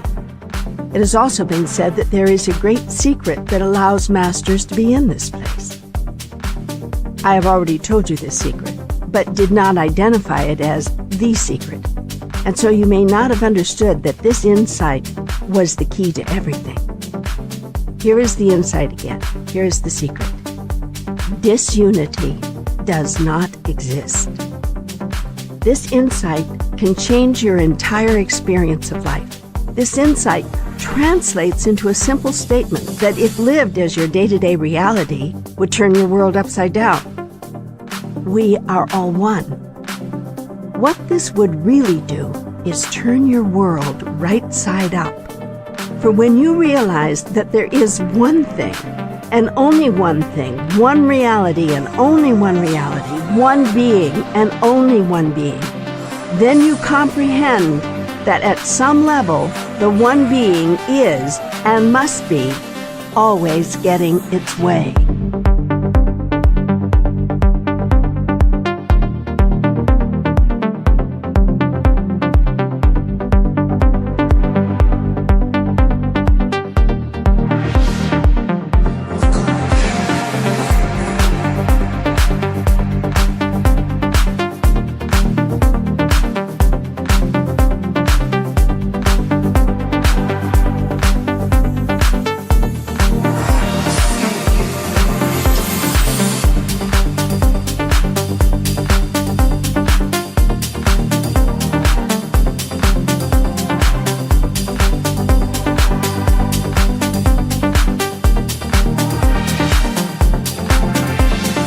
In other words, failure does not exist. And when you reach this level of clarity, you also see clearly that in the absence of failure, the one being is without nothing. Therefore, need does not exist. Suddenly, with enlightenment, the dominoes fall backward. The construction of your illusions caves in upon itself. It is not the illusions themselves that crumble, but the constructions they support. That is, the cultural stories upon which you have built your life. These stories have all been myths, from the story of what you imagine it takes to make your life work right here and right now, to the story of how you imagine that it all began, having nothing to do with ultimate reality. For you to advance now in your evolution as a species, there must be a disconnect from these stories. And disconnection can be accomplished in a number of ways. The most effective of these is stillness. In the stillness, you will find your true being. In the silence, you will hear the breathing of your soul and of God.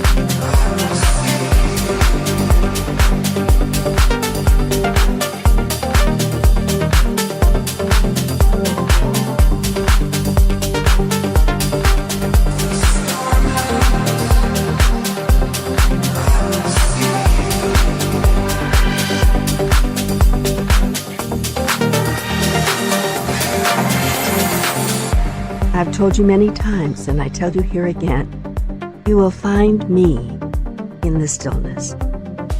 Meditate every day.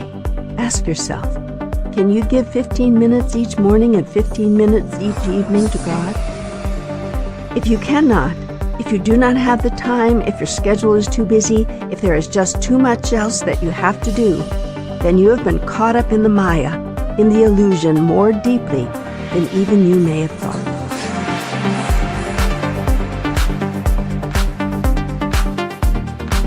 Yet it is not too late.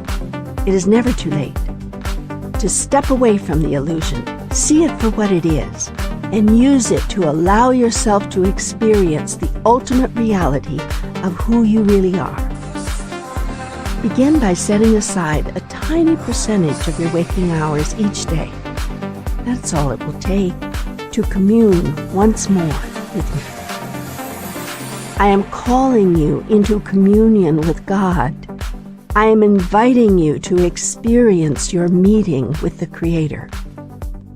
In that moment of communion, you will know that unity is the truth of your being.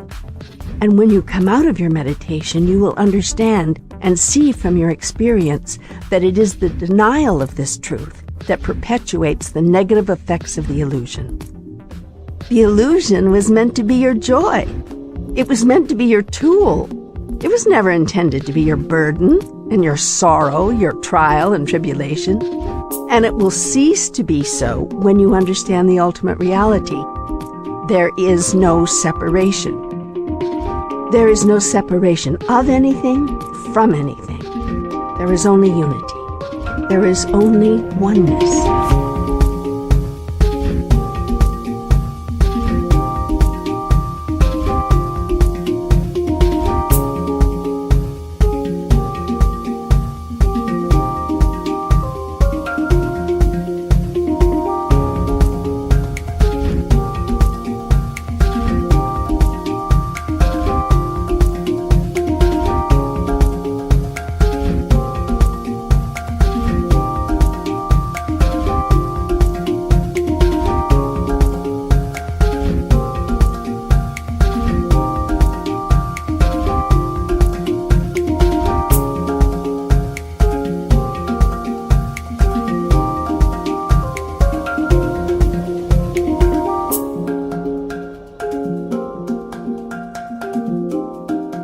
You are not separate from each other, nor from any part of life, nor from me.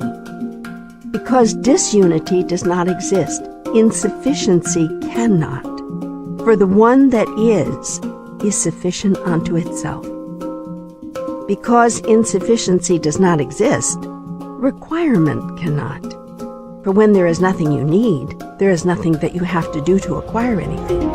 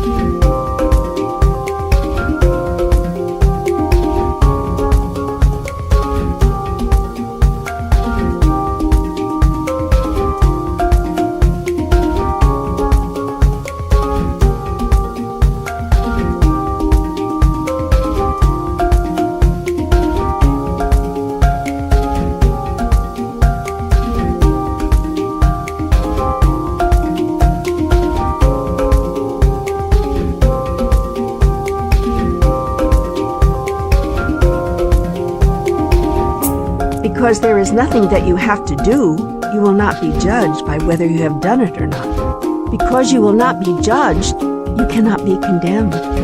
Because you will never be condemned, you will know at last that love is unconditional. Because love is unconditional, there is no one and no thing that is superior in God's kingdom. There are no rankings or hierarchies. There are not some who are loved more than others. Love is an experience total and complete. It is not possible to love a little or to love a lot. Love is not quantifiable. One can love in different ways, but not to different degrees. Always remember that love is not quantifiable. It is either present or it is not. And in God's kingdom, love is always present. That is because God is not the dispenser of love. God is love.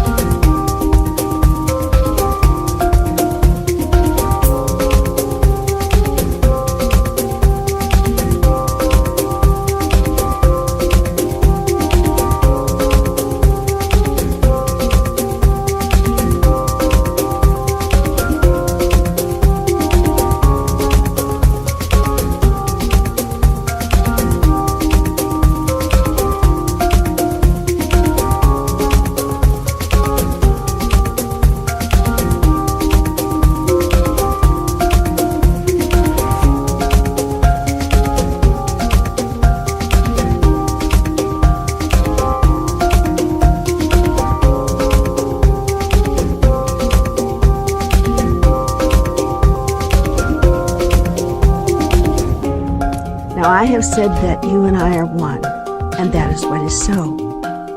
You are made in my image and likeness. Therefore, you too are love. In a word, that is who you really are. You are not the receiver of love. You are that which you would seek to receive. This is a great secret, and knowing this secret changes people's lives. People spend a whole lifetime seeking that which they already have.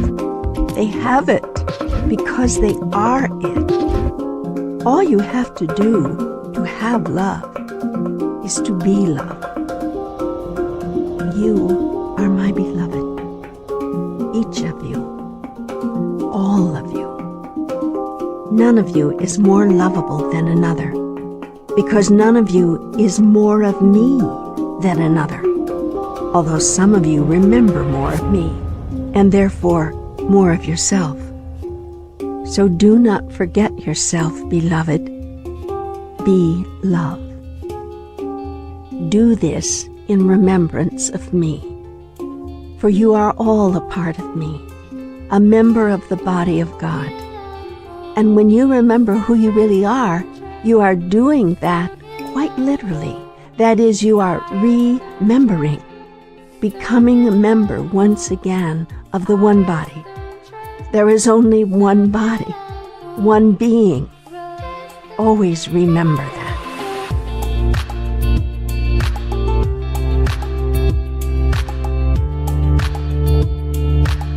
Because there is no superiority, there are not some who know more than others and some who know less. There are merely those who remember more and remember less of what has always been known. Ignorance does not exist. Now I come to tell you again that this is what is true. Love is unconditional. Life is unending. God is without need, and you are a miracle. The miracle of God made human.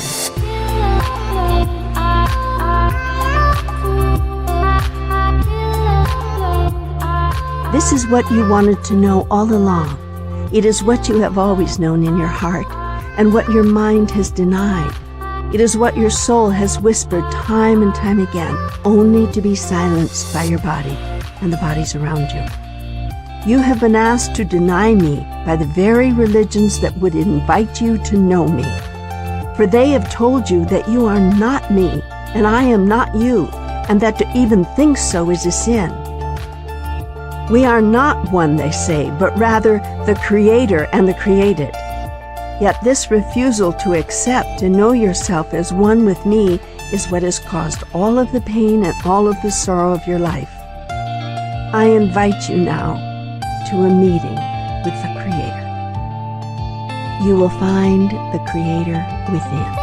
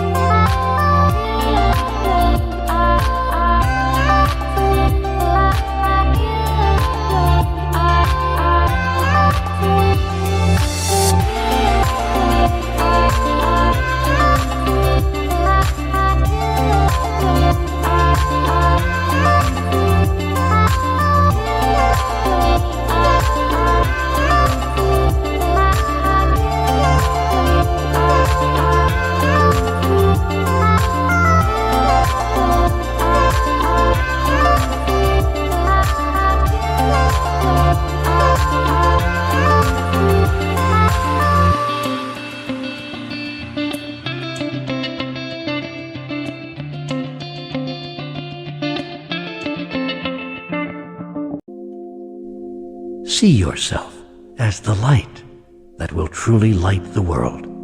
Declare yourself to be so.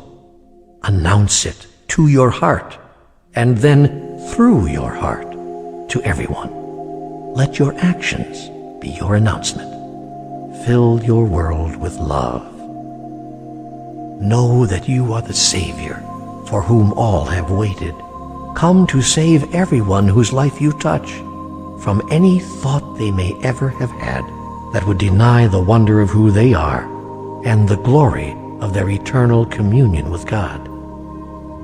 Know that you have come to the room to heal the room. You have come to the space to heal the space. There is no other reason for you to be here.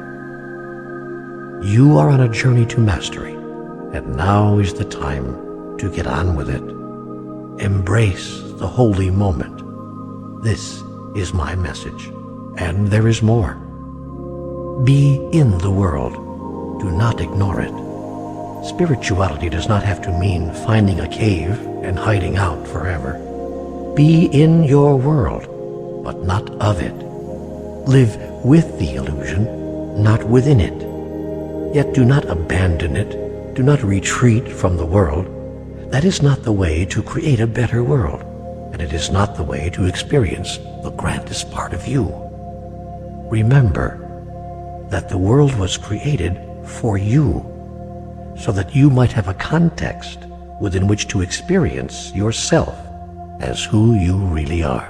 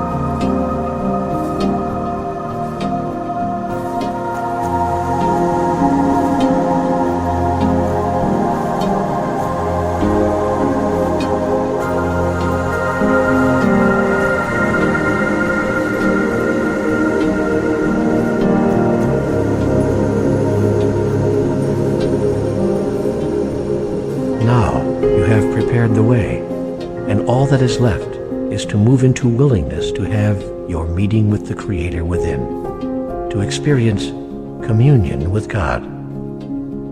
This can be an encounter that you experience physically or mentally, or both. You may weep with joy, tremble with excitement, or rock in ecstasy. Or you may simply and quietly move one day into a gentle awareness that you now know.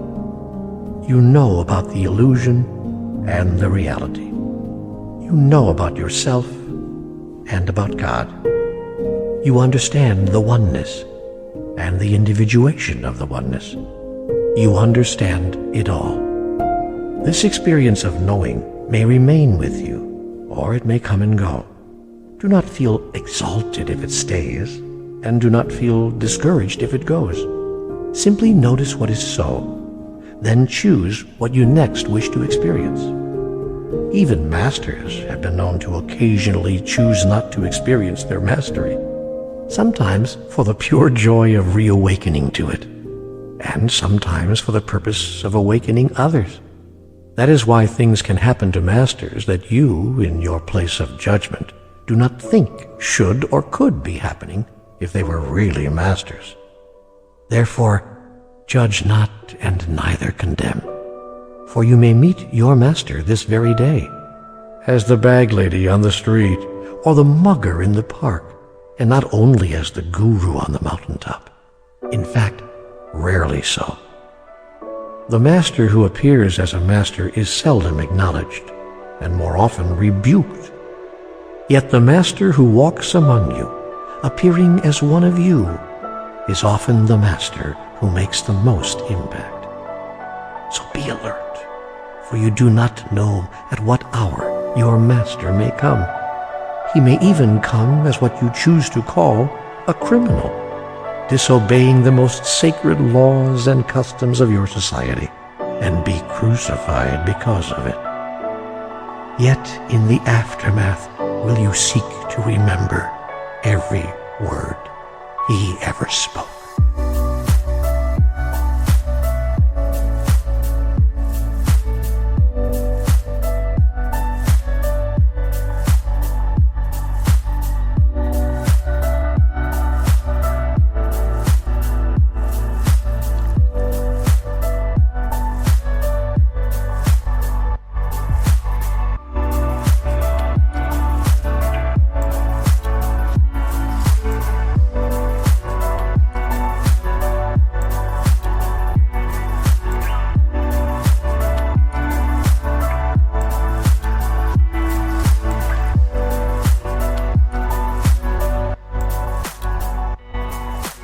Should you achieve mastery or rise to that level even part of the time, you too may be judged, condemned, and crucified by your society.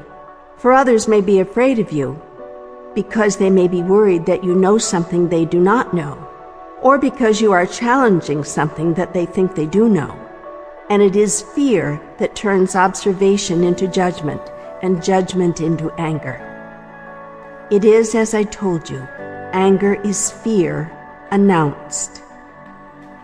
The anger of others will be part of their illusion about who they are and who you are. And so the master in you will forgive them, understanding that they know not what they do. You will not see that which is divine in you unless and until you forgive that which you believe is not. And you will be unable to behold the divinity in another unless and until you do the same. This is the key to expressing and experiencing the divinity within you: forgiveness.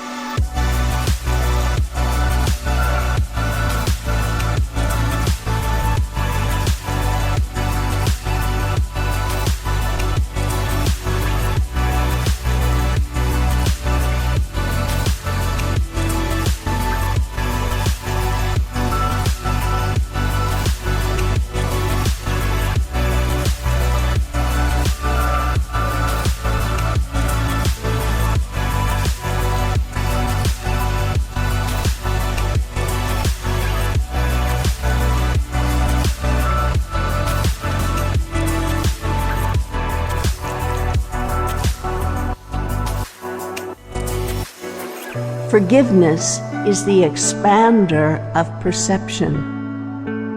When you forgive yourself for that which you and others are not, then you will experience that which you and others truly are. In that moment, you will understand that forgiveness itself is not necessary. For who would forgive whom, and for what? We are all one. There is great peace in that, and great comfort. My peace I give to you. Peace be with you. Forgiveness is just another word for peace in the language of the soul. This is something that you deeply understand when you awaken from the dream of your imagined reality. Your moment of awakening can come to you at any time and through any person. Therefore, honor all times and all people, for the moment of your deliverance may be at hand. It will be your deliverance from the illusion, the moment when you can be with it, but not within it. There will be more than one such moment in your life. Indeed, your life has been created to bring you just such moments. These are your moments of grace, when clarity and wisdom, love and understanding, guidance and insight are brought to you and through you. These moments of grace change your life forever.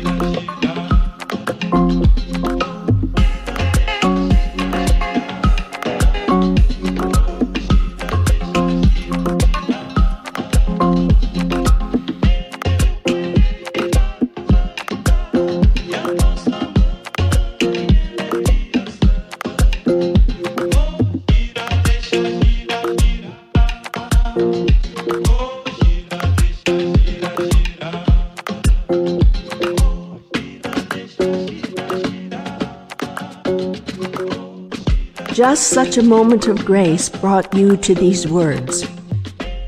That is why you are able to receive and deeply understand the present communication. In one form, this is a meeting with the Creator.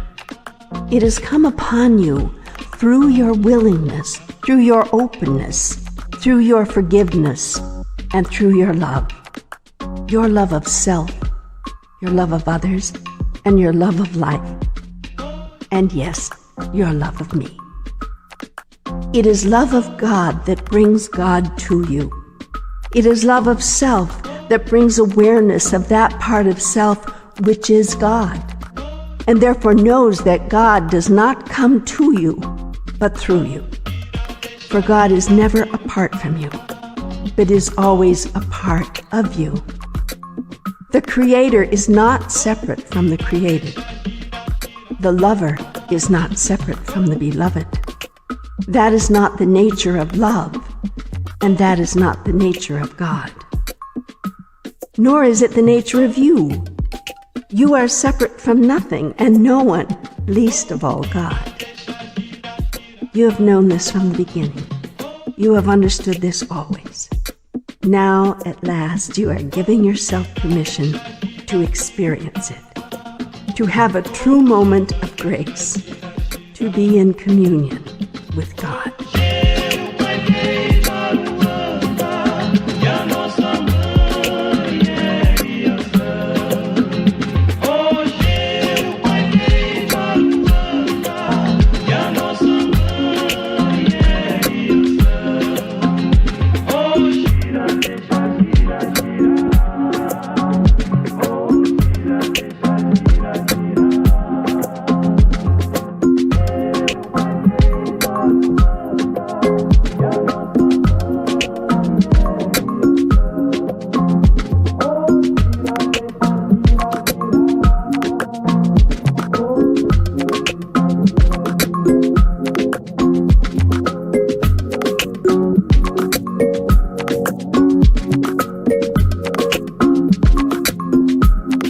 What is it like to be in a state of such communion? If you're even at the edges of that experience now, you already know the answer. If you have made that connection only momentarily in meditation, you already know the answer. If you have experienced the incredible high of the most exhilarating physical experience, you already know the answer. In a state of communion with God, you will temporarily lose all sense of individual identity. Yet this will occur without any sense of loss, for you will know that you have simply realized your true identity. That is, you have realized it. You have quite literally made it real. An indescribable bliss and elegant ecstasy will envelop you. You will feel merged with love, one with all, and you will never be satisfied with anything less.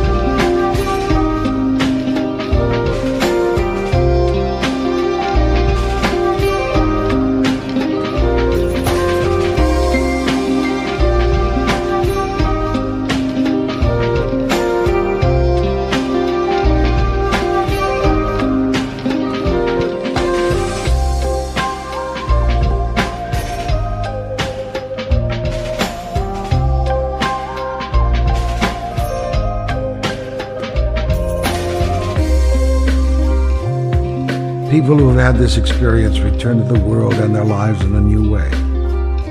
They find themselves falling in love with everyone on sight. They experience oneness with all others in surprising moments of Holy Communion. A heightened awareness and deep appreciation of nature can bring them to unexpected tears of joy at the slightest provocation.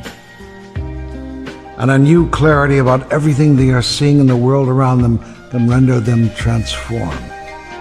They often begin moving more slowly, talking more softly, acting more gently. These and other changes may last for several hours or several days, several months or several years, or for a lifetime. The length of the experience is purely the individual's choice. It will fade of its own accord if it is not renewed. Just as the brightness of a light fades the further one moves away from it, the bliss of oneness fades the longer one has been away. To stay in the light, one must remain close to it. To stay in the bliss, one must do the same. That is why you are urged, while living with your present illusion, to do whatever else it takes. Meditate, exercise, pray, read, write, listen to music, whatever you find that works. To ignite your awareness daily. Then you will be in the holy place of the Most High. And you will feel high and think highly of yourself and of others and of all of life. Then too you will create and contribute to life as you have never contributed before.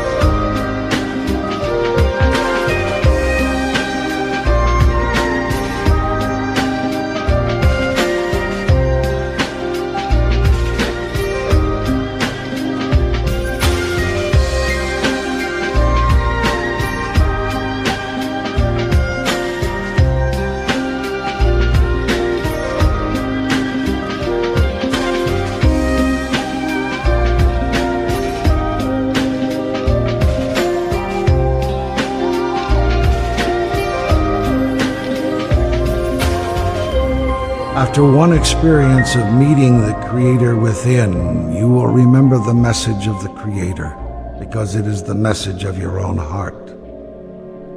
It is no different from the message that your heart sings every time you look into the eyes of another with love. It is no different from the message that your heart cries out when you see suffering anywhere.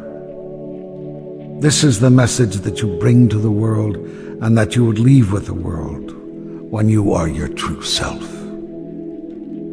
It is the message that I leave with you now so you may remember it once again and share it with all those whose lives you touch. Be kind to each other and good. Be kind to yourself and good as well. Understand that these two are not mutually exclusive. Be generous with each other and share. Be generous with yourself as well. Know that only as you share with yourself can you share with another, for you cannot give to another what you do not have. Be gentle with each other and true. Be gentle with yourself and true as well. To thine own self be true, and it follows as the day the night, thou canst not then be false to any man.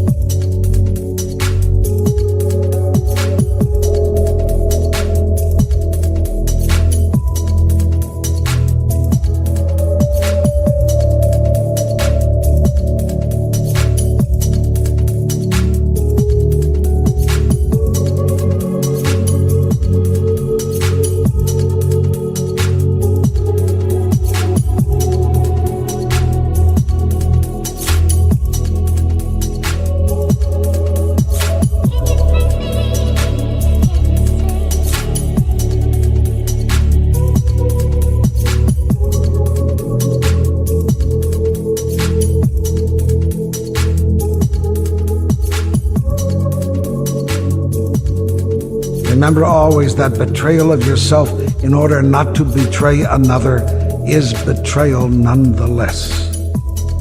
It is the highest betrayal. Remember always that love is freedom. You need no other word to define it. You need no other thought to comprehend it. You need no other action to express it. Your search for the true definition of love is over. Now the only question will be whether you can give this gift of love to yourself and to another, even as I have given it to you. All systems, agreements, decisions, and choices that express freedom express God. For God is freedom, and freedom is love expressed.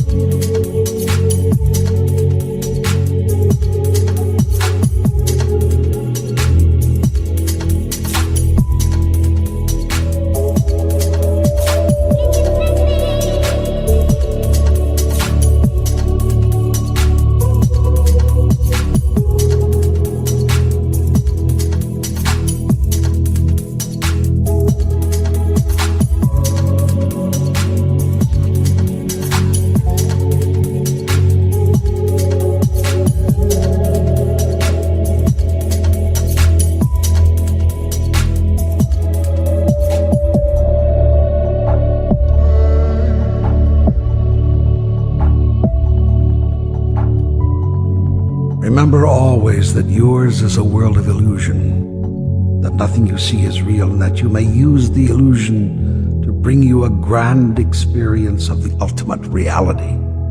Indeed, that is what you have come here to do. You are living in a dream of your own creation. Let it be the dream of a lifetime, for that is exactly what it is. Dream of a world in which the god and goddess in you is never denied, and in which you never again deny the god and the goddess in another. Let your greeting, both now and forevermore, be Namaste.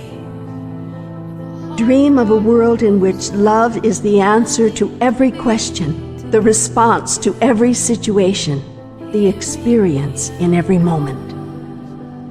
Dream of a world in which life and that which supports life is the highest value, receives the highest honor, and has its highest expression.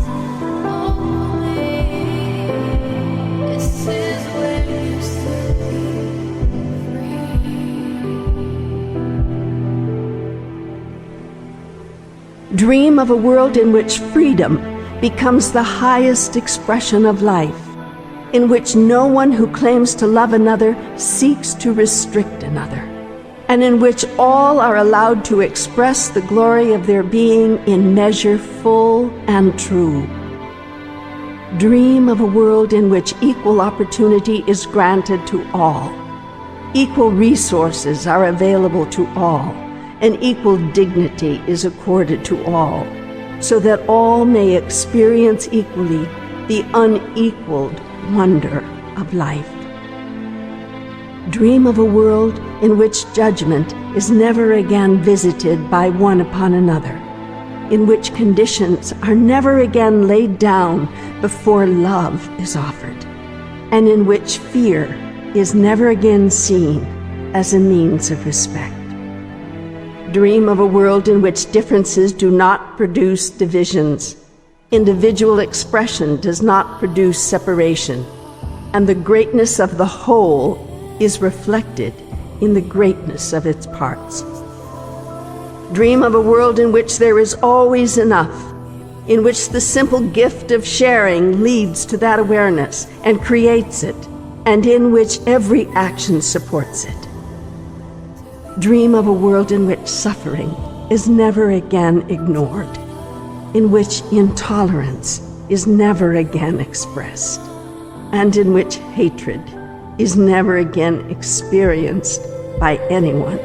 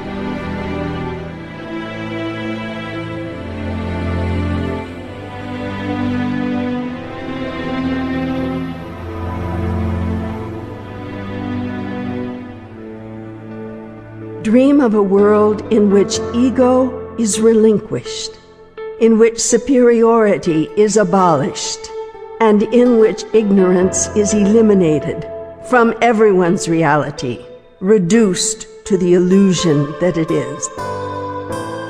Dream of a world in which mistakes lead not to shame, regrets lead not to guilt, and judgment leads not to condemnation. Dream of these things and more. Do you choose them? Then dream them into being.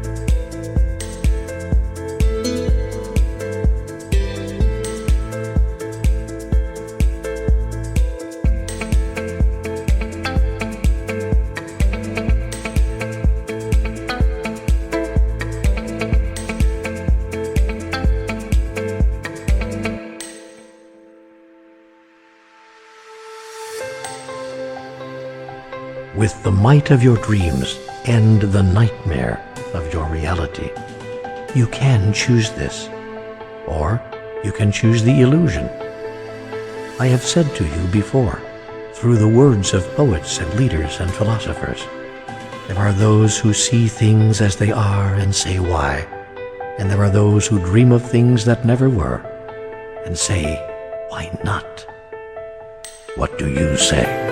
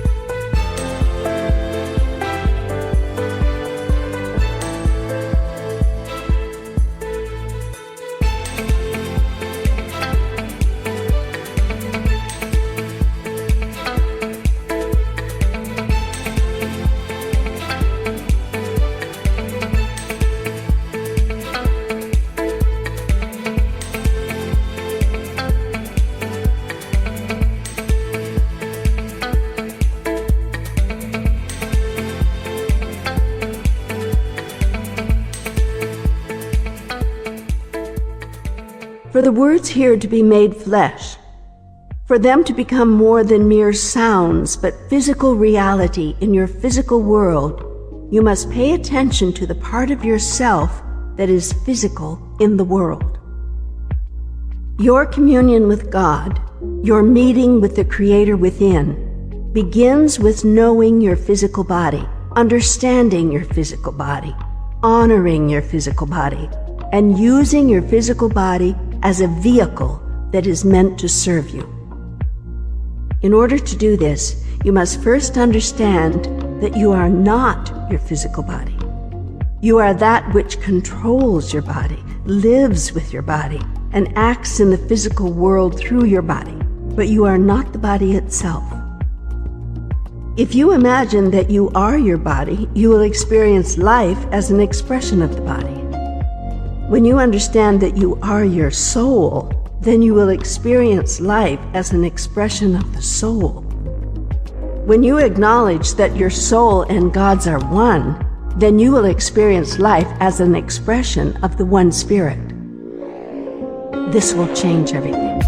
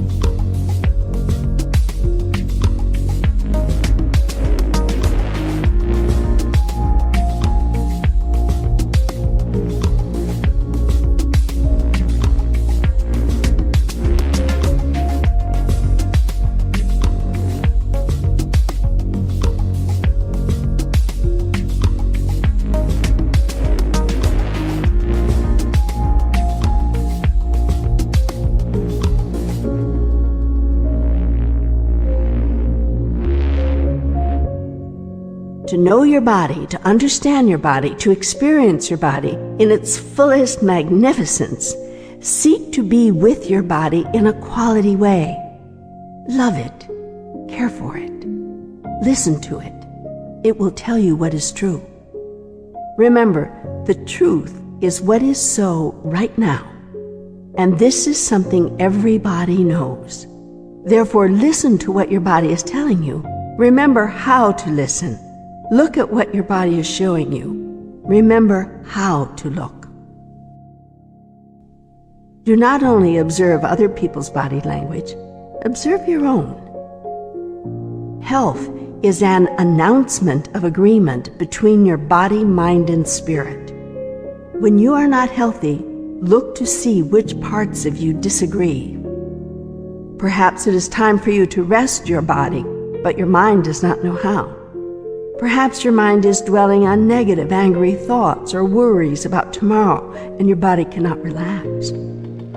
Your body will demonstrate the truth to you. Simply watch it. Notice what it is showing you. Listen to what it is saying.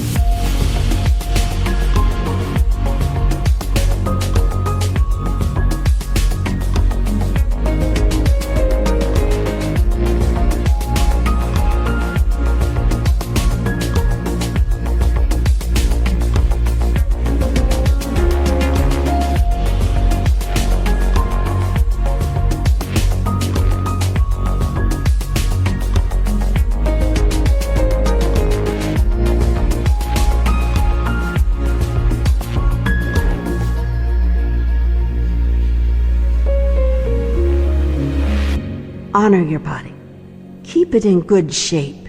It is the most important physical tool that you have. It is a magnificent tool, an extraordinary instrument. You can subject it to untold abuse, and it will continue to serve you as best it can. But why reduce its effectiveness? Why abuse its systems?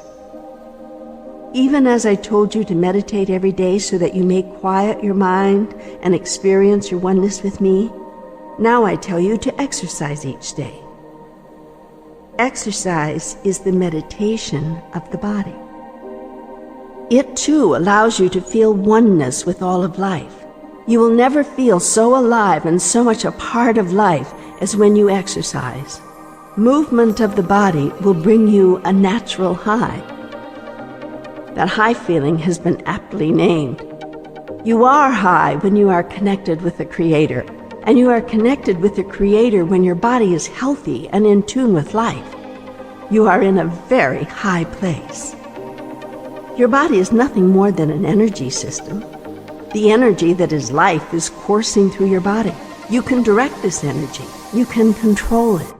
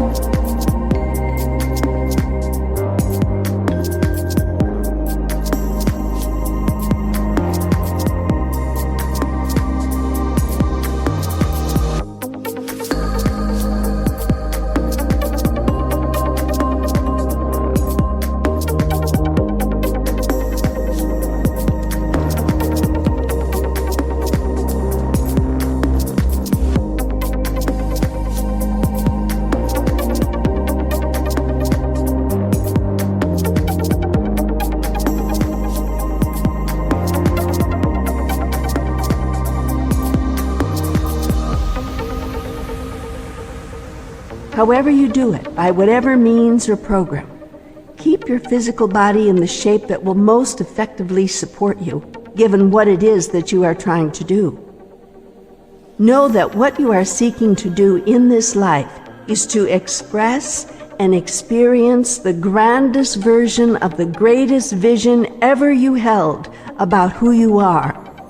If you do not experience that at a conscious level, if that is not what you seem to yourself to be trying to do, then nothing in the communication I am sending you now will apply. Very little of it will make any sense. If you are aware at a conscious level that this is what you have come to this life to do, it might seem, reading this communication, as if you are talking to yourself, which is exactly what you are doing.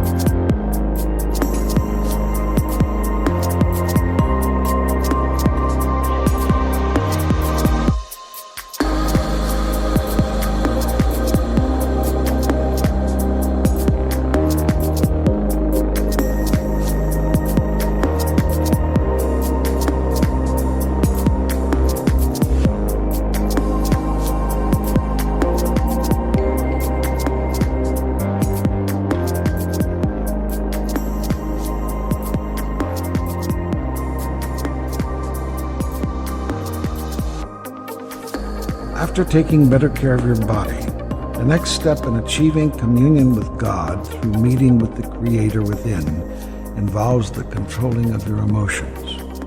This is a simple matter of understanding what emotion is. Emotion is simply energy in motion. Exhilarating exercise of your physical body is one way to promote or raise up your energy. You literally increase the vibration of this Chi energy, which turns it into a positive emotion that is expressed through you. Meditation is another way to raise the energy of life that is always present in your body. The combination of exercise and meditation is extremely powerful. When this combination becomes part of your spiritual discipline, you create possibilities for enormous growth. Using this combination reminds you that you can control and therefore experience as you choose both your body and your emotions. For many, indeed for most, this is a startling remembrance. Emotions are experiences that are chosen, not experiences to which you are subjected. The exterior circumstances of your physical life need not have anything to do with the interior experience of your spiritual life. It is not necessary for you to be pain-free in order to be free of suffering. It is not necessary for there to be a lack of disruption or conflict in your life for there to be peace. Indeed, true masters experience peace in the face of disruption and conflict, not because they have found a way to avoid it. This inner peace is what all beings seek, because it is the essence of what all beings are, and you will always seek the experience of who you really are. You may achieve this inner peace in the face of any exterior condition or circumstance simply by understanding that you are not your body and that nothing you see is real.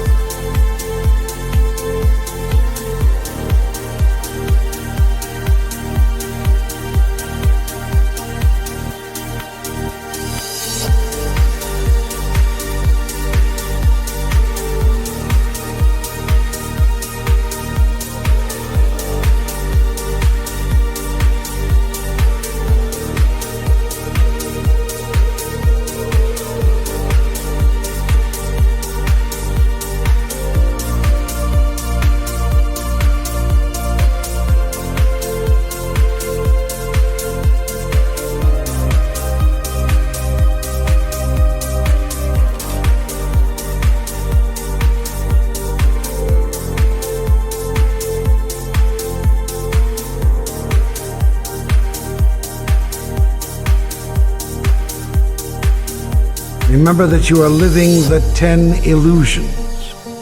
And then understand the truth about those illusions, that you created them, and all the little illusions beneath them, so that you might decide and declare, express and experience, become and fulfill who you really are. I have said to you many times before, and I will say to you again, all of life is a gift, and all is perfection. The perfect tool with which to create the perfect opportunity for the perfect expression of perfection itself, in, as, and through you. When you understand this, you will remain in a state of continual appreciation. That is, you will be growing. Growth is the meaning of appreciation. When something appreciates, it becomes more than it was. It is true that not only are you able to choose and therefore control your emotions in the face of any circumstance, you may also do so before you encounter a circumstance. That is, you can decide ahead of time how you are going to put your energy into motion, what your emotion is going to be in response to any anticipated situation in your life. When you reach this level of mastery, you will also become able to make these same choices in your response to any unanticipated situation in life.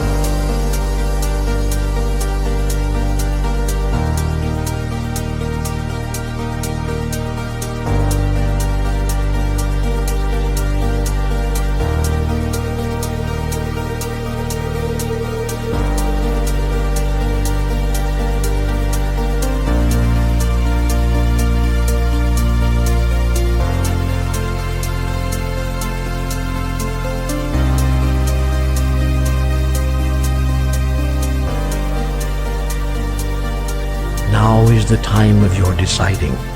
Now is the hour of your choice.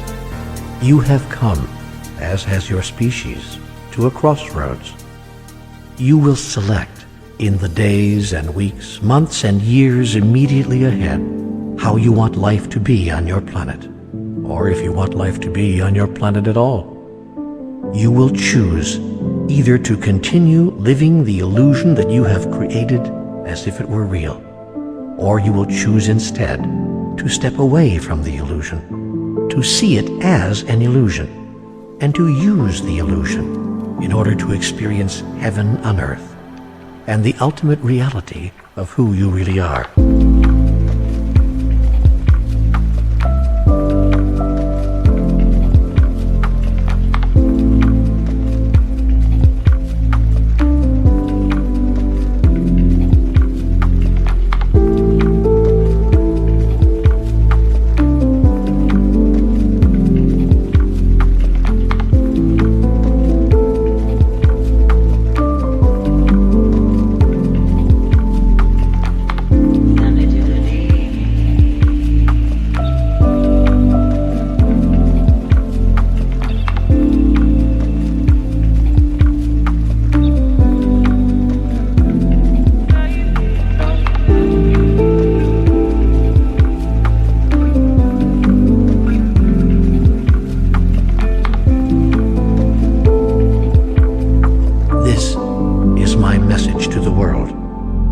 You can create a new kind of civilization.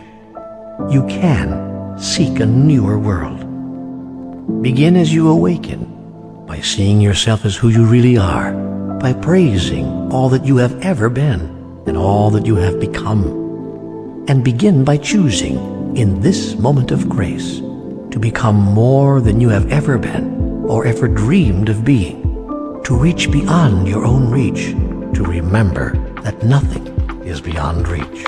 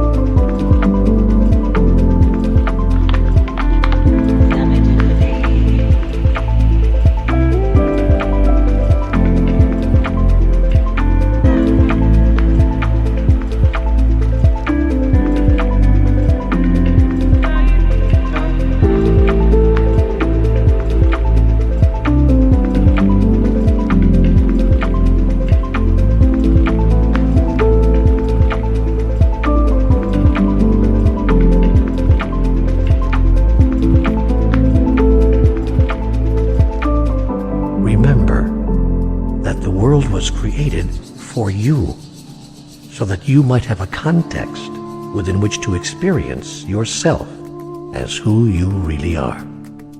Now is the time to do that.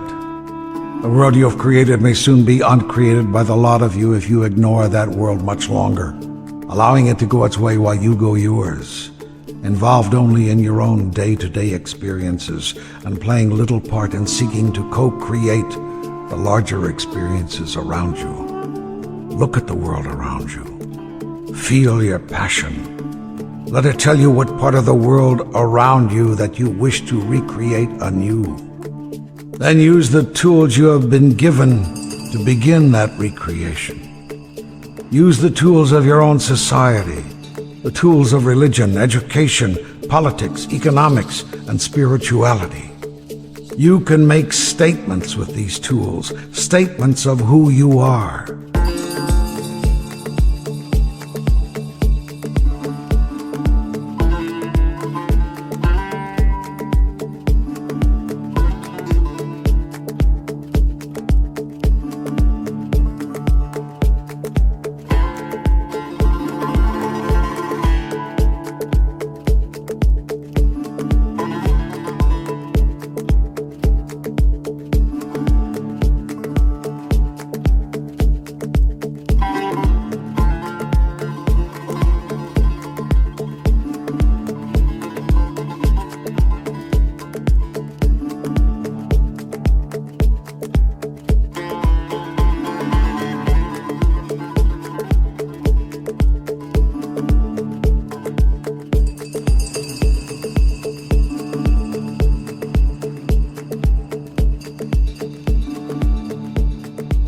Do not imagine that spirituality and politics do not mix.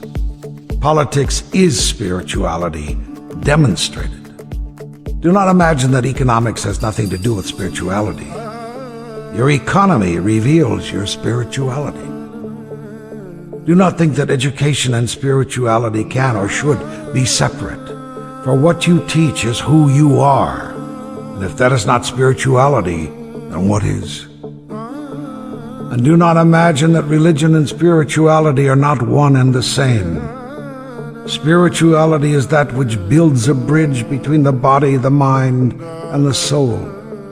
And all true religions build bridges, not walls.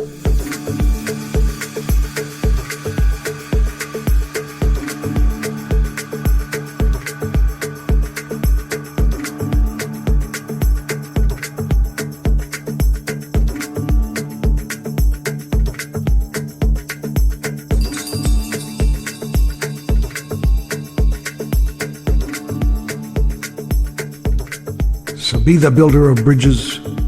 Close the gaps that have formed between religions, between cultures, between races, and between nations.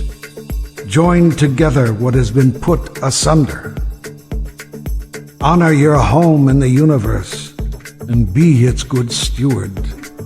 Protect your environment and save it. Renew your resources and share them. Give glory to your God by giving glory to each other. See God in everyone and help everyone see God in themselves. End your divisions and your rivalries, your competitions and your battles, your wars and all your killing forever. End it. Put an end to it. All civilized societies finally do.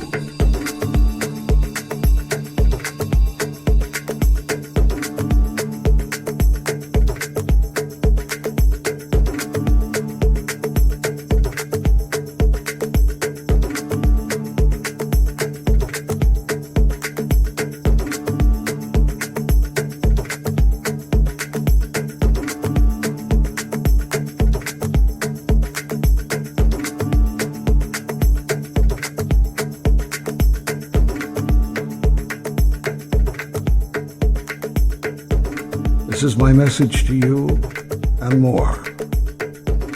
If you truly desire to experience the world of your highest imagining, then you must love unconditionally, share freely, communicate openly, and create cooperatively. There can be no hidden agendas, no limitations on love, no withholding of anything. You must decide that you truly are all one. That what is good for another is good for you. What is bad for another is bad for you. That what you do for another, you do for yourself. And that what you do not do for another, you do not do for yourself. Is it possible for you to act like this? Can the human race remember itself as it was when it reflected, in every thought, word, and deed, the image and likeness of God? Are you capable of such splendor? Yes. I tell you yes, and 1,000 times yes. This is how you were meant to be. This is how life was designed to be before you lost yourself in the illusions. It is not too late. No, not nearly too late. You have such glory and wonder, you can do it. You can be it. You can be love.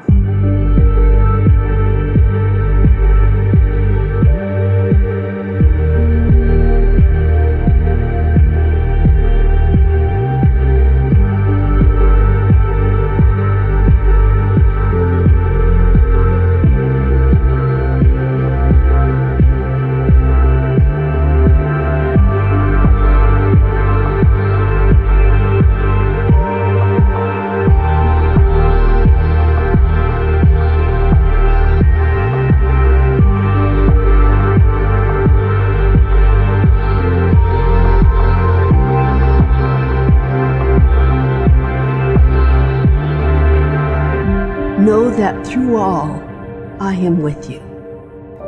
You will always have a conversation with God, and you will always be in communion with God. I will be with you always, even unto the end of time. I can never not be with you, for I am you, and you are me. That is the truth, and all else is an illusion.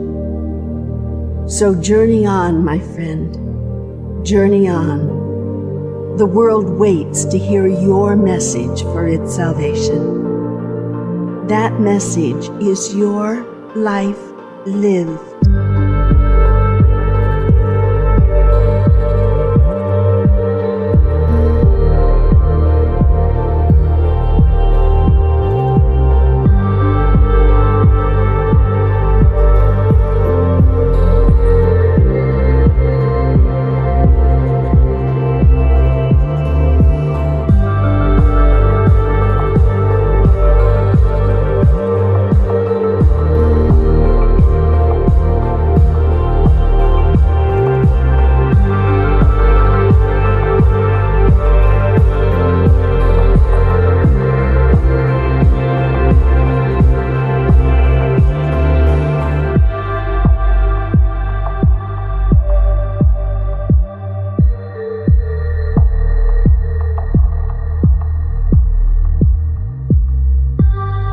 You are the prophet whose time has come.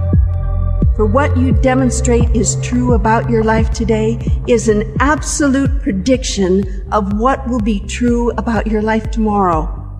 This makes you a prophet indeed. Your world will change because you are choosing to change it. Your work is healing more than you know, and your reach extends beyond tomorrow.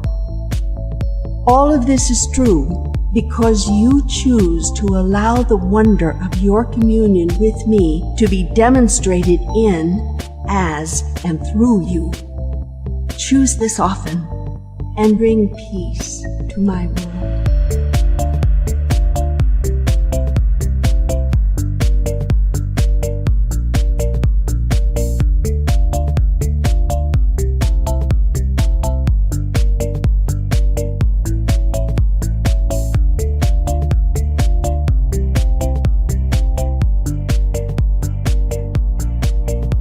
An instrument of my peace. Where there is hatred, sow love. Sow love. Sow love. Where there is injury, pardon. pardon. Where there is Where there is doubt, doubt, Where there is doubt, faith. faith. faith. Where there is despair, Where there is Where there despair, is despair, hope. where there is darkness, Where there is darkness, where there is darkness, light. Where there is sadness, joy. joy. Seek not so much Seek to be not so much consoled to be as to console, consoled, to be understood as to understand, be understood to be loved as to to love. understand. To be loved as to love. To be loved as to love. For love is who you are and who you have always been. It is all there ever was, is now, and never shall be. You have searched for a truth by which to live your life, and I give it to you here again. Be love, my beloved. Be love, and your long journey to mastery will be over, even as your new journey to bring others to mastery has just begun. For love is all that you are, all that I am, and all that we were ever meant to